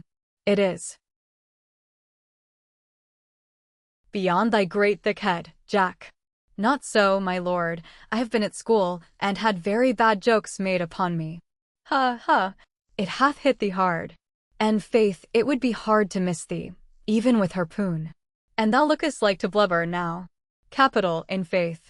I have thee on every side, Jack, and thy sides are manifold, many-folded at any rate. Thou shalt have double expenses, Jack, for the wit thou hast provoked in me. Heavy goods lack heavy payment, is a proverb down our way, my lord. I heard thee, Jack. The harpoon hath no tickle for thee. Now, Jack Whale, having hauled thee hard, we will proceed to examine thee. Here all his manner was changed, and he looked with his heavy brows bent upon me, as if he had never laughed in his life, and would allow none else to do so. I am ready to answer, my lord, I replied, if he asks me not beyond my knowledge or beyond my honor. Hadst better answer me everything, lump. What hast thou to do with honor? Now is there in thy neighborhood a certain nest of robbers, miscreants, and outlaws, whom all men fear to handle? Yes, my lord. At least, I believe some of them be robbers, and all of them are outlaws. And what is your high sheriff about, that he doth not hang them all? Or send them up for me to hang, without more to do about them? I reckon that he is afraid, my lord, it is not safe to meddle with them. They are of good birth and reckless, and their place is very strong. Good birth. What was Lord Russell of, Lord Essex, and this Sydney? 'Tis the surest airship to the block to be the chip of a good one. What is the name of this pestilent race, and how many of them are there? They are the Doones of Bagworthy Forest, may it please your worship. And we reckon there be about 40 of them, beside the women and children. 40 Doones, all 40 thieves. And women and children. Thunder of God. How long have they been there then? They may have been there 30 years, my lord, and indeed they may have been 40. Before the Great War broke out they came, longer back than I can remember. Aye, long before thou wast born, John. Good, thou speakest plainly. Woe betide a liar, whenso I get hold of him. You want me on the Western Circuit, by God, and ye shall have me, when London traders are spun and swung. There is a family called de Witchhulse living very nigh thee, John. This he said in a sudden manner, as if to take me off my guard, and fixed his great thick eyes on me. And in truth I was much astonished. Yes, my lord, there is. At least, not so very far from us. Baron de Witchhulse, of Lay Manor. Baron, of the Exchequer, lad? And taketh dues instead of his majesty. Somewhat which there ought to come a little further, I trow. It shall be seen to, as well as the which makes it so to halt. Riotous knaves in West England, drunken outlaws, you shall dance, if ever I play pipe for you. John Ridd, I will come to or perish, and rout out the ore of Babylon.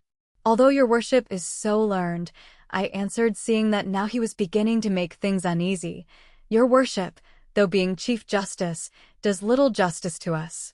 We are downright good and loyal folk, and I have not seen, since here I came to this great town of London, any who may better us or even come anigh us in honesty and goodness and duty to our neighbors.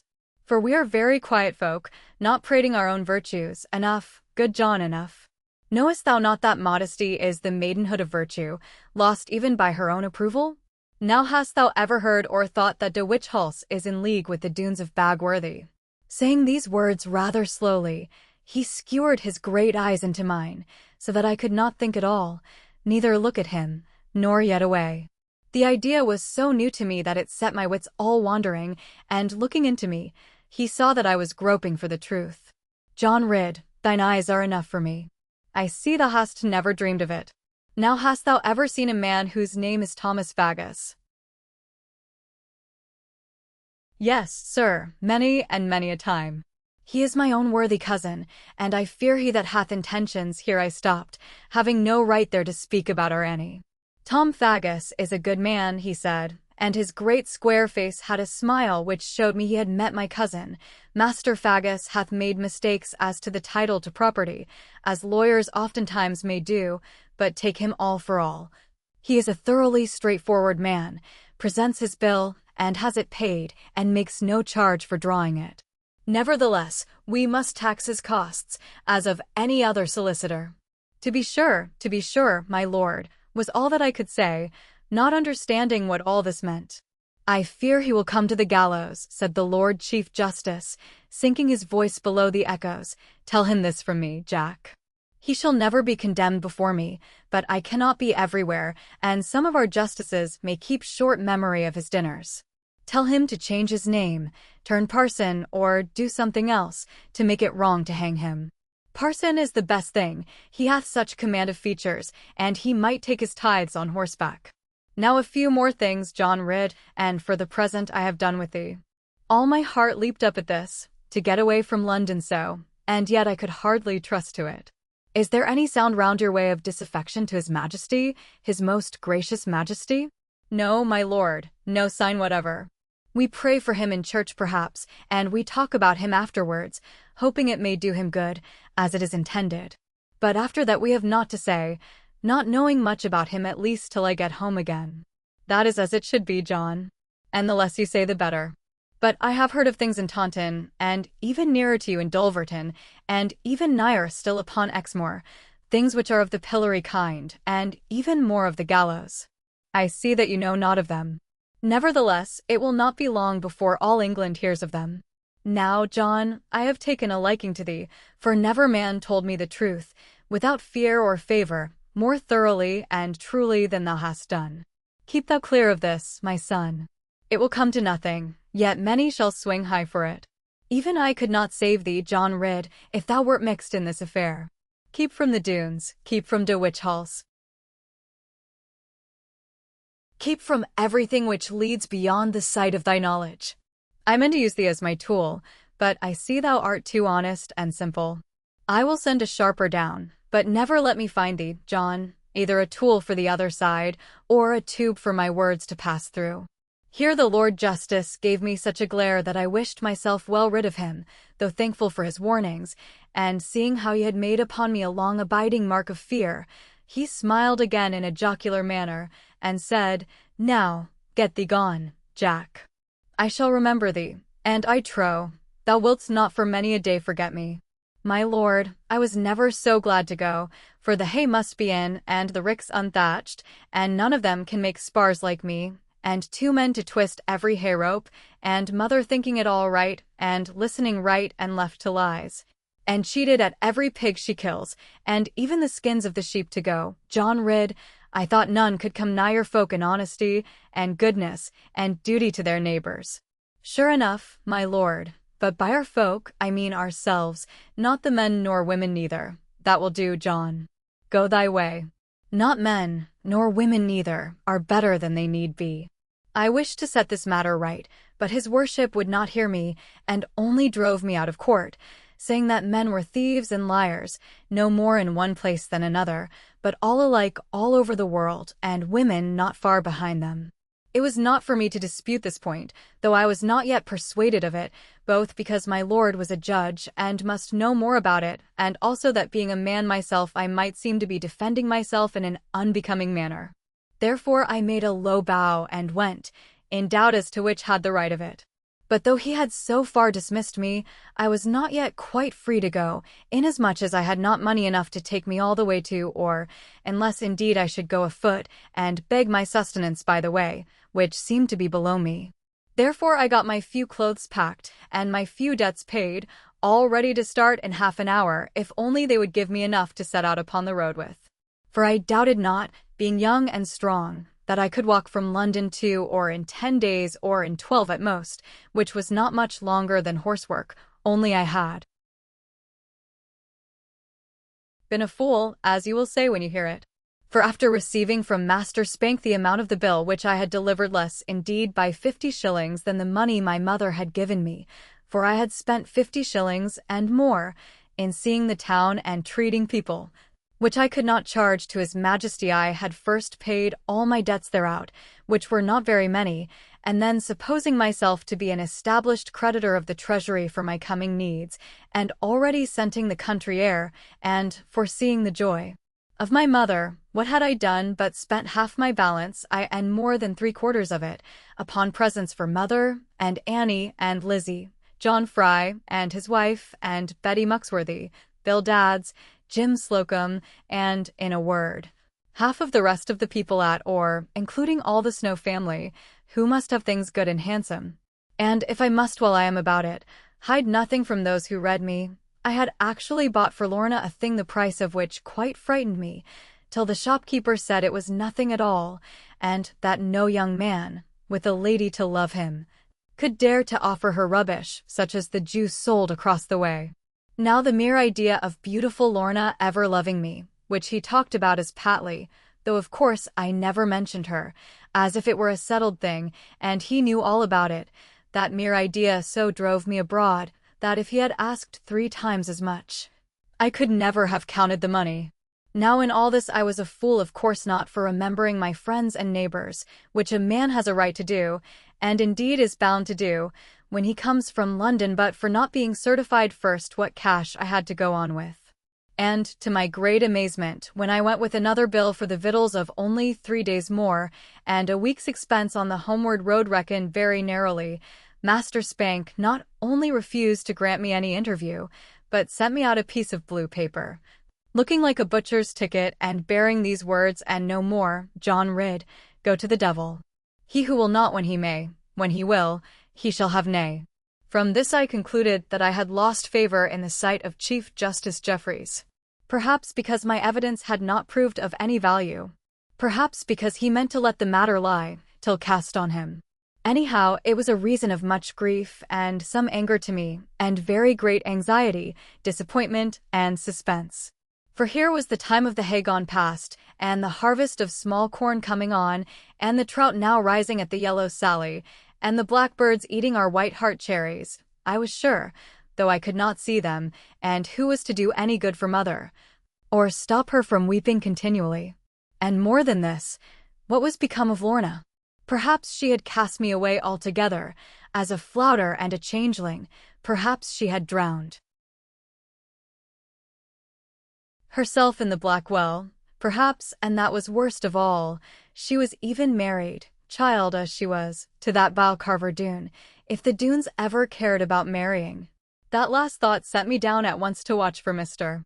Spank again, resolved that if I could catch him, spank him I would to a pretty good tune, although 16 in family.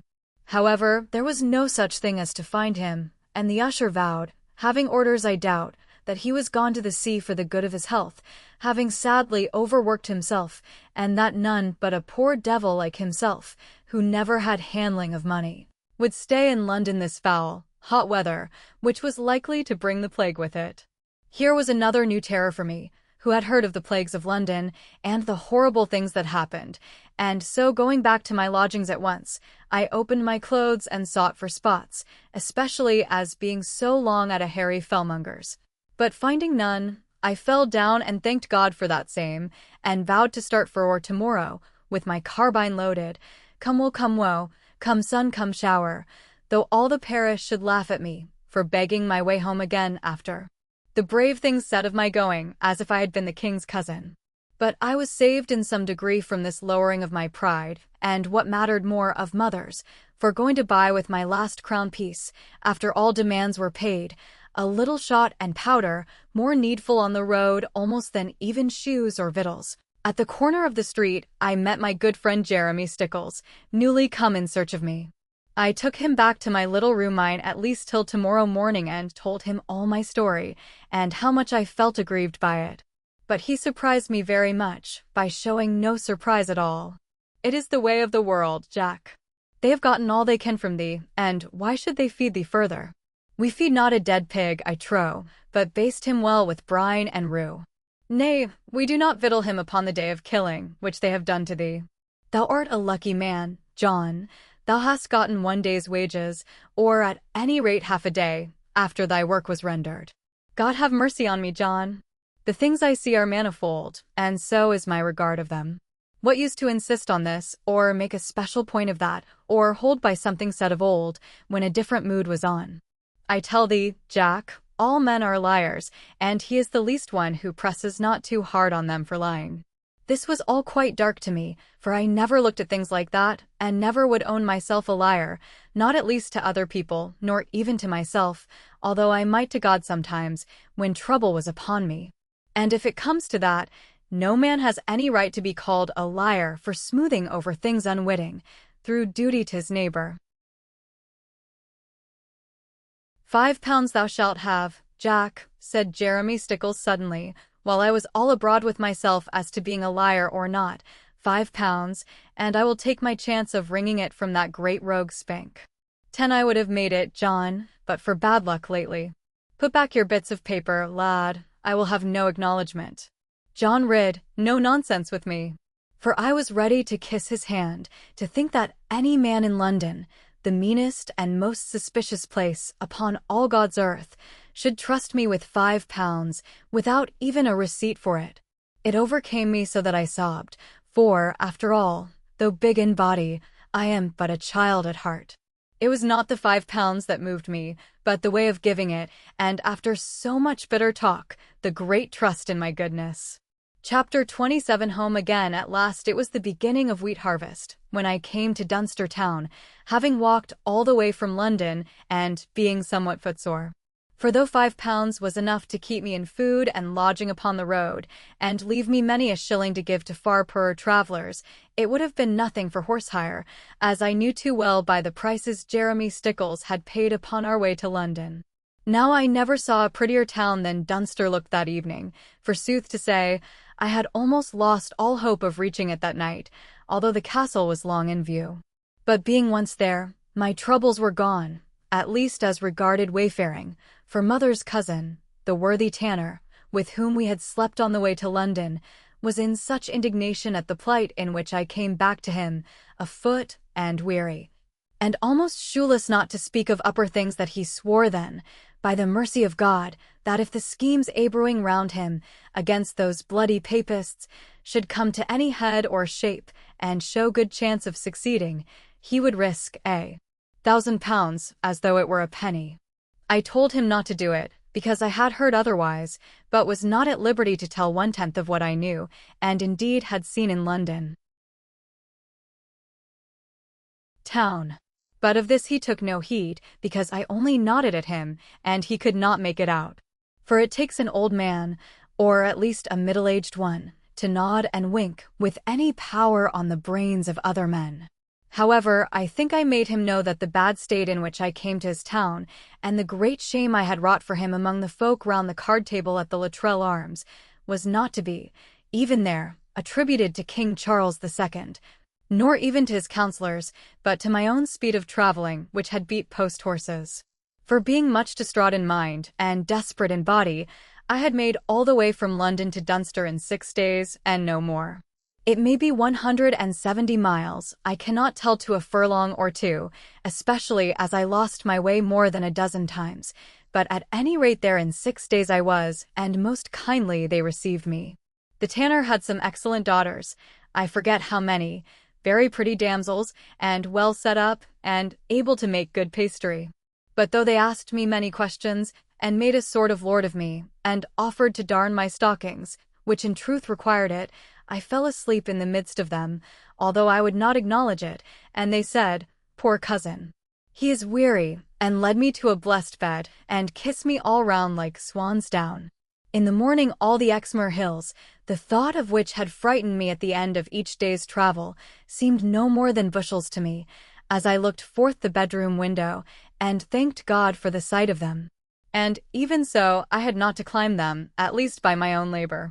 For my most worthy uncle, as we oft call a parent's cousin, finding it impossible to keep me for the day, and owning indeed that I was right in hastening to my mother, vowed that walk I should not even though he lost his Saturday hides from Minehead and from Watchet. Accordingly, he sent me forth on the very strongest nag he had, and the maidens came to wish me Godspeed and kissed their hands at the doorway. It made me proud and glad to think that after seeing so much of the world and having held my own with it, I was come once more among my own people and found them kinder and more warm-hearted, and better-looking too, than almost any I had happened upon in the mighty city of London. But how shall I tell you the things I felt and the swelling of my heart within me as I drew nearer and more near to the place of all I loved and owned, to the haunt of every warm remembrance, the nest of all the fledgling hopes, in a word, to home. The first sheep I beheld on the moor with a great red JR on his side, for mother would have them marked with my name, instead of her own as they should have been, I do assure you my spirit leaped, and all my sight came to my eyes. I shouted out, "Jem, boy," for that was his name, and a rare hand he was at fighting, and he knew me in spite of the stranger horse, and I leaned over and stroked his head, and swore he should never be mutton. And when I was past, he set off at full gallop to call the rest of the JRs together and tell them young master was come home at last. But bless your heart, and my own as well, it would take me all the afternoon to lay before you 1/10 of the things which came home to me in that 1/2 hour, as the sun was sinking in the real way he ought to sink. I touched my horse with no spur nor whip, feeling that my slow wits would go if the sights came too fast over them. Here was the pool where we washed the sheep, and there was the hollow that oozed away, where I had shot 3 wild ducks. Here was the peat rick that hid my dinner when I could not go home for it, and there was the bush with the thyme growing round it, where Annie had found a great swarm of our bees. And now was the corner of the dry stone wall, where the moor gave over in earnest, and the partridges whisked from it into the cornlands, and called that their supper was ready, and looked at our house and the ricks as they ran, and would wait for that comfort till winter. And there I saw, but let me go, Annie was too much for me. She nearly pulled me off my horse, and kissed the very mouth of the carbine. I knew you would come. Oh, John! Oh, John! I have waited here every Saturday night, and I saw you for the last mile or more, but I would not come round the corner, for fear that I should cry, John, and then not cry when I got you. Now I may cry as much as I like, and you need not try to stop me, John, because I am so happy. But you mustn't cry yourself, John. What will mother think of you? She will be so jealous of me. What mother thought I cannot tell, and indeed I doubt if she thought at all for more than half an hour, but only managed to hold me tight and cry, and thank God now and then, but with some fear of his taking me, if she should be too grateful. Moreover, she thought it was my own doing, and I ought to have the credit of it, and she even came down very sharply upon John's wife, Mrs. Fry, for saying that we must not be too proud, for all of it was the Lord's doing. However, dear mother was ashamed of that afterwards, and asked Mrs. Fry's humble pardon, and perhaps I ought not to have mentioned it. Old Smiler had told them that I was coming, all the rest, I mean, except Annie for having escaped from his halter ring. He was come out to graze in the lane a bit, when what should he see but a strange horse coming with young master and mistress upon him. For Annie must needs get up behind me, there being only sheep to look at her. Then Smiler gave us a stare and a neigh, with his tail quite stiff with amazement, and then, whether in joy or through indignation, he flung up his hind feet and galloped straight home, and set every dog wild with barking. Now, methinks, quite enough has been said concerning this mighty return of the young John Ridd, which was known up at Cosgate that evening, and feeling that I cannot describe it, how can I hope that anyone else will labor to imagine it, even of the few who are able? For very few can have travelled so far, unless indeed they whose trade it is, or very unsettled people. And, even of those who have done so, not 1 in 100 can have such a home as I had to come home to.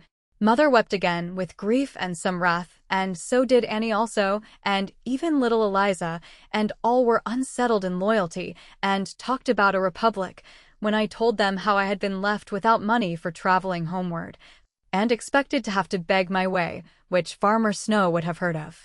And though I could see they were disappointed at my failure of any promotion, They all declared how glad they were, and how much better they liked me to be no more than what they were accustomed to. At least, my mother and Annie said so, without waiting to hear any more, but Lizzie did not answer to it, until I had opened my bag and shown the beautiful present I had for her. And then she kissed me, almost like Annie, and vowed that she thought very little of captains. For Lizzie's present was the best of all, I mean, of course, except Lorna's, which I carried in my breast all the way, hoping that it might make her love me, from having lain so long, close to my heart. For I had brought Lizzie something dear, and a precious heavy book it was, and much beyond my understanding, whereas I knew well that to both the others my gifts would be dear, for mine own sake. And happier people could not be found than the whole of us were that evening. Chapter 28. John has hope of Lorna. Much as I longed to know more about Lorna, and though all my heart was yearning, I could not reconcile it yet with my duty to Mother and Annie, to leave them on the following day, which happened to be a Sunday. For lo, before breakfast was out of our mouths, there came all the men of the farm, and their wives, and even the 2 crow boys, dressed as if going to Barnstaple Fair, to inquire how Master John was, and whether it was true that the king had made him one of his bodyguard, and if so, what was to be done with the belt for the championship of the West Counties wrestling, which I had held now for a year or more, and none were ready to challenge it. Strange to say, this last point seemed the most important of all to them, and none asked who was to manage the farm, or answer for their wages, but all asked who was to wear the belt. To this I replied, after shaking hands twice over all round with all of them, that I meant to wear the belt myself, for the honor of, or perish, so long as ever God gave me strength and health to meet all comers, for I had never been asked to be bodyguard, and if asked I would never have done it. Some of them cried that the king must be mazed, not to keep me for his protection, in these violent times of popery. I could have told them that the king was not in the least afraid of papists, but on the contrary, very fond of them. However, I held my tongue, remembering what Judge Jeffreys bade me. In church, the whole congregation, man, woman, and child, except, indeed, the Snow girls, who only looked when I was not watching, turned on me with one accord, and stared so steadfastly, to get some reflection of the king from me, that they forgot the time to kneel down, and the parson was forced to speak to them.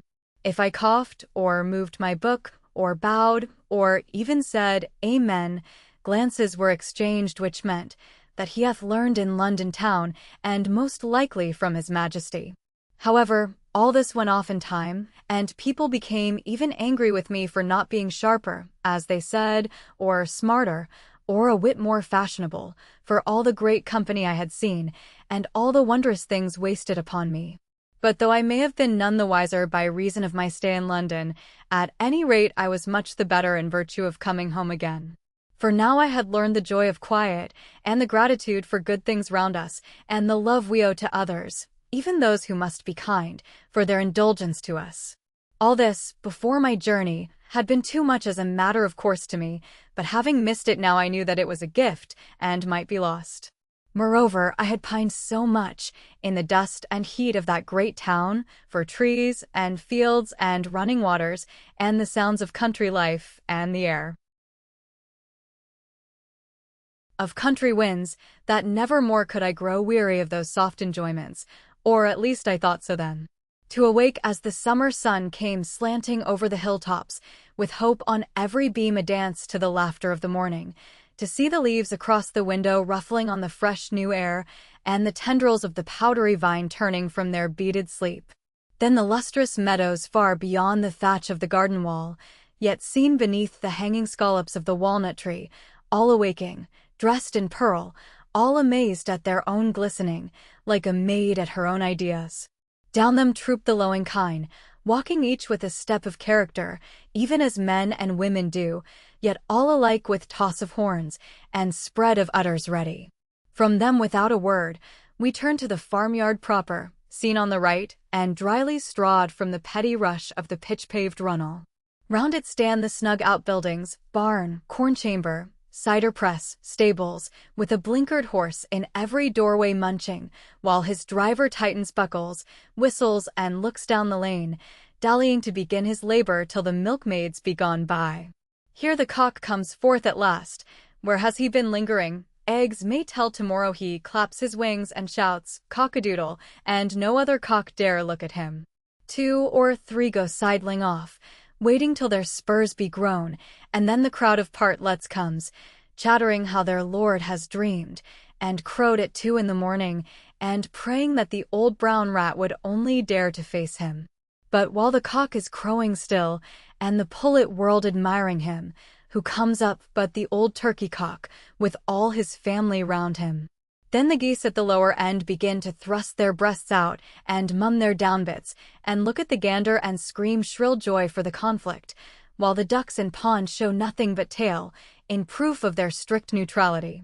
While yet we dread for the coming event, and the fight which would jar on the morning, behold the grandmother of sows, gruffly grunting right and left with muzzle which no ring may tame, not being matrimonial, hulks across between the two, moving all each side at once, and then all of the other side as if she were chained down the middle and afraid of spilling the salt from her. As this mighty view of lard hides each combatant from the other, gladly each retires and boasts how he would have slain his neighbor, but that old sow drove the other away, and no wonder he was afraid of her, after all the chicks she had eaten.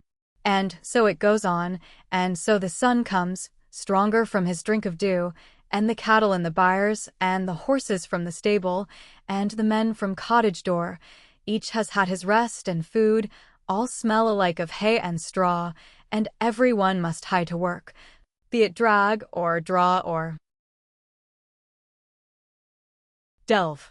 So thought I on the Monday morning, while my own work lay before me, and I was plotting how to quit it, void of harm to every one, and let my love have work a little hardest perhaps of all work, and yet as sure as sunrise.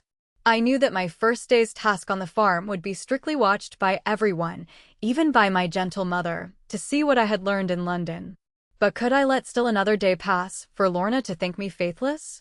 I felt much inclined to tell dear mother all about Lorna, and how I loved her, yet had no hope of winning her. Often and often I had longed to do this, and have done with it. But the thought of my father's terrible death at the hands of the Doones prevented me. And it seemed to me foolish and mean to grieve mother, without any chance of my suit ever speeding. If once Lorna loved me, my mother should know it, and it would be the greatest happiness to me to have no concealment from her, though at first she was sure to grieve terribly. But I saw no more chance of Lorna loving me than of the man in the moon coming down, or rather of the moon coming down to the man, as related in old mythology. Now the merriment of the small birds, and the clear voice of the waters, and the lowing of cattle in meadows, and the view of no houses, except just our own and a neighbor's, and the knowledge of everybody around, their kindness of heart and simplicity, and love of their neighbors' doings, all these could not help or please me at all, and many of them were much against me, in my secret depth of longing and dark tumult of the mind. Many people may think me foolish, especially after coming from London, where many nice maids looked at me, on account of my bulk and stature, and I might have been fitted up with a sweetheart, in spite of my West Country twang and the smallness of my purse. If only I had said the word. But nay, I have contempt for a man whose heart is like a shirt-stud, such as I saw in London cards, fitted into one today, sitting bravely on the breast, plucked out on the morrow morn, and the place that knew it, gone.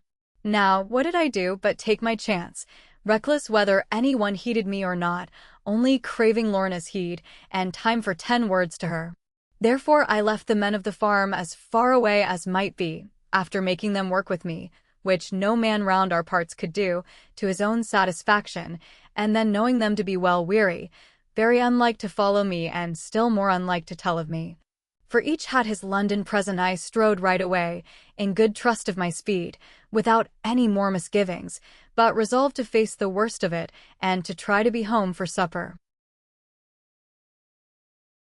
And first I went, I know not why, to the crest of the broken highland, whence I had agreed to watch for any mark or signal. And sure enough at last I saw, when it was too late to see, that the white stone had been covered over with a cloth or mantle, the sign that something had arisen to make Lorna want me. For a moment I stood amazed at my evil fortune, that I should be too late, in the very thing of all things on which my heart was set. Then, after eyeing sorrowfully every crick and cranny to be sure that not a single flutter of my love was visible, off I set, with small respect either for my knees or neck, to make the round of the outer cliffs and come up my old access. Nothing could stop me. It was not long, although to me it seemed an age, before I stood in the niche of rock at the head of the slippery watercourse and gazed into the quiet glen where my foolish heart was dwelling. Notwithstanding doubts of right, notwithstanding sense of duty, and despite all manly striving, and the great love of my home, there my heart was ever dwelling, knowing what a fool it was, and content to know it. Many birds came twittering round me in the gold of August. Many trees showed twinkling beauty as the sun went lower, and the lines of water fell, from wrinkles into dimples. Little heeding, there I crouched, though with sense of everything that afterwards should move me, like a picture or a dream, and everything went by me softly, while my heart was gazing. At last, a little figure came, not insignificant, I mean, but looking very light and slender in the moving shadows, gently here and softly there, as if vague of purpose, with a gloss of tender movement, in and out the wealth of trees, and liberty of the meadow.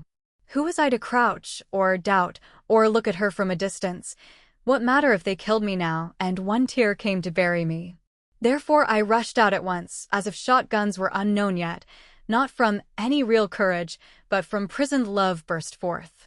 I know not whether my own Lorna was afraid of what I looked, or what I might say to her, or of her own thoughts of me. All I know is that she looked frightened when I hoped for gladness. Perhaps the power of my joy was more than maiden-like to own, or in any way to answer to, and to tell the truth, it seemed as if I might now forget myself, while she would take good care of it. This makes a man grow thoughtful, unless, as some low fellows do, he believe all women hypocrites. Therefore I went slowly towards her, taken back in my impulse, and said all I could come to say, with some distress in doing it. "Mistress Lorna, I had hoped that you were in need of me." "Oh, yes, but that was long ago, 2 months ago, or more, sir." And saying this she looked away, as if it all were over. But I was now so dazed and frightened that it took my breath away, and I could not answer, feeling sure that I was robbed and someone else had won her. And I tried to turn away, without another word, and go. But I could not help one stupid sob, though mad with myself for allowing it, but it came too sharp for pride to stay it, and it told a world of things. Lorna heard it, and ran to me, with her bright eyes full of wonder, pity, and great kindness, as if amazed that I had more than a simple liking for her. Then she held out both hands to me, and I took and looked at them. "Master Ridd, I did not mean," she whispered, very softly, "I did not mean to vex you." "If you would be loath to vex me, none else in this world can do it," I answered out of my great love, but fearing yet to look at her, mine eyes not being strong enough. "Come away from this bright place," she answered, trembling in her turn. "I am watched and spied of late. Come beneath the shadows, John." I would have leaped into the valley of the shadow of death, as described by the late John Bunyan, only to hear her call me John, though Apollyon were lurking there, and despair should lock me in. She stole across the silent grass, but I strode hotly after her. Fear was all beyond me now, except the fear of losing her. I could not but behold her manner, as she went before me, all her grace, and lovely sweetness, and her sense of what she was. She led me to her own rich bower, which I told of once before, and if in spring it were a sight, what was it in summer glory? But although my mind had notice of its fairness and its wonder, not a heed my heart took of it, neither dwelt it in my presence more than flowing water. All that in my presence dwelt, all that in my heart was felt, was the maiden moving gently and afraid to look at me. For now the power of my love was abiding on her, new to her, unknown to her, not a thing to speak about, nor even to think clearly, only just to feel and wonder with a pain of sweetness. She could look at me no more, neither could she look away, with a studied manner only to let fall her eyes, and blush, and be put out with me, and still more with herself. I left her quite alone, though close, though tingling to have hold of her. Even her right hand was dropped and lay among the mosses.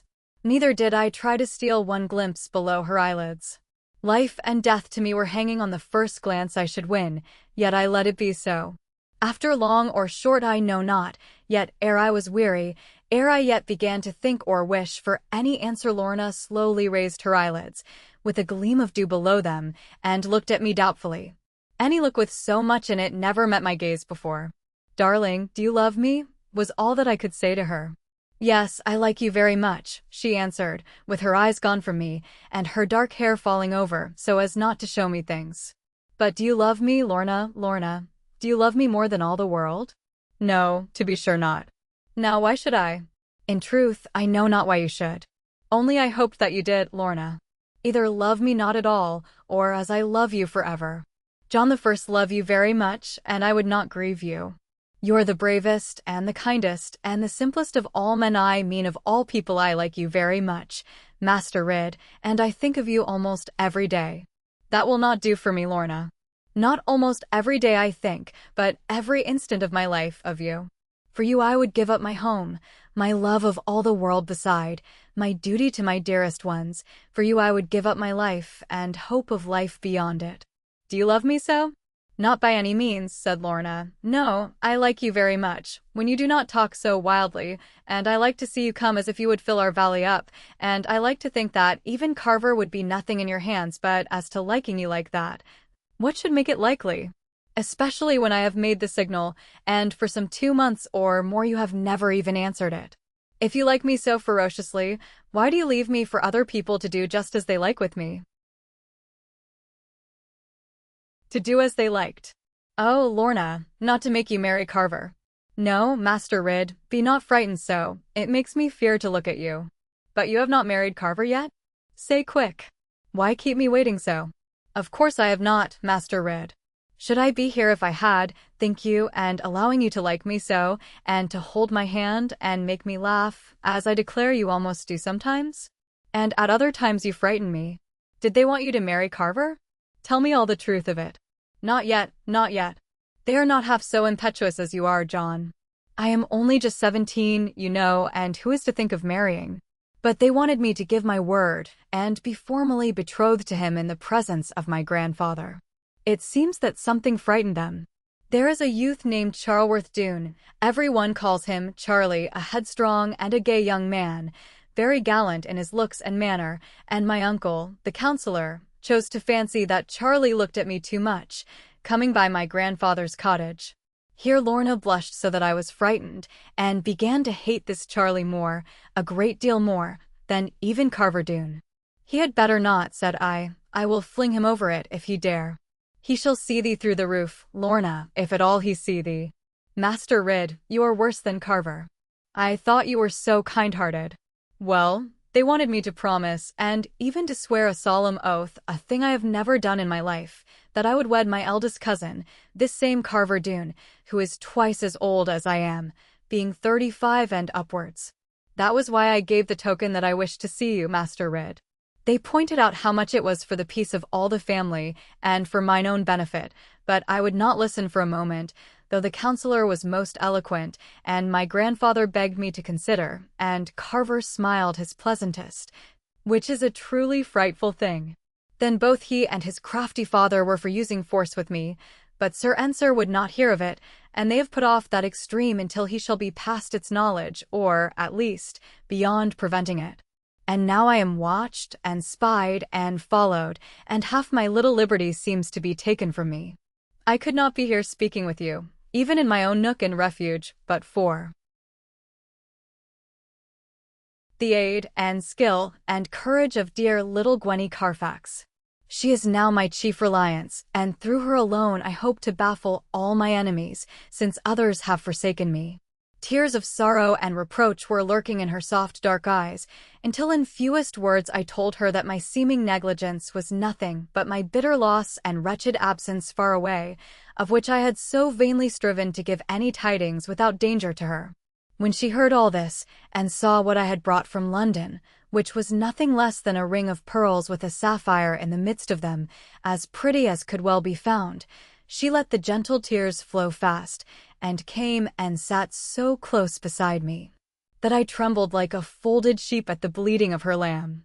But recovering comfort quickly, without more ado, I raised her left hand and observed it with a nice regard, wondering at the small blue veins and curves and tapering whiteness and the points it finished with. My wonder seemed to please her much, herself so well accustomed to it, and not fond of watching it. And then, before she could say a word or guess what I was up to, as quick as ever I turned hand in a bout of wrestling. On her finger was my ring sapphire for the veins of blue, and pearls to match white fingers. "Oh, you crafty master Rid," said Lorna, looking up at me, and blushing now a far brighter blush than when she spoke of Charlie. "I thought that you were much too simple ever to do this sort of thing. No wonder you can catch the fish, as when first I saw you. Have I caught you, little fish? Or must all my life be spent in hopeless angling for you?" "Neither one nor the other, John. You have not caught me yet altogether, though I like you dearly, John, and if you will only keep away, I shall like you more and more. As for hopeless angling, John, that all others shall have until I tell you otherwise." With the large tears in her eyes, tears which seemed to me to rise partly from her want to love me with the power of my love, she put her pure bright lips, half smiling, half prone to reply to tears, against my forehead lined with trouble, doubt, and eager longing. And then she drew my ring from off that snowy twig her finger, and held it out to me, and then, seeing how my face was falling, thrice she touched it with her lips, and sweetly gave it back to me. "John, I dare not take it now, else I should be cheating you. I will try to love you dearly, even as you deserve and wish. Keep it for me just till then. Something tells me I shall earn it in a very little time. Perhaps you will be sorry then, sorry when it is all too late, to be loved by such as I am." What could I do at her mournful tone, but kiss 1,000 times the hand which she put up to warn me, and vow that I would rather die with one assurance of her love, than without it live for ever with all beside that the world could give. Upon this she looked so lovely, with her dark eyelashes trembling, and her soft eyes full of light, and the color of clear sunrise mounting on her cheeks and brow, that I was forced to turn away, being overcome with beauty. "Dearest darling, love of my life," I whispered through her clouds of hair, "how long must I wait to know?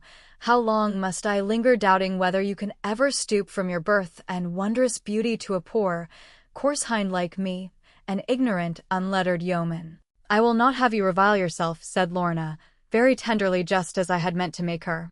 "You are not rude and unlettered, John. You know a great deal more than I do. You have learned both Greek and Latin, as you told me long ago, and you have been at the very best school in the west of England. None of us but my grandfather and the counsellor, who is a great scholar, can compare with you in this. And though I have laughed at your manner of speech, I only laughed in fun, John. I never meant to vex you by it, nor knew that it had done so." "Naught you say can vex me, dear," I answered, as she leaned towards me in her generous sorrow, "unless you say, 'Begone, John Rid, I love another more than you.'" "Then I shall never vex you, John. Never, I mean, by saying that. Now, John, if you please, be quiet," for I was carried away so much by hearing her calling me John so often, and the music of her voice, and the way she bent toward me, and the shadow of soft weeping in the sunlight of her eyes, that some of my great hand was creeping in a manner not to be imagined, and far less explained, toward the lithesome, wholesome curving underneath her mantle-fold, and out of sight and harm, as I thought, not being her front waist. However, I was dashed with that, and pretended not to mean it, only to pluck some lady fern, whose elegance did me no good. "Now, John," said Lorna, being so quick that not even a lover could cheat her, and observing my confusion more intently than she need have done. "Master John Rid, it is high time for you to go home to your mother.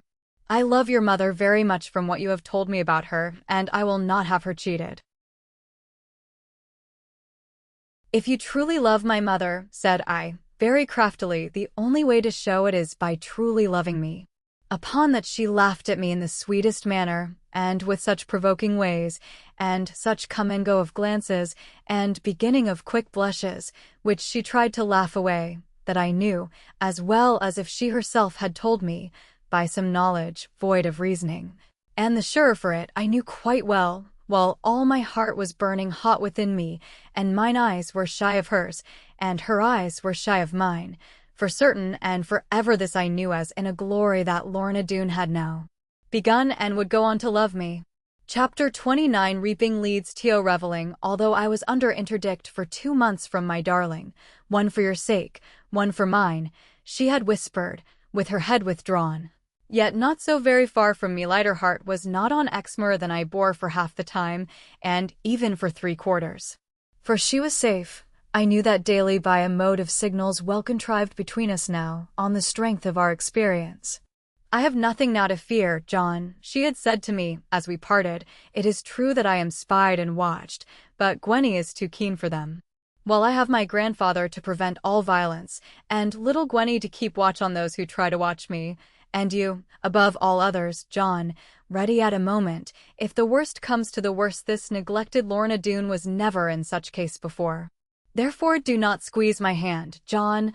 I am safe without it, and you do not know your strength. I knew my strength right well.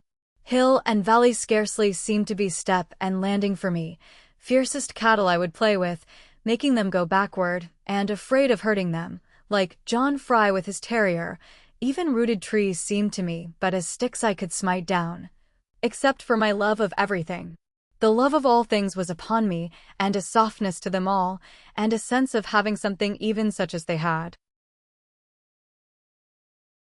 Then the golden harvest came, waving on the broad hillside, and nestling in the quiet nooks scooped from out the fringe of wood. A wealth of harvest such as never gladdened all our countryside since my father ceased to reap, and his sickle hung to rust. There had not been a man on Exmoor fit to work that reaping hook since the time its owner fell, in the prime of life and strength, before a sterner reaper. But now I took it from the wall, where mother proudly stored it, while she watched me, hardly knowing whether she should smile or cry. All the parish was assembled in our upper courtyard, for we were to open the harvest that year, as had been settled with Farmer Nicholas and with Jasper Kebby, who held the third or little farm. We started in proper order, therefore, as our practice is. First, the parson Josiah Bowden, wearing his gown and cassock, with the parish Bible in his hand, and a sickle strapped behind him. As he strode along well and stoutly, being a man of substance, all our family came next, I leading mother with one hand, in the other bearing my father's hook, and with a loaf of our own bread and a keg of cider upon my back. Behind us Annie and Lizzie walked, wearing wreaths of cornflowers, set out very prettily, such as mother would have worn if she had been a farmer's wife, instead of a farmer's widow. Being as she was, she had no adornment, except that her widow's hood was off, and her hair allowed to flow, as if she had been a maiden, and very rich bright hair it was, in spite of all her troubles. After us, the maidens came, milkmaids and the rest of them, with Betty Muxworthy at their head, scolding even now, because they would not walk fitly. But they only laughed at her, and she knew it was no good to scold, with all the men behind them. Then the Snows came trooping forward, Farmer Nicholas in the middle, walking as if he would rather walk to a wheat field of his own, yet content to follow lead, because he knew himself the leader, and signing every now and then to the people here and there, as if I were nobody. But to see his 3 great daughters, strong and handsome wenches, making upon either side, as if somebody would run off with them, this was the very thing that taught me how to value Lorna and her pure simplicity.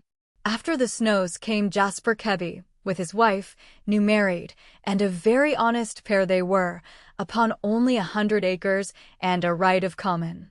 After these the men came hotly, without decent order, trying to spy the girls in front and make good jokes about them, at which their wives laughed heartily, being jealous when alone perhaps. And after these men and their wives came all the children toddling, picking flowers by the way, and chattering and asking questions, as the children will. There must have been 60 of us, take one with another, and the lane was full of people. When we were come to the big field gate, where the first sickle was to be, Parson Bowden heaved up the rail with the sleeves of his gown done green with it, and he said that everybody might hear him, though his breath was short, "In the name of the Lord, Amen." Amen. So be it, cried the clerk, who was far behind, being only a shoemaker. Then Parson Bowden read some verses from the parish Bible, telling us to lift up our eyes and look upon the fields already white to harvest, and then he laid the Bible down on the square head of the gatepost, and despite his gown and cassock, 3 good swipes he cut off corn, and laid them right end onwards. All this time the rest were huddling outside the gate, and along the lane, not daring to interfere with Parson, but whispering how well he did it.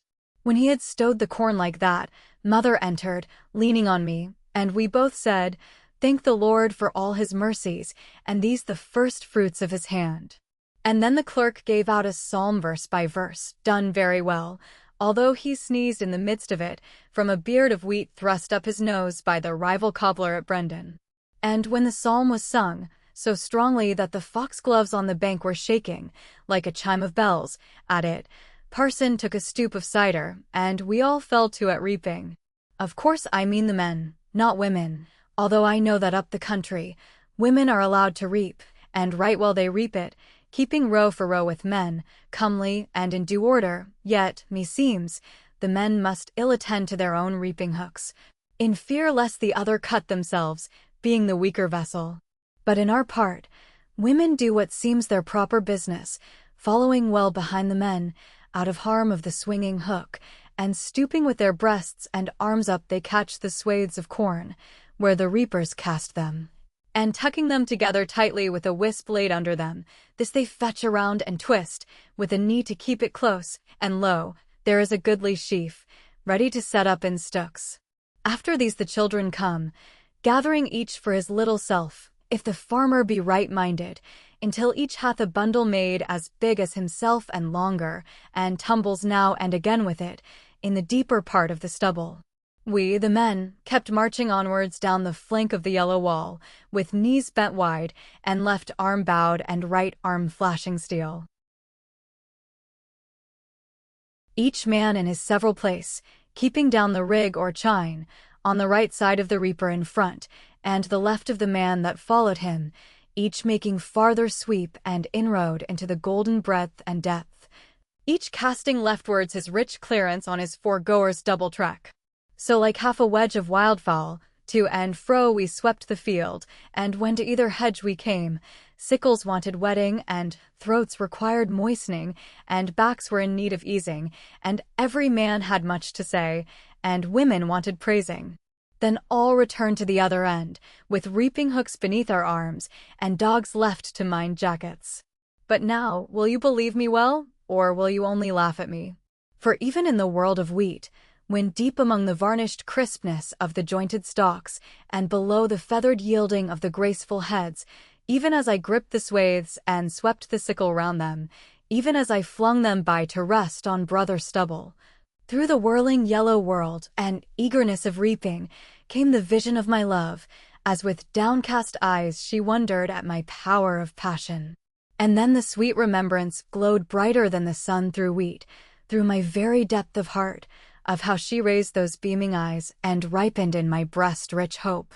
Even now I could descry, like high waves in the distance, the rounded heads and folded shadows of the wood of Bagworthy. Perhaps she was walking in the valley and softly gazing up at them. Oh, to be a bird just there! I could see a bright mist hanging just above the Doone glen. Perhaps it was shedding its drizzle upon her. Oh, to be a drop of rain! The very breeze which bowed the harvest to my bosom gently might have come direct from Lorna, with her sweet voice laden. Ah, the flaws of air that wander where they will around her, fan her bright cheek, play with lashes, even revel in her hair and reveal her beauty's man is but a breath, we know, would I were such breath as that. But confound it while I ponder, with delicious dreams suspended, with my right arm hanging frustrate and the giant sickle drooped, with my left arm bowed for clasping something more germane than wheat, and my eyes not minding business, but intent on distant woods. Confound it, what are the men about, and why am I left vaporing? They have taken advantage of me, the rogues. They are gone to the hedge for the cider jars, they have had up the sled of bread and meat, quite softly over the stubble, and, if I can believe my eyes, so dazed with Lorna's image, they are sitting down to an excellent dinner, before the church clock has gone 11. John Fry, you big villain! I cried, with John hanging up in the air by the scruff of his neckcloth, but holding still by his knife and fork, and a goose leg in between his lips. John Fry, what mean you by this, sir? Let me down, or I can't tell ye, John answered with some difficulty. So I let him come down, and I must confess that he had reason on his side. Plaise your worship, John called me so, ever since I returned from London, firmly believing that the king had made me a magistrate at least, though I was to keep it secret, a seed as how your worship were took with thinkin' of king's business.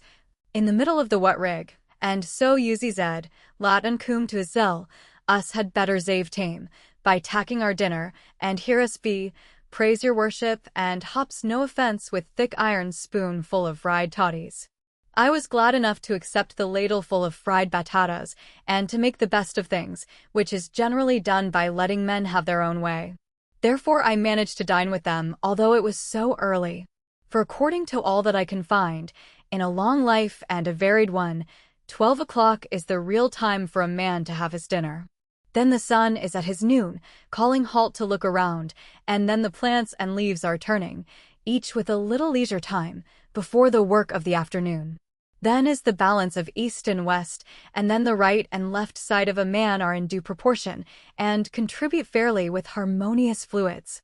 And the health of this mode of life, and its reclaiming virtue are well set forth in our ancient rhyme, sunrise, breakfast, sun high, dinner, sundown, sup, makes a saint of a sinner. Wish, the wheat falls. Whirl again, you have had good dinners, give your master and mistress plenty to supply another year. And in truth we did reap well and fairly, through the whole of that afternoon, I not only keeping lead, but keeping the men up to it. We got through a matter of 10 acres, ere the sun between the shocks broke his light on wheaten plumes, then hung his red cloak on the clouds, and fell into grey slumber. Seeing this we wiped our sickles, and our breasts and foreheads, and soon were on the homeward road, looking forward to good supper. Of course all the reapers came at night to the harvest supper, and Parson Bowden to say the grace as well as to help to carve for us. And some help was needed there, I can well assure you, for the reapers had brave appetites, and most of their wives having babies were forced to eat as a duty. Neither failed they of this duty. Cut and come again was the order of the evening, as it had been of the day, and I had no time to ask questions, but helpmeat and ladle gravy. All the while our darling Annie, with her sleeves tucked up, and her comely figure panting, was running about with a bucket of toddies mashed with lard and cabbage. Even Lizzie had left her books, and was serving out beer and cider, while Mother helped plum pudding largely on pewter plates with the mutton. And all the time, Betty Muxworthy was grunting in and out everywhere, not having space to scold even, but changing the dishes, serving the meat, poking the fire, and cooking more. But John Fry would not stir a peg, except with his knife and fork, having all the airs of a visitor, and his wife to keep him eating, till I thought there would be no end of it. Then having eaten all they could, they prepared themselves, with one accord, for the business now of drinking. But first they lifted the neck of corn, dressed with ribbons gaily, and set it upon the mantelpiece, each man with his horn afroth, and then they sang a song about it, every one shouting in the chorus louder than harvest thunderstorm. Some were in the middle of one verse, and some at the end of the next one, yet somehow all managed to get together in the mighty roar of the burden. And if any farmer up the country would like to know Exmoor harvest song as sung in my time, and will be sung long after I am garnered home, lo, here I set it down for him, omitting only the dialect, which perchance might puzzle him. Exmoor harvest song won the corn, oh the corn, 'tis the ripening of the corn. Go unto the door, my lad, and look beneath the moon, thou canst see, beyond the woodrick, how it is yellow'n. 'Tis the harvesting of wheat, and the barley must be shorn. Chorus, the corn, oh the corn, and the yellow mellow corn. Here's to the corn, with the cups upon the board. We've been reaping all the day, and we'll reap again the morn. And fetch it home to mow yard, and then we'll thank the Lord. To the wheat, oh the wheat, 'tis the ripening of the wheat. All the day it has been hanging down its heavy head, bowing over on our bosoms with a beard of red. 'tis the harvest, and the value makes the labor sweet. Chorus, the wheat, oh the wheat, and the golden, golden wheat. Here's to the wheat with the loaves upon the board. We've been reaping all the day, and we never will be beat, and fetch it all to mow yard, and then we'll thank the Lord. 3. The barley, oh the barley, and the barley is in prime. All the day it has been rustling, with its bristles brown, waiting with its beard a bowing, till it can be mown. 'Tis the harvest, and the barley must abide its time. Chorus, the barley, oh the barley, and the barley ruddy brown. Here's to the barley, with the beer upon the board. We'll go a mowing, soon as ever all the wheat is down. When all is in the mow yard, we'll stop and thank the Lord. For the oats, oh the oats, 'tis the ripening of the oats. All the day they have been dancing with their flakes of white, waiting for the girding hook, to be the nag's delight. 'Tis the harvest, let them dangle in their skirted coats. Chorus, the oats, oh the oats, and the silver, silver oats. Here's to the oats with the blackstone on the board. We'll go among them when the barley has been laid in rotes. When all is home to mow yard, we'll kneel and thank the Lord. 5. The corn, oh the corn, and the blessing of the corn.